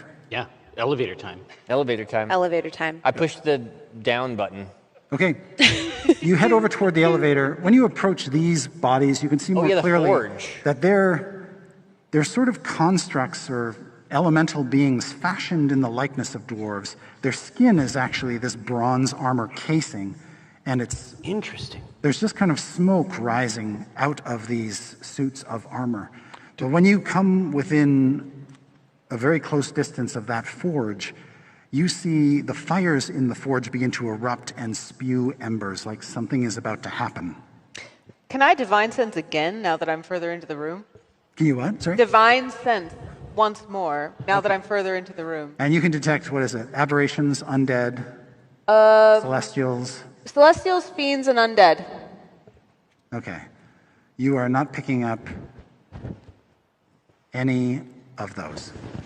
60 feet or no? Celestials, fiends, or That undead. felt loaded. Okay. Yeah. It's some new stinky thing that he's made that doesn't We have a should key. Not to be meta, but I think there's some. Yeah. Yeah. Before whatever is going to crawl out of that crawls out.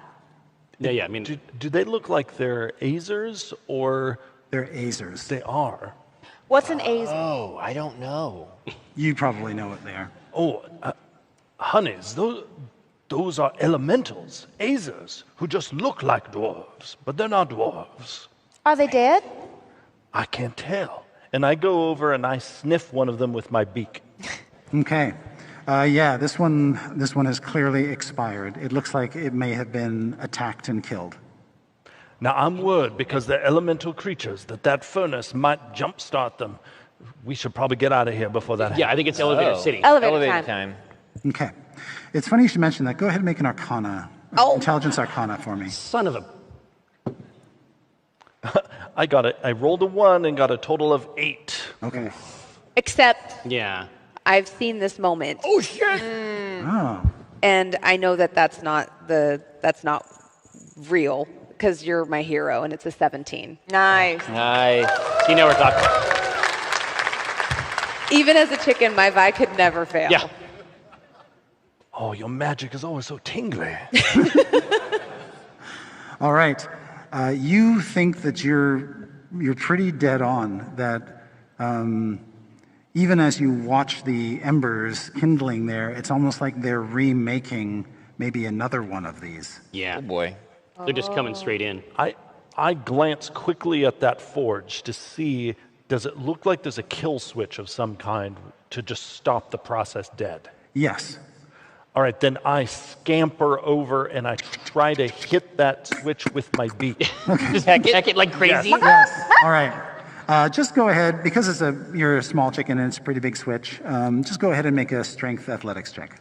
Wait, this is a regular-sized chicken? What's that? This is a regular-sized chicken? It's your chicken's like this big, right? Yeah, it's like a dog-sized chicken. Oh. I was thinking like human-sized chicken. I want to play in the game you've been playing. That's a total of 9. Okay. You're able to just flip the switch. Really? Yes. Nice. Okay. Heck. Yeah, it's not a super challenging task, but it is a little difficult for... A chicken? Yeah. All right, the forge goes out. And actually you see almost like the makings of a bronze hand was coming up out of the ashes and coals. Good timing. We don't want this. Yeah. Elevator time. Yeah. All right. There is Girl nothing from between Ipanema. you and the lift. Is there a button of some kind? Or a lever? A lever? Yes. A There is lever a or a lever. lever? All right, friends, let's all get on. All right. You all pile onto the lift and make your descent. We huddle up. I will remove your figures. If you call for another letter, I'm going to scream. Give me a U! Oh, God, is he going to spell something? Watch it be lol. Loser. All right, so we're L-U. Yeah. Lunch. Thank you, my friend. Lunch, honestly, I would be fine. Yeah. Wow, look at that guy in the I corner. will take those. Whoa. All right. Okay. You guys come down here. Oh, no, I just figured it out. Second floor, ladies' lingerie. Black stocks, bagels, and clocks. I think I know what the next one is. That's great news. What should I do with your other minis? Oh, there they are. I bet it's the next one is M. Lump? Lum. She's in my head. The name of the spellcaster, the inventor. All right. There's the builder. Yes. Yep. Whole bunch of stuff happening here. Oh, boy. Yeah. Oh, whoa. That's a lot to manage. You don't have to put that many. Those guys are not laying down. Yeah, don't put yourselves out on our account. Those guys are There's standing up. Let's see. Oh, yes. Oh, haha. It's a big one. He's got a tin, y'all. I got a 10. He's got a Yorkshire All right. tea tin full of terror. Indeed. Oh, that one's even bigger What? than the other Oh one. Who's this guy? Did Okay. you bring your sliver deck? What is this? As you descend into this room, which is lit by, well, yellow flame. Sure, all right. I know. Knees work. It's good. Yeah. You can see as you lower down, there's two little battles playing out. These two mechanical constructs, which have big mallets on the end of one hand and clawed pincers on the end of the other, are attacking one another, like banging up against each other, hitting each other with weapons. And the weird thing is, well, if that isn't weird enough, you can hear laughing and shouting from within the constructs like they're mechs, and there's little people they're being inside driven them. around? And they're just like play bashing each other. Jerry, Fun! And they're speaking Goblin. Oh. They're speaking what? I'm sorry. Goblin. Goblin? Yes. I cast comprehend languages. Yeah, good idea. Nice. Cool. A little bit further, just around the corner, there is a construct. It doesn't quite look as active as it does there. Its limbs are sort of sagging, almost like it's not powered up. Yeah. But there are two creatures that you can see that are trying to futz with it, like they're trying to get it activated. Okay. Well, yeah, I mean, they want to play too, is my guess. Exactly. So that's what you see as you descend. Now, when the elevator finally clanks down to the bottom, it makes kind of like a horrible grinding, clanking noise as it settles into place. And suddenly, these constructs all just sort of turn to face you. And you can see within the shell of the construct the figures inside. Little glinting eyes. Yeah, his little glinting eyes peering at you. And one of them says in Goblin, "What's that?" And the other one says, "I don't know, but they're pretty ugly." And you cast this spell in time to hear. Yes. That was And unnecessary. It's time to see what these things can do. I look at Vi, and I'm like, Vi, could your spirit maybe get out of the chicken and go in that big one? Oh, that's a brilliant idea. And I say to the goblins, we're tech support, y'all. We got your call. And we heard that one of your prime units isn't working, and we've come to troubleshoot that. Okay, go ahead. Jim holds up an illusory hammer and an illusory screwdriver. Go ahead and make a charisma deception check with advantage because of the illusory hammer and screwdriver. Thank you. Thank you, Uncle Jim. And you just point me at it. Certainty does so many jobs around here. Yeah, exactly. You wear so many hats. Yeah. You said persuasion? Yeah. Could this perhaps be performance? Well, you're lying to them, aren't you? That's true. Oh, you said deception. I mean, I'm good at that. I'm not good at being persuasive. I can lie, Chris Perkins. Okay, so this is 17, but I'm going to fish for higher. Okay, so 17. All right. One of them in the front says, "Oh, man. Well, come on then."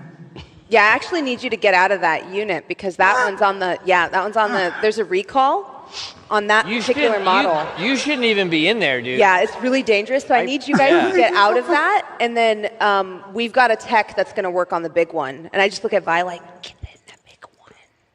All right, so I try to actually sound like a chicken and go, "Bakak," and scamper harmlessly over. Try not to spook them. They're not spooked by a chicken. No. And their mistake. And I attempt to phase out of Crispy into this mech. Okay. While the goblin is inside it? Or are you going to wait till they climber out? I think I didn't know there was one in that. Yeah, I looked in this one? Yeah. A really big one. Oh, okay. The really big one. So something you notice when you get close enough is that these two goblins are really fucked up.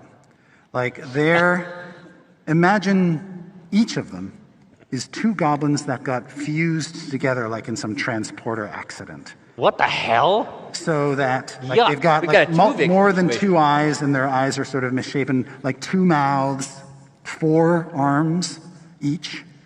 You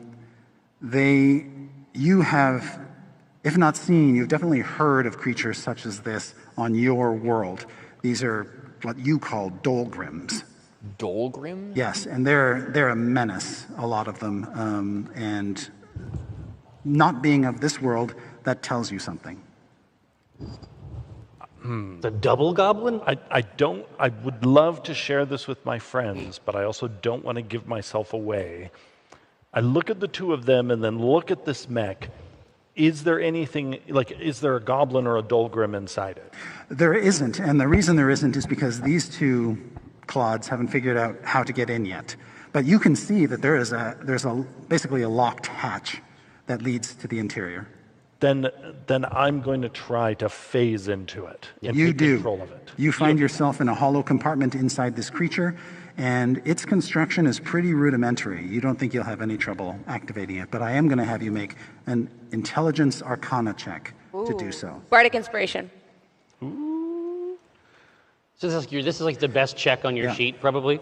One of them. Yeah, I bet. And what is your die? D6. Beautiful.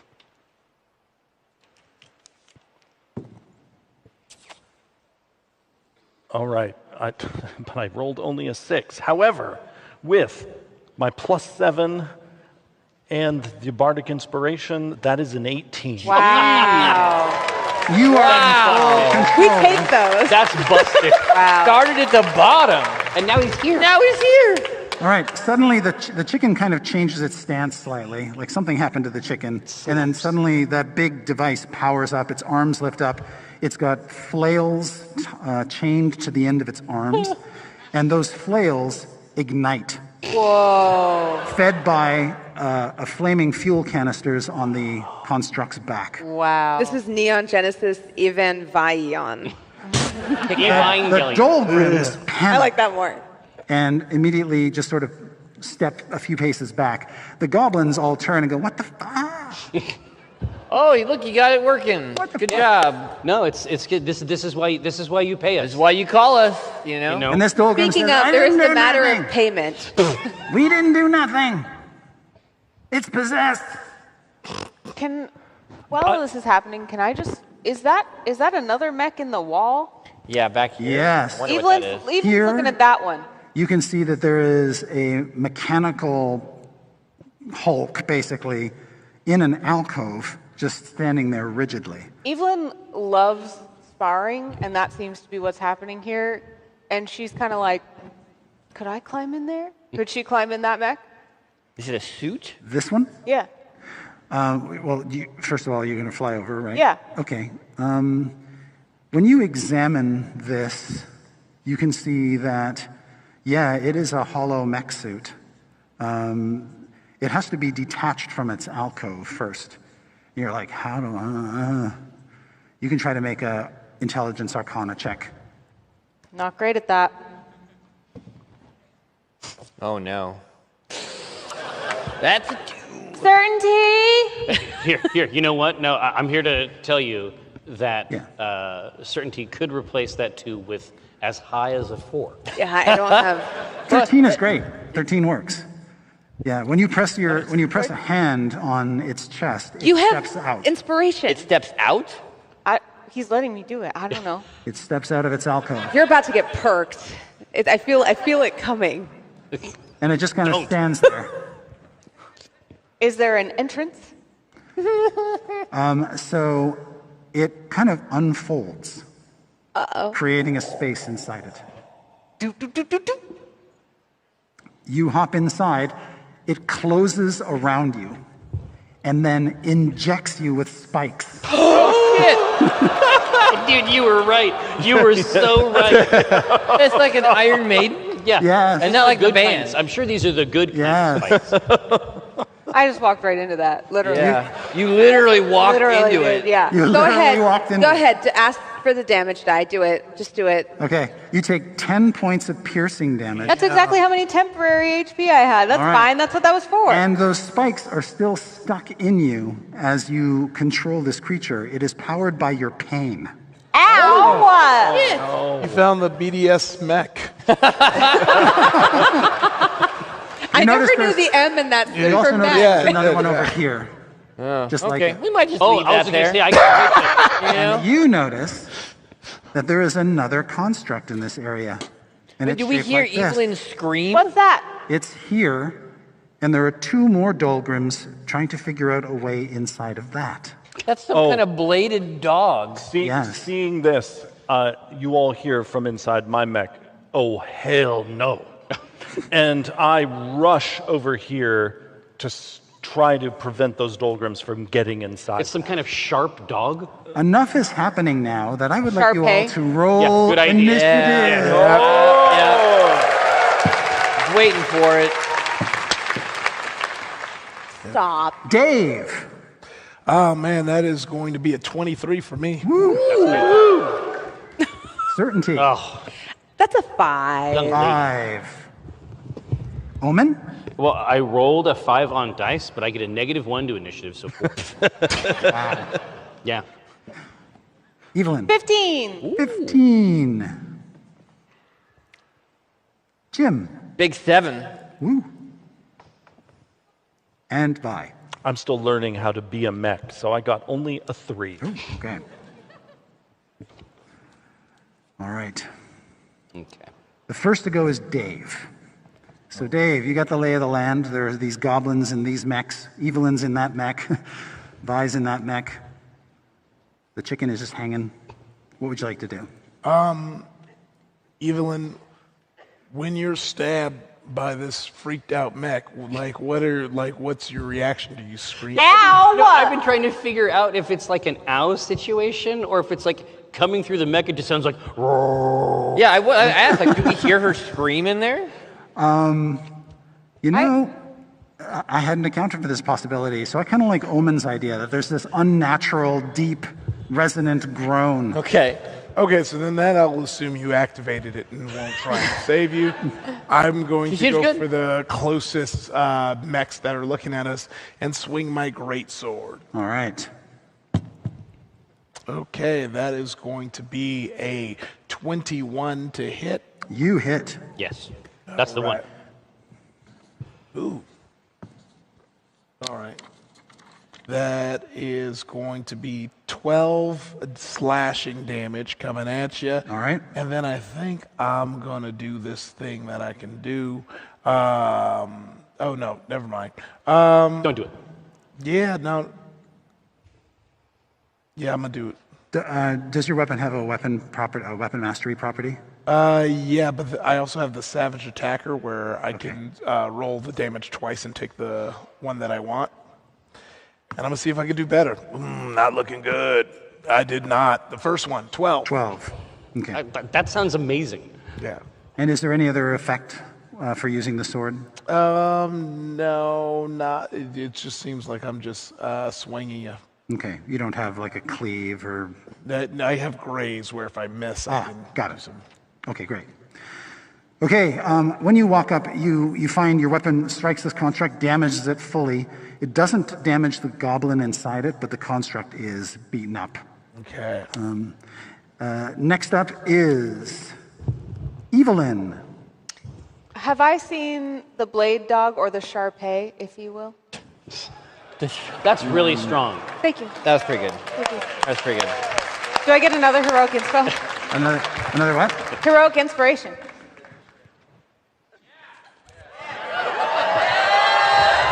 For what? For your podcast. For what? For what? For fucking what? Just because you can't hear me doesn't mean I'm not funny. All right, can I see the dog? This dog. Yeah. No. Okay. And I saw... But you do know I looked over there at something. That's I said, true. oh, ew. Yeah, I'm going to run over as far as I can toward Vi to see what we're fighting. Tlung, tlung, tlung, tlung, tlung.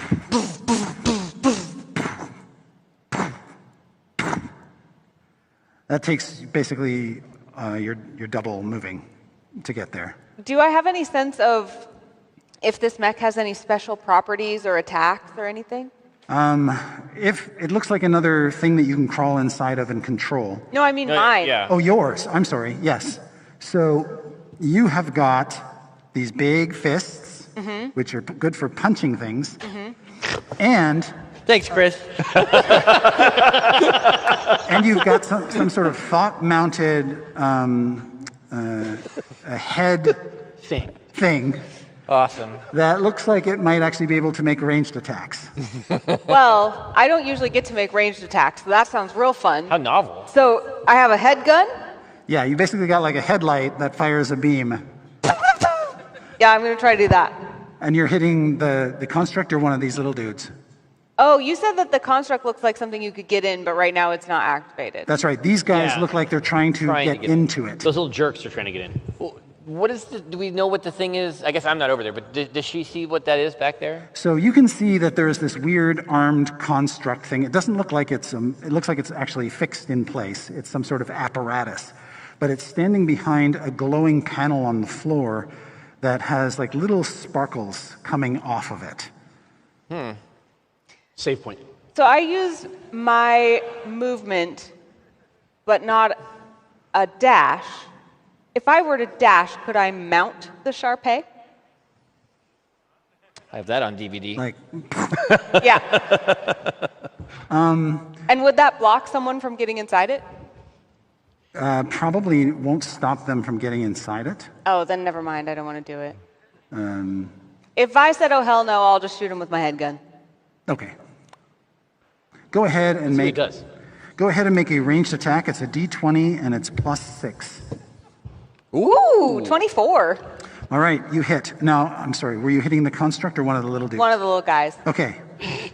Go ahead and roll 6d6 damage. Yeah. Holy crap! What are you talking about? This is radiant. Yeah, wait 6, until we see 9, where this damage comes from. 13, Oh. 16. Why 20, are you giving him fuel? 26. He is fuel. All right, you absolutely incinerate him. He's just obliterated. It's like a magnifying glass. And at the end of your turn, you take 10 points. Oh, shit. I love it, dude. I love it. I'm so cool. This is that old shit. Yeah, right. Okay. Okay. This is that old school. Next up is the little guys. I'm going to have to make a roll for this guy to see if he can get inside. We don't want this. No. He is able to find the door and open it, or unlock it, but he can't do anything else. If his buddy were here, they'd be inside by now. Okay. So he's close, but no cigar. This little guy is in real trouble. He sees the chicken, does not feel particularly threatened by it, and is much more threatened by the fact that this thing's moving around. He is going to run.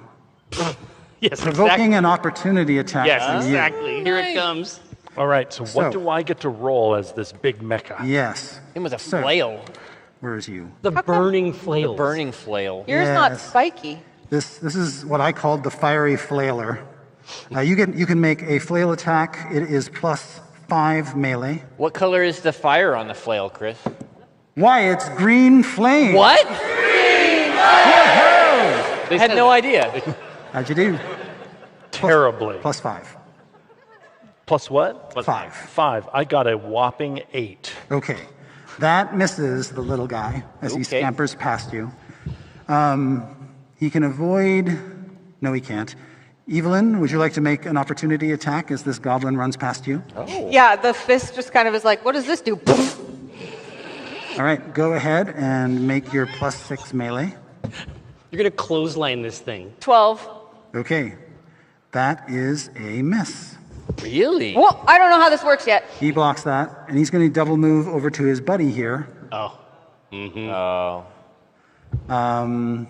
And jack see, in. 10, 20, 30, 40. He does not have enough room move to get inside. Okay. Classic. Okay. Whew.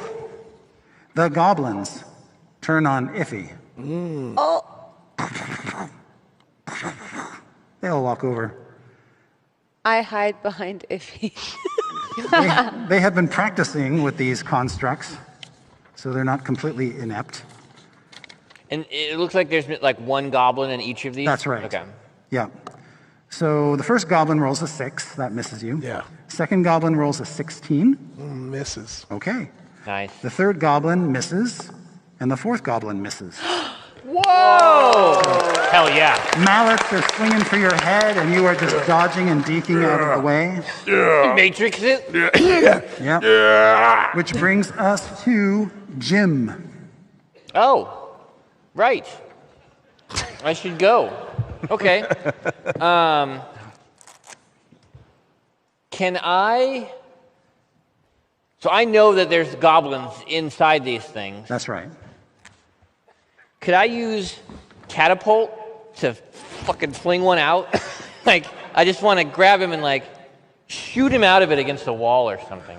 So I would say the first thing you have to do is unlatch the hatch that's holding him inside. You could use a mage hand to do that. I would love to do that. But that would be an action, right? All right, well, yeah, I want to start by opening the hatch Okay. and, making him visible. Okay. What would you like me to roll? You don't have to roll anything. You can do it automatically. Well, I just... Yeah. You just pop open the hatch. All right. So you're playing the long game. Yeah, the door swings open a little bit, maybe? Yep. Okay. Gently. All right. Do you want to move at all, or are you happy staying on the elevator? Oh, no, I'm going to stay right there. Okay. Hand on the lever. I'm good, yeah. Okay. Then we drop to certainty. Yeah, I know this maneuver. We He's call exposed. We call it the pick and roll. Exactly. I strafe forward as far as my movement allows, and I catapult the goblin There you out directly into Vi's waiting flails. Okay. Is there any saving throw or anything I have to roll? It is a dexterity save. You need to beat a 13. Okay. He failed. Nice. All right. It's like a fair game? Yeah. And I'm sorry, where would you like to fling him? Into Vi's flails. Which I'm spinning like a blender. All right. Let's see. You've already used your reaction to make an opportunity attack, so he just sort of plops down at your feet. This one is basically deactivated, so I'm going to tip it over. Okay. Exquisite. Anything else, certainty? That'll be it. Okay. Omen. Hello. So there is one more here that was attacking There are Dave. 3 more attacking. Okay, there's a little alcove I can't see over there. Here, so I'm going to stride forward and just start making, concussive modifications to these goblins. Okay. I'm just going to tune them up a little bit. Are you going to attack the one that if he is already damaged, or do you want to? Yeah, pick on absolutely. fresh? I'm just going to try to clean one up if I can, and then I'll start on another one. All right. So here we go. We are looking for a D4 or a D20 plus 4. Whew, that's bullshit. That's 7, and it's not good. 7? It's that's right. You know what? Why not? Why not just use channel divinity and just add 10 to the attack roll? 17. That seems nice. 17 sounds better. Okay, you hit. Well, then I also hurt. 2d6 plus 2, 6 plus 4. That's 12 points. Okay. It is still up. Here, I am going to use my War Priest ability so that when I use the attack action, I can make one weapon attack as a bonus action, just to try to clean up this this goblin gentleman. That is even worse somehow than the one before. How do you do it? It's incredible. You need to gas him up again. I know, no. This is what happens when you cheat on the goddess of luck. Yeah. This is what happens when you fuck over and start Tamara. worshiping Satan. Yeah. Yeah. Fortunately, that does not penetrate. No. Vi, you're up. All right.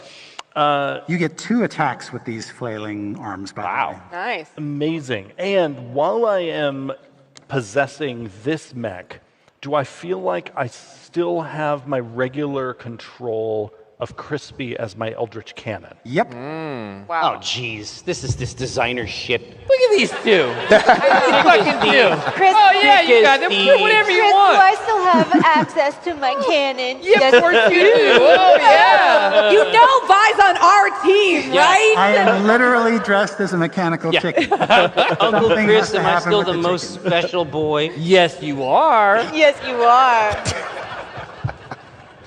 All right.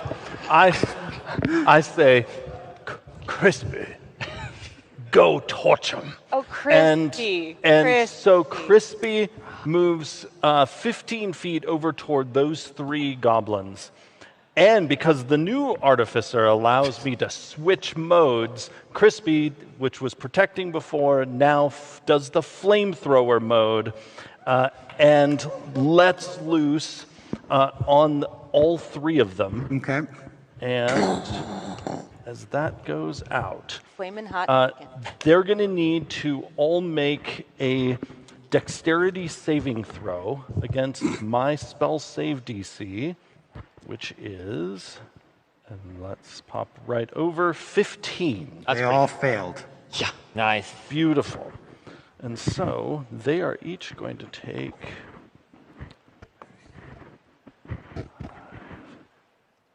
They each take 6 fire damage. Okay.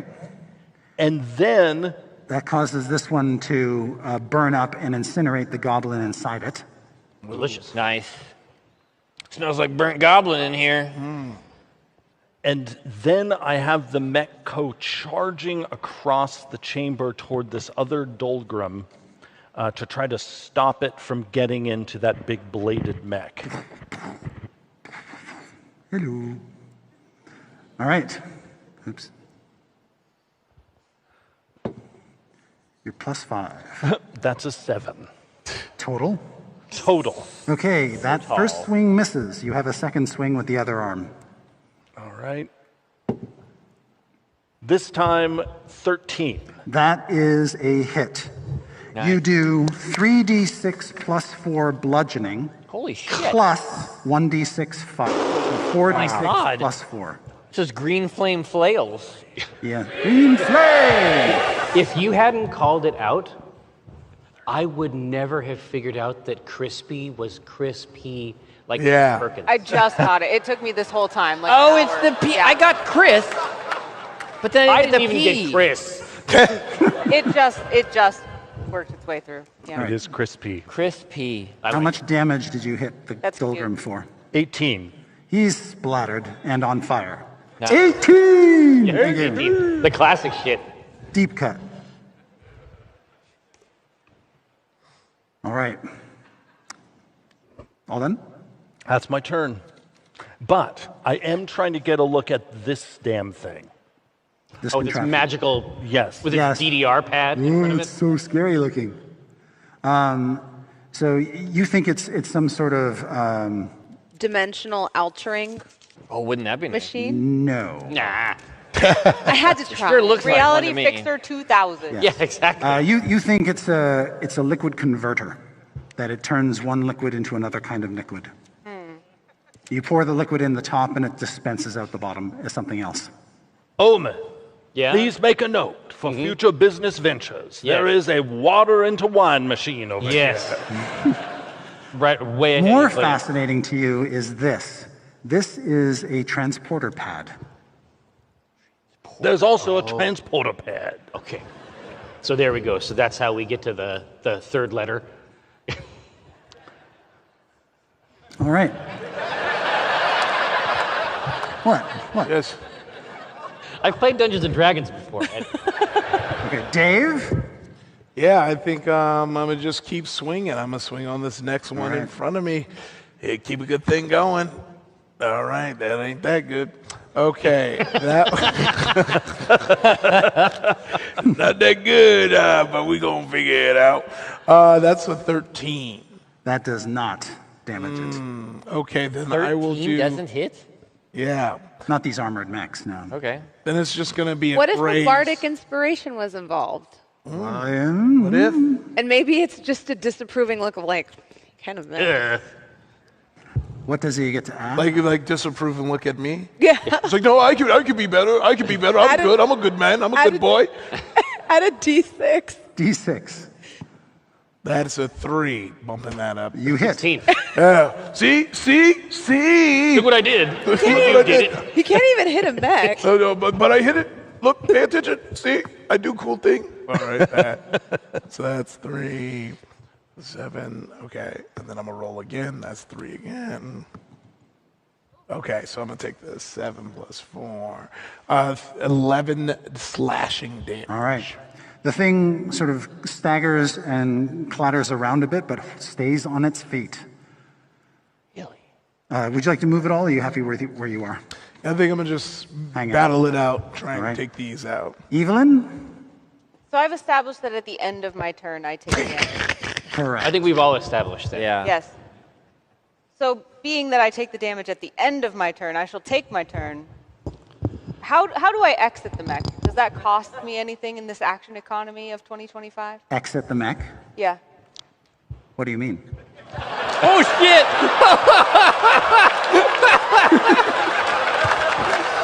Oh, fuck you, Chris Perkins! You would think that after all these years, I would know. Shit. What do you mean? That got me, Chris. That was good. He says fondly. Yeah. Well, Evelyn doesn't know that yet. No. Right. true. Right.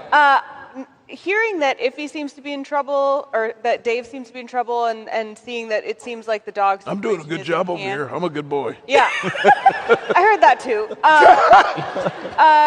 I'm going to run so that I get an angle on that group. For your head beam. Yeah, and I'm going to head beam one more time on whichever... Honestly, I feel like my head beam does so much damage. It does a lot. But I guess To everybody. I'll finish off whichever one is looking most wounded. Okay, that's this guy right here. Okay. And Hose him down. it's +6 to Yep. my Plus D20. 6. So 8 + 6 is 14. That misses. I want to use my heroic inspiration. Yes.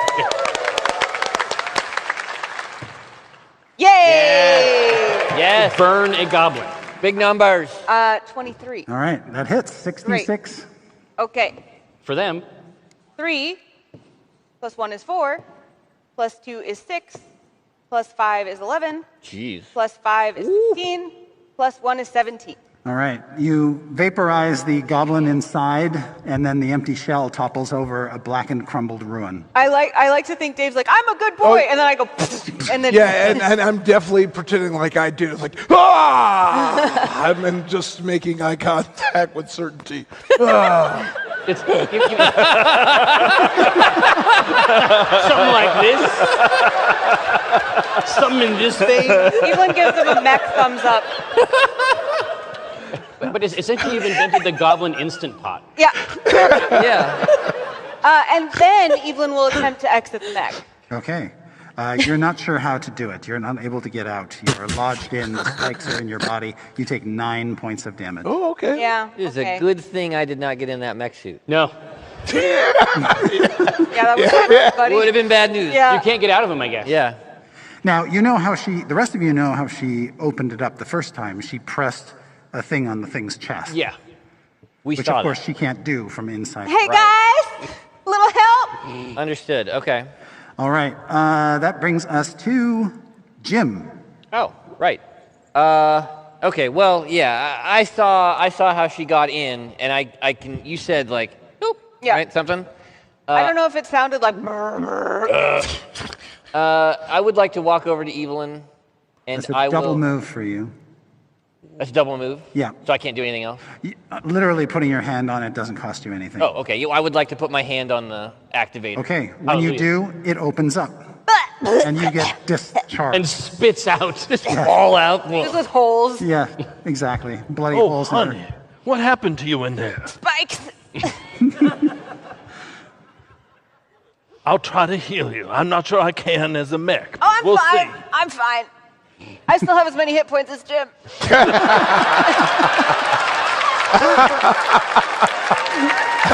I have double my normal hit points. Like, I'm dead and I have more hit points than Jim. what is this? It's a flanking bonus. Maybe you should smoke some more of these. Yeah. Listen, Jim has other skills. Okay. Here, would you like one? Please. You can make slod dicks. The two Dolgrims climb into the device, and you see it start to kind of come alive. Its serrated blades flex menacingly. Well, we don't like that. No. That's all that they can do. And that brings us to certainty. I finish swinging around the corner. Oh, I forgot this goblin. I'm so sorry. Yeah. He's just going to turn and pound on... Does he have a spell to go back in time? Where's this sentence going, Chris? Iffy. Roll natural 1. Oh. This goblin is having a bad day. Then he is going to provoke opportunity attacks from you and Omen. Okay. Hit him. As he tries to move away from you. It's a bad day. It's a bad day to be a goblin. Yep, he's fine. He's doing great. Yeah. He's doing great. Yeah, he's vibing. Let's see what we can do. You know, what's the worst that could happen? Oh. 20. You hit. Wow. I do hit. 2d6 plus 2. So 3, 5, 8, 9, 10 points of damage. Okay. He falls. He should fall. And does not get up. Okay, understood. All right, all of these goblins are down. So if he... What was that? I don't know. It scared me. That was the sound of the goblin die. Yeah, true. Yes. So the only threat left is the threat here. Of the Sharpay. That's right. And it is Omen's turn. I think it's mine. Because I'm above you in Oh, sorry. I skipped initiative. you. Yes. Yes. Now, my mini's back there, but I did move up last turn. Can I continue moving up to get line of sight on that mech? You sure can. I am going to target the goblin piloting the mech with dissonant whispers to see if I can get him to get out of the mech. Okay. He gets a saving throw, right? Yeah, but he doesn't get to make it because it's a 4, and that fails. Okay. Nice. She's bad. And I just say, that rig's too powerful for you to handle, little man. Okay. Does he take damage? He does. So much. It's an evil spell. That's too much PC for you. Oh. You can't handle ray tracing yet. That is 8, 11. Holy smokes. Psychic damage. Okay. And he has to use his entire movement to move away. Okay. From So me. his dead corpse falls out. and goes to its maximum movement, rolls away. His dead corpse falls out of the machine, landing under its feet, and moves exactly 0 feet. He wasn't ready for DLSS mech. No. No. All right. Woo, Omen. Hello.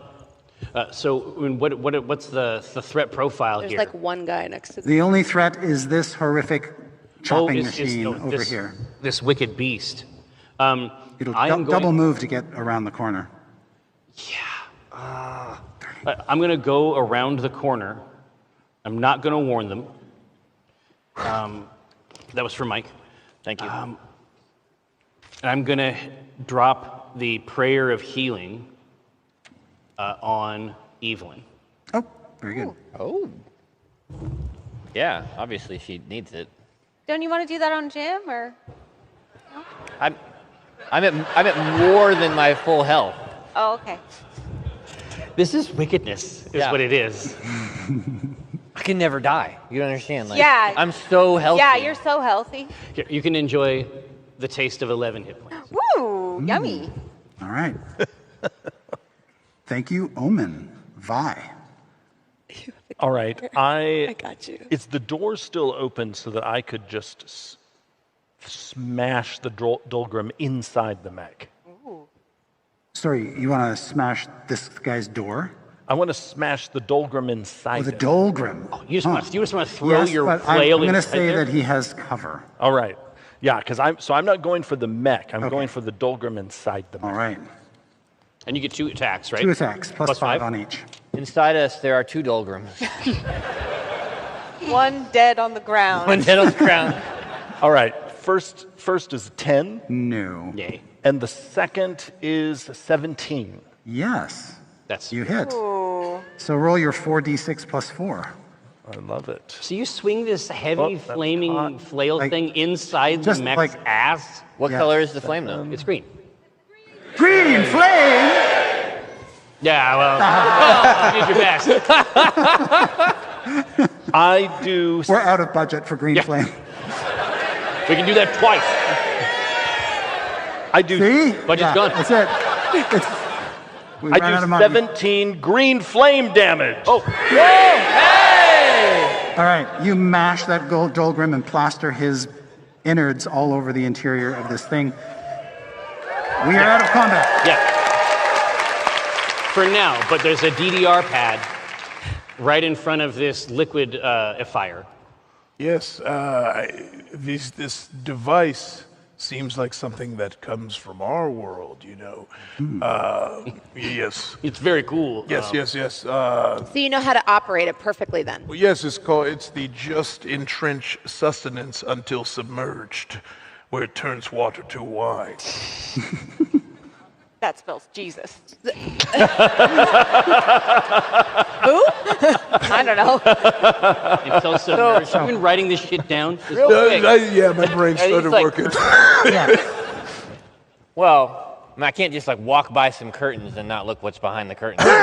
Of course. Curtain number one. Curtain number one. What is behind You it? see modest little sleeping cubicles. Oh. Probably for the industrialists who work here. Okay. Or used to work here. But they are vacant, and these beds haven't been lived in for some time. Gross. Okay. Yeah. Don't care.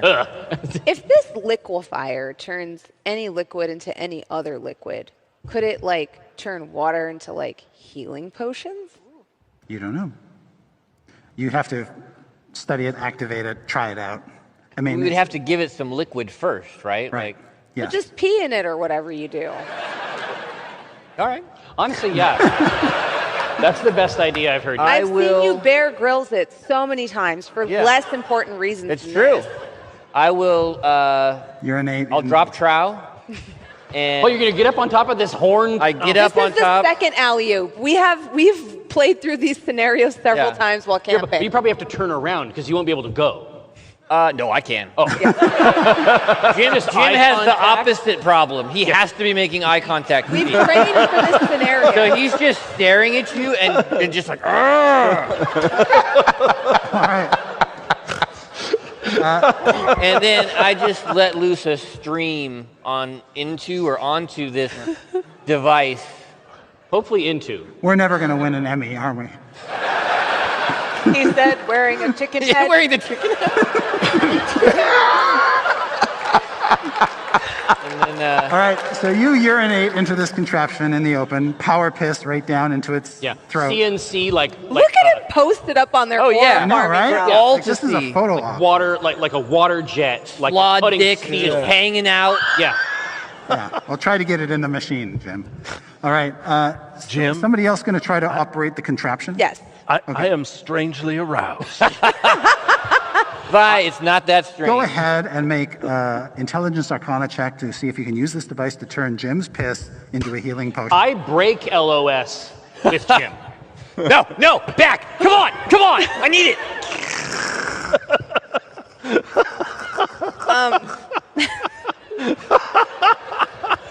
What does a 12 do? What's that 12 do? That's your total, 12? Okay. So you push some buttons, you push some dials, you think something comes out the bottom, and it is a red liquid that is dispensed into a vial that's just like a robotic little hand brings the vial out. This red liquid comes pouring down, fills up the vial, then another little hand comes in with a stopper. Bloop, bonk. Like one of those cafe robots. Yes, that makes exactly. coffee. Jim juice. Yeah. So you look at the vial of red liquid. It actually has a kind of a watery quality, but the color looks right. Ooh. You gonna enjoy. The thing is, I have full hit points. Why are you Yeah, looking at me? Why are you looking at me, I don't Justin? want Why are you looking drinking at it anyway. There's nothing. It's sterile. I'm fine. I don't need hit points.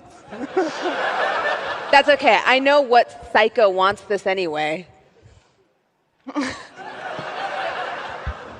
That's right. There's nothing wrong with you giving your father a bottle of your uncle's piss to drink. It wouldn't be the first time. I will take it just so that no one else ever comes into contact with it. I feel like you were I'm going to gonna say no, protect but you the saw world. Evelyn like... Yeah, I'm going to protect the world from this liquid.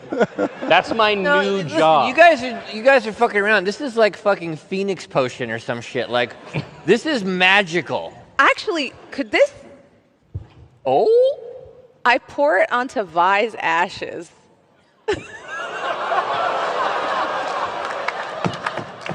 I love it. The worst. I love it. Theoretically, it can't make it worse. Theoretically. This is science. Chris, It's please. just science. I never asked you for anything. Never asked you for anything. Hold on. So now we're gonna have thick. We're gonna have thick ashes. Ash paste. Okay. I'm going to need help with this one. Audience, raise your hand if you think Jim's power pack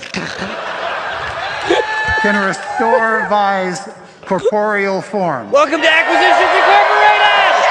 Yes. Yes. We're gonna squeeze her out of it like a tube. It's like toothpaste. It's a fine paste. Well, I imagine it just gets like thick, and then it starts looking like Alex Mack. Yeah.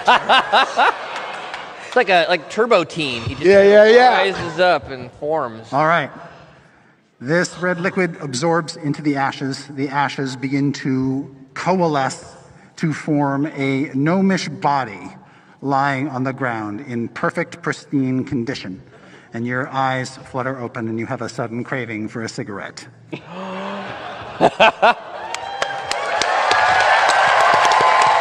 Honestly, this belongs to them. Yeah. Nobody else does it like us. No. Then this naked is a machine- jaybird, I assume. What's that? Like, Vi is just completely naked here in the middle of this dungeon, right? What game are you playing? The clothes were in the ashes. Clothes were the clothes. I wasn't going to dwell on it. Yeah, that's right. Yeah. Well, Yes. Good? You see Vi's 300-year-old wrinkly carcass naked on the floor smoking a cigarette. Yeah. What, in repose? Jim is strangely aroused. because what I love is that I came back with no clothes, but I certainly had a cigarette. Yes, exactly right. What if I quit this time? Here. So We all get a turn. We do. Here, now, Dave. So you're saying you know how to? Obviously, we've figured out a way to resurrect gnomes with piss, but at the base of this device is something that you recognize. It sounds like this teleportation pad. Yes, it seems familiar to me. Well, go get crazy on it. Yeah, let's see what you can do. Turn it on and take us to level M. Let's go. Yeah, I guess I'll try and make some teleportations happen. Yeah, all right. Fortunately for you, it looks to be perfectly operational. All you have to do is stand on it and just remain there long enough for these little motes of light to start to gather around you. And you just kind of disappear, almost like you're sucked down into this crystal plate to another location. Ooh. But we just see him go whoop. Yep. Yeah. And he didn't suffer any pain or anything. It's like he just went down. Whoop. Here, I'm gonna get on the pad. And Can I then, get on there with you? Wait, no, it's not big enough. I use a wide stance so you can't get on. And as I start to dematerialize and move down, I go, ah!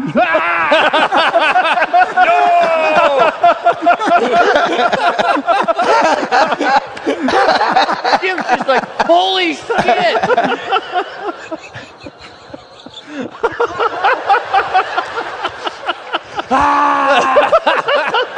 Four of you remain, and you all saw that. Evelyn bravely is like, it's okay. I'll go first. And walks on, thinking she's about to get spiked again. All right. You go on, and you sort of disintegrate into the floor. All right.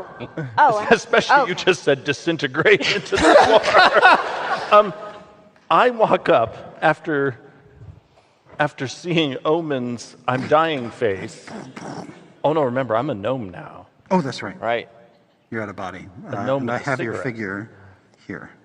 And I'm going to examine this teleportation pad to ensure it is actually moving people and not disintegrating. Sure. Or making them very flat. Yes. Arcana, please. 17. It is what Iffy told you it was. It is a transporting pad. Who's Iffy? Oh, sorry, Dave. I don't know who that Get I his only know ass. Dave. All right. It is actually teleported them. So what, he was just fucking with me? So, sweetheart, I know you know this. Your father is a very accomplished man, and he cares about you so much. But from heel to forehead, it is all horseshit. She's not wrong. Sounds right. That's good to know. It feels right. I get on the pad with Vi. All right. Down you go. I hop on. Down you go. Is it just Jim left? Just Jim. Oh, did Evelyn already go through? Yeah. Oh, You're just standing on the completely top of alone. it. Oh yeah. All right. Yeah, I zip up and jumped into the teleporter. Zip up. All right. You hit the hard surface. Oh. You sort of splat down on the hard surface, and then you sink down. Okay. There was a bit of delay. I will remove these figures, except him. He can go, oop. There I am, busting everything. Get these out of here, get these I mean, we broke it first. I think I got everything. Give me an M! Called it. Very nice. True power. Oh boy. Oh, Chris drew us a special picture. Oh my. What in the world? What is this? Holy shit. Holy shit. What the fuck? Sorry. What's It's that? the future! What? That's not real. We're playing Dungeons and Dragons. It's the Millennium Falcon. Yeah, but This kicks ass. Greyhawk has all kinds of weird sci-fi shit down deep, actually. What? It does? Yeah. Yeah. It's OG. It's like that the old fantasy where it's like so old. It's the future. That's Yeah. right. That's cool as hell. Hey, man. Fucked. Okay. If, There's a little Dave, glowing. That's so good. you appear here. There are 4 pillars bracing the ceiling around the transporter pad that you have just touched down on. You know that this pad won't activate again until you step off and step back on. So you're safe. You see 3 contraptions over here, tables with these armatures looming above them. At this distance, you're not exactly sure what the heck they are. There's no business happening here. You can hear, however, a lot of activity over here, like almost like metal being peeled away or broken up, and heavy stuff being moved around. And these walls and this technology, is this foreign to me, or is... This is quite unlike anything you have experienced personally. Yeah. You were told that the Caneth forges had sort of some sophisticated stuff in them. You've never seen anything like this. On some of the walls, there's lighted panels. Yeah, I want to lights. go up to these panels and just kind of investigate them. Okay. As you sort of look around trying to find like a key panel or something, and you go up, you see on several of them, one important thing. This whole level is full of toxic smog. Ah. Okay. So you can see, but if you were a breathing person, you would be very, very concerned. Yeah. And they're blinking lights and screens that you see. Some of them are warnings like environmental shutdown enabled. Oh, wait. You just turned back into a... Yeah, good timing. Yeah. Oh. There's only 4 masks. God, why would you pee in that machine and turn Vi back into a person? If I had a nickel for every time I heard that. You see an icon on several of the screens which looks like 3 circles that are kind of blinking, and you can make an insight check to see what those might mean. Okay, yeah. Okay. That is going to be a 6. Okay. You're not sure, but you think it's some sort of warning sign that's telling you something, and the symbol, it looks like that there might be lines that appear between the circles when things are set right, when things are stabilized. But right now, nothing seems to be functioning properly. But with that roll, you can't figure out how to use these controls to try to change the environmental situation down here. Hell yes. Okay. All right, and as you're doing that, a moment later, Omen appears. No! I just dust myself off. You might want to put on your gas mask. Hey, Dave. Yeah, it's got to come right over the back. I twist whatever is required on the, rudimentary barrel on the back. Shit. I'm the last one in. And so now I'm looking around. Yeah. I'm trying to assess the same stuff he is, but we have like 3D printers and shit.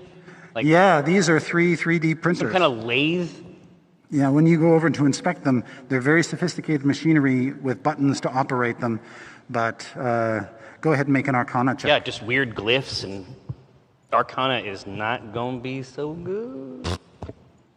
6, the number of the beast. Okay, you have no clue how to operate these I things. agree.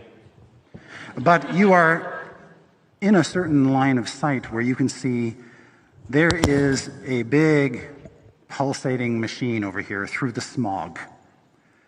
And there is a creature. Jesus. What? Who's this guy? Chainsaw arms? Next to it, it has punched a hole through one of the sides of the machine, and its chest cavity is open, and there are little arms, mechanical arms, coming out of the chest cavity and reaching into this hemisphere. To get the delicious caramel center or whatever. That's it, yes. And from your vantage point, that's all that you can see. Okay, I got to get back. I have to break line of sight with that thing immediately. And it looks like Dave is trying to interact with the environmental controls. He's trying to use the iPad? Yep. Yeah. Okay, certainty we'll be able to handle this. Oh. Now, there was a brief delay after I'm you... like just a kid. Yeah, there was a delay because we were all a little spooked. Yes, so it's you two, just you two. What do you do? Well, I just assume that anything that looks like this, Dave knows about. And so I see Dave looking at the screen, and I just come up behind him and I just start nodding, like gassing him up, like, yeah, this is it. What are we doing here, buddy? What do we got? How are we looking? We are looking bad. I don't understand this at all. You came over here quite quickly. Did you see anything? Yeah, what's going on with these dots? I start going hog ass wild on the dots. No, you're actually pressing buttons? Yeah, oh yeah. I was like, what's going on with these? What happens if I do this? Okay. Like some Angry Birds? Yeah. Go ahead and make another intelligence arcana check. You bet, no problem. How about a natural 20? Oh, yeah. I'm just like, that'll do. Holy shit. All right. I go hog wild on it. Yeah. I try to get the high score. You start pushing buttons, and suddenly a lit up bar appears between two of the nodes, of the 3 nodes. I say, I earned And in this fact, bar. with your roll, a second one appears. Oh. So two sides of the triangle have formed. The Yeah, other one see? is still out. It's going great. I got almost a full triangle. Yeah, I mean, I'm just kind of impressed. I'm like, you keep doing what. I'm like, no, you have to. This is a competitive game, and now you go. I did. Yeah. I'm so far. I'm winning. If there's one more round, I'll win. If you don't. As you push some more buttons, a panel in the wall opens behind you, and a small creature unfolds itself from the wall and just sort of emerges. He's tired of this shit. It is a mechanical box-like being with little spindly arms and legs. I've never been more pleased. And you can see it's got a fleshy face. Mm-hmm. Oh. Luscious lips, like Luscious RoboCop. lips. A fleshy face, but like the rest of the body is That's mechanical? right. Yeah. All right. And it sort of comes out. It looks like it's been in there for a long time, and it's sort of a little wobbly and wobbly as it steps out, and it looks around, sees that there's an environmental crisis, and looks very perplexed. And says, "No." No, I say, did I win you? He ambles over. I look over at. Oh, I look over at David when and say, he look, moves, I won this. A magical sphere follows him on a trail of mist. The sphere's mine too. These are both mine. This little guy and the ball. Sphere on a trail of mist. I don't know if you can see it. It's really cute. Yeah. Its little hands are like, oh, so far it only says no. The fleshy face is a little odd. Yeah. I kneel down. And I reach out to shake his little hand, and I say, we're going to have a good fucking time. Yeah. Yes. You and me. Exactly right. Yes. All right. Well, hey, so what's next? Like, is this Ball a friend of yours, or? No. Oh, okay. Is he an enemy of yours? No. Oh. Say, what do you have to say for yourself, Ball? That's what I thought. I don't say anything, but I indicate to him that I've got my eye on him. Okay. I put him on the bit. Yeah, all right. Enough time has passed that the next person in line, who was Evelyn, materializes. Instantly, you sense you're in a poisonous atmosphere. Hey, everybody. Evelyn, I won this guy. You want a guy? Yeah, look at this guy. Yes, there is some sort of weird, tiny thing. Yeah. Hello. My thing. I run over and shake their Yeah, hand too. it does. It accommodates you. Yeah, I say, this guy kicks ass. Hello, kicker of ass. He's cool, and he's got this ball. I don't. Do I know what that ball is by any chance? Make an Arcana check. 11? Hey. Nah, it looks like a crystal ball, basically. Okay. It's not like shedding light or anything. It is floating on a bed of mist. Okay. And It's one of those mist balls. And it seems to follow this little guy around. So what's the deal with this place? Yeah, I don't know. It's cool. All right, cool. Certainty arrives. I think Certainty was next, right? Or Vi was next. No, I went before Vi. Okay. Yeah. And I say, when Vi comes in, I'm like, hey, okay, listen, we're having a lot of fun here. This is my guy. Don't try to take my guy. But around the corner, there's definitely some type of demon. Oh. Yeah. Can I walk over there? But like not demon. threateningly. Oh, I no, want no. I'm just be cool. I'm just saying there's some kind of, his arms are like saws or something, like a hammer. Like I want to walk over to him, assuming that it's as friendly as the other kicker of ass. When you peer around, you see that the hatch in its body has closed. It's now glowing within with a pulsing light. It's chowed down on this stuff. It has gotten what it needed to get, and it's now taken it into its form. I want to just like stroll up and be like, "What are you doing?" Oh my God. Okay. Let's roll initiative. Oh boy. I'm not even here. Not yet. Yeah, we're not there yet. Yeah. True enough. Let us start with Dave. 8. 8. Dave is on 8. Certainty. 7. 7. Omen. 10. Oh my God. Yes. Yes. I rolled a nat 20. Okay. See, that's much better. You're going to need it. Yeah. Much better. 15. 15. Yeah, when he said, oh God, I knew that was bad. It could be good. Vi. 20. Okay. It's crispy. Evelyn plus Vi. Oh, and this thing is... Look, I've charmed worse. True. Okay. Evelyn and Vi. You guys go first. Evelyn, you're actually here. Yeah. When you say hi, you see this thing assume an instantly threatening posture. Sun's getting real low. You say in your Darth Vader mask. Sun's getting real low. Is there any persuading this creature? I know a lot about persuading. Do I know if being a machine makes you immune to being persuaded?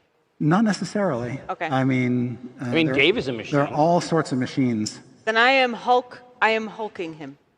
Sun's getting real low. I'm trying to persuade him to just Chill out. like Stand down. power. Yeah, exactly. Stand Okay. down. Go ahead and make a persuasion check. Come on. Big money. Okay, we're looking Big numbers. Lysander money. Ooh, not bad. okay. With my +6 persuasion, that's a 21. Okay. Hey, if it can be persuaded.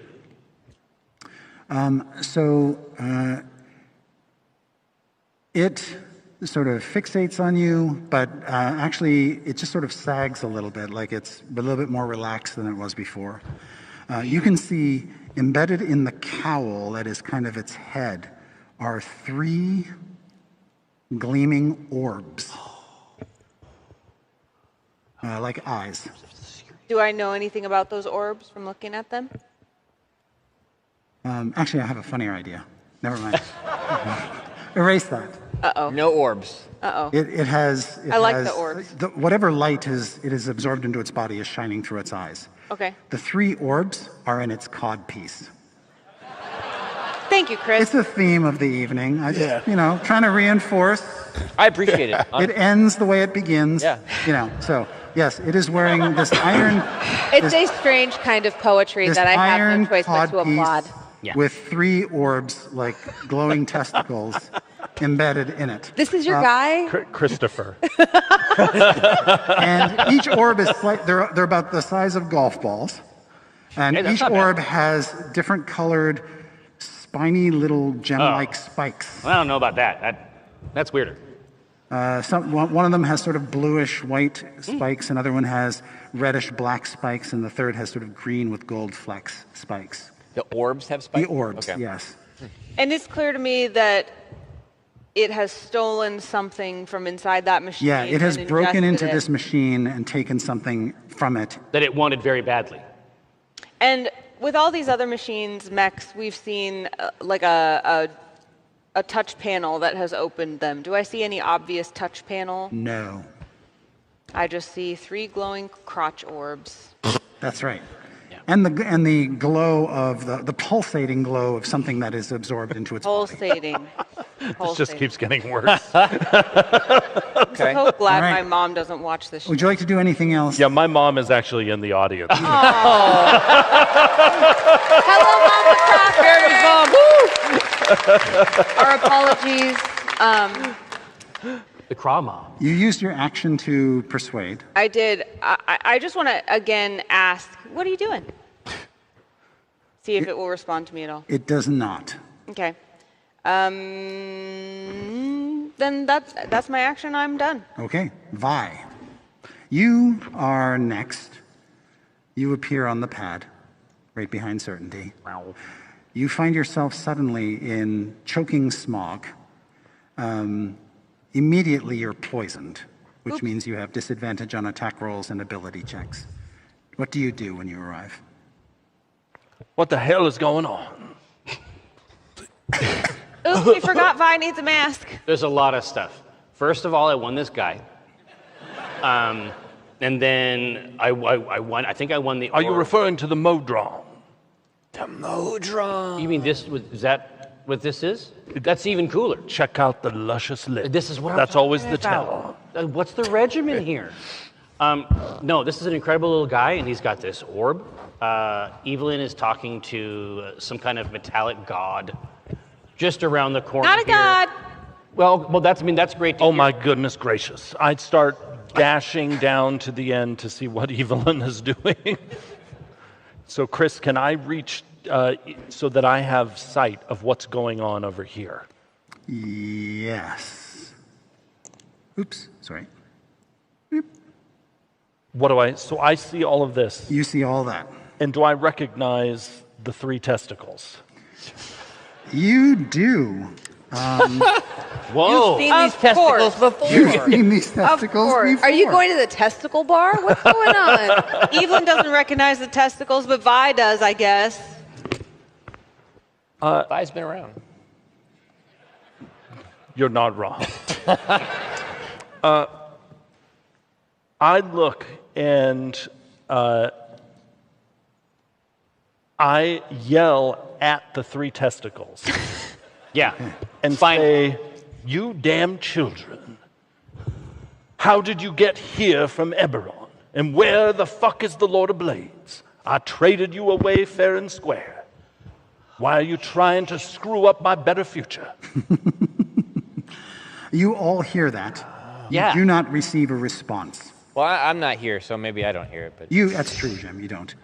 And at the same time, when I look at this glowing device over here, does it look like the reality-altering device that I had studied that was created by love? Yes. This is a weather control station that was built by the inventor here to control the weather for hundreds of miles around this castle. It is using reality-altering tech to do that. I wonder if it got damaged and that's why the weather was so bad. Yeah, and this creature has taken the heart of that device out. Into itself. Not cool. I don't understand. And it looks like those three are the heart? So, Or is the heart the separate? heart is encased literally in the heart of this construct now. It took it into its body. We need to get the heart out of that thing, into this device, and we need to plunge the dagger into it. Who's got the dagger? Oh, Omen, okay. All right. When I croaked, he took it. Right. Jim, it is your turn. You would arrive. I cannot find your mini. I must have left it on the other diorama, so I'm going to see if I What, you got everybody else's mini? Hang on. I got a spare. I think you get like inspiration. Yeah, not have any mini? Voila, you're back. Oh, hey, I'm back. Oh, he has 2 of each. And so do you. And Chris, could I have brought Crispy Somebody with got me that. Nice. through the teleporter? Nice. Yeah, I'm glad you mentioned something, because yes, you could bring Crispy with you. Perfect. All right. So Jim, you are in play. There is poisonous gas all around you. Deactivate your mask. I will put the mask on.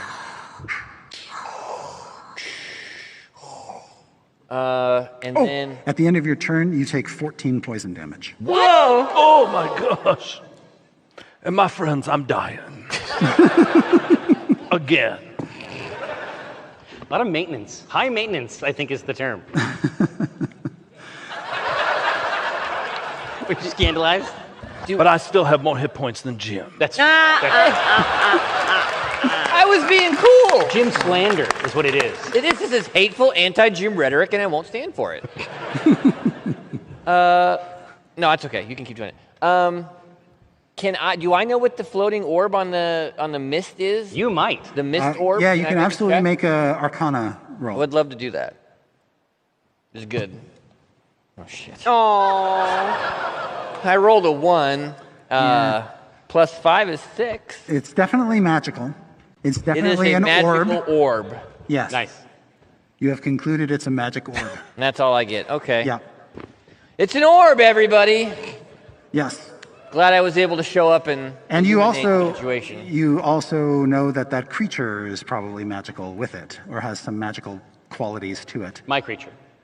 You also think that these weird tables over here are probably magical, although you can't fathom what they do.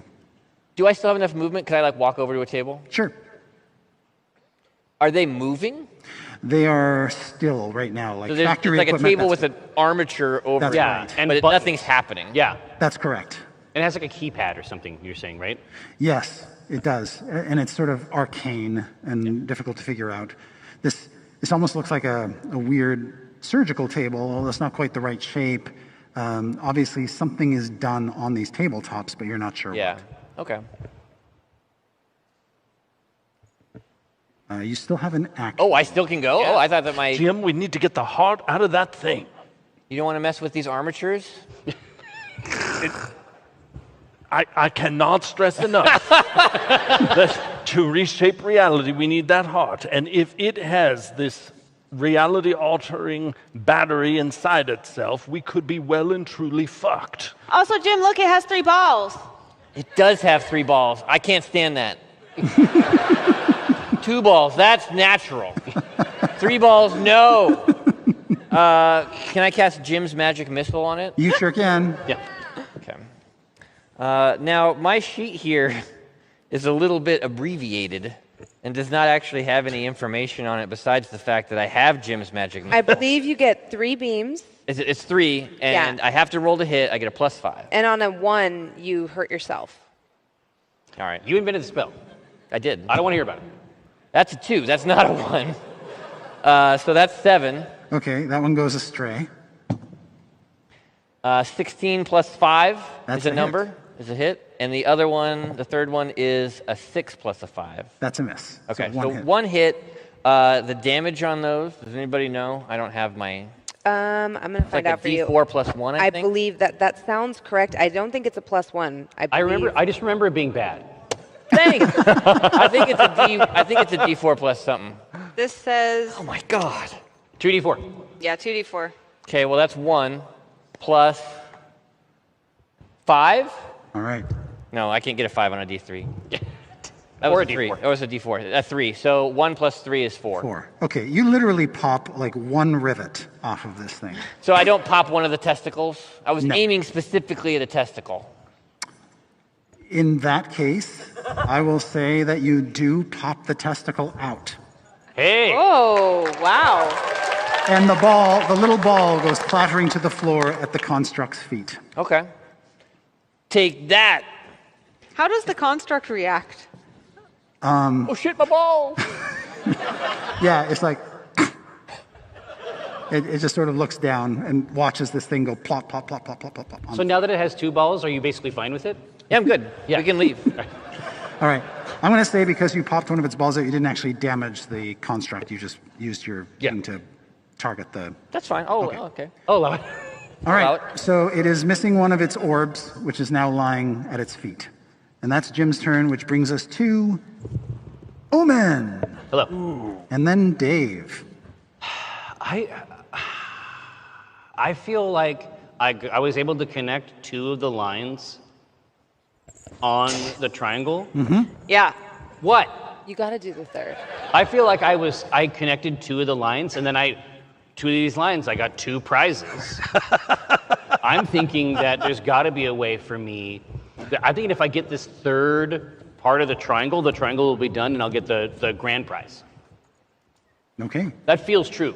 Yeah. That would be another Arcana check for me. Yes. Which I'm incredibly bad at, but it is what it is.